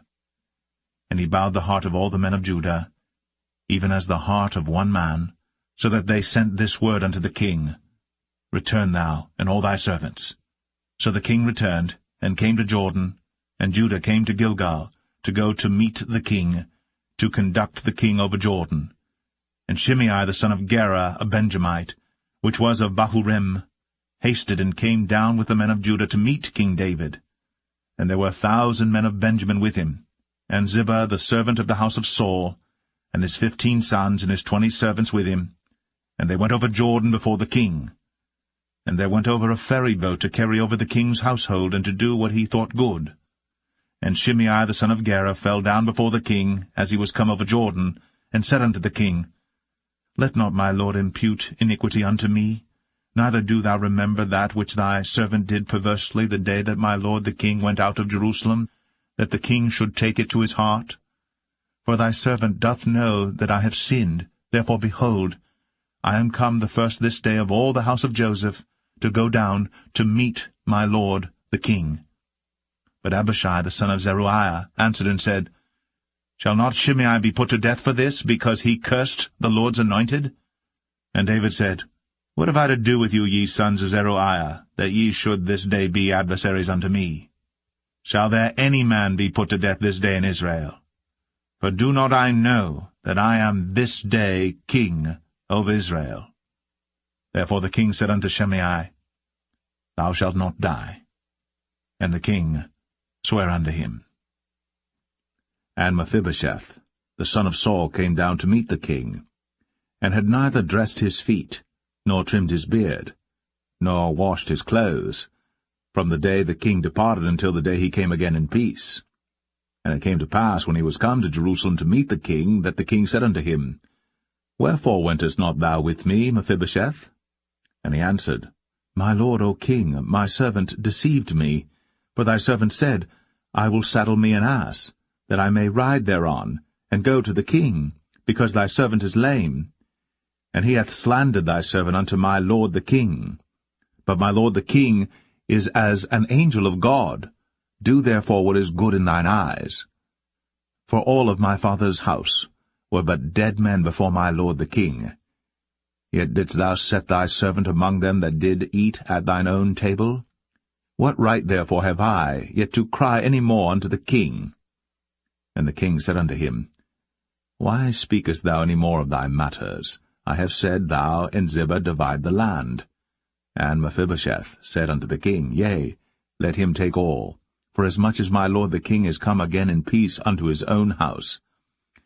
and Barzillai, the Gileadite, came down from Rogelim, and went over Jordan with the king to conduct him over Jordan. Now Barzillai was a very aged man, even 80 years old, and he had provided the king of sustenance while he lay at Mahanaim, for he was a very great man. And the king said unto Barzillai, Come thou over with me, and I will feed thee with me in Jerusalem. And Barzillai said unto the king, How long have I to live, that I should go up with the king unto Jerusalem? I am this day 80 years old, and can I discern between good and evil? Can thy servant taste what I eat or what I drink? Can I hear any more the voice of singing men and singing women? Wherefore then should thy servant be yet a burden unto my lord the king? Thy servant will go a little way over Jordan with the king, and why should the king recompense it me with such a reward? Let thy servant, I pray thee, turn back again, that I may die in mine own city, and be buried by the grave of my father and of my mother. But behold thy servant, Chimham, let him go over with my lord the king, and do to him what shall seem good unto thee. And the king answered, Chimham shall go over with me, and I will do to him that which shall seem good unto thee. And whatsoever thou shalt require of me, that will I do for thee. And all the people went over Jordan. And when the king was come over, the king kissed Barzillai, and blessed him, and he returned unto his own place. Then the king went on to Gilgal, and Chimham went on with him. And all the people of Judah conducted the king, and also half the people of Israel. And behold, all the men of Israel came to the king, and said unto the king, Why have our brethren the men of Judah stolen thee away, and have brought the king and his household and all David's men with him over Jordan? And all the men of Judah answered the men of Israel, Because the king is near of kin to us, wherefore then be ye angry for this matter? Have we eaten at all of the king's cost, or hath he given us any gift? And the men of Israel answered the men of Judah, and said, We have 10 parts in the king, and we have also more right in David than ye. Why then did ye despise us, that our advice should not be first had in bringing back our king? And the words of the men of Judah were fiercer than the words of the men of Israel.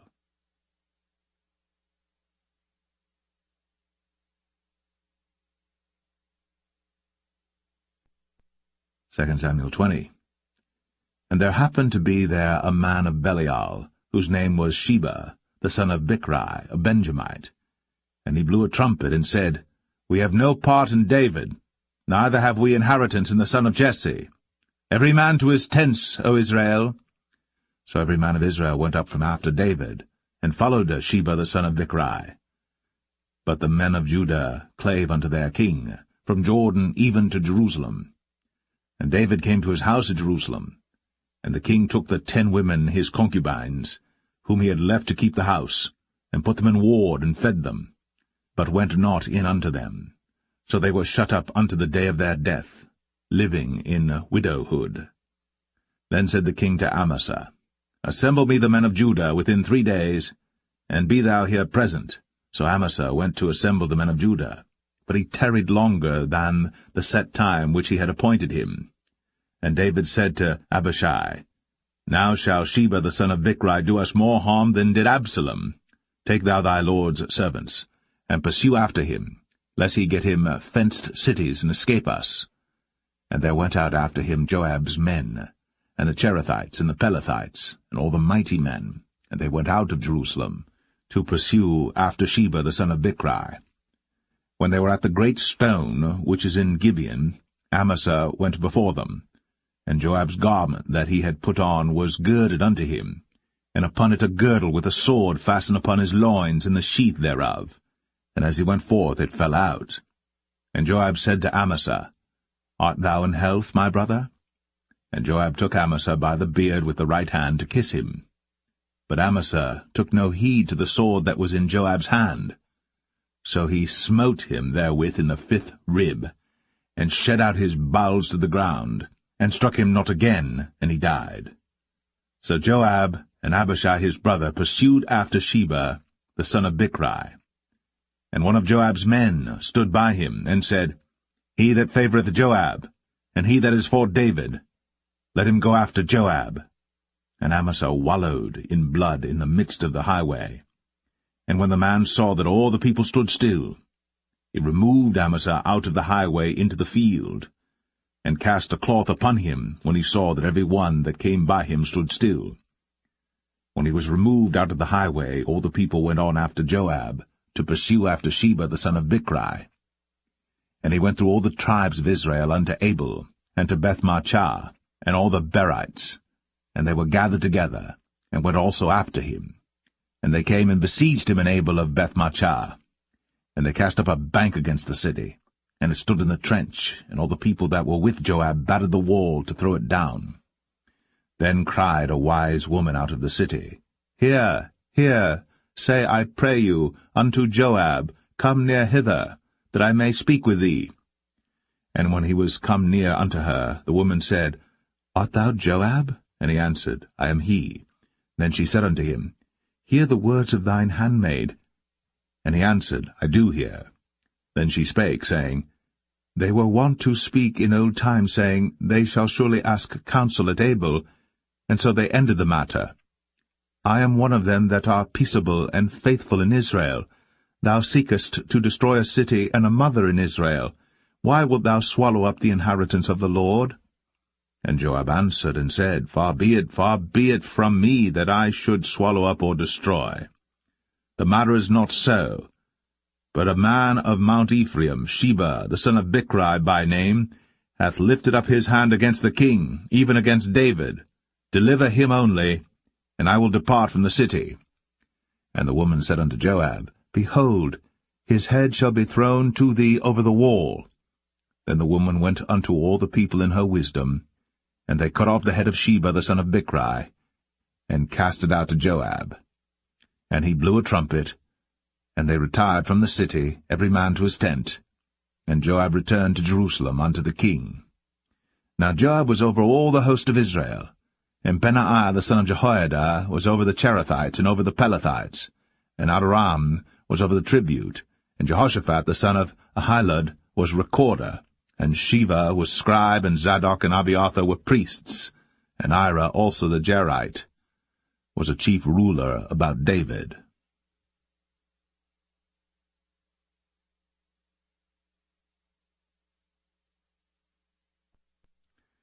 Second Samuel 21.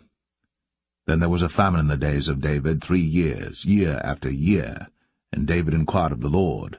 And the Lord answered, It is for Saul and for his bloody house, because he slew the Gibeonites. And the king called the Gibeonites, and said unto them, Now the Gibeonites were not of the children of Israel, but of the remnant of the Amorites, and the children of Israel had sworn unto them. And Saul sought to slay them in his zeal to the children of Israel and Judah. Wherefore David said unto the Gibeonites, What shall I do for you? And wherewith shall I make the atonement, that ye may bless the inheritance of the Lord? And the Gibeonites said unto him, We will have no silver nor gold of Saul, nor of his house, neither for us shalt thou kill any man in Israel. And he said, What ye shall say, that will I do for you. And they answered the king, The man that consumed us, and that devised against us, that we should be destroyed from remaining in any of the coasts of Israel, let 7 men of his sons be delivered unto us, and we will hang them up unto the Lord in Gibeah of Saul, whom the Lord did choose. And the king said, I will give them. But the king spared Mephibosheth, the son of Jonathan the son of Saul, because of the Lord's oath that was between them, between David and Jonathan the son of Saul. But the king took the 2 sons of Rizpah, the daughter of Aiah, whom she bare unto Saul, Armoni and Mephibosheth, and the 5 sons of Michal the daughter of Saul, whom she brought up for Adriel the son of Barzillai the Maholathite. And he delivered them into the hands of the Gibeonites, and they hanged them in the hill before the Lord. And they fell all 7 together, and were put to death in the days of harvest, in the first days, in the beginning of barley harvest. And Rizpah the daughter of Aiah took sackcloth, and spread it for her upon the rock, from the beginning of harvest until water dropped upon them out of heaven, and suffered neither the birds of the air to rest on them by day, nor the beast of the field by night. And it was told David, what Rizpah the daughter of Aiah, the concubine of Saul, had done. And David went and took the bones of Saul, and the bones of Jonathan his son, from the men of Jabesh-Gilead, which had stolen them from the street of Bethshan, where the Philistines had hanged them, when the Philistines had slain Saul in Gilboa. And he brought up from thence the bones of Saul, and the bones of Jonathan his son, and they gathered the bones of them that were hanged. And the bones of Saul and Jonathan his son buried they in the country of Benjamin in Zelle, in the sepulchre of Kish his father, and they performed all that the king commanded, and after that God was entreated for the land. Moreover, the Philistines had yet war again with Israel, and David went down, and his servants with him, and fought against the Philistines, and David waxed faint. And Ishbi-Benob, which was of the sons of the giant, the weight of whose spear weighed 300 shekels of brass in weight, he being girded with a new sword, thought to have slain David. But Abishai the son of Zeruiah succoured him, and smote the Philistine, and killed him. Then the men of David sware unto him, saying, Thou shalt go no more out with us to battle, that thou quench not the light of Israel. And it came to pass after this, that there was again a battle with the Philistines at Gob. Then Sibbechai the Hushathite slew Saph, which was of the sons of the giant. And there was again a battle in Gob with the Philistines, where Elhanan the son of Jareh-Oragim, a Bethlehemite, slew the brother of Goliath the Gittite, the staff of whose spear was like a weaver's beam. And there was yet a battle in Gath, where was a man of great stature, that had on every hand 6 fingers, and on every foot 6 toes, 24 in number. And he also was born to the giant. And when he defied Israel, Jonathan the son of Shemaiah, the brother of David, slew him. These 4 were born to the giant in Gath, and fell by the hand of David, and by the hand of his servants.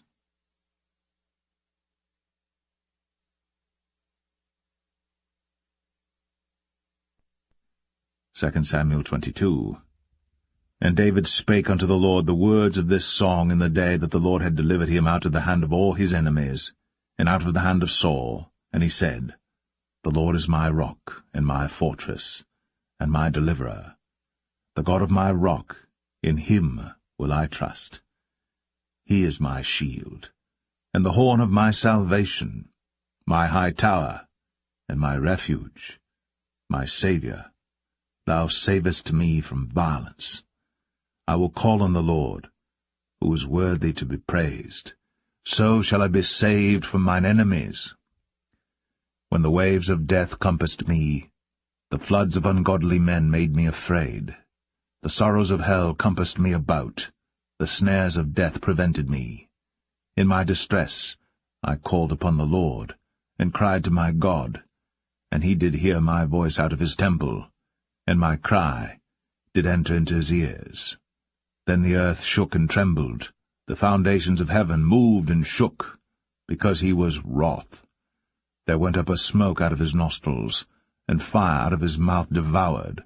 Coals were kindled by it. He bowed the heavens also, and came down, and darkness was under his feet. And he rode upon a cherub, and did fly, and he was seen upon the wings of the wind. And he made darkness pavilions round about him, dark waters, and thick clouds of the skies.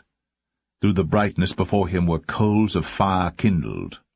The Lord thundered from heaven, and the Most High uttered his voice. And he sent out arrows, and scattered them, lightning, and discomfited them. And the channels of the sea appeared. The foundations of the world were discovered, at the rebuking of the Lord, at the blast of the breath of his nostrils. He sent from above, he took me, he drew me out of many waters. He delivered me from my strong enemy, and from them that hated me, for they were too strong for me. They prevented me in the day of my calamity. But the Lord was my stay.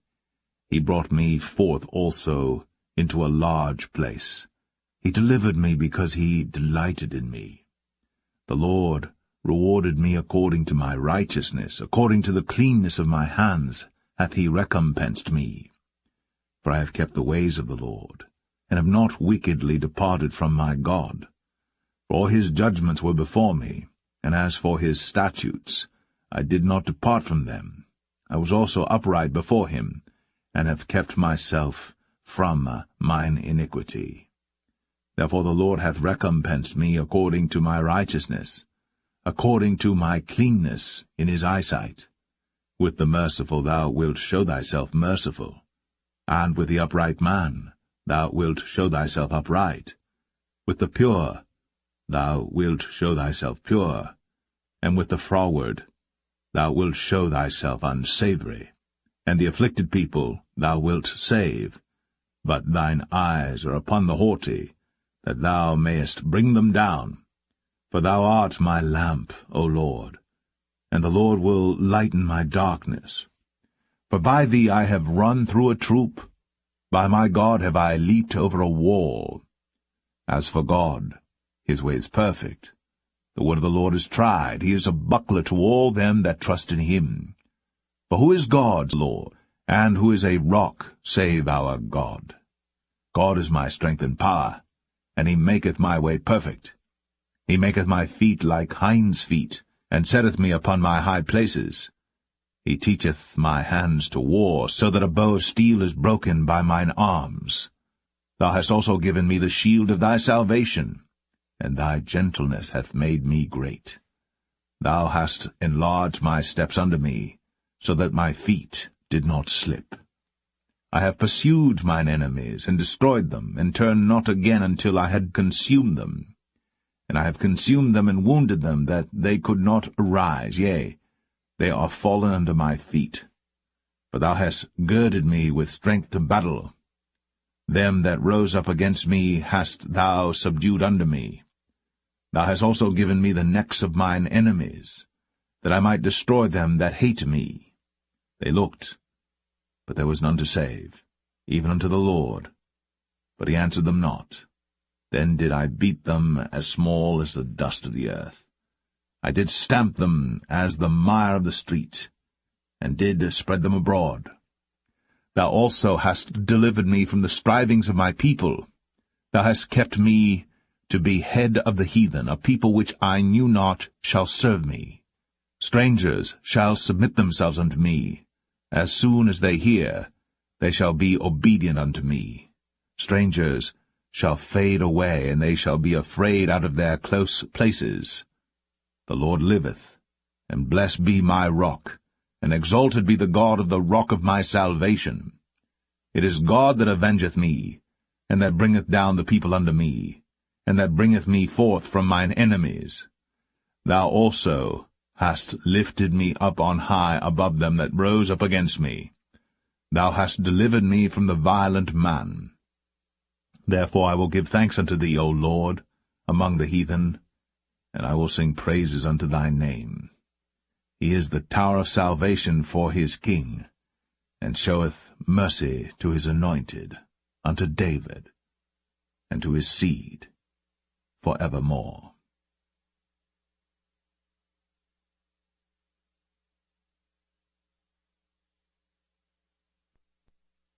Second Samuel 23. Now these be the last words of David. David the son of Jesse said, and the man who was raised up on high, the anointed of the God of Jacob, and the sweet psalmist of Israel, said, The Spirit of the Lord spake by me, and his word was in my tongue. The God of Israel said, The Rock of Israel spake to me. He that ruleth over men must be just, ruling in the fear of God. And he shall be as the light of the morning, when the sun riseth, even a morning without clouds, as the tender grass springing out of the earth by clear shining after rain. Although my house be not so with God, yet he hath made with me an everlasting covenant, ordered in all things and sure. For this is all my salvation and all my desire, although he make it not to grow. But the sons of Belial shall be all of them as thorns thrust away, because they cannot be taken with hands. But the man that shall touch them must be fenced with iron, and the staff of a spear, and they shall be utterly burned with fire in the same place. These be the names of the mighty men whom David had. The Tachmonite, that sat in the seat, chief among the captains. the same was Adino the Eznite. He lifted up his spear against 800, whom he slew at one time. And after him was Eleazar the son of Dodo the Ahohite, one of the 3 mighty men with David, when they defied the Philistines that were there gathered together to battle, and the men of Israel were gone away. He arose, and smote the Philistines until his hand was weary, and his hand clave unto the sword. And the Lord wrought a great victory that day, and the people returned after him only to spoil. And after him was Shammah the son of Agi, the Harahite. And the Philistines were gathered together into a troop, where was a piece of ground full of lentils, and the people fled from the Philistines. But he stood in the midst of the ground, and defended it, and slew the Philistines, and the Lord wrought a great victory. And 3 of the 30 chief went down, and came to David, in the harvest time, unto the cave of Adullam. And the troop of the Philistines pitched in the valley of Rephaim. And David was then in an hold, and the garrison of the Philistines was then in Bethlehem. And David longed, and said, O that one would give me drink of the water of the well of Bethlehem, which is by the gate. And the 3 mighty men brake through the host of the Philistines, and drew water out of the well of Bethlehem that was by the gate, and took it, and brought it to David. Nevertheless he would not drink thereof, but poured it out unto the Lord. And he said, Be it far from me, O Lord, that I should do this. Is not this the blood of the men that went in jeopardy of their lives? Therefore he would not drink it. These things did these 3 mighty men. And Abishai the brother of Joab, the son of Zeruiah, was chief among 3. And he lifted up his spear against 300, and slew them, and had the name among 3. Was he not most honorable of 3? Therefore he was their captain, howbeit he attained not unto the first 3. And Benaiah the son of Jehoiada, the son of a valiant man of Kabzeel, who had done many acts, he slew 2 lion-like men of Moab. He went down also and slew a lion in the midst of a pit in time of snow. And he slew an Egyptian, a goodly man. And the Egyptian had a spear in his hand. But he went down to him with a staff, and plucked the spear out of the Egyptian's hand, and slew him with his own spear. These things did Benaiah the son of Jehoiada, and had the name among 3 mighty men. He was more honorable than the 30, but he attained not to the first 3. And David set him over his guard. Asahel the brother of Joab was one of the 30, Elhanan the son of Dodo of Bethlehem, Shammah the Harodite, Elika the Harodite, Helez the Paltite, Ira the son of Ikesh the Tekoite, Abiezer the Anethathite, Mebunai the Hushathite, Zalman the Ahohite, Maharai the Netophathite, Heleb the son of Baanah, a Netophathite, Ittai the son of Ribai, out of Gibeah of the children of Benjamin, Benaiah the Parathonite, Hiddai of the brooks of Gaash, Abialbon the Arbathite, Asmaveth the Bahamite, Eliabah the Shaalbanite, of the sons of Jashan, Jonathan, Shammah the Hararite, Ahiam the son of Sharar, the Hararite, Eliphalet the son of Ahasbai, the son of the Maacathite, Eliam the son of Ahithophel the Gelonite, Hezrai the Carmelite, Parai the Arbite, Igal the son of Nathan of Zobah, Bani the Gadite, Zelek the Ammonite, Naharai the Barathite, Armabera to Joab the son of Zeruiah, Ira and Ithrite, Gareb and Ithrite, Uriah the Hittite, 37 in all.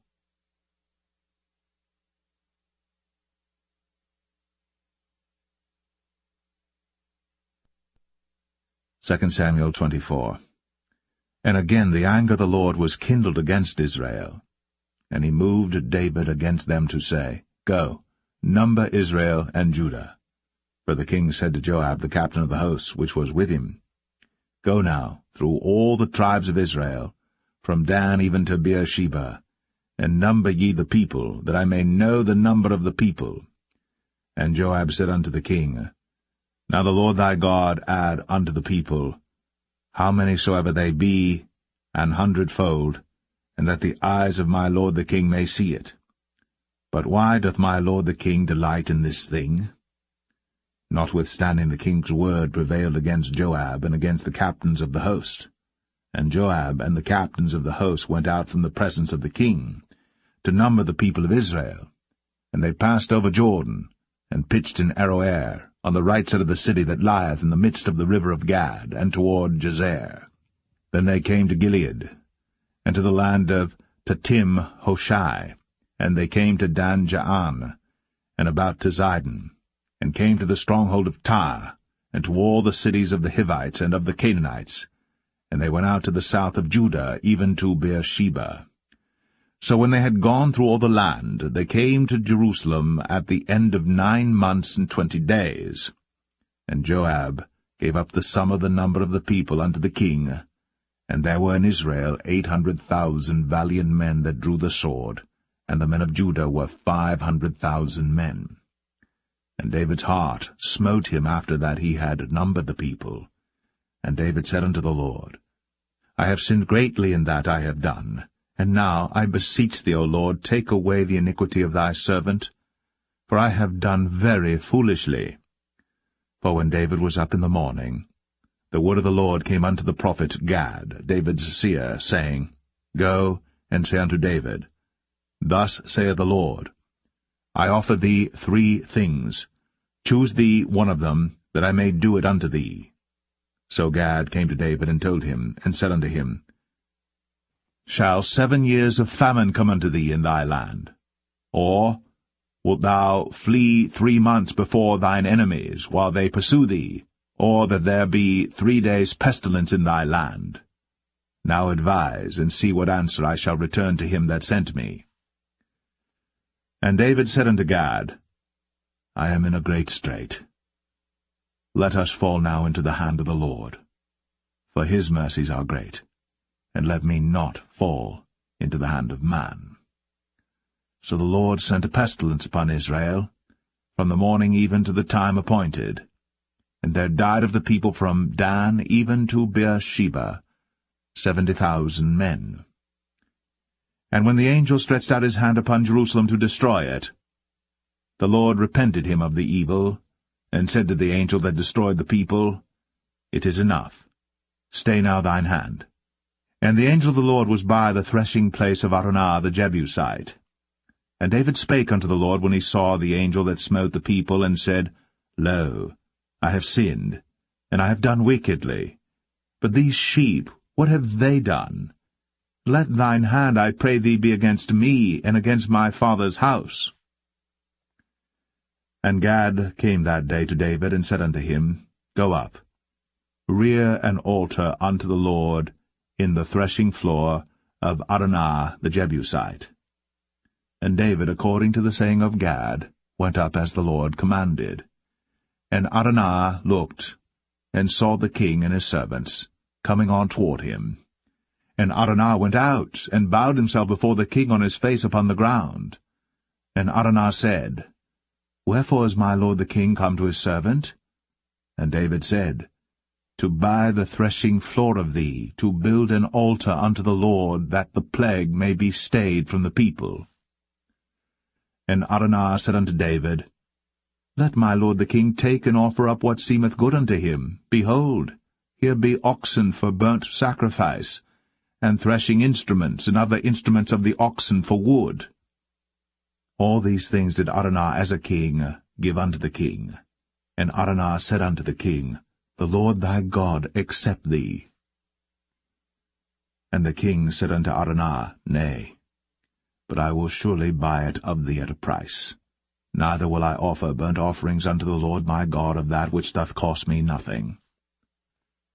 So David bought the threshing floor and the oxen for 50 shekels of silver. And David built there an altar unto the Lord, and offered burnt offerings and peace offerings. So the Lord was entreated for the land, and the plague was stayed from Israel.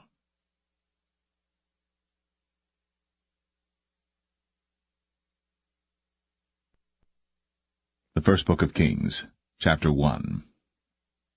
Now King David was old, and stricken in years, and they covered him with clothes, but he gat no heat.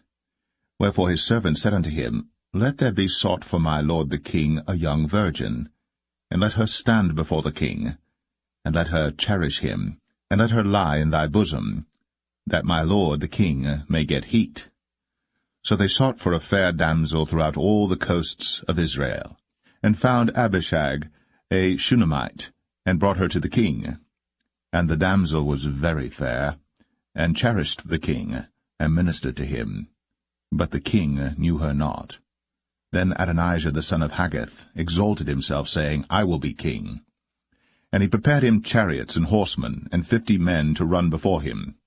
And his father had not displeased him at any time in saying, Why hast thou done so? And he also was a very goodly man. And his mother bare him after Absalom. And he conferred with Joab the son of Zeruiah, and with Abiathar the priest, and they, following Adonijah, helped him. But Zadok the priest, and Benaiah the son of Jehoiada, and Nathan the prophet, and Shimei, and Rei, and the mighty men which belonged to David, were not with Adonijah. And Adonijah slew sheep and oxen and fat cattle by the stone of Zoheleth, which is by En-Rogel, and called all his brethren the king's sons, and all the men of Judah the king's servants. But Nathan the prophet, and Benaiah, and the mighty men, and Solomon his brother, he called not. Wherefore Nathan spake unto Bathsheba, the mother of Solomon, saying, Hast thou not heard that Adonijah the son of Haggith doth reign, and David our Lord knoweth it not? Now therefore come, let me, I pray thee, give thee counsel, that thou mayest save thine own life, and the life of thy son Solomon. Go and get thee in unto King David, and say unto him, Didst not thou, my lord, O king, swear unto thine handmaid, saying, Assuredly Solomon thy son shall reign after me, and he shall sit upon my throne. Why then doth Adonijah reign? Behold, while thou yet talkest there with the king, I also will come in after thee, and confirm thy words. And Bathsheba went in unto the king into the chamber.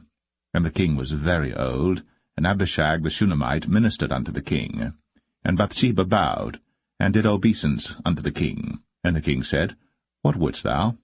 And she said unto him, My lord, thou swearest by the Lord thy God unto thine handmaid, saying, Assuredly Solomon thy son shall reign after me, and he shall sit upon my throne. And now, behold, Adonijah reigneth. And now, my lord the king, thou knowest it not. And he hath slain oxen and fat cattle, and sheep in abundance, and hath called all the sons of the king, and Abiathar the priest, and Joab the captain of the host. But Solomon thy servant hath he not called. And thou, my lord, O king, the eyes of all Israel are upon thee, that thou shouldst tell them who shall sit on the throne of my lord the king after him. Otherwise it shall come to pass, when my lord the king shall sleep with his fathers, that I and my son Solomon shall be counted offenders. And lo, while she yet talked with the king, Nathan the prophet also came in. And they told the king, saying, Behold, Nathan the prophet. And when he was come in before the king, he bowed himself before the king with his face to the ground. And Nathan said, My lord, O king, hast thou said, Adonijah shall reign after me, and he shall sit upon my throne? For he is gone down this day, and hath slain oxen and fat cattle and sheep in abundance, and hath called all the king's sons, and the captains of the host, and Abiathar the priest, and behold, they eat and drink before him, and say, God save King Adonijah. But me, even me thy servant, and Zadok the priest, and Benaiah the son of Jehoiada, and thy servant Solomon hath he not called. Is this thing done by my lord the king, and thou hast not showed it unto thy servant, who should sit on the throne of my lord the king after him? Then King David answered and said, Call me Bathsheba. And she came into the king's presence, and stood before the king.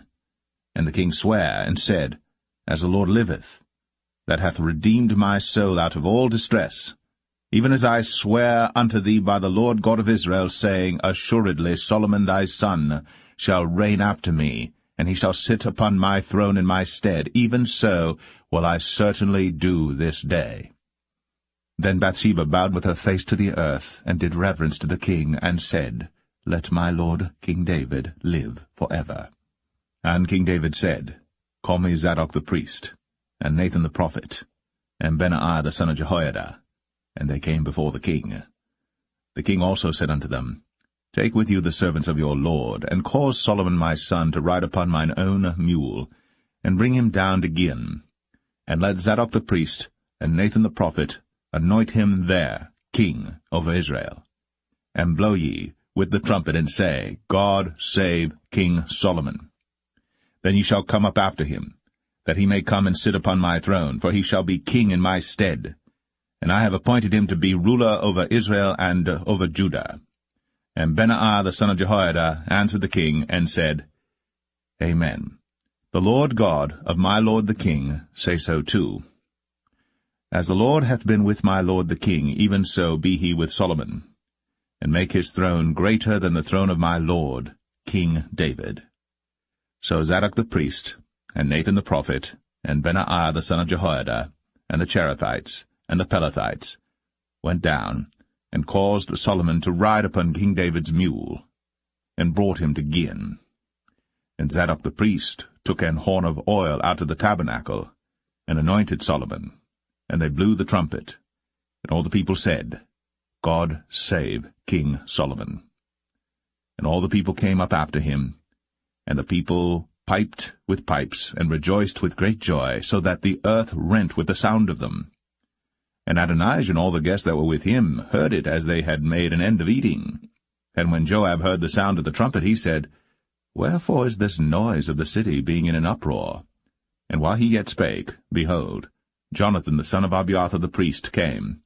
And Adonijah said unto him, Come in, for thou art a valiant man, and bringest good tidings. And Jonathan answered and said to Adonijah, Verily, our lord King David hath made Solomon king. And the king hath sent with him Zadok the priest, and Nathan the prophet, and Benaiah the son of Jehoiada, and the Cherethites and the Pelethites, and they have caused him to ride upon the king's mule. And Zadok the priest, and Nathan the prophet, have anointed him king in Gihon, and they are come up from thence, rejoicing, so that the city rang again. This is the noise that ye have heard. And also Solomon sitteth on the throne of the kingdom.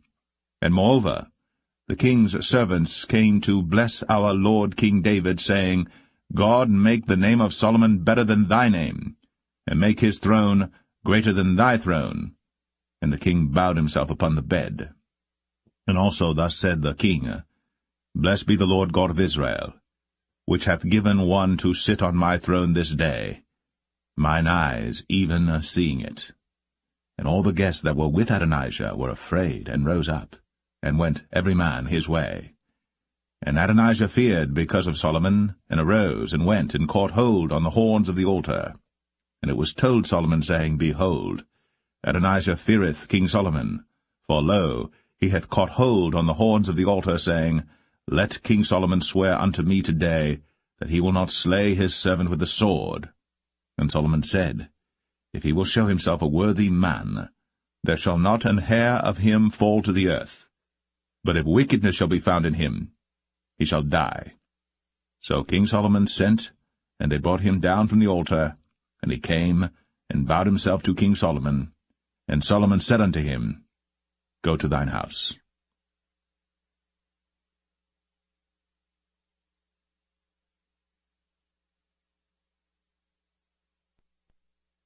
1 Kings 2. Now the days of David drew nigh, that he should die. And he charged Solomon his son, saying, I go the way of all the earth.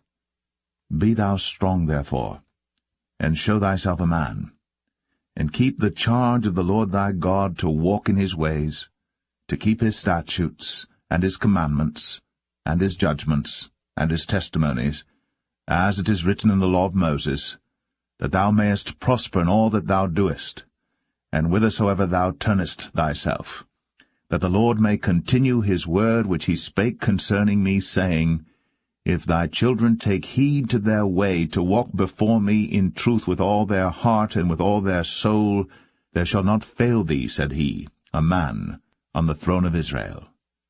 Moreover, thou knowest also what Joab the son of Zeruiah did to me, and what he did to the 2 captains of the host of Israel, unto Abner the son of Ner, and unto Amasa the son of Jether, whom he slew, and shed the blood of war in peace, and put the blood of war upon his girdle that was about his loins, and in his shoes that were on his feet.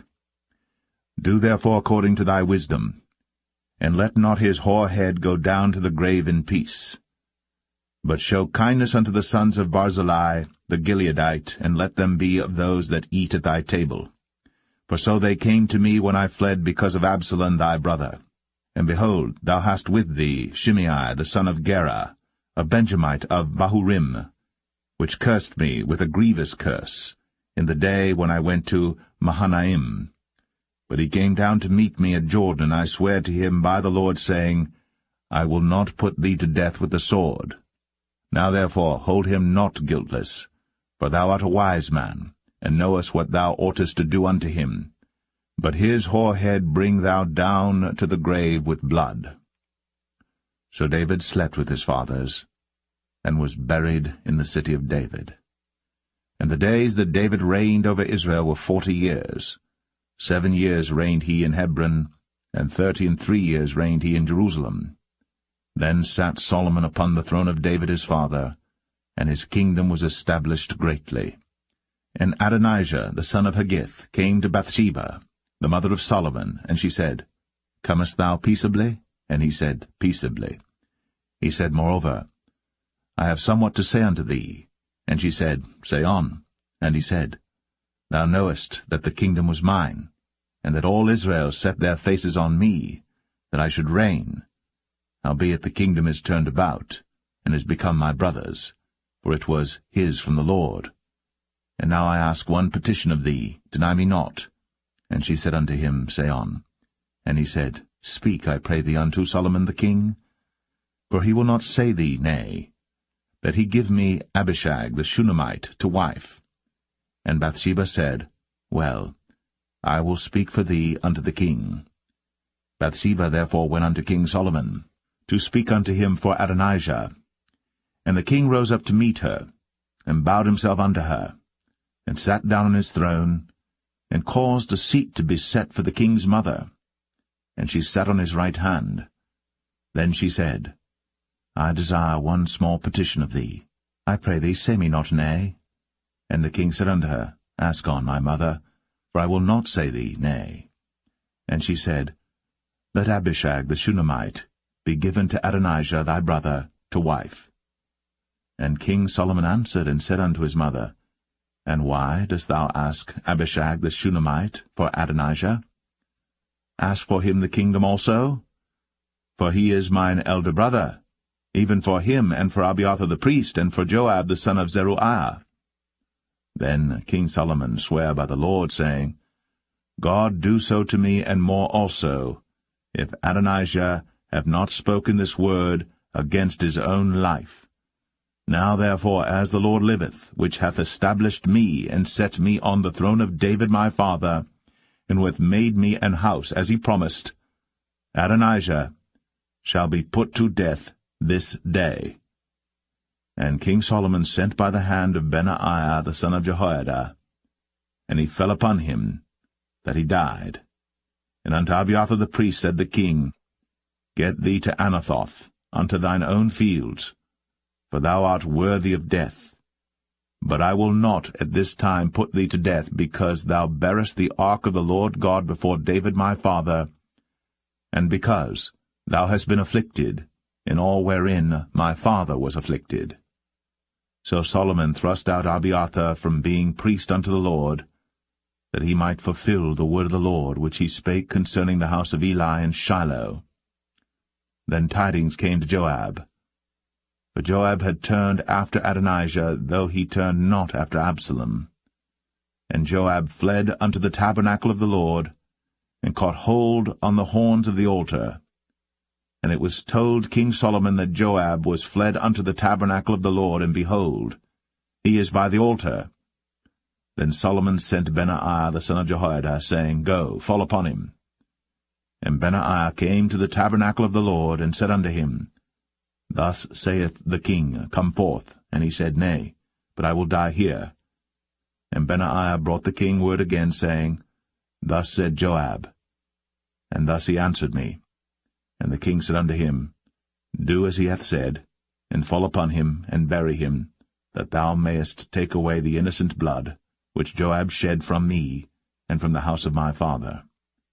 And the Lord shall return his blood upon his own head, who fell upon 2 men more righteous and better than he, and slew them with the sword. My father David, not knowing thereof, to wit, Abner the son of Ner, captain of the host of Israel, and Amasa the son of Jether, captain of the host of Judah. Their blood shall therefore return upon the head of Joab, and upon the head of his seed for ever.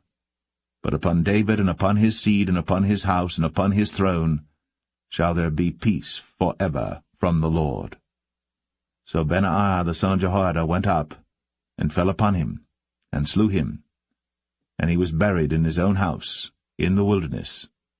And the king put Benaiah the son of Jehoiada in his room over the host, and Zadok the priest did the king put in the room of Abiathar.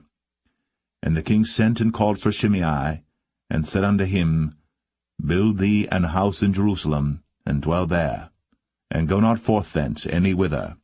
For it shall be, that on the day thou goest out, and passest over the brook Kidron, thou shalt know for certain that thou shalt surely die. Thy blood shall be upon thine own head. And Shimei said unto the king, The saying is good. As my lord the king hath said, so will thy servant do. And Shimei dwelt in Jerusalem many days. And it came to pass at the end of 3 years, that 2 of the servants of Shimei ran away unto Achish, son of Maachah, king of Gath. And they told Shimei, saying, Behold, thy servants be in Gath. And Shimei arose, and saddled his ass, and went to Gath to Achish to seek his servants. And Shimei went, and brought his servants from Gath. And it was told Solomon that Shimei had gone from Jerusalem to Gath, and was come again. And the king sent and called for Shimei, and said unto him, Did I not make thee to swear by the Lord, and protested unto thee, saying, Know for a certain, on the day thou goest out, and walkest abroad any whither, that thou shalt surely die? And thou saidst unto me, The word that I have heard is good. Why then hast thou not kept the oath of the Lord, and the commandment that I have charged thee with? The king said moreover to Shimei, Thou knowest all the wickedness which thine heart is privy to, that thou didst to David my father. Therefore the Lord shall return thy wickedness upon thine own head. And King Solomon shall be blessed, and the throne of David shall be established before the Lord for ever. So the king commanded Benaiah the son of Jehoiada, which went out, and fell upon him that he died. And the kingdom was established in the hand of Solomon.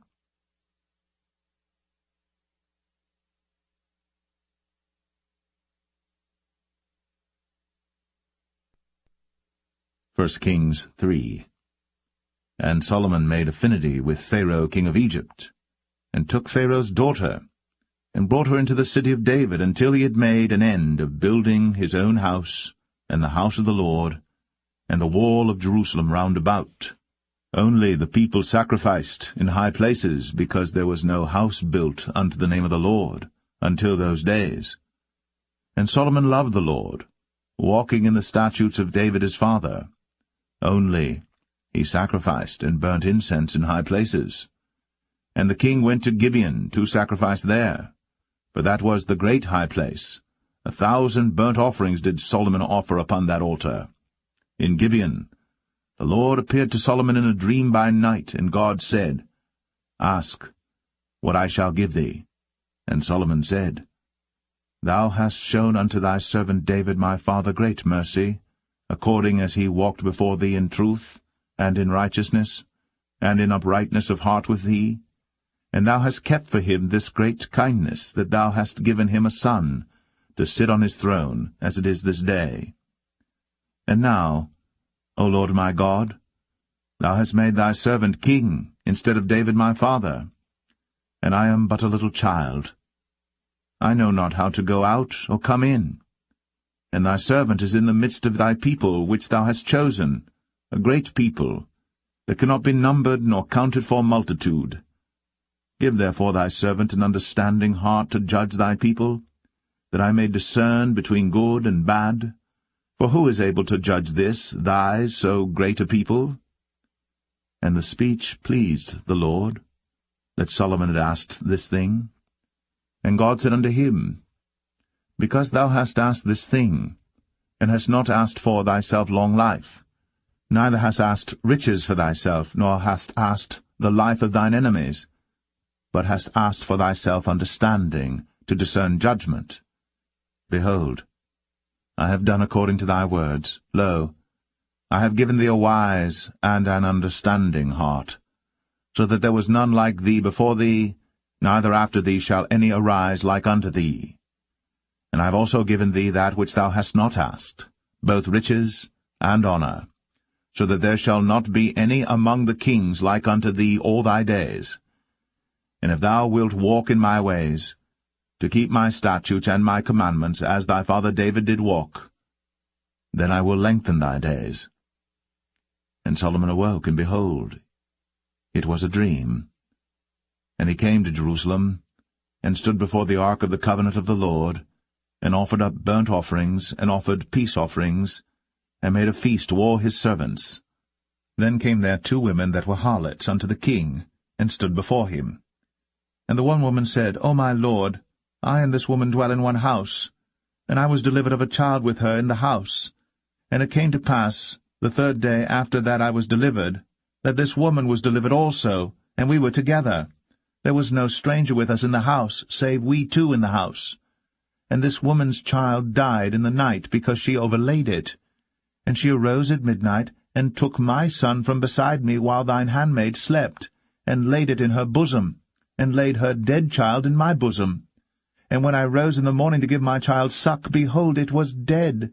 But when I had considered it in the morning, behold, it was not my son which I did bear.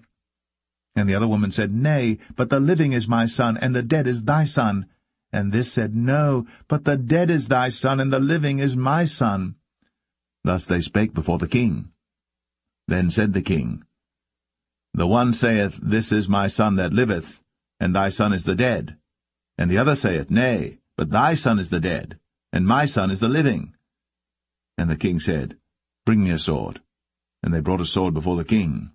And the king said, Divide the living child in 2, and give half to the one, and half to the other. Then spake the woman, whose the living child was, unto the king. For her bowels yearned upon her son, and she said, O my lord, give her the living child, and in no wise slay it. But the other said, Let it be neither mine nor thine, but divide it. Then the king answered and said, Give her the living child, and in no wise slay it. She is the mother thereof. And all Israel heard of the judgment which the king had judged. And they feared the king, for they saw that the wisdom of God was in him, to do judgment.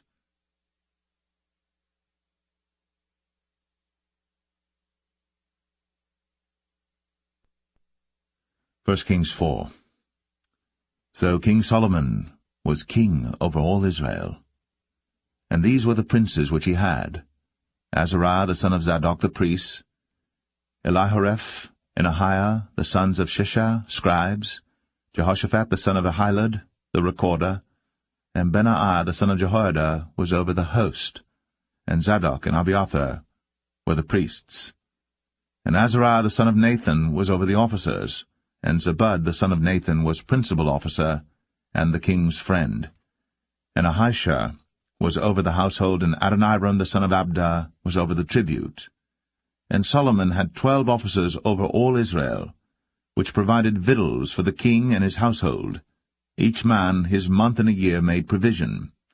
And these are their names: the son of Hur, in Mount Ephraim, the son of Dekar, in Makaz, and in Shaalbim, and in Beth-Shemesh, in Elon Bethhanan, the son of Hesed in Arabath. To him pertained Socho, in all the land of Hepher, the son of Abinadab, in all the region of Dor, which had Taphath, the daughter of Solomon, to wife. Baanah, the son of Ahilud, to him pertained Tanakh and Megiddo, in all Bethshan. which is by Zartanah beneath Jezreel, from Bethshan to Abel-Meholah, even unto the place that is beyond Jokneam. The son of Geber, in Ramoth-Gilead, to him pertain the towns of Jair the son of Manasseh, which are in Gilead. To him also pertain the region of Argob, which is in Bashan, 80 great cities with walls and brazen bars. Ahinadab the son of Edo had Mahanaim. Ahimaaz was in Naphtali. He also took Basmath, the daughter of Solomon, to wife. Baanah the son of Hushai was in Asher and in Aloth. Jehoshaphat the son of Paruah in Issachar. Shimei the son of Elah in Benjamin. Geber the son of Uri was in the country of Gilead, in the country of Sihon the king of the Amorites, and of Og the king of Bashan, and he was the only officer which was in the land. Judah and Israel were many, as the sand which is by the sea in multitude, eating and drinking and making merry. And Solomon reigned over all kingdoms, from the river unto the land of the Philistines, and unto the border of Egypt.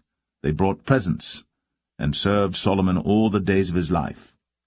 And Solomon's provisions for one day was 30 measures of fine flour, and 80 measures of meal, 10 fat oxen, and 20 oxen out of the pastures, and 100 sheep beside harts and roebucks, and fallow deer and fatted fowl, for he had dominion over all the region on this side the river, from Tiphsah even to Azar, over all the kings on this side the river, and he had peace on all sides round about him. And Judah and Israel dwelt safely, every man under his vine and under his fig tree, from Dan even to Beersheba, all the days of Solomon. And Solomon had 40,000 stalls of horses for his chariots, and 12,000 horsemen. And those officers provided victual for King Solomon, and for all that came unto King Solomon's table every man in his month, they lacked nothing. Barley also, and straw for the horses, and dromedaries brought they unto the place where the officers were, every man according to his charge. And God gave Solomon wisdom and understanding exceeding much, and largeness of heart, even as the sand that is on the seashore. And Solomon's wisdom excelled the wisdom of all the children of the east country, and all the wisdom of Egypt. For he was wiser than all men, than Ethan the Ezrahite, and Heman, and Chalcol, and Darda, the sons of Mahol, and his fame was in all nations round about. And he spake 3,000 proverbs, and his songs were 1,005. And he spake of trees, from the cedar tree that is in Lebanon even unto the hyssop that springeth out of the wall. He spake also of beasts, and of fowl, and of creeping things, and of fishes. And there came of all people to hear the wisdom of Solomon, from all kings of the earth, which had heard of his wisdom.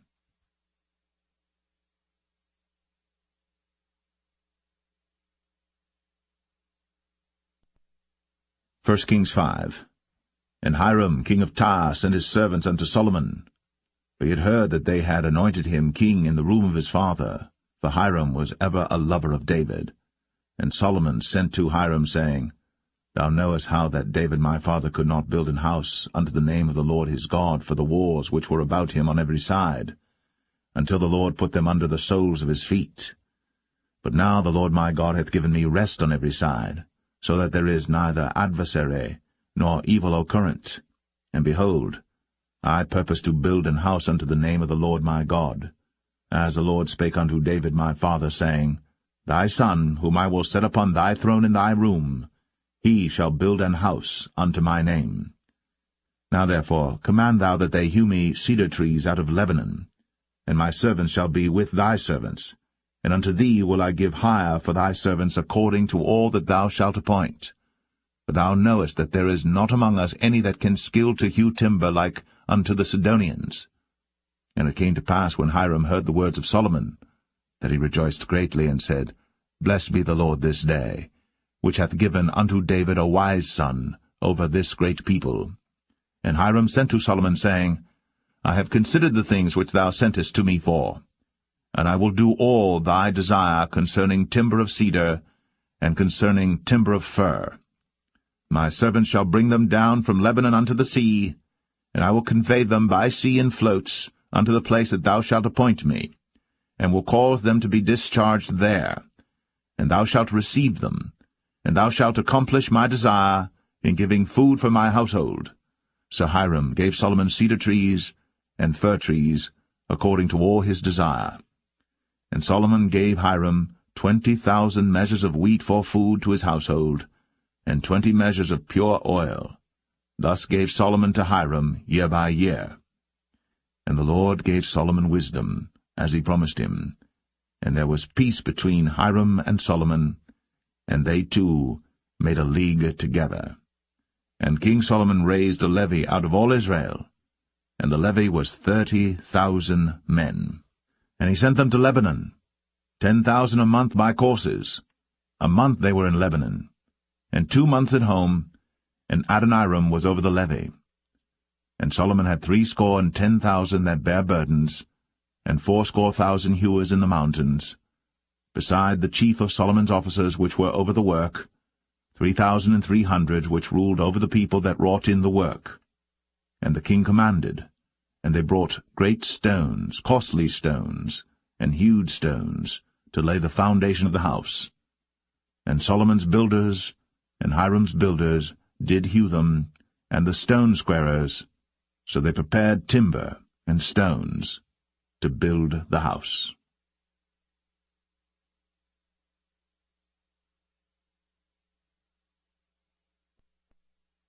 1 Kings 6. And it came to pass in the 480th year, after the children of Israel were come out of the land of Egypt, in the 4th year of Solomon's reign over Israel, in the month Ziph, which is the 2nd month, that he began to build the house of the Lord.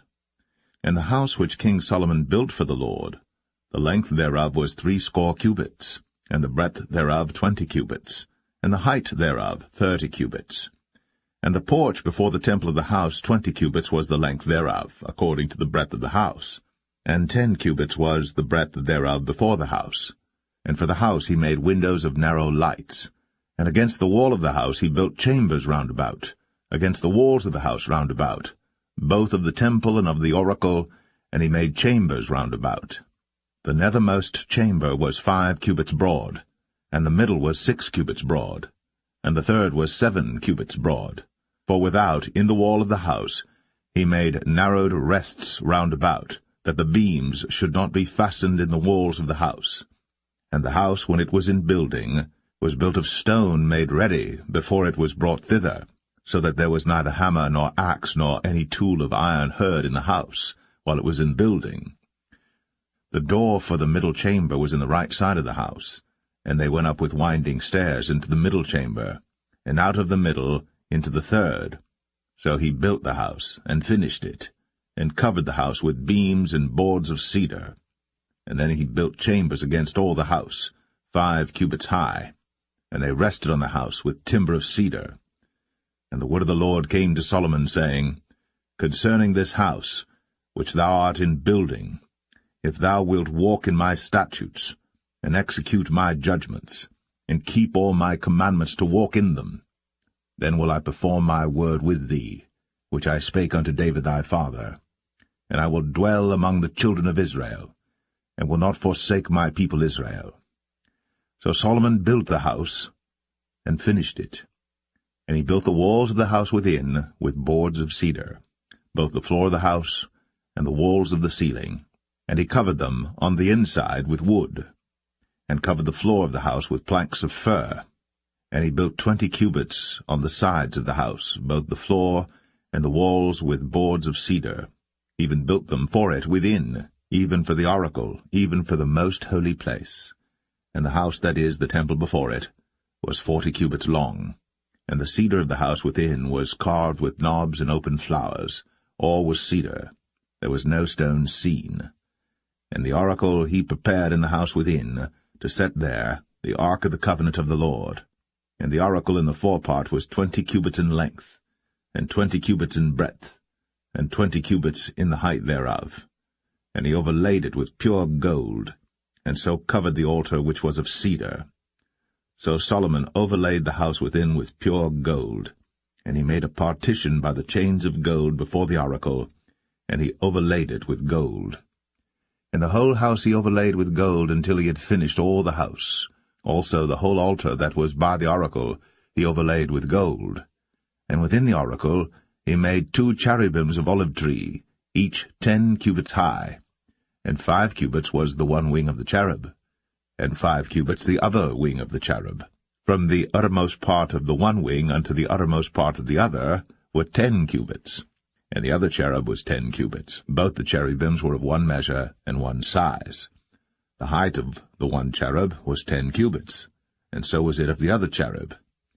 And he set the cherubims within the inner house, and they stretched forth the wings of the cherubims, so that the wing of the one touched the one wall, and the wing of the other cherub touched the other wall, and their wings touched one another in the midst of the house. And he overlaid the cherubims with gold, and he carved all the walls of the house round about with carved figures of cherubims, and palm trees, and open flowers, within and without.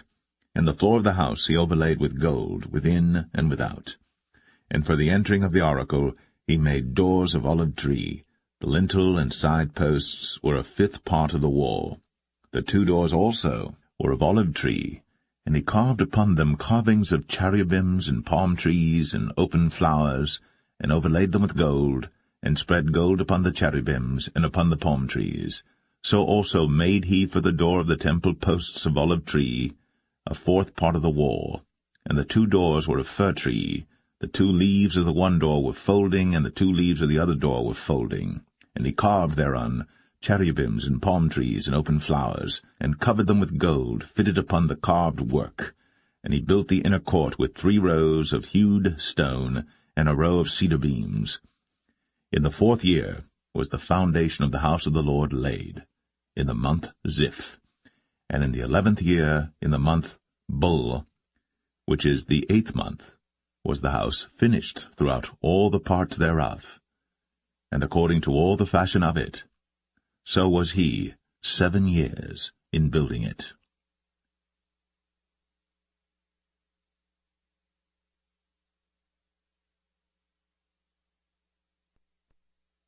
1 Kings 7. But Solomon was building his own house 13 years, and he finished all his house. He built also the house of the forest of Lebanon. The length thereof was 100 cubits, and the breadth thereof 50 cubits, and the height thereof 30 cubits, upon 4 rows of cedar pillars, with cedar beams upon the pillars. And it was covered with cedar above, upon the beams, that lay on 45 pillars, 15 in a row. And there were windows in 3 rows, and light was against light in 3 ranks. And all the doors and posts were square, with the windows, and light was against light in 3 ranks. And he made a porch of pillars. The length thereof was 50 cubits, and the breadth thereof 30 cubits, and the porch was before them. And the other pillars and the thick beam were before them. Then he made a porch for the throne where he might judge, even the porch of judgment, and it was covered with cedar from one side of the floor to the other. And his house where he dwelt had another court within the porch, which was of the like work. Solomon made also an house for Pharaoh's daughter, whom he had taken to wife, like unto this porch.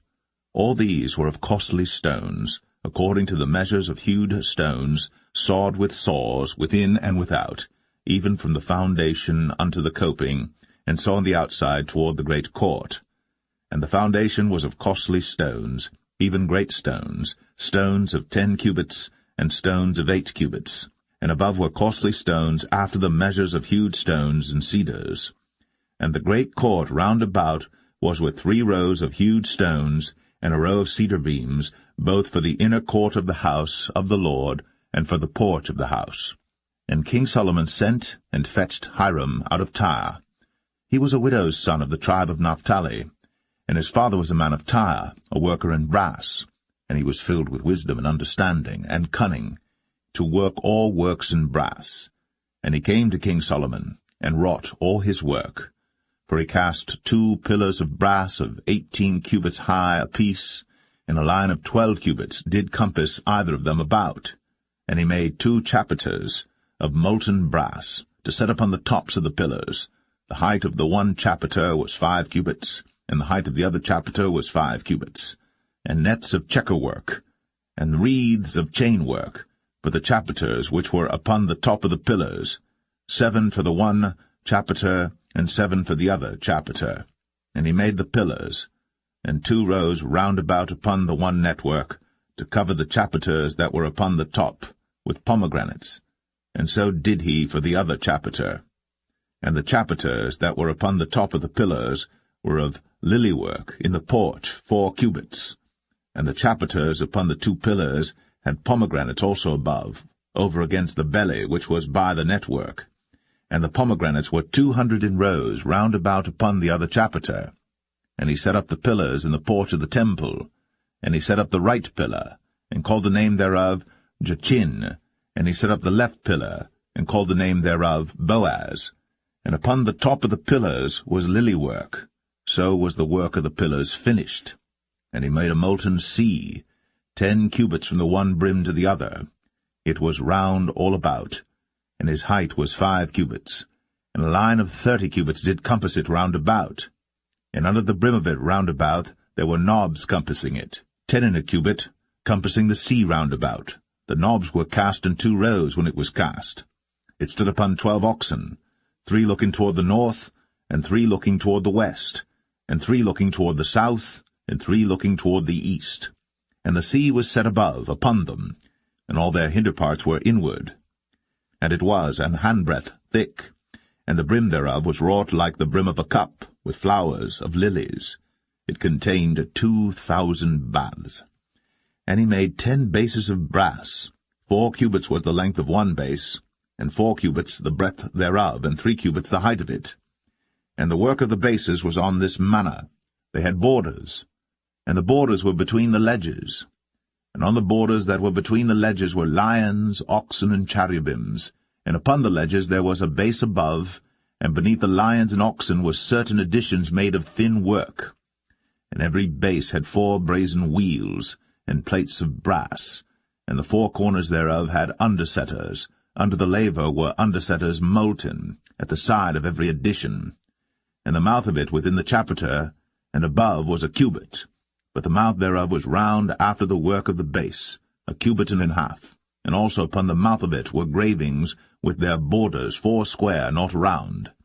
And under the borders were 4 wheels, and the axle trees of the wheels were joined to the base, and the height of a wheel was a cubit and a half a cubit. And the work of the wheels was like the work of a chariot wheel. Their axle trees and their naves and their felloes and their spokes were all molten. And there were 4 undersetters to the 4 corners of one base, and the undersetters were of the very base itself. And in the top of the base was there a round compass of half a cubit high, and on the top of the base the ledges thereof, and the borders thereof were of the same. For on the plates of the ledges thereof, and on the borders thereof, he graved cherubims, lions, and palm trees, according to the proportion of every one, and additions round about. After this manner he made the 10 bases. All of them had 1 casting, 1 measure, and 1 size. Then made he 10 lavers of brass. 1 laver contained 40 baths, and every laver was 4 cubits, and upon every one of the 10 bases 1 laver. And he put 5 bases on the right side of the house, and 5 on the left side of the house, and he set the sea on the right side of the house eastward over against the south. And Hiram made the lavers, and the shovels, and the basins. So Hiram made an end of doing all the work that he made King Solomon for the house of the Lord. The 2 pillars and the 2 bowls of the chapiters that were on the top of the 2 pillars, and the 2 networks to cover the 2 bowls of the chapiters, which were upon the top of the pillars, and 400 pomegranates for the 2 networks, even 2 rows of pomegranates for 1 network, to cover the 2 bowls of the chapiters that were upon the pillars, and the 10 bases, and 10 lavers on the bases, and 1 sea, and 12 oxen under the sea, and the pots, and the shovels, and the basins, and all these vessels which Hiram made to King Solomon for the house of the Lord, were of bright brass. In the plain of Jordan did the king cast them, in the clay ground between Succoth and Zarthan. And Solomon left all the vessels unweighed, because they were exceeding many. neither was the weight of the brass found out. And Solomon made all the vessels that pertained unto the house of the Lord, the altar of gold, and the table of gold whereupon the showbread was, and the candlesticks of pure gold, 5 on the right side and 5 on the left, before the oracle, with the flowers and the lamps and the tongs of gold, and the bowls and the snuffers and the basins and the spoons and the censers of pure gold, and the hinges of gold, both for the doors of the inner house, the most holy place, and for the doors of the house, to wit, of the temple. So was ended all the work that King Solomon made for the house of the Lord. And Solomon brought in the things which David his father had dedicated, even the silver, and the gold, and the vessels, did he put among the treasures of the house of the Lord.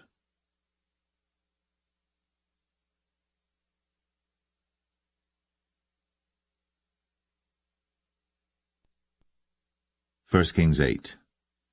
Then Solomon assembled the elders of Israel, and all the heads of the tribes, the chief of the fathers of the children of Israel, unto King Solomon in Jerusalem, that they might bring up the ark of the covenant of the Lord out of the city of David, which is Zion.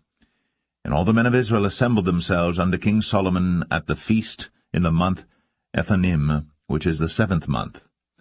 And all the elders of Israel came, and the priests took up the ark, and they brought up the ark of the Lord, and the tabernacle of the congregation, and all the holy vessels that were in the tabernacle, even those did the priests and the Levites bring up. And King Solomon, and all the congregation of Israel, that were assembled unto him, were with him before the ark, sacrificing sheep and oxen, that could not be told nor numbered for multitude. And the priests brought in the ark of the covenant of the Lord unto his place, into the oracle of the house, to the most holy place, even under the wings of the cherubims. For the cherubims spread forth their 2 wings over the place of the ark, and the cherubims covered the ark and the staves thereof above. And they drew out the staves, that the ends of the staves were seen out in the holy place before the oracle, and they were not seen without. And there they are unto this day. There was nothing in the ark save the 2 tables of stone, which Moses put there at Horeb, when the Lord made a covenant with the children of Israel, when they came out of the land of Egypt. And it came to pass, when the priests were come out of the holy place, that the cloud filled the house of the Lord, so that the priests could not stand to minister because of the cloud, for the glory of the Lord had filled the house of the Lord. Then spake Solomon, The Lord said that he would dwell in the thick darkness. I have surely built thee an house to dwell in, a settled place for thee to abide in for ever. And the king turned his face about, and blessed all the congregation of Israel. And all the congregation of Israel stood, and he said, Blessed be the Lord God of Israel, which spake with his mouth unto David my father, and hath with his hand fulfilled it, saying, Since the day that I brought forth my people Israel out of Egypt, I chose no city out of all the tribes of Israel to build an house, that my name might be therein. But I chose David to be over my people Israel. And it was in the heart of David my father to build an house for the name of the Lord God of Israel. And the Lord said unto David my father, Whereas it was in thine heart to build an house unto my name, thou didst well that it was in thine heart. Nevertheless thou shalt not build the house, but thy son that shall come forth out of thy loins, he shall build the house unto my name.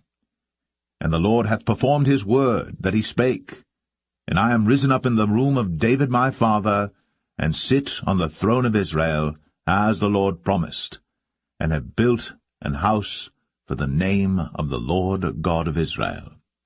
And I have set there a place for the ark, wherein is the covenant of the Lord, which he made with our fathers when he brought them out of the land of Egypt.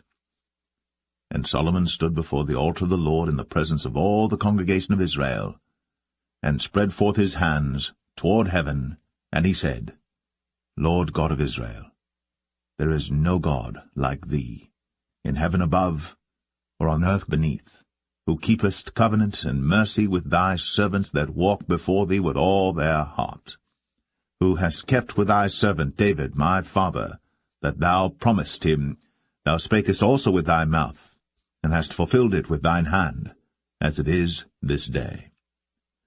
Therefore now, Lord God of Israel, keep with thy servant David my father, that thou promisedst him, saying, There shall not fail thee a man in my sight to sit on the throne of Israel, so that thy children take heed to their way, that they walk before me as thou hast walked before me. And now, O God of Israel, let thy word, I pray thee, be verified, which thou spakest unto thy servant David my father. But will God indeed dwell on the earth? Behold, the heaven, and heaven of heavens cannot contain thee. How much less this house that I have builded? Yet have thou respect unto the prayer of thy servant, and to his supplication, O Lord my God, to hearken unto the cry and to the prayer which thy servant prayeth before thee today, that thine eyes may be open toward this house night and day, even toward the place of which thou hast said, My name shall be there, that thou mayest hearken unto the prayer which thy servant shall make toward this place. And hearken thou to the supplication of thy servant, and of thy people Israel, when they shall pray toward this place, and hear thou in heaven thy dwelling place, and when thou hearest, forgive. If any man trespass against his neighbor, and an oath be laid upon him to cause him to swear, and the oath come before thine altar in this house, then hear thou in heaven, and do and judge thy servants, condemning the wicked, to bring his way upon his head, and justifying the righteous, to give him according to his righteousness.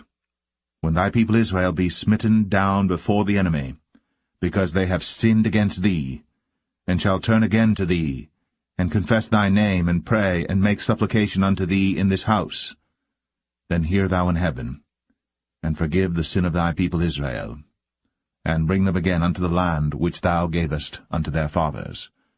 When heaven is shut up, and there is no rain because they have sinned against thee, if they pray toward this place, and confess thy name, and turn from their sin, when thou afflictest them, then hear thou in heaven, and forgive the sin of thy servants, and of thy people Israel, that thou teach them the good way wherein they should walk, and give rain upon thy land, which thou hast given to thy people for an inheritance.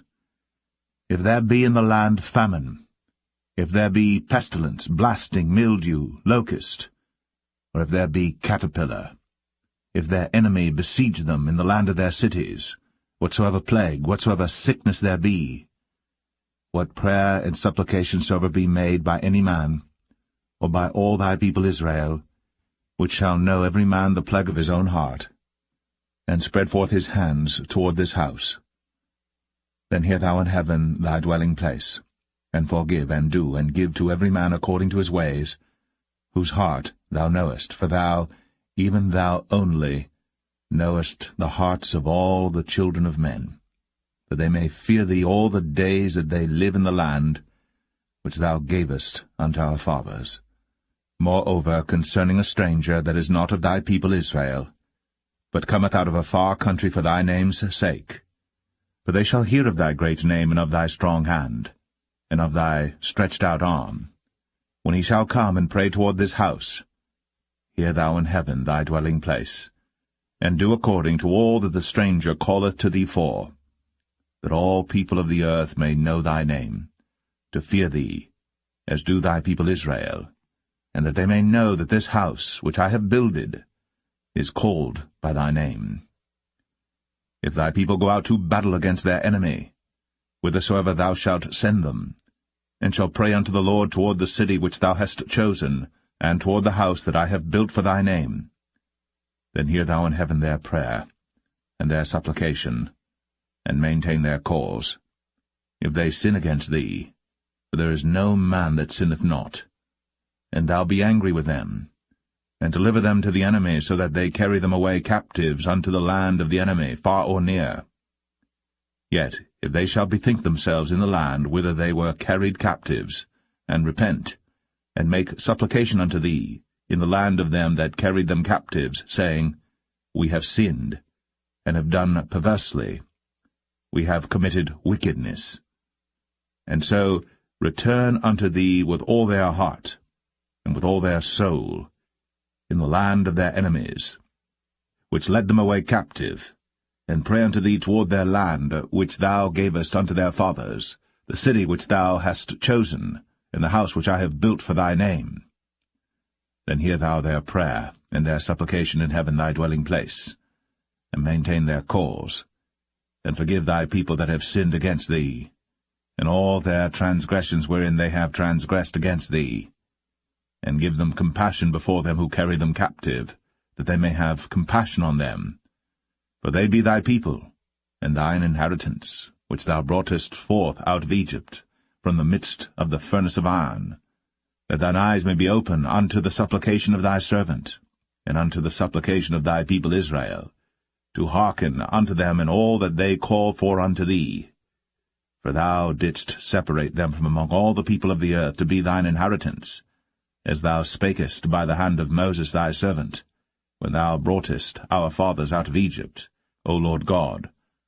And it was so that when Solomon had made an end of praying all this prayer and supplication unto the Lord, he arose from before the altar of the Lord, from kneeling on his knees with his hands spread up to heaven.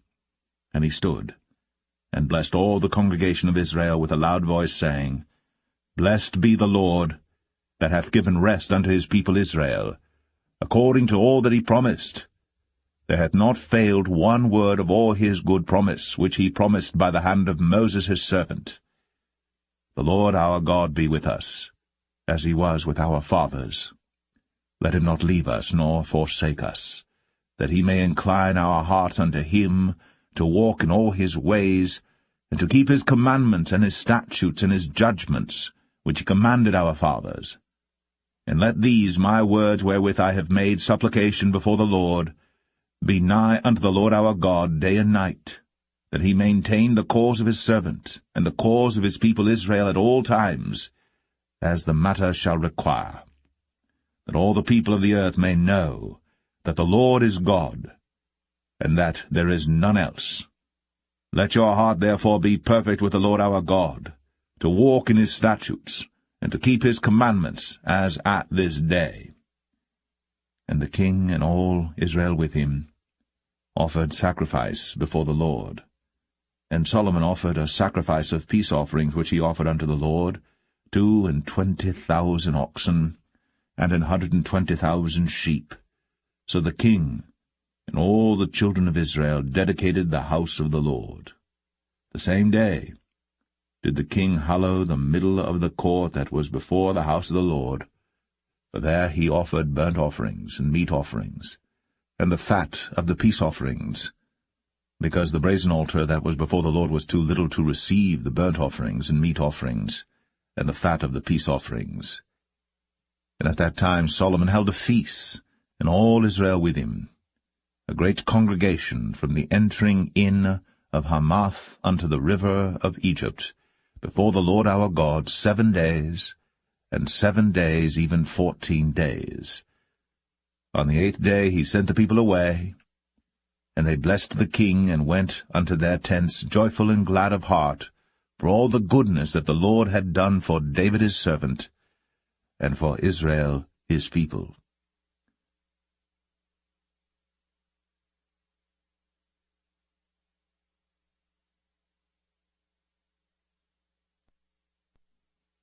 First Kings 9.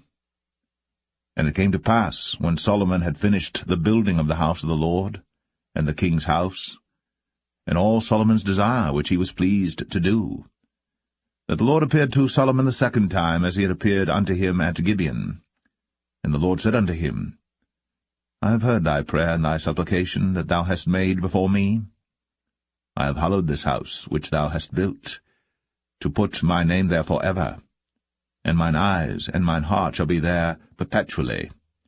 And if thou wilt walk before me, as David thy father walked, in integrity of heart, and in uprightness, to do according to all that I have commanded thee, and wilt keep my statutes and my judgments, then I will establish the throne of thy kingdom upon Israel forever, as I promised to David thy father, saying, There shall not fail thee a man upon the throne of Israel.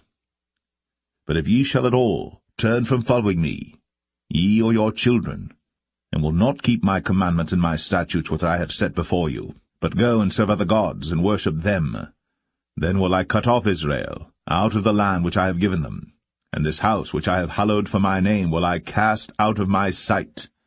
And Israel shall be a proverb and a byword among all people. And at this house which is high, every one that passeth by it shall be astonished, and shall hiss, and they shall say, Why hath the Lord done thus unto this land, and to this house? And they shall answer, Because they forsook the Lord their God, who brought forth their fathers out of the land of Egypt, and had taken hold upon other gods, and have worshipped them, and served them. Therefore hath the Lord brought upon them all this evil. And it came to pass at the end of 20 years, when Solomon had built the 2 houses, the house of the Lord, and the king's house. Now Hiram the king of Tyre had furnished Solomon with cedar trees and fir trees, and with gold according to all his desire. That then King Solomon gave Hiram 20 cities in the land of Galilee. And Hiram came out from Tyre to see the cities which Solomon had given him, and they pleased him not. And he said, What cities are these which thou hast given me, my brother? And he called them the land of Cabul unto this day. And Hiram sent to the king 60 talents of gold. And this is the reason of the levy which King Solomon raised, for to build the house of the Lord and his own house, and Millo, and the wall of Jerusalem, and Hazor, and Megiddo, and Gezer. For Pharaoh king of Egypt had gone up and taken Gezer, and burnt it with fire, and slain the Canaanites that dwelt in the city, and given it for a present unto his daughter Solomon's wife. And Solomon built Gezer, and Beth-horon the nether, and Baalath, and Tadmor in the wilderness in the land, and all the cities of store that Solomon had, and cities for his chariots, and cities for his horsemen, and that which Solomon desired to build in Jerusalem, and in Lebanon, and in all the land of his dominion. And all the people that were left of the Amorites, Hittites, Perizzites, Hivites, and Jebusites, which were not of the children of Israel, their children that were left after them in the land, whom the children of Israel also were not able utterly to destroy. Upon those did Solomon levy a tribute of bondservice unto this day. But of the children of Israel did Solomon make no bondmen, but they were men of war, and his servants, and his princes, and his captains, and rulers of his chariots, and his horsemen. These were the chief of the officers that were over Solomon's work, 550, which bare rule over the people that wrought in the work. But Pharaoh's daughter came up out of the city of David unto her house, which Solomon had built for her. Then did he build Millo. And 3 times in a year did Solomon offer burnt offerings and peace offerings upon the altar which he built unto the Lord. And he burnt incense upon the altar that was before the Lord. So he finished the house. And King Solomon made a navy of ships in Ezion-Geber, which is beside Eloth, on the shore of the Red Sea, in the land of Edom. And Hiram sent in the navy his servants, shipmen that had knowledge of the sea, with the servants of Solomon. And they came to Ophir, and fetched from thence gold 420 talents, and brought it to King Solomon.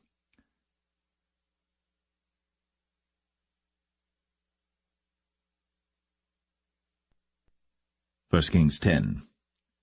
And when the queen of Sheba heard of the fame of Solomon concerning the name of the Lord, she came to prove him with hard questions. And she came to Jerusalem with a very great train, with camels that bare spices, and very much gold, and precious stones. And when she was come to Solomon, she communed with him of all that was in her heart. And Solomon told her all her questions. There was not anything hid from the king which he told her not. And when the queen of Sheba had seen all Solomon's wisdom, and the house that he had built, and the meat of his table, and the sitting of his servants, and the attendance of his ministers, and their apparel, and his cupbearers, and his ascent by which he went up unto the house of the Lord, there was no more spirit in her. And she said to the king, It was a true report that I heard in mine own land of thy acts and of thy wisdom. Howbeit, I believed not the word until I came. And mine eyes had seen it, and behold, the half was not told me. Thy wisdom and prosperity exceedeth the fame which I heard. Happy are thy men, happy are these thy servants, which stand continually before thee, and that hear thy wisdom. Blessed be the Lord thy God, which delighteth in thee, to set thee on the throne of Israel, because the Lord loved Israel for ever. Therefore made he thee king, to do judgment and justice.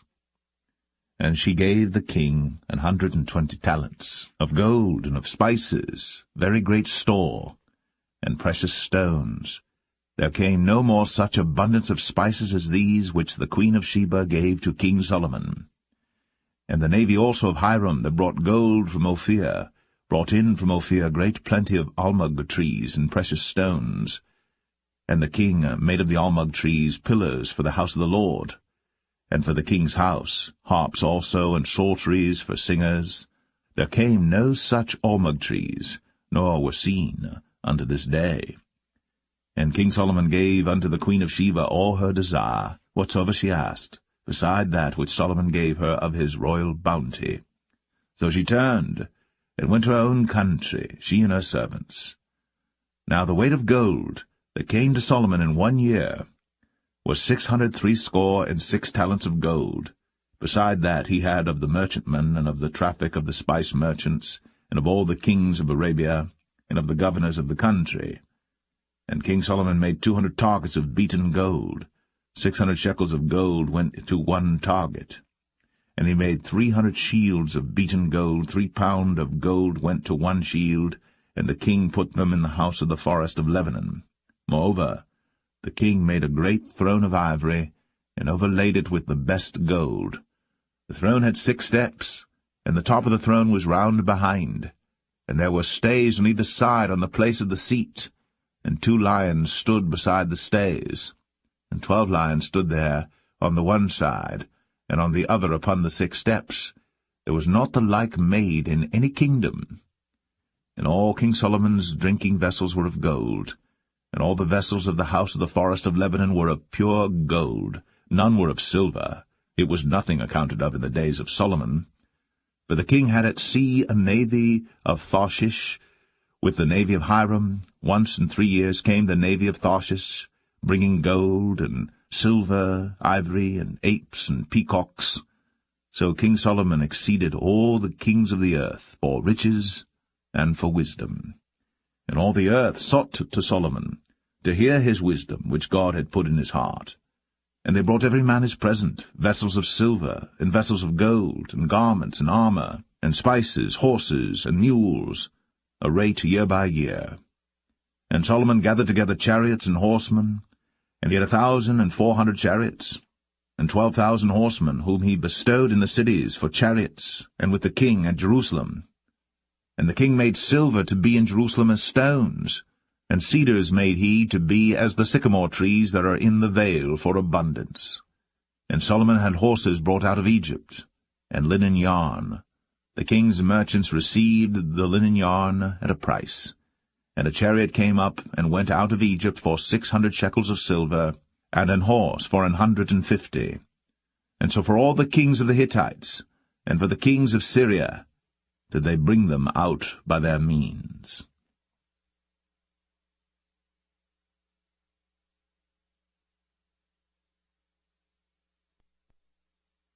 1 Kings 11. But King Solomon loved many strange women, together with the daughter of Pharaoh, women of the Moabites, Ammonites, Edomites, Zidonians, and Hittites. Of the nations concerning which the Lord said unto the children of Israel, Ye shall not go in to them, neither shall they come in unto you, for surely they will turn away your heart after their gods. Solomon clave unto these in love. And he had 700 wives, princesses, and 300 concubines, and his wives turned away his heart. For it came to pass, when Solomon was old, that his wives turned away his heart after other gods. And his heart was not perfect with the Lord his God, as was the heart of David his father. For Solomon went after Ashtoreth, the goddess of the Zidonians, and after Milcom, the abomination of the Ammonites. And Solomon did evil in the sight of the Lord, and went not fully after the Lord, as did David his father. Then did Solomon build an high place for Chemosh, the abomination of Moab, in the hill that is before Jerusalem, and for Moloch, the abomination of the children of Ammon. And likewise did he for all his strange wives, which burnt incense, and sacrificed unto their gods. And the Lord was angry with Solomon, because his heart was turned from the Lord God of Israel, which had appeared unto him twice, and had commanded him concerning this thing, that he should not go after other gods. But he kept not that which the Lord commanded. Wherefore the Lord said unto Solomon, Forasmuch as this is done of thee, and thou hast not kept my covenant and my statutes which I have commanded thee, I will surely rend the kingdom from thee, and will give it to thy servant. Notwithstanding, in thy days, I will not do it for David thy father's sake, but I will rend it out of the hand of thy son. Howbeit, I will not rend away all the kingdom, but will give one tribe to thy son, for David my servant's sake, and for Jerusalem's sake, which I have chosen. And the Lord stirred up an adversary unto Solomon, Hadad the Edomite. He was of the king's seed in Edom. For it came to pass, when David was in Edom, and Joab, the captain of the host, was gone up to bury the slain, after he had smitten every male in Edom.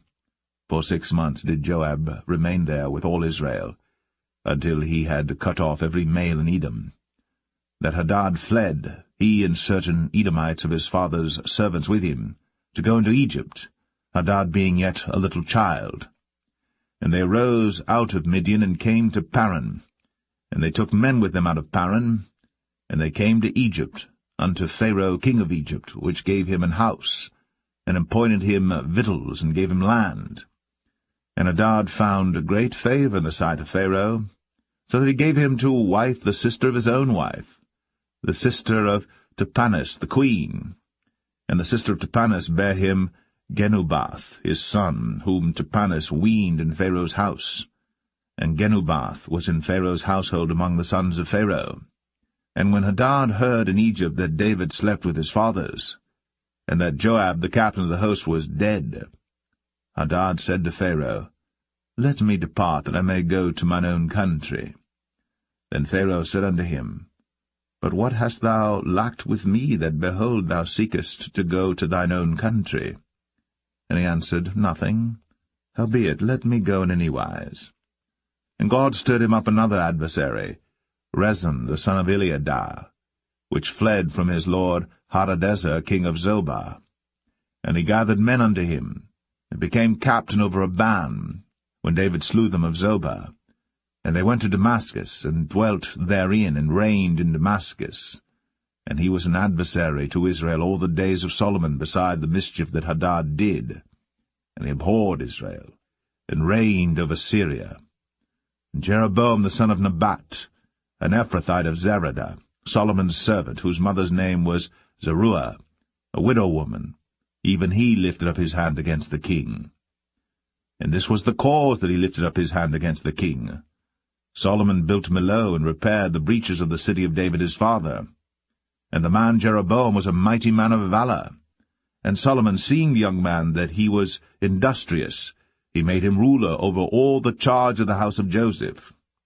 And it came to pass at that time, when Jeroboam went out of Jerusalem, that the prophet Ahijah the Shilonite found him in the way, and he had clad himself with a new garment. And they two were alone in the field. And Ahijah caught the new garment that was on him, and rent it in 12 pieces. And he said to Jeroboam, Take thee 10 pieces, for thus saith the Lord, the God of Israel, Behold, I will rend the kingdom out of the hand of Solomon, and will give 10 tribes to thee. But he shall have 1 tribe for my servant David's sake, and for Jerusalem's sake, the city which I have chosen out of all the tribes of Israel, because that they have forsaken me, and have worshipped Ashtoreth, the goddess of the Zidonians, Chemosh, the god of the Moabites, and Milcom, the god of the children of Ammon, and have not walked in my ways, to do that which is right in mine eyes, and to keep my statutes and my judgments, as did David his father. Howbeit, I will not take the whole kingdom out of his hand, But I will make him prince all the days of his life, for David my servant's sake, whom I chose, because he kept my commandments and my statutes. But I will take the kingdom out of his son's hand, and will give it unto thee, even 10 tribes.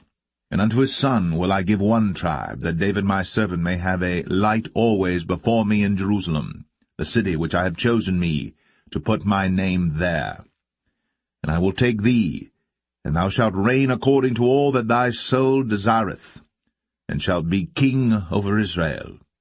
And it shall be, if thou wilt hearken unto all that I command thee, and wilt walk in my ways, and do that is right in my sight, to keep my statutes and my commandments, as David my servant did, that I will be with thee, and build thee a sure house, as I built for David, and will give Israel unto thee. And I will for this afflict the seed of David, but not forever. Solomon sought therefore to kill Jeroboam. And Jeroboam arose and fled into Egypt, unto Shishak king of Egypt, and was in Egypt until the death of Solomon. And the rest of the acts of Solomon, and all that he did, and his wisdom, are they not written in the book of the acts of Solomon? And the time that Solomon reigned in Jerusalem over all Israel was 40 years. And Solomon slept with his fathers, and was buried in the city of David his father, and Rehoboam his son reigned in his stead.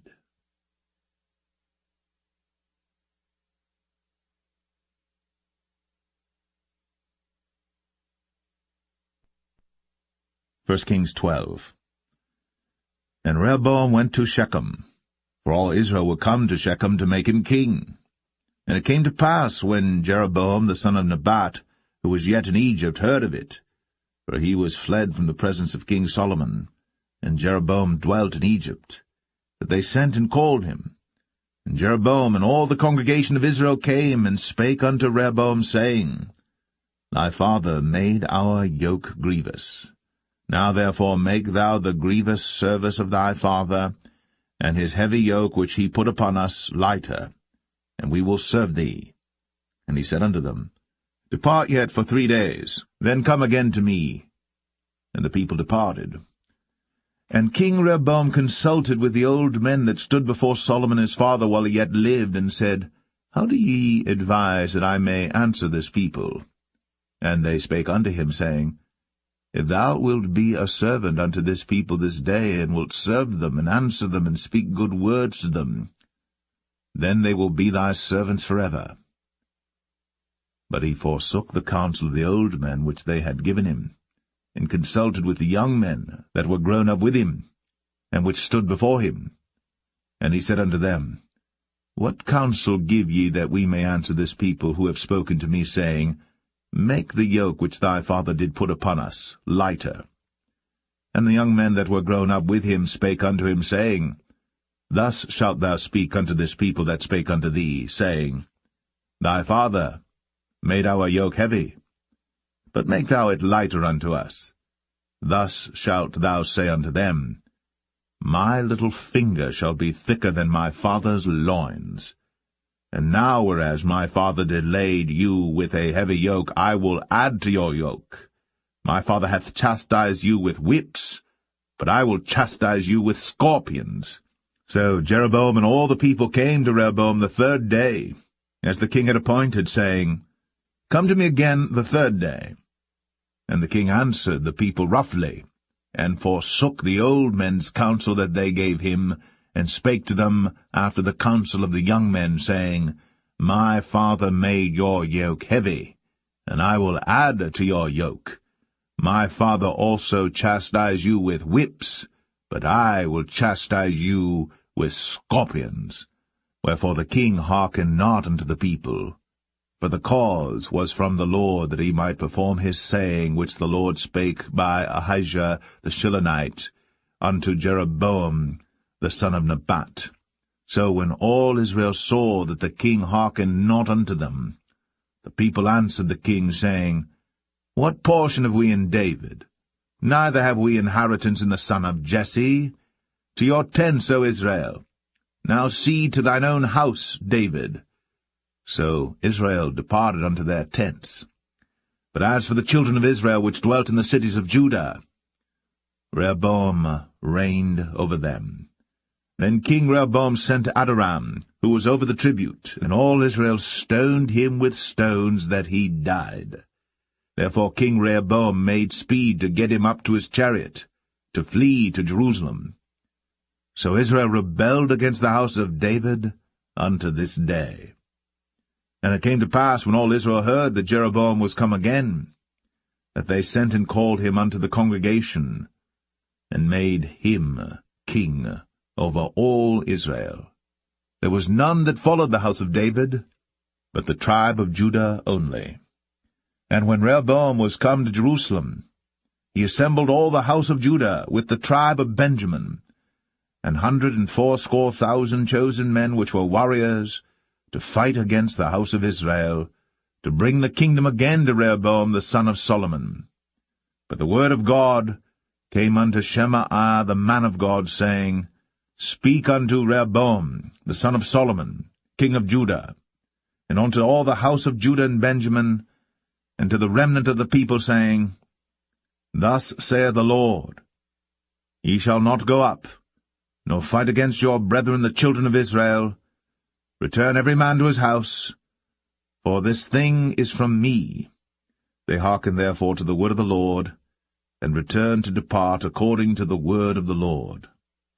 Then Jeroboam built Shechem in Mount Ephraim, and dwelt therein, and went out from thence, and built Penuel.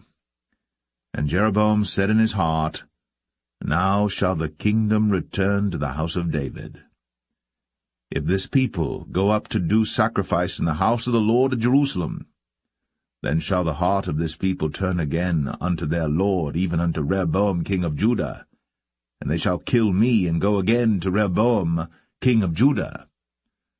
Whereupon the king took counsel, and made 2 calves of gold, and said unto them, It is too much for you to go up to Jerusalem. Behold thy gods, O Israel, which brought thee up out of the land of Egypt. And he set the one in Bethel, and the other put he in Dan. And this thing became a sin, for the people went to worship before the one, even unto Dan.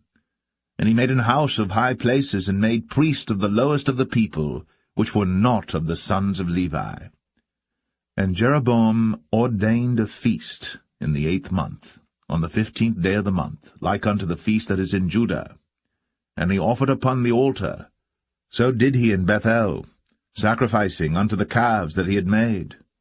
And he placed in Bethel the priests of the high places which he had made. So he offered upon the altar which he had made in Bethel the 15th day of the 8th month, even in the month which he had devised of his own heart, and ordained a feast unto the children of Israel.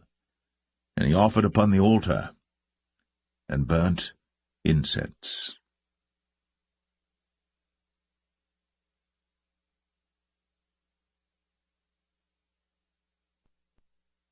1 Kings 13. And behold, there came a man of God out of Judah, by the word of the Lord, unto Bethel. And Jeroboam stood by the altar to burn incense. And he cried against the altar in the word of the Lord, and said, O altar, altar, thus saith the Lord, Behold, a child shall be born unto the house of David, Josiah by name.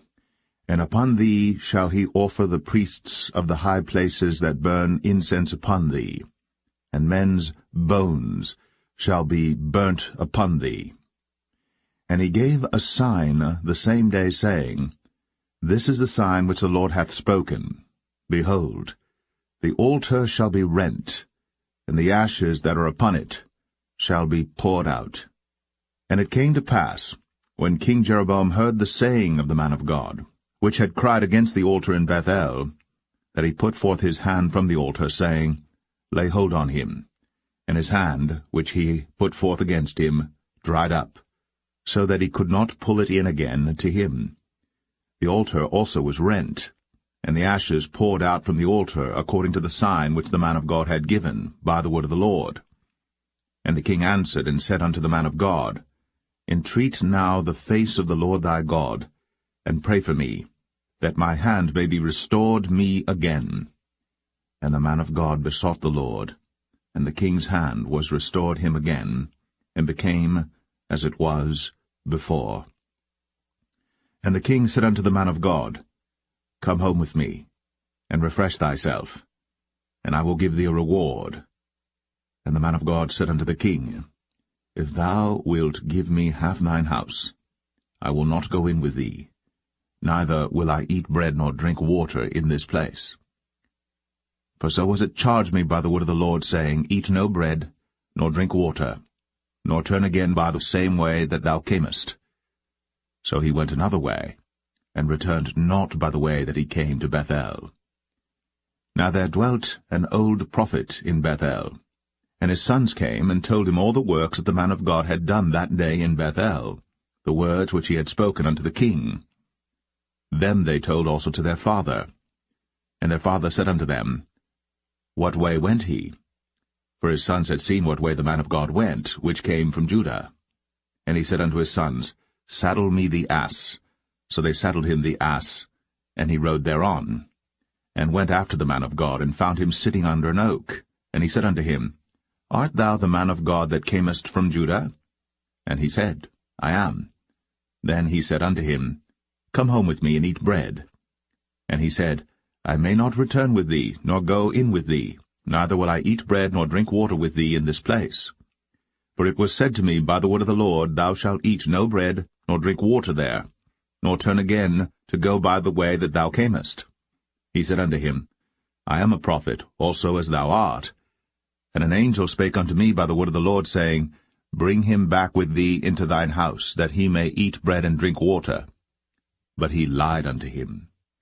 So he went back with him, and did eat bread in his house, and drank water. And it came to pass, as they sat at the table, that the word of the Lord came unto the prophet that brought him back. And he cried unto the man of God that came from Judah, saying, Thus saith the Lord, For as much as thou hast disobeyed the mouth of the Lord, and hast not kept the commandment which the Lord thy God commanded thee, but camest back, and hast eaten bread, and drunk water in the place, of the which the Lord did say to thee, Eat no bread, and drink no water, thy carcass shall not come unto the sepulchre of thy fathers. And it came to pass, after he had eaten bread, and after he had drunk, that he saddled for him the ass, to wit, for the prophet whom he had brought back. And when he was gone, a lion met him by the way, and slew him. And his carcass was cast in the way, and the ass stood by it. The lion also stood by the carcass. And behold, men passed by, and saw the carcass cast in the way, and the lion standing by the carcass. And they came and told it in the city where the old prophet dwelt. And when the prophet that brought him back from the way heard thereof, he said, It is the man of God who was disobedient unto the word of the Lord. Therefore the Lord hath delivered him unto the lion, which hath torn him and slain him according to the word of the Lord, which he spake unto him. And he spake to his son, saying, Saddle me the ass. And they saddled him.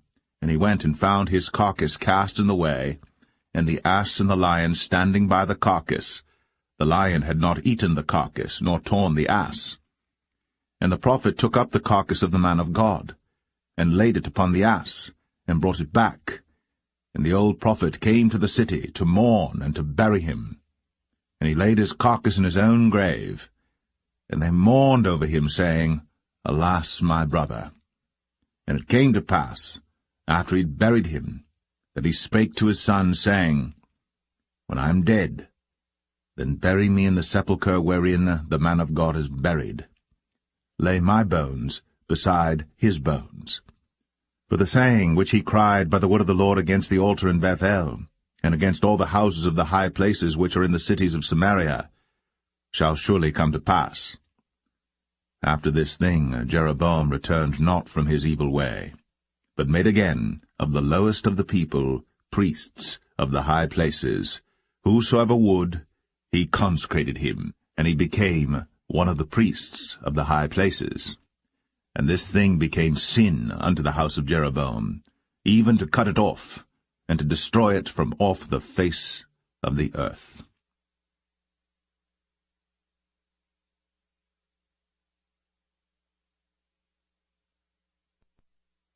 1 Kings 14. At that time Abijah, the son of Jeroboam, fell sick. And Jeroboam said to his wife, Arise, I pray thee, and disguise thyself, that thou be not known to be the wife of Jeroboam, and get thee to Shiloh. Behold, there is Ahijah the prophet, which told me that I should be king over this people. And take with thee 10 loaves and cracknels, and a cruse of honey, and go to him. He shall tell thee what shall become of the child. And Jeroboam's wife did so, and arose, and went to Shiloh, and came to the house of Ahijah. But Ahijah could not see, for his eyes were set by reason of his age. And the Lord said unto Ahijah, Behold, the wife of Jeroboam cometh to ask a thing of thee for her son, for he is sick. Thus and thus shalt thou say unto her, for it shall be, when she cometh in, that she shall feign herself to be another woman. And it was so, when Ahijah heard the sound of her feet, as she came in at the door, that he said, Come in, thou wife of Jeroboam. Why feignest thou thyself to be another? For I am sent to thee with heavy tidings. Go, tell Jeroboam, Thus saith the Lord God of Israel, Forasmuch as I exalted thee from among the people, and made thee prince over my people Israel, and rent the kingdom away from the house of David, and gave it thee, and yet thou hast not been as my servant David, who kept my commandments, and who followed me with all his heart, to do that only which was right in mine eyes, but hast done evil above all that were before thee. For thou hast gone and made thee other gods, and molten images, to provoke me to anger, and hast cast me behind thy back.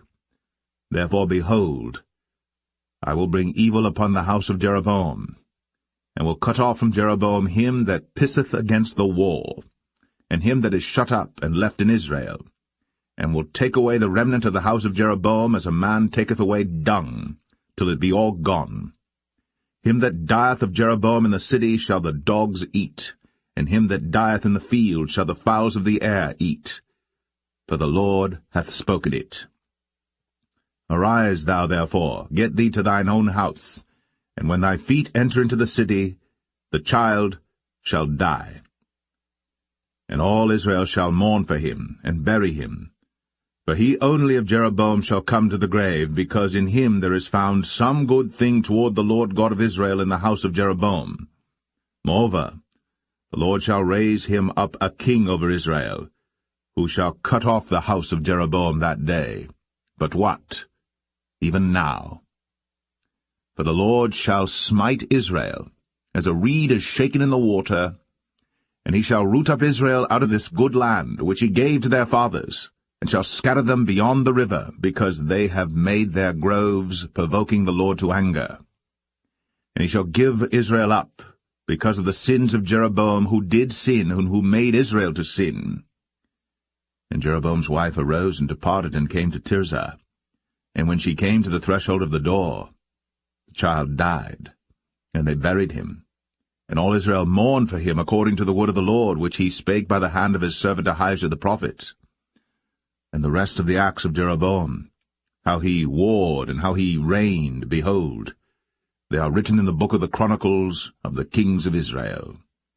And the days which Jeroboam reigned were 22 years, and he slept with his fathers, and Nadab his son reigned in his stead. And Rehoboam the son of Solomon reigned in Judah. Rehoboam was 41 years old when he began to reign, and he reigned 17 years in Jerusalem, the city which the Lord did choose out of all the tribes of Israel, to put his name there.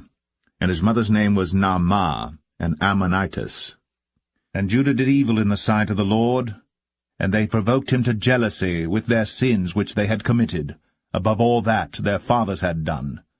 For they also built them high places and images and groves on every high hill, and under every green tree. And there were also Sodomites in the land, and they did according to all the abominations of the nations which the Lord cast out before the children of Israel. And it came to pass in the 5th year of King Rehoboam, that Shishak king of Egypt came up against Jerusalem. And he took away the treasures of the house of the Lord, and the treasures of the king's house, He even took away all, and he took away all the shields of gold which Solomon had made. And King Rehoboam made in their stead brazen shields, and committed them unto the hands of the chief of the guard which kept the door of the king's house. And it was so, when the king went into the house of the Lord, that the guard bare them and brought them back into the guard chamber. Now the rest of the acts of Rehoboam, and all that he did, are they not written in the book of the chronicles of the kings of Judah? And there was war between Rehoboam and Jeroboam all their days. And Rehoboam slept with his fathers, and was buried with his fathers in the city of David. And his mother's name was Naamah, an Ammonitess. And Abijam, his son, reigned in his stead.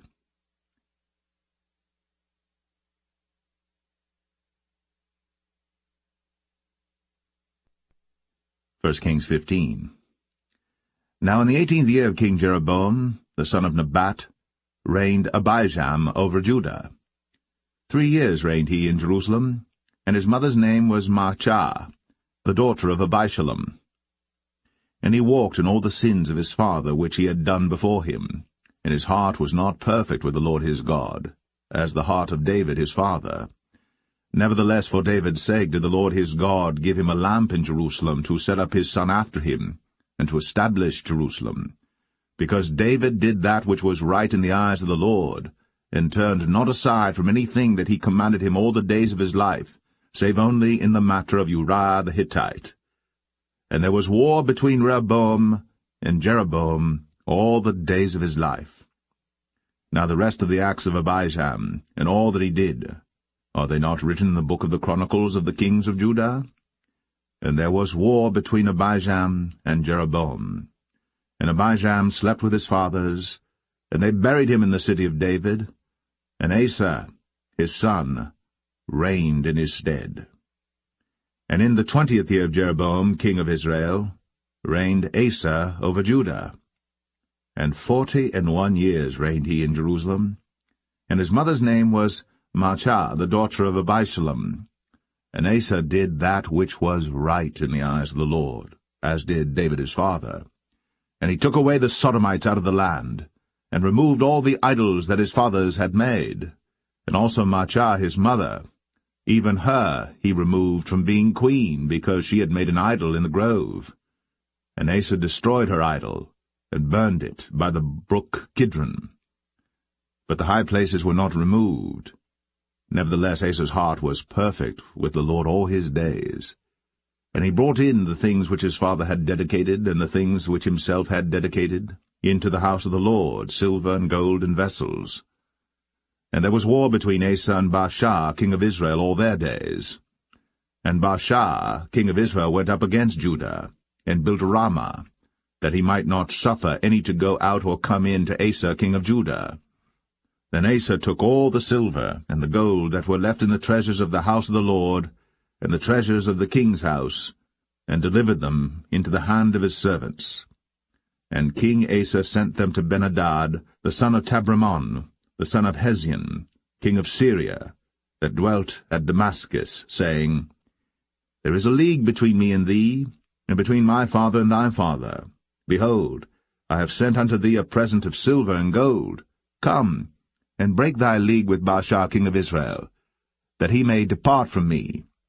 So Ben-Hadad hearkened unto King Asa, and sent the captains of the hosts which he had against the cities of Israel, and smote Ijon and Dan and Abel-Beth-Maachah and all Cinneroth, with all the land of Naphtali.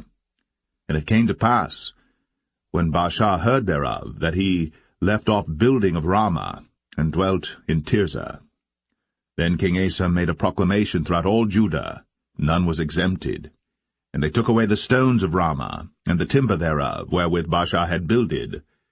And King Asa built with them Geba of Benjamin, and Mizpah.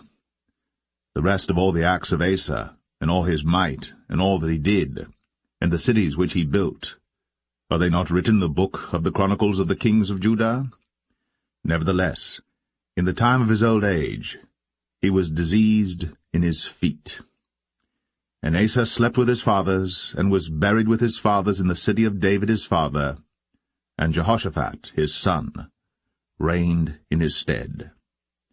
And Nadab the son of Jeroboam began to reign over Israel in the 2nd year of Asa king of Judah, and reigned over Israel 2 years. And he did evil in the sight of the Lord, and walked in the way of his father, and in his sin wherewith he made Israel to sin. And Baasha the son of Ahijah of the house of Issachar conspired against him. And Baasha smote him at Gibbethon, which belonged to the Philistines, for Nadab and all Israel laid siege to Gibbethon. Even in the 3rd year of Asa king of Judah did Baasha slay him, and reigned in his stead. And it came to pass when he reigned, that he smote all the house of Jeroboam. He left not to Jeroboam any that breathed until he had destroyed him, according unto the saying of the Lord, which he spake by his servant Ahijah the Shilonite. Because of the sins of Jeroboam which he sinned, and which he made Israel sin, by his provocation wherewith he provoked the Lord God of Israel to anger. Now the rest of the acts of Nadab, and all that he did, are they not written in the book of the Chronicles of the kings of Israel? And there was war between Asa and Baasha, king of Israel, all their days. In the 3rd year of Asa king of Judah began Baasha the son of Ahijah to reign over all Israel in Tirzah 24 years. And he did evil in the sight of the Lord, and walked in the way of Jeroboam, and in his sin wherewith he made Israel to sin.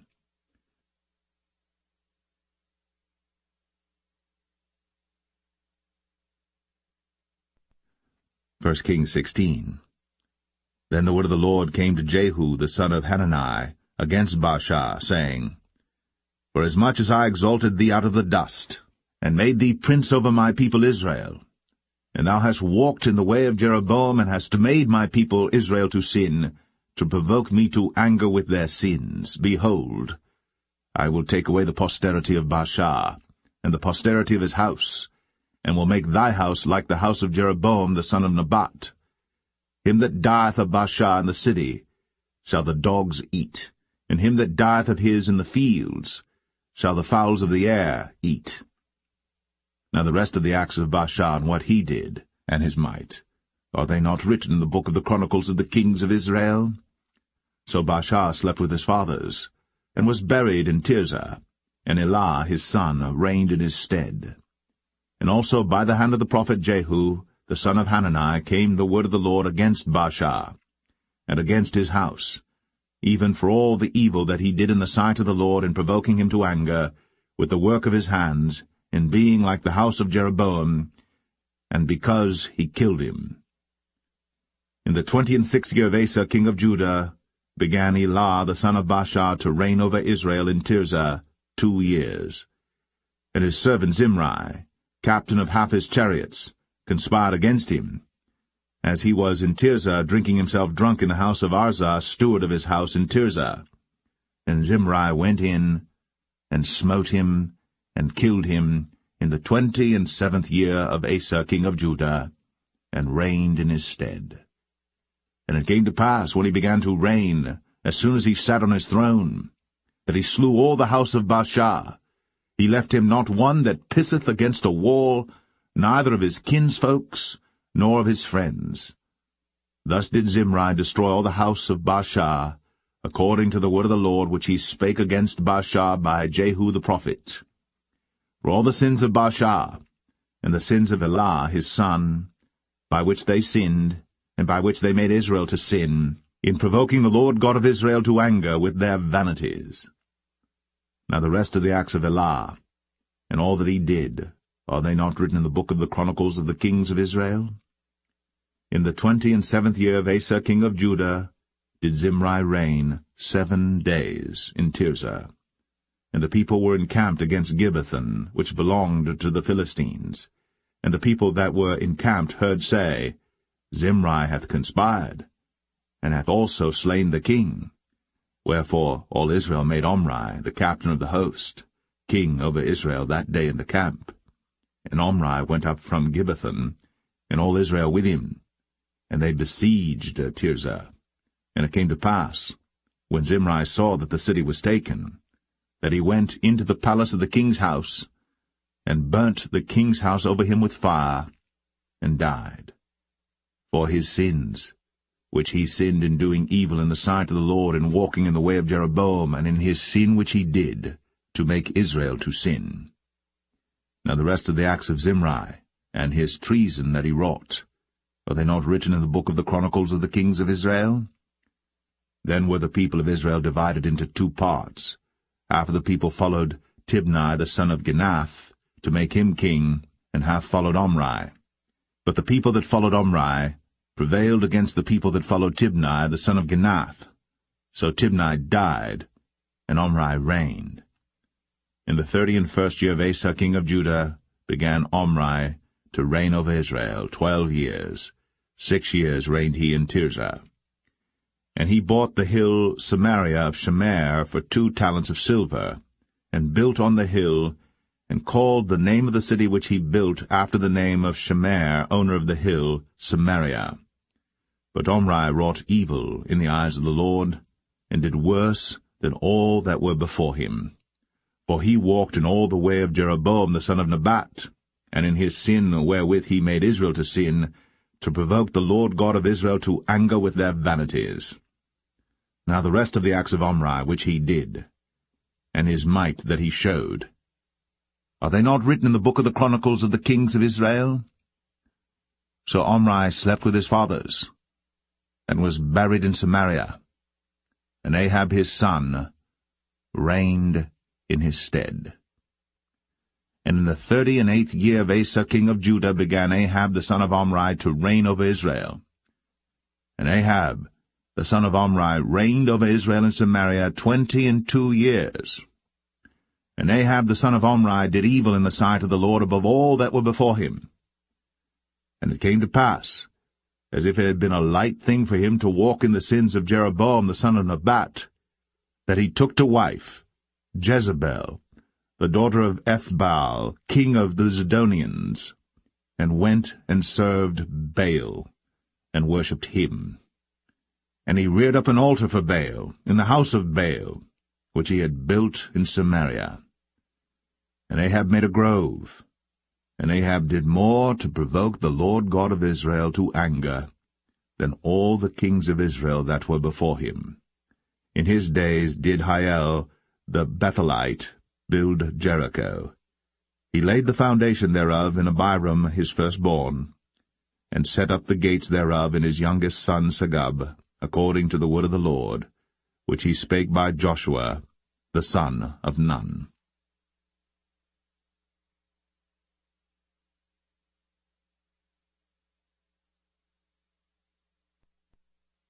1 Kings 17.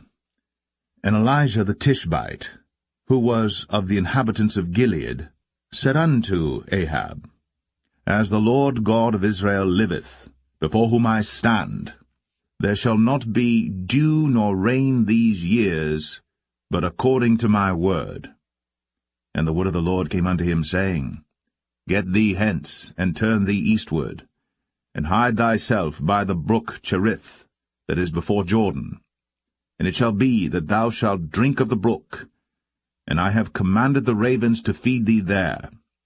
So he went and did according unto the word of the Lord, for he went and dwelt by the brook Cherith, that is before Jordan. And the ravens brought him bread and flesh in the morning, and bread and flesh in the evening, and he drank of the brook.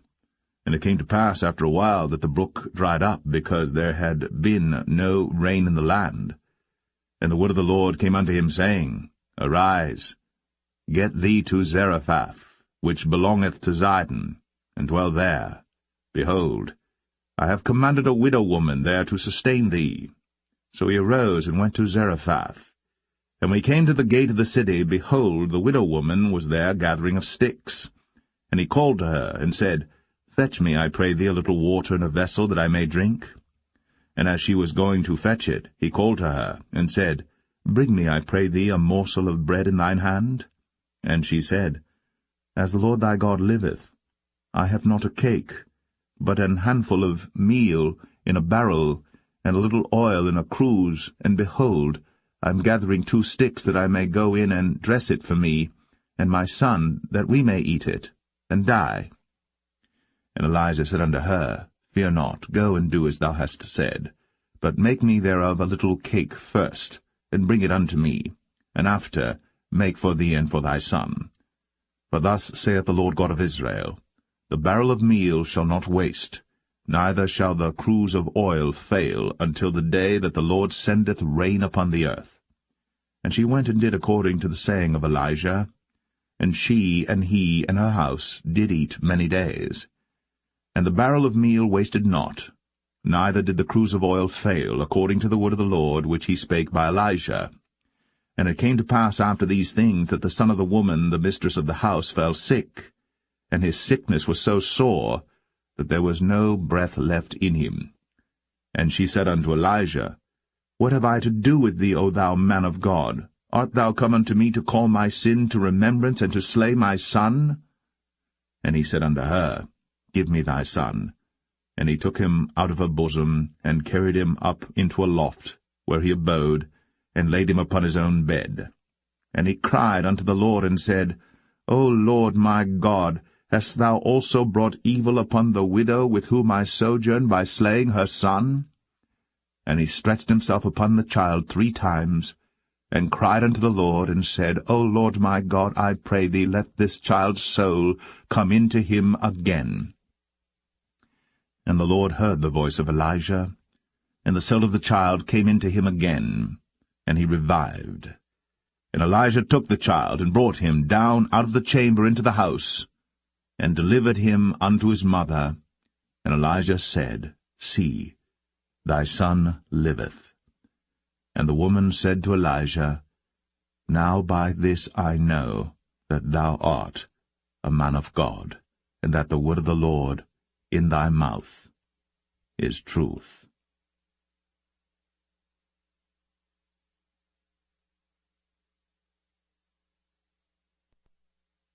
1 Kings 18. And it came to pass, after many days, that the word of the Lord came to Elijah in the 3rd year, saying, Go, show thyself unto Ahab, and I will send rain upon the earth. And Elijah went to show himself unto Ahab. And there was a sore famine in Samaria. And Ahab called Obadiah, which was the governor of his house. Now Obadiah feared the Lord greatly. For it was so, when Jezebel cut off the prophets of the Lord, that Obadiah took 100 prophets, and hid them by 50 in a cave, and fed them with bread and water. And Ahab said unto Obadiah, Go into the land, unto all fountains of water, and unto all brooks. Peradventure we may find grass to save the horses and mules alive, that we lose not all the beasts. So they divided the land between them to pass throughout it. Ahab went one way by himself, and Obadiah went another way by himself. And as Obadiah was in the way, behold, Elijah met him, and he knew him, and fell on his face, and said, Art thou that my lord Elijah?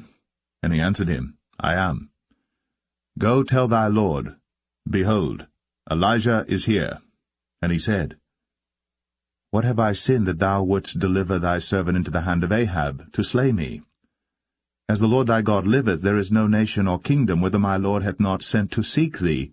And when they said, He is not there, he took an oath of the kingdom and nation that they found thee not. And now thou sayest, Go, tell thy lord, Behold, Elijah is here. And it shall come to pass, as soon as I am gone from thee, that the Spirit of the Lord shall carry thee whither I know not. And so when I come and tell Ahab, and he cannot find thee, he shall slay me. But I thy servant fear the Lord from my youth. Was it not told my lord what I did when Jezebel slew the prophets of the Lord, how I hid 100 men of the Lord's prophets by 50 in a cave, and fed them with bread and water?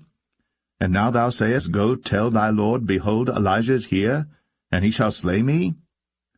And Elijah said, As the Lord of hosts liveth, before whom I stand, I will surely show myself unto him today. So Obadiah went to meet Ahab, and told him. And Ahab went to meet Elijah. And it came to pass, when Ahab saw Elijah, that Ahab said unto him, Art thou he that troubleth Israel? And he answered, I have not troubled Israel, but thou and thy father's house, in that ye have forsaken the commandments of the Lord, and thou hast followed Baalim. Now therefore send and gather to me all Israel unto Mount Carmel, and the prophets of Baal 450, and the prophets of the groves 400, which eat at Jezebel's table. So Ahab sent unto all the children of Israel, and gathered the prophets together unto Mount Carmel. And Elijah came unto all the people, and said, How long halt ye between two opinions? If the Lord be God, follow him. But if Baal, then follow him. And the people answered him not a word. Then said Elijah unto the people, I, even I only, remain a prophet of the Lord. But Baal's prophets are 450 men. Let them therefore give us 2 bullocks, and let them choose 1 bullock from themselves, and cut it in pieces, and lay it on wood, and put no fire under. And I will dress the other bullock, and lay it on wood, and put no fire under. And call ye on the name of your gods, and I will call on the name of the Lord. And the God that answereth by fire, let him be God. And all the people answered and said, It is well spoken. And Elijah said unto the prophets of Baal, Choose you 1 bullock for yourselves, and dress it first, for ye are many, and call on the name of your gods, but put no fire under. And they took the bullock which was given them, and they dressed it, and called on the name of Baal from morning even until noon, saying, O Baal, hear us! But there was no voice, nor any that answered, and they leaped upon the altar which was made. And it came to pass at noon that Elijah mocked them, and said, Cry aloud, for he is a god. Either he is talking, or he is pursuing, or he is in a journey, or peradventure he sleepeth, and must be awaked. And they cried aloud, and cut themselves after their manner with knives and lancets, till the blood gushed out upon them. And it came to pass, when midday was past, and they prophesied until the time of the offering of the evening sacrifice, that there was neither voice, nor any to answer, nor any that regarded.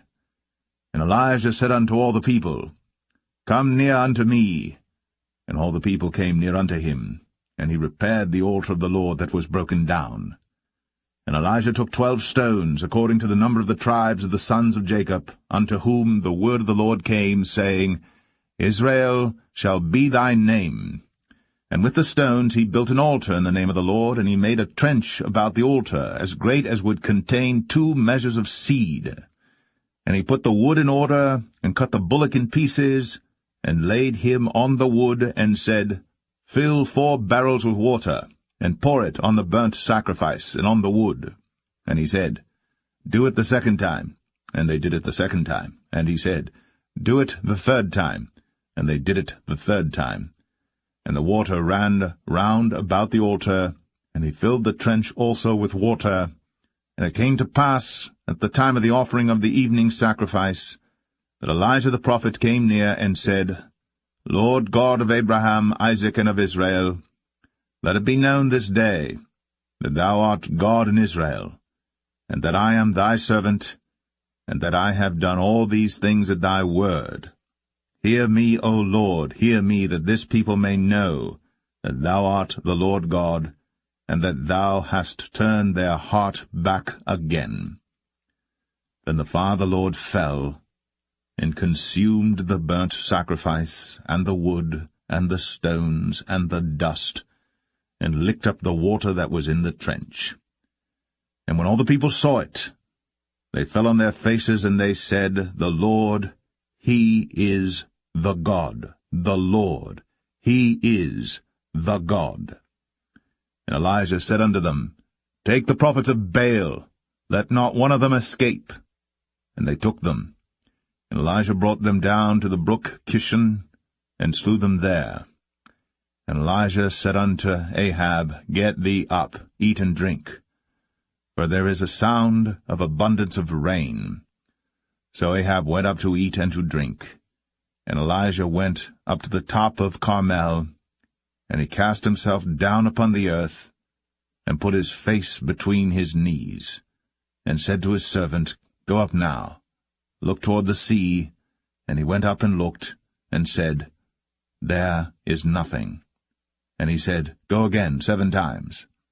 And it came to pass at the 7th time that he said, Behold, there ariseth a little cloud out of the sea like a man's hand. And he said, Go up, say unto Ahab, Prepare thy chariot, and get thee down, that the rain stop thee not. And it came to pass in the meanwhile, that the heaven was black with clouds and wind, and there was a great rain. And Ahab rode, and went to Jezreel. And the hand of the Lord was on Elijah, and he girded up his loins, and ran before Ahab to the entrance of Jezreel.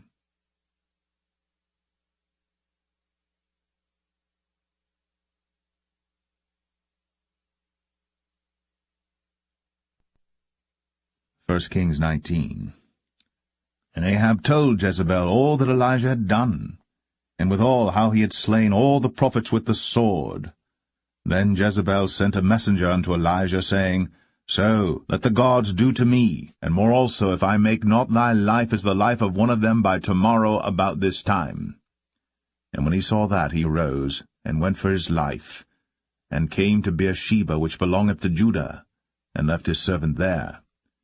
But he himself went a day's journey into the wilderness, and came and sat down under a juniper tree. And he requested for himself that he might die, and said, It is enough. Now, O Lord, take away my life, for I am not better than my fathers.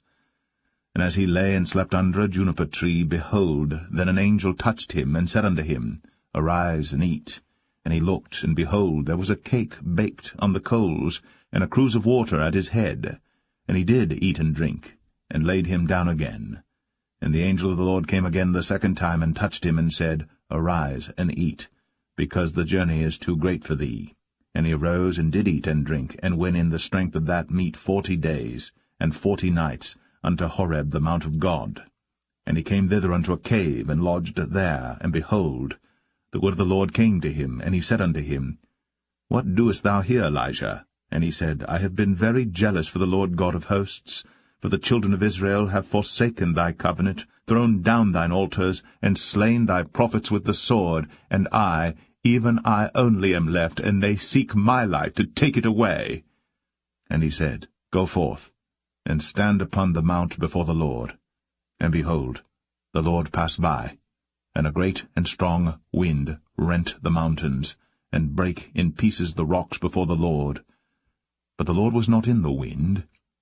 And after the wind an earthquake. But the Lord was not in the earthquake.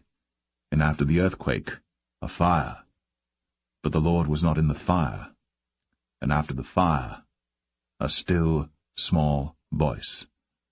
And it was so, when Elijah heard it, that he wrapped his face in his mantle, and went out, and stood in the entering in of the cave. And behold, there came a voice unto him, and said, What doest thou here, Elijah? And he said, I have been very jealous for the Lord God of hosts, because the children of Israel have forsaken thy covenant, thrown down thine altars, and slain thy prophets with the sword, and I, even I only, am left. And they seek my life, to take it away. And the Lord said unto him, Go, return on thy way to the wilderness of Damascus, and when thou comest, anoint Hazael to be king over Syria. And Jehu, the son of Nimshi, shalt thou anoint to be king over Israel. And Elisha, the son of Shaphat, of Abel-Meholah, shalt thou anoint to be prophet in thy room. And it shall come to pass, that him that escapeth the sword of Hazael shall Jehu slay, and him that escapeth from the sword of Jehu shall Elisha slay. Yet I have left me 7,000 in Israel, all the knees which have not bowed unto Baal, and every mouth which hath not kissed him.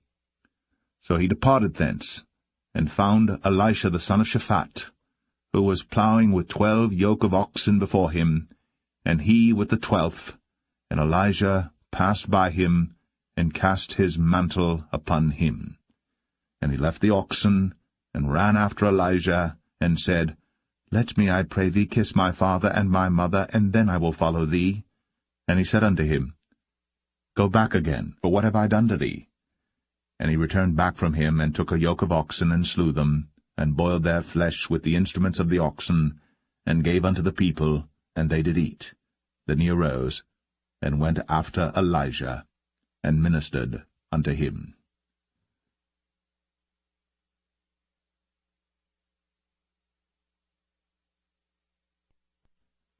1 Kings 20.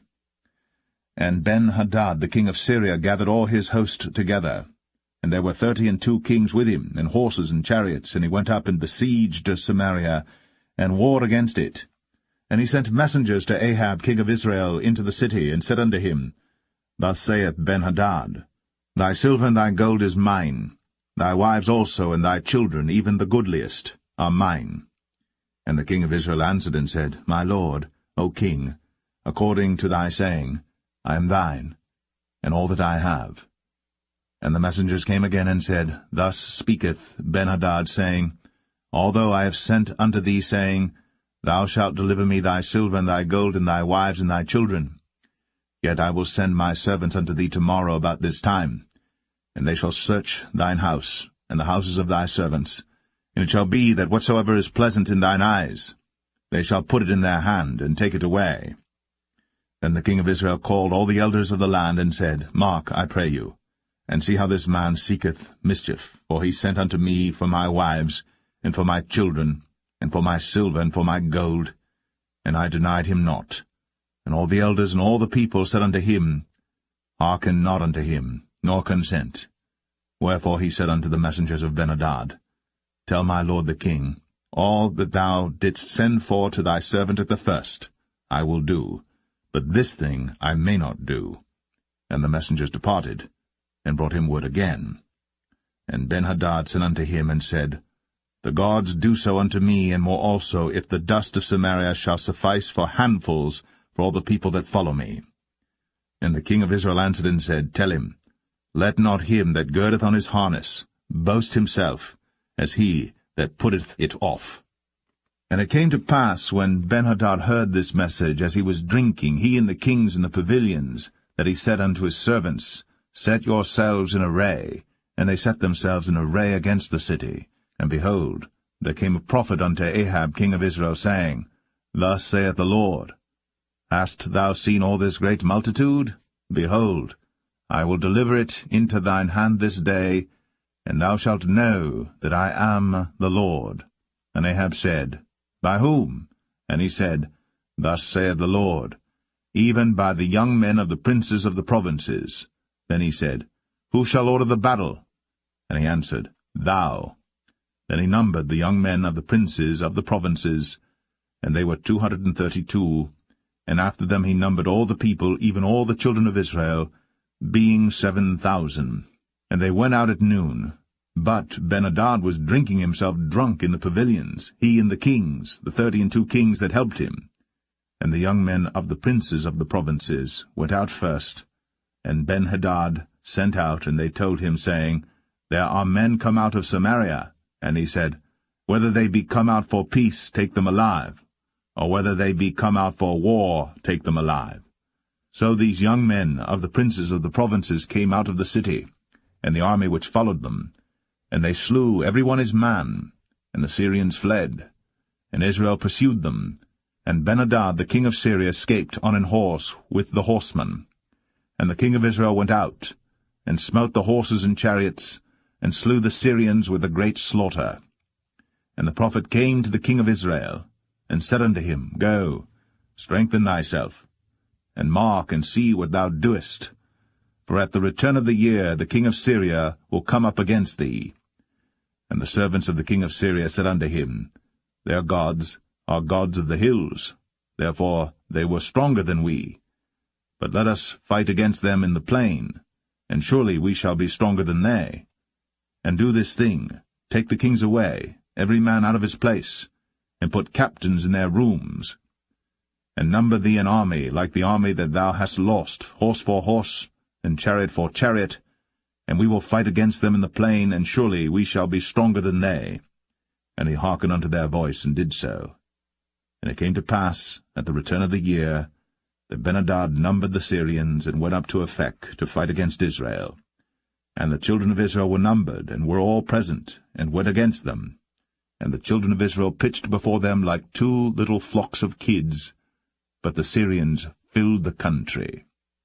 And there came a man of God, and spake unto the king of Israel, and said, Thus saith the Lord, Because the Syrians have said, The Lord is God of the hills, but he is not God of the valleys, therefore will I deliver all this great multitude into thine hand, and ye shall know that I am the Lord. And they pitched one over against the other 7 days, and so it was, that in the 7th day the battle was joined, and the children of Israel slew of the Syrians 100,000 footmen in 1 day. But the rest fled to Aphek into the city, and there a wall fell upon 27,000 of the men that were left. And Ben-hadad fled, and came into the city, into an inner chamber. And his servants said unto him, Behold now, we have heard that the kings of the house of Israel are merciful kings. Let us, I pray thee, put sackcloth on our loins, and ropes upon our heads, and go out to the king of Israel.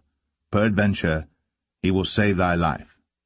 So they girded sackcloth on their loins, and put ropes on their heads, and came to the king of Israel, and said, Thy servant Ben-hadad saith, I pray thee, let me live. And he said, Is he yet alive? He is my brother. Now the men did diligently observe whether anything would come from him, and did hastily catch it. And they said, Thy brother Ben-hadad. Then he said, Go ye, bring him. Then Ben-hadad came forth to him, and he caused him to come up into the chariot. And Ben-hadad said unto him, The cities which my father took from thy father I will restore, and thou shalt make streets for thee in Damascus, as my father made in Samaria. Then said Ahab, I will send thee away with this covenant. So he made a covenant with him, and sent him away. And a certain man of the sons of the prophets said unto his neighbor in the word of the Lord, Smite me, I pray thee. And the man refused to smite him. Then said he unto him, Because thou hast not obeyed the voice of the Lord, behold, as soon as thou art departed from me, a lion shall slay thee. And as soon as he was departed from him, a lion found him, and slew him. Then he found another man, and said, Smite me, I pray thee. And the man smote him, so that in smiting he wounded him. So the prophet departed, and waited for the king by the way, and disguised himself with ashes upon his face. And as the king passed by, he cried unto the king, and he said, Thy servant went out into the midst of the battle, and behold, a man turned aside, and brought a man unto me, and said, Keep this man. If by any means he be missing, then shall thy life be for his life, or else thou shalt pay a talent of silver. And as thy servant was busy here and there, he was gone. And the king of Israel said unto him, So shall thy judgment be. Thyself hast decided it. And he hasted, and took the ashes away from his face. And the king of Israel discerned him that he was of the prophets. And he said unto him, Thus saith the Lord, Because thou hast let go out of thy hand a man whom I appointed to utter destruction, therefore thy life shall go for his life, and thy people for his people. And the king of Israel went to his house, heavy and displeased, and came to Samaria.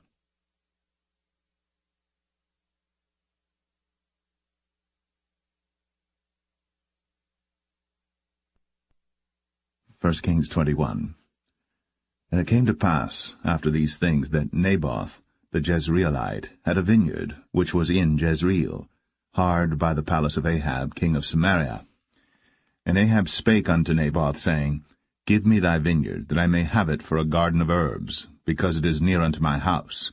And I will give thee for it a better vineyard than it. Or, if it seem good to thee, I will give thee the worth of it in money. And Naboth said to Ahab, The Lord forbid it me, that I should give the inheritance of my fathers unto thee. And Ahab came into his house heavy and displeased, because of the word which Naboth the Jezreelite had spoken to him. For he had said, I will not give thee the inheritance of my fathers. And he laid him down upon his bed, and turned away his face, and would eat no bread. But Jezebel his wife came to him, and said unto him, Why is thy spirit so sad that thou eatest no bread? And he said unto her, Because I spake unto Naboth the Jezreelite, and said unto him, Give me thy vineyard for money, or else, if it please thee, I will give thee another vineyard for it. And he answered, I will not give thee my vineyard. And Jezebel his wife said unto him, Dost thou now govern the kingdom of Israel? Arise, and eat bread. and let thine heart be merry. I will give thee the vineyard of Naboth the Jezreelite. So she wrote letters in Ahab's name, and sealed them with his seal, and sent the letters unto the elders and to the nobles that were in his city dwelling with Naboth. And she wrote in the letters, saying, Proclaim a fast, and set Naboth on high among the people. And set 2 men, sons of Belial, before him, to bear witness against him, saying, Thou didst blaspheme God and the king. And then carry him out, and stone him, that he may die. And the men of his city, even the elders and the nobles, who were the inhabitants in his city, did as Jezebel had sent unto them, and as it was written in the letters which she had sent unto them. They proclaimed a fast, and set Naboth on high among the people. And there came in 2 men, children of Belial, and sat before him. And the men of Belial witnessed against him, even against Naboth, in the presence of the people, saying, Naboth did blaspheme God and the king. Then they carried him forth out of the city, and stoned him with stones, that he died. Then they sent to Jezebel, saying, Naboth is stoned, and is dead. And it came to pass, when Jezebel heard that Naboth was stoned, and was dead, that Jezebel said to Ahab, Arise, take possession of the vineyard of Naboth the Jezreelite, which he refused to give thee for money. For Naboth is not alive, but dead. And it came to pass, when Ahab heard that Naboth was dead, that Ahab rose up to go down to the vineyard of Naboth the Jezreelite, to take possession of it. And the word of the Lord came to Elijah the Tishbite, saying, Arise, go down to meet Ahab king of Israel, which is in Samaria. Behold, he is in the vineyard of Naboth, whither he is gone down to possess it. And thou shalt speak unto him, saying, Thus saith the Lord, Hast thou killed and also taken possession? And thou shalt speak unto him, saying, Thus saith the Lord, In the place where dogs licked the blood of Naboth shall dogs lick thy blood, even thine. And Ahab said to Elijah, Hast thou found me, O mine enemy? And he answered, I have found thee, because thou hast sold thyself to work evil in the sight of the Lord. Behold, I will bring evil upon thee, and will take away thy posterity, and will cut off from Ahab him that pisseth against the wall, and him that is shut up and left in Israel, and will make thine house like the house of Jeroboam the son of Nebat, and like the house of Baasha the son of Ahijah, for the provocation wherewith thou hast provoked me to anger, and made Israel to sin. And of Jezebel also spake the Lord, saying, The dogs shall eat Jezebel by the wall of Jezreel. Him that dieth of Ahab in the city the dogs shall eat, and him that dieth in the field shall the fowls of the air eat. But there was none like unto Ahab, which did sell himself to work wickedness in the sight of the Lord, whom Jezebel his wife stirred up. And he did very abominably in following idols, according to all things as did the Amorites, whom the Lord cast out before the children of Israel. And it came to pass, when Ahab heard those words, that he rent his clothes, and put sackcloth upon his flesh, and fasted, and lay in sackcloth, and went softly. And the word of the Lord came to Elijah the Tishbite, saying, Seest thou how Ahab humbleth himself before me? Because he humbleth himself before me, I will not bring the evil in his days, but in his son's days will I bring the evil upon his house.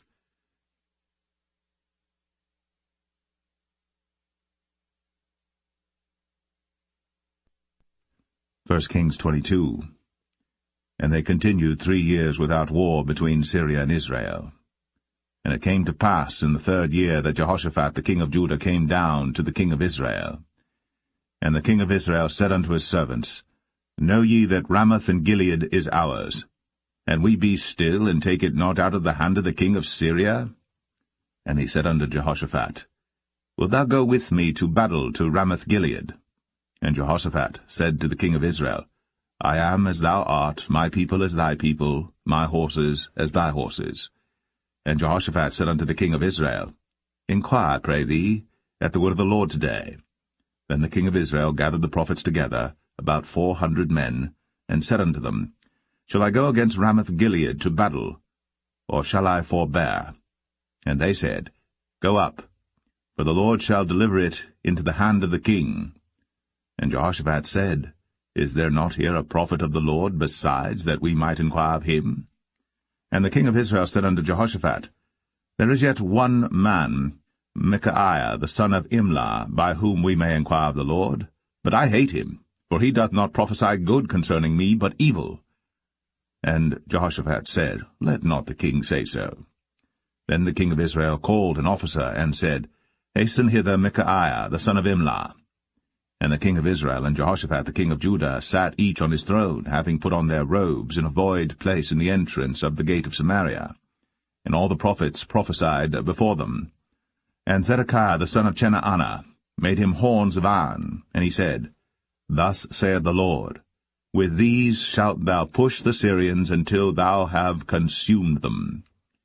And all the prophets prophesied so, saying, Go up to Ramoth-Gilead, and prosper, for the Lord shall deliver it into the king's hand. And the messenger that was gone to call Micaiah spake unto him, saying, Behold now, the words of the prophets declare good unto the king with one mouth. Let thy word, I pray thee, be like the word of one of them, and speak that which is good. And Micaiah said, As the Lord liveth, what the Lord saith unto me, that will I speak. So he came to the king. And the king said unto him, Micaiah, shall we go against Ramoth-Gilead to battle, or shall we forbear? And he answered him, Go, and prosper, for the Lord shall deliver it into the hand of the king. And the king said unto him, How many times shall I adjure thee that thou tell me nothing but that which is true in the name of the Lord? And he said, I saw all Israel scattered upon the hills, as sheep that have not a shepherd. And the Lord said, These have no master. Let them return every man to his house in peace. And the king of Israel said unto Jehoshaphat, Did I not tell thee that he would prophesy no good concerning me, but evil? And he said, Hear thou therefore the word of the Lord. I saw the Lord sitting on his throne, and all the host of heaven standing by him on his right hand and on his left. And the Lord said, Who shall persuade Ahab that he may go up and fall at Ramoth-Gilead? And one said on this manner, and another said on that manner. And there came forth a spirit, and stood before the Lord, and said, I will persuade him. And the Lord said unto him, Wherewith? And he said, I will go forth, and I will be a lying spirit in the mouth of all his prophets. And he said, Thou shalt persuade him, and prevail also. Go forth, and do so. Now therefore, behold, the Lord hath put a lying spirit in the mouth of all these thy prophets, and the Lord hath spoken evil concerning thee. But Zedekiah the son of Chenaanah went near, and smote Micaiah on the cheek, and said, Which way went the Spirit of the Lord from me to speak unto thee? And Micaiah said, Behold, thou shalt see in that day, when thou shalt go into an inner chamber to hide thyself. And the king of Israel said, Take Micaiah, and carry him back unto Amon the governor of the city, and to Joash the king's son, and say, Thus saith the king, Put this fellow in the prison, and feed him with bread of affliction and with water of affliction, until I come in peace. And Micaiah said, If thou return at all in peace, the Lord hath not spoken by me. And he said, Hearken, O people, every one of you. So the king of Israel and Jehoshaphat the king of Judah went up to Ramoth-Gilead.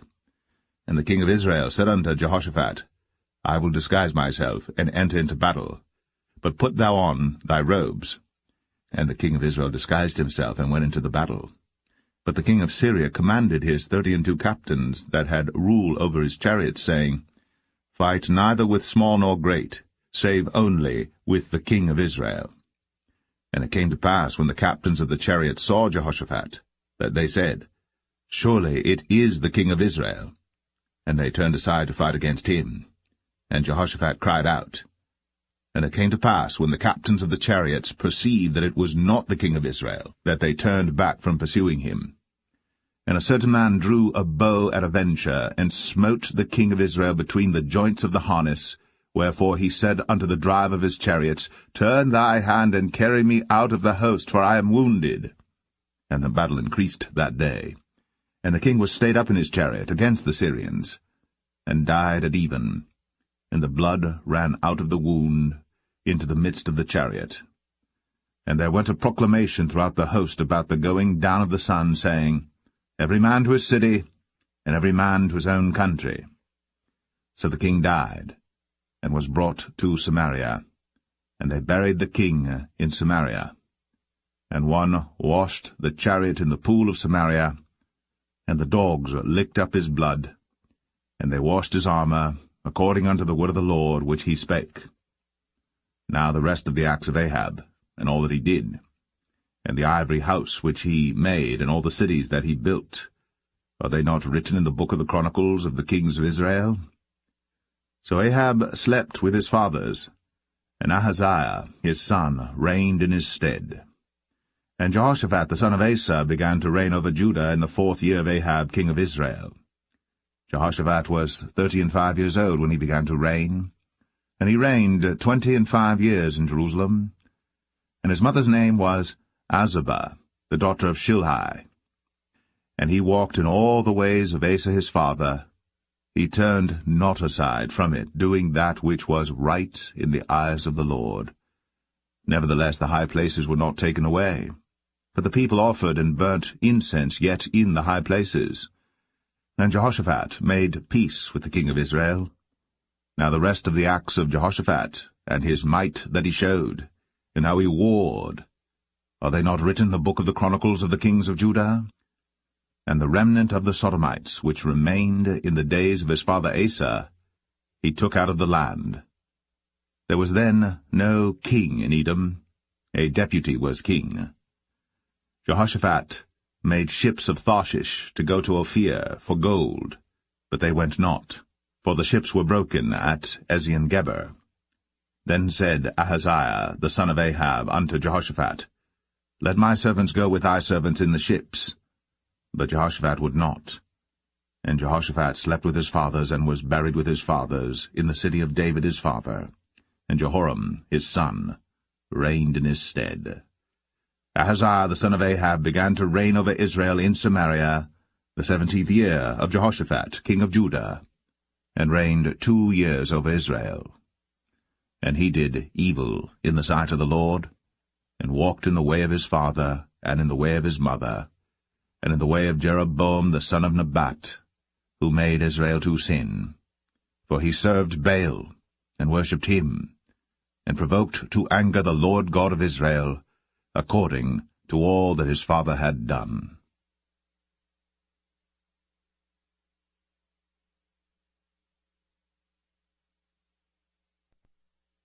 The Second Book of Kings, Chapter 1. Then Moab rebelled against Israel after the death of Ahab.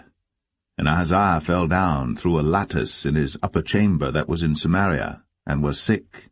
And he sent messengers, and said unto them, Go, inquire of Baal-zebub, the god of Ekron, whether I shall recover of this disease.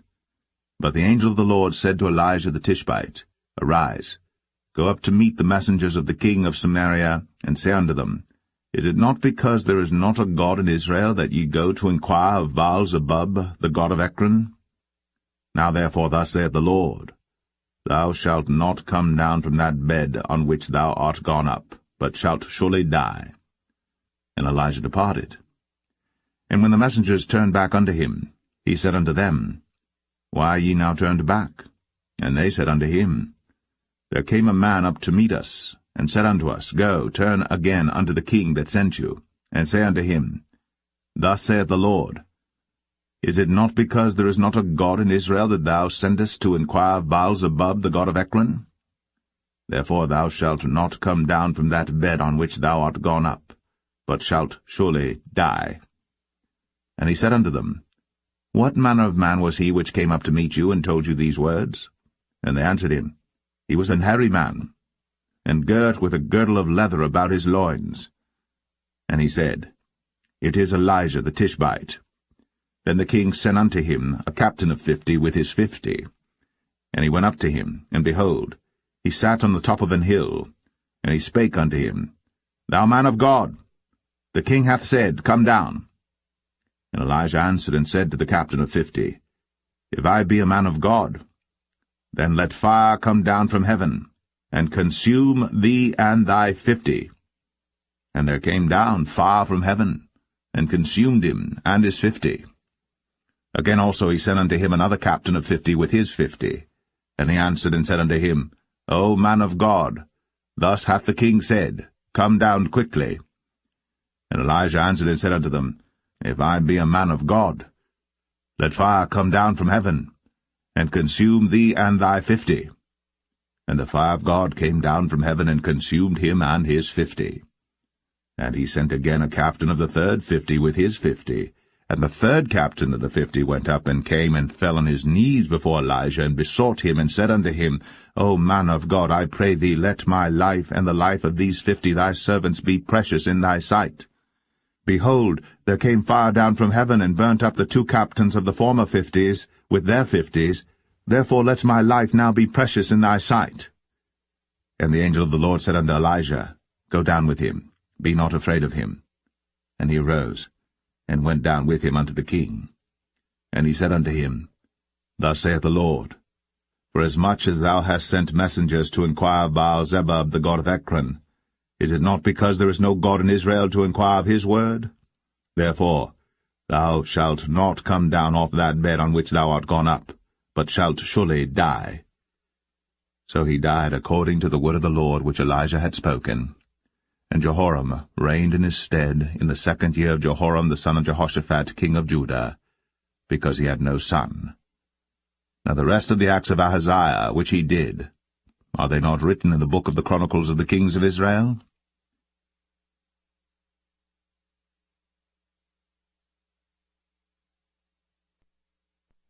Second Kings 2. And it came to pass, when the Lord would take up Elijah into heaven by a whirlwind, that Elijah went with Elisha from Gilgal. And Elijah said unto Elisha, Tarry here, I pray thee, for the Lord hath sent me to Bethel. And Elisha said unto him, As the Lord liveth, and as thy soul liveth, I will not leave thee. So they went down to Bethel. And the sons of the prophets that were at Bethel came forth to Elisha, and said unto him, Knowest thou that the Lord will take away thy master from thy head today? And he said, Yea, I know it. Hold ye your peace. And Elijah said unto him, Elisha, tarry here, I pray thee, for the Lord hath sent me to Jericho. And he said, As the Lord liveth, and as thy soul liveth, I will not leave thee. So they came to Jericho. And the sons of the prophets that were at Jericho came to Elisha, and said unto him, Knowest thou that the Lord will take away thy master from thy head today? And he answered, Yea, I know it. Hold ye your peace. And Elijah said unto him, Tarry, I pray thee here, for the Lord hath sent me to Jordan. And he said, As the Lord liveth, and as thy soul liveth, I will not leave thee. And they two went on. And 50 men of the sons of the prophets went, and stood to view afar off. And they too stood by Jordan. And Elijah took his mantle, and wrapped it together, and smote the waters, and they were divided hither and thither, so that they too went over on dry ground. And it came to pass, when they were gone over, that Elijah said unto Elisha, Ask what I shall do for thee, before I be taken away from thee. And Elisha said, I pray thee, let a double portion of thy spirit be upon me. And he said, Thou hast asked a hard thing. Nevertheless, if thou see me when I am taken from thee, it shall be so unto thee. But if not, it shall not be so. And it came to pass, as they still went on and talked, that, behold, there appeared a chariot of fire, and horses of fire, and parted them both asunder. And Elijah went up by a whirlwind into heaven. And Elisha saw it, and he cried, My father, the chariot of Israel, and the horsemen thereof. And he saw him no more.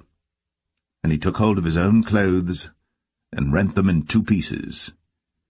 He took up also the mantle of Elijah that fell from him, and went back and stood by the bank of Jordan. And he took the mantle of Elijah that fell from him, and smote the waters, and said, Where is the Lord God of Elijah?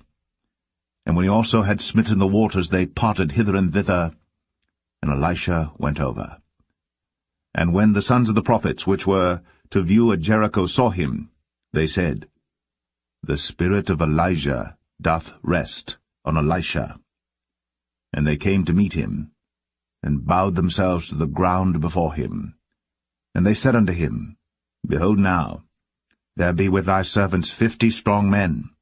Let them go, we pray thee, and seek thy master, lest peradventure the Spirit of the Lord hath taken him up, and cast him upon some mountain, or into some valley. And he said, Ye shall not send. And when they urged him till he was ashamed, he said, Send.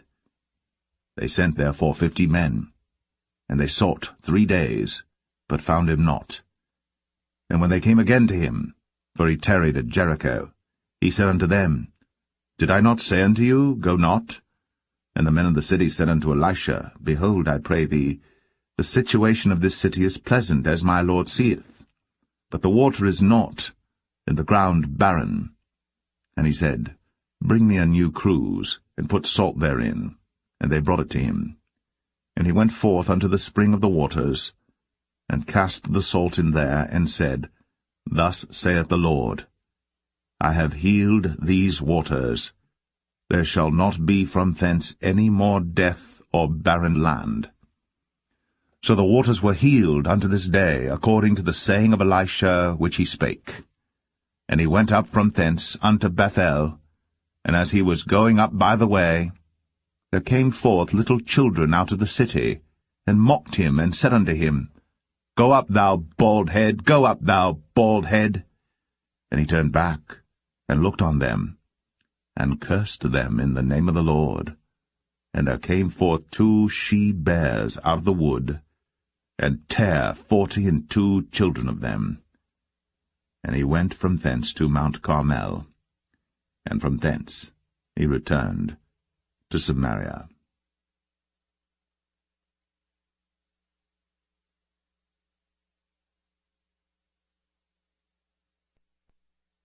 Second Kings 3.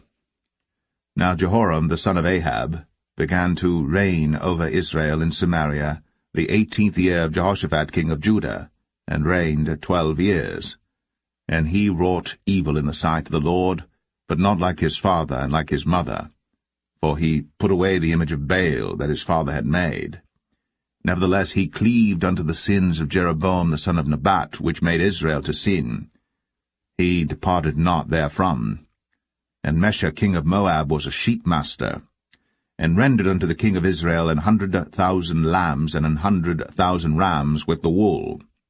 But it came to pass, when Ahab was dead, that the king of Moab rebelled against the king of Israel. And King Jehoram went out of Samaria the same time, and numbered all Israel. And he went and sent to Jehoshaphat the king of Judah, saying, The king of Moab hath rebelled against me. Wilt thou go with me against Moab to battle? And he said, I will go up. I am as thou art, my people as thy people, and my horses as thy horses. And he said, Which way shall we go up? And he answered, The way through the wilderness of Edom. So the king of Israel went, and the king of Judah, and the king of Edom, and they fetched a compass of 7 days' journey, and there was no water for the host, and for the cattle that followed them. And the king of Israel said, Alas, that the Lord hath called these 3 kings together to deliver them into the hand of Moab. But Jehoshaphat said, Is there not here a prophet of the Lord, that we may inquire of the Lord by him? And one of the king of Israel's servants answered and said, Here is Elisha the son of Shaphat, which poured water on the hands of Elijah. And Jehoshaphat said, The word of the Lord is with him. So the king of Israel and Jehoshaphat and the king of Edom went down to him. And Elisha said unto the king of Israel, What have I to do with thee? Get thee to the prophets of thy father, and to the prophets of thy mother. And the king of Israel said unto him, Nay, For the Lord hath called these 3 kings together to deliver them into the hand of Moab. And Elisha said, As the Lord of hosts liveth, before whom I stand, surely, were it not that I regard the presence of Jehoshaphat the king of Judah, I would not look toward thee, nor see thee. But now bring me a minstrel. And it came to pass, when the minstrel played, that the hand of the Lord came upon him. And he said, Thus saith the Lord, Make this valley full of ditches. For thus saith the Lord, Ye shall not see wind, neither shall ye see rain, yet that valley shall be filled with water, that ye may drink, both ye, and your cattle, and your beasts. And this is but a light thing in the sight of the Lord. He will deliver the Moabites also into your hand.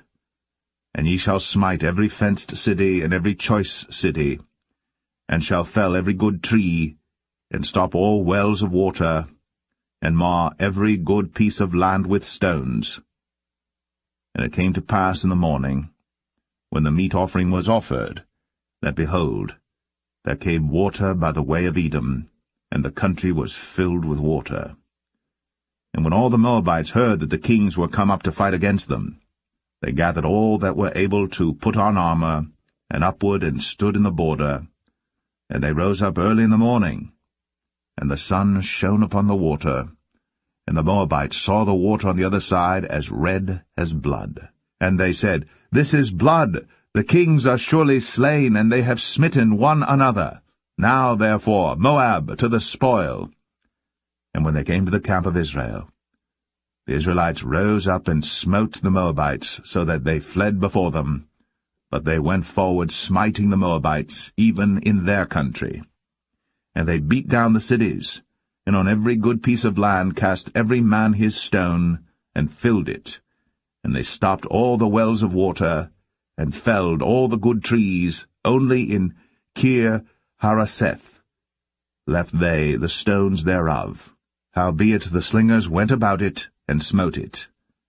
And when the king of Moab saw that the battle was too sore for him, he took with him 700 men that drew swords, to break through even unto the kings of Edom, but they could not. Then he took his eldest son that should have reigned in his stead, and offered him for a burnt offering upon the wall. And there was great indignation against Israel, and they departed from him, and returned to their own land.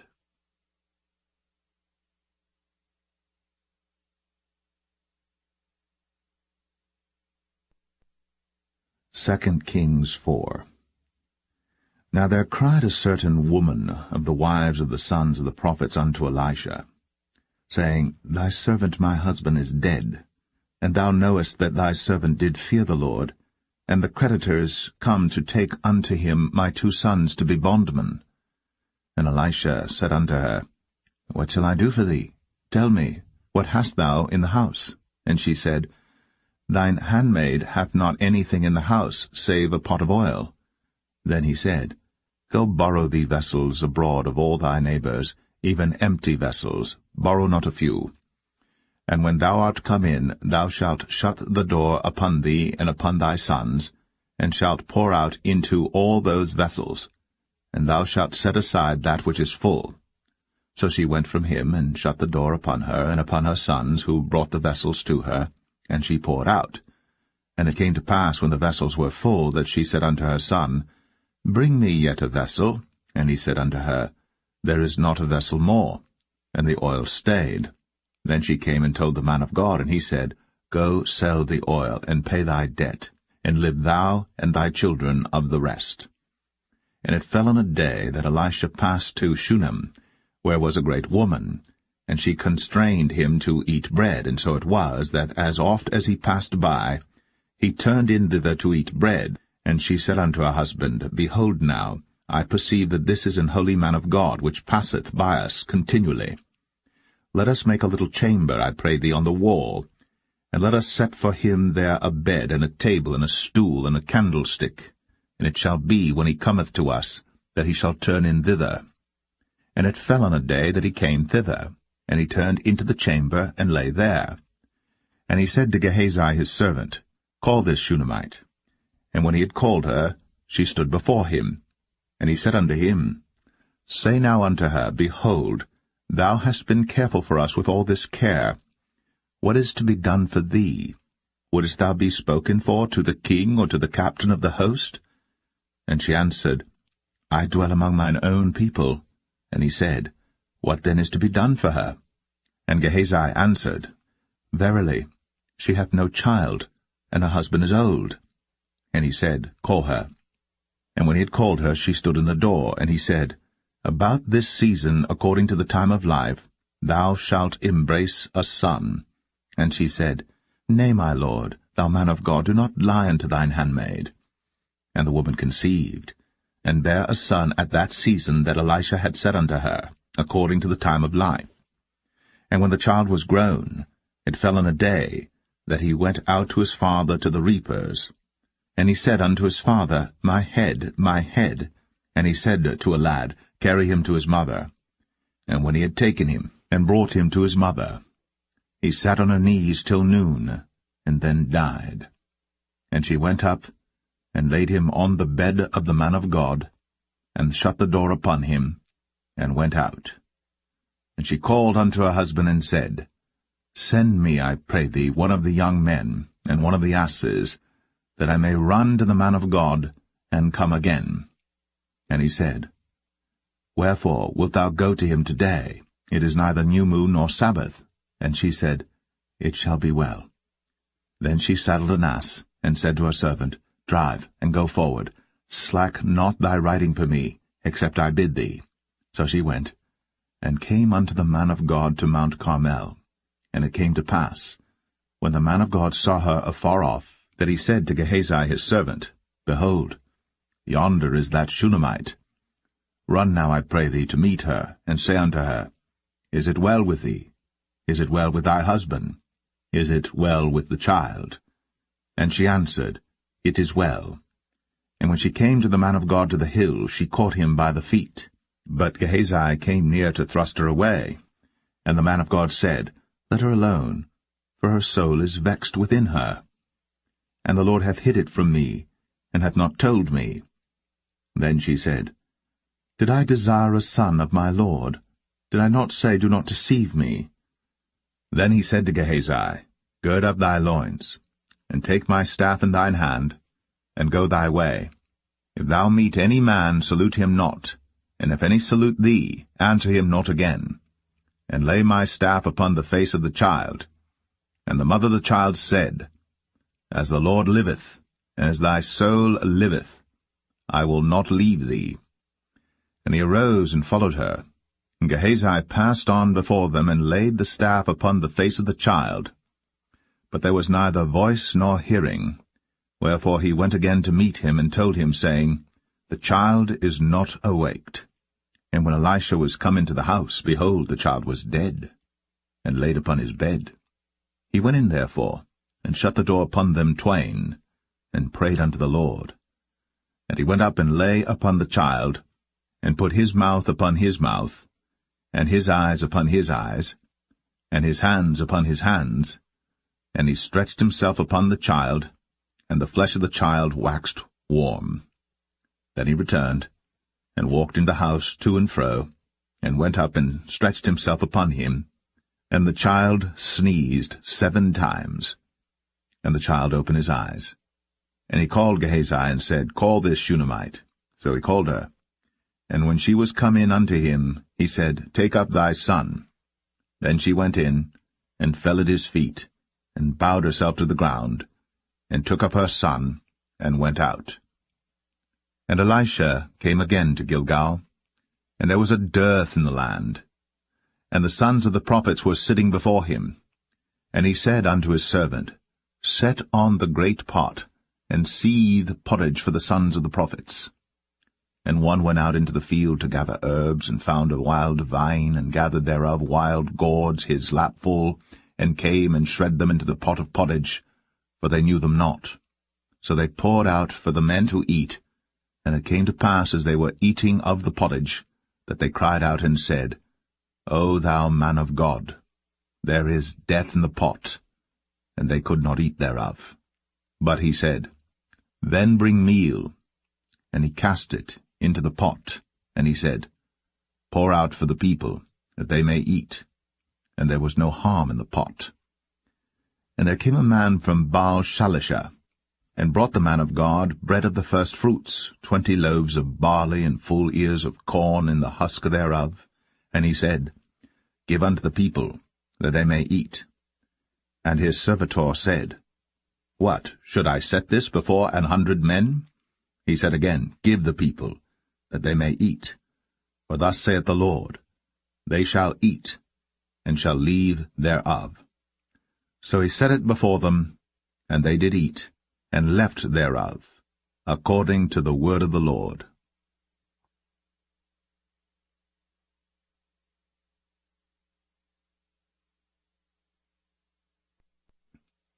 2 Kings 5. Now Naaman, captain of the host of the king of Syria, was a great man with his master, and honorable, because by him the Lord had given deliverance unto Syria. He was also a mighty man in valor, but he was a leper. And the Syrians had gone out by companies, and had brought away captive out of the land of Israel a little maid, and she waited on Naaman's wife. And she said unto her mistress, Would God my Lord were with the prophet that is in Samaria, for he would recover him of his leprosy. And one went in and told his lord, saying, Thus and thus said the maid that is of the land of Israel. And the king of Syria said, Go to, go, and I will send a letter unto the king of Israel. And he departed, and took with him 10 talents of silver, and 6,000 pieces of gold, and 10 changes of raiment. And he brought the letter to the king of Israel, saying, Now when this letter is come unto thee, behold, I have therewith sent Naaman my servant to thee, that thou mayest recover him of his leprosy. And it came to pass, when the king of Israel had read the letter, that he rent his clothes, and said, Am I God to kill and to make alive, that this man doth send unto me to recover a man of his leprosy? Wherefore consider, I pray you, and see how he seeketh a quarrel against me. And it was so, when Elisha the man of God had heard that the king of Israel had rent his clothes, that he sent to the king, saying, Wherefore hast thou rent thy clothes? Let him come now to me, and he shall know that there is a prophet in Israel. So Naaman came with his horses and with his chariot, and stood at the door of the house of Elisha. And Elisha sent a messenger unto him, saying, Go, and wash in Jordan 7 times, and thy flesh shall come again to thee, and thou shalt be clean. But Naaman was wroth, and went away, and said, Behold, I thought, he will surely come out to me, and stand, and call on the name of the Lord his God, and strike his hand over the place, and recover the leper. Are not Abana and Pharpar, rivers of Damascus, better than all the waters of Israel? May I not wash in them and be clean? So he turned, and went away in a rage. And his servants came near, and spake unto him, and said, My father, if the prophet had bid thee do some great thing, wouldst thou not have done it? How much rather then, when he saith to thee, Wash and be clean? Then went he down, and dipped himself 7 times in Jordan, according to the saying of the man of God. And his flesh came again like unto the flesh of a little child, and he was clean. And he returned to the man of God, he and all his company, and came and stood before him. And he said, Behold, now I know that there is no God in all the earth, but in Israel. Now therefore I pray thee, take a blessing of thy servant. But he said, As the Lord liveth, before whom I stand, I will receive none. And he urged him to take it, but he refused. And Naaman said, Shall there not then, I pray thee, be given to thy servant 2 mules, burden of earth? For thy servant will henceforth offer neither burnt offering nor sacrifice unto other gods, but unto the Lord. In this thing the Lord pardon thy servant, that when my master goeth into the house of Rimmon to worship there, and he leaneth on my hand, and I bow myself in the house of Rimmon, when I bow down myself in the house of Rimmon, the Lord pardon thy servant in this thing. And he said unto him, Go in peace. So he departed from him a little way. But Gehazi, the servant of Elisha, the man of God, said, Behold, my master hath spared Naaman this Syrian in not receiving at his hands that which he brought. But as the Lord liveth, I will run after him, and take somewhat of him. So Gehazi followed after Naaman. And when Naaman saw him running after him, he lighted down from the chariot to meet him, and said, Is all well? And he said, All is well. My master hath sent me, saying, Behold, even now there be come to me from Mount Ephraim 2 young men of the sons of the prophets.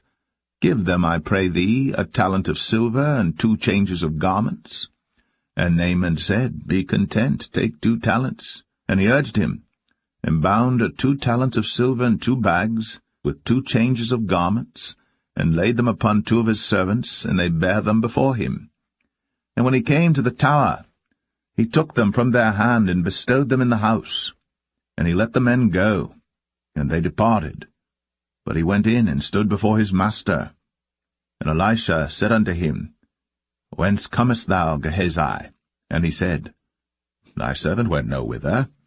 And he said unto him, Went not mine heart with thee, when the man turned again from his chariot to meet thee? Is it a time to receive money, and to receive garments, and oliveyards, and vineyards, and sheep, and oxen, and men-servants, and maidservants? The leprosy therefore of Naaman shall cleave unto thee, and unto thy seed for ever. And he went out from his presence, a leper as white as snow.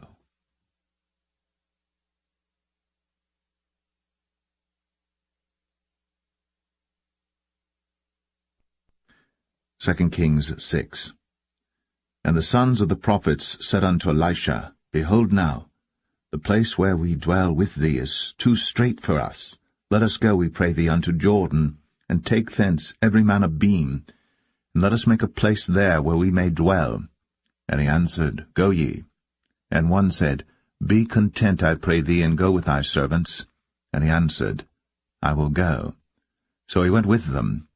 And when they came to Jordan, they cut down wood. But as one was felling a beam, the axe head fell into the water. And he cried and said, Alas, master, for it was borrowed. And the man of God said, Where fell it? And he showed him the place. And he cut down a stick, and cast it in thither. And the iron did swim. Therefore said he, Take it up to thee. And he put out his hand, and took it. Then the king of Syria warred against Israel, and took counsel with his servants, saying, In such and such a place shall be my camp. And the man of God sent unto the king of Israel, saying, Beware that thou pass not such a place, for thither the Syrians are come down. And the king of Israel sent to the place which the man of God told him, and warned him of, and saved himself there, not once nor twice. Therefore the heart of the king of Syria was sore troubled for this thing. And he called his servants, and said unto them, Will ye not show me which of us is for the king of Israel? And one of his servants said, None, my lord, O king. But Elisha, the prophet that is in Israel, telleth the king of Israel the words that thou speakest in thy bedchamber. And he said, Go and spy where he is, that I may send and fetch him. And it was told him, saying, Behold, he is in Dothan. Therefore sent he thither horses and chariots and a great host. And they came by night and compassed the city about. And when the servant of the man of God was risen early and gone forth, behold, an host compassed the city both with horses and chariots. And his servant said unto him, Alas, my master, how shall we do? And he answered, Fear not, for they that be with us are more than they that be with them. And Elisha prayed, and said, Lord, I pray thee, open his eyes, that he may see. And the Lord opened the eyes of the young man, and he saw, and behold, the mountain was full of horses and chariots of fire round about Elisha. And when they came down to him, Elisha prayed unto the Lord, and said, Smite this people, I pray thee, with blindness. And he smote them with blindness according to the word of Elisha. And Elisha said unto them, This is not the way neither is this the city. Follow me, and I will bring you to the man whom ye seek. But he led them to Samaria. And it came to pass, when they were come into Samaria, that Elisha said, Lord, open the eyes of these men, that they may see. And the Lord opened their eyes, and they saw, and behold, they were in the midst of Samaria. And the king of Israel said unto Elisha, when he saw them, My father, shall I smite them? Shall I smite them? And he answered, Thou shalt not smite them. Wouldst thou smite those whom thou hast taken captive with thy sword and with thy bow? Set bread and water before them, that they may eat and drink, and go to their master. And he prepared great provision for them. And when they had eaten and drunk, he sent them away, and they went to their master. So the bands of Syria came no more into the land of Israel. And it came to pass after this, that Benhadad, king of Syria, gathered all his host, and went up, and besieged Samaria. And there was a great famine in Samaria, and behold, they besieged it, until an ass's head was sold for 80 pieces of silver, and the 4th part of a cab of dove's dung for 5 pieces of silver. And as the king of Israel was passing by upon the wall, they cried a woman unto him, saying, Help my lord, O king. And he said, If the Lord do not help thee, whence shall I help thee? Out of the barn floor, out of the winepress? And the king said unto her, What aileth thee? And she answered, This woman said unto me, Give thy son, that we may eat him today, and we will eat my son tomorrow. So we boiled my son, and did eat him. And I said unto her on the next day, Give thy son, that we may eat him. And she hath hid her son. And it came to pass, when the king heard the words of the woman, that he rent his clothes, and he passed by upon the wall. And the people looked, and behold, he had sackcloth within upon his flesh. Then he said, God do so, and more also to me, if the head of Elisha the son of Shaphat shall stand on him this day. But Elisha sat in his house, and the elders sat with him. And the king sent a man from before him. But ere the messenger came to him, he said to the elders, See ye how this son of a murderer hath sent to take away mine head? Look, when the messenger cometh, shut the door, and hold him fast at the door. Is not the sound of his master's feet behind him? And while he yet talked with them, behold, the messenger came down unto him, and he said, Behold, this evil is of the Lord. What should I wait for the Lord any longer?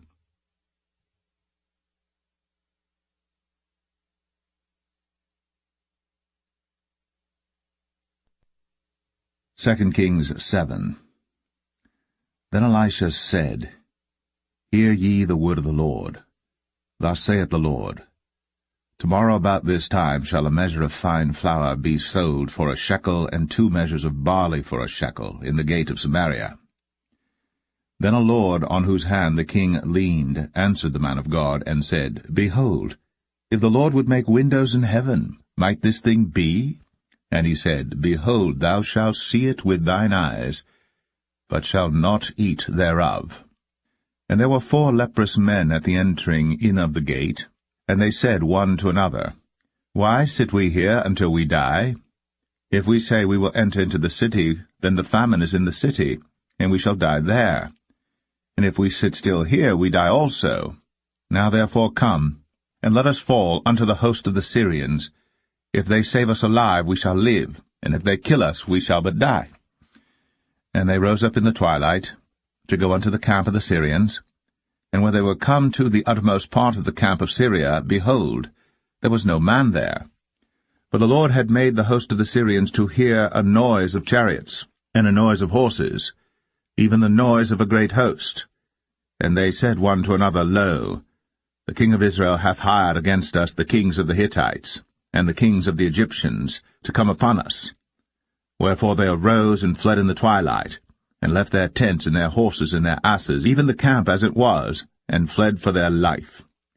And when these lepers came to the uttermost part of the camp, they went into one tent, and did eat and drink, and carried thence silver and gold and raiment, and went and hid it, and came again, and entered into another tent, and carried thence also, and went and hid it. Then they said one to another, We do not well. This day is a day of good tidings, and we hold our peace. If we tarry till the morning light, some mischief will come upon us. Now therefore come, that we may go and tell the king's household. So they came and called unto the port of the city.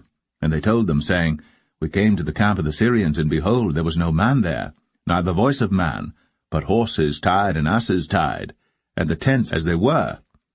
And he called the porters, and they told it to the king's house within. And the king arose in the night, and said unto his servants, I will now show you what the Syrians have done to us. They know that we be hungry, therefore are they gone out of the camp to hide themselves in the field, saying, When they come out of the city we shall catch them alive, and get into the city. And one of his servants answered and said, Let some take, I pray thee, 5 of the horses that remain, which are left in the city. Behold, they are as all the multitude of Israel that are left in it. Behold, I say, they are even as all the multitude of the Israelites that are consumed. And let us send and see. They took therefore 2 chariot horses, and the king sent after the host of the Syrians, saying, Go and see. And they went after them unto Jordan, and lo, all the way was full of garments and vessels, which the Syrians had cast away in their haste. And the messengers returned, and told the king. And the people went out and spoiled the tents of the Syrians.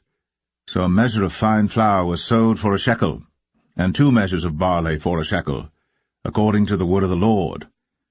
And the king appointed the Lord on whose hand he leaned to have the charge of the gate. And the people trod upon him in the gate, and he died, as the man of God had said, who spake when the king came down to him. And it came to pass, as the man of God had spoken to the king, saying, 2 measures of barley for a shekel, and a measure of fine flour for a shekel, shall be tomorrow about this time in the gate of Samaria. And that Lord answered the man of God, and said, Now behold, if the Lord should make windows in heaven, might such a thing be? And he said, Behold, thou shalt see it with thine eyes, but shalt not eat thereof. And so it fell out unto him, for the people trod upon him in the gate, and he died.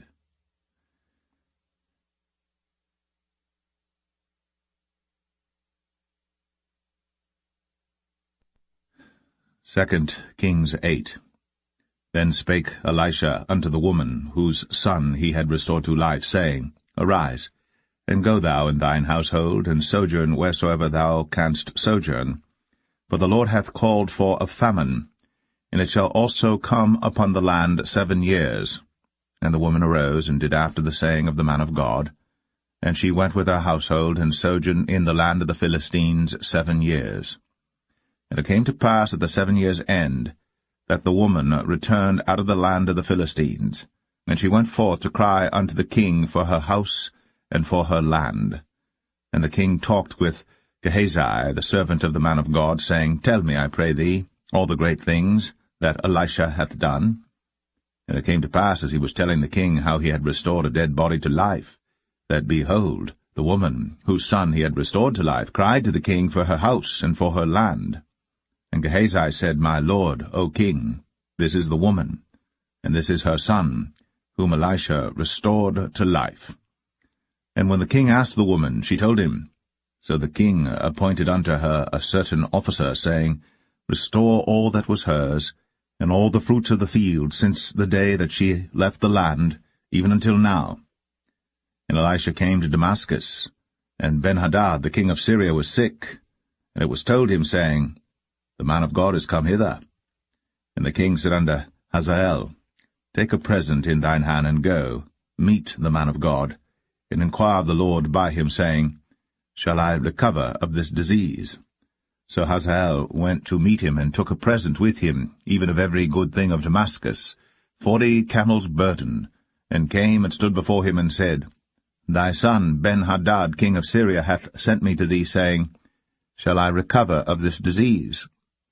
And Elisha said unto him, Go, say unto him, Thou mayest certainly recover. Howbeit, the Lord hath shown me that he shall surely die.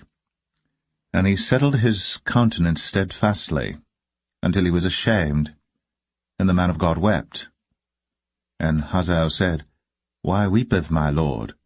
And he answered, Because I know the evil that thou wilt do unto the children of Israel. Their strongholds wilt thou set on fire, and their young men wilt thou slay with the sword, and wilt dash their children, and rip up their women with child. And Hazael said, But what, is thy servant a dog, that he should do this great thing? And Elisha answered, The Lord hath shown me that thou shalt be king over Syria. So he departed from Elisha, and came to his master, who said to him, What said Elisha to thee? And he answered, He told me that thou shouldst surely recover. And it came to pass on the morrow that he took a thick cloth, and dipped it in water, and spread it on his face, so that he died. And Hazael reigned in his stead. And in the 5th year of Joram, the son of Ahab, king of Israel, Jehoshaphat being then king of Judah, Jehoram, the son of Jehoshaphat, king of Judah, began to reign. 32 years old was he when he began to reign, and he reigned 8 years in Jerusalem. And he walked in the way of the kings of Israel, as did the house of Ahab, for the daughter of Ahab was his wife, and he did evil in the sight of the Lord. Yet the Lord would not destroy Judah for David his servant's sake, as he promised him to give him always a light unto his children. In his days Edom revolted from under the hand of Judah, and made a king over themselves. So Joram went over to Zair, and all the chariots with him. And he rose by night, and smote the Edomites which compassed him about, and the captains of the chariots and the people fled into their tents. Yet Edom revolted from under the hand of Judah unto this day. Then Libnah revolted at the same time. And the rest of the acts of Joram, and all that he did, are they not written in the book of the chronicles of the kings of Judah? And Joram slept with his fathers, and was buried with his fathers in the city of David, and Ahaziah his son reigned in his stead.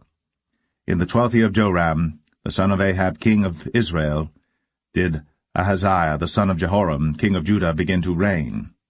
22 years old was Ahaziah when he began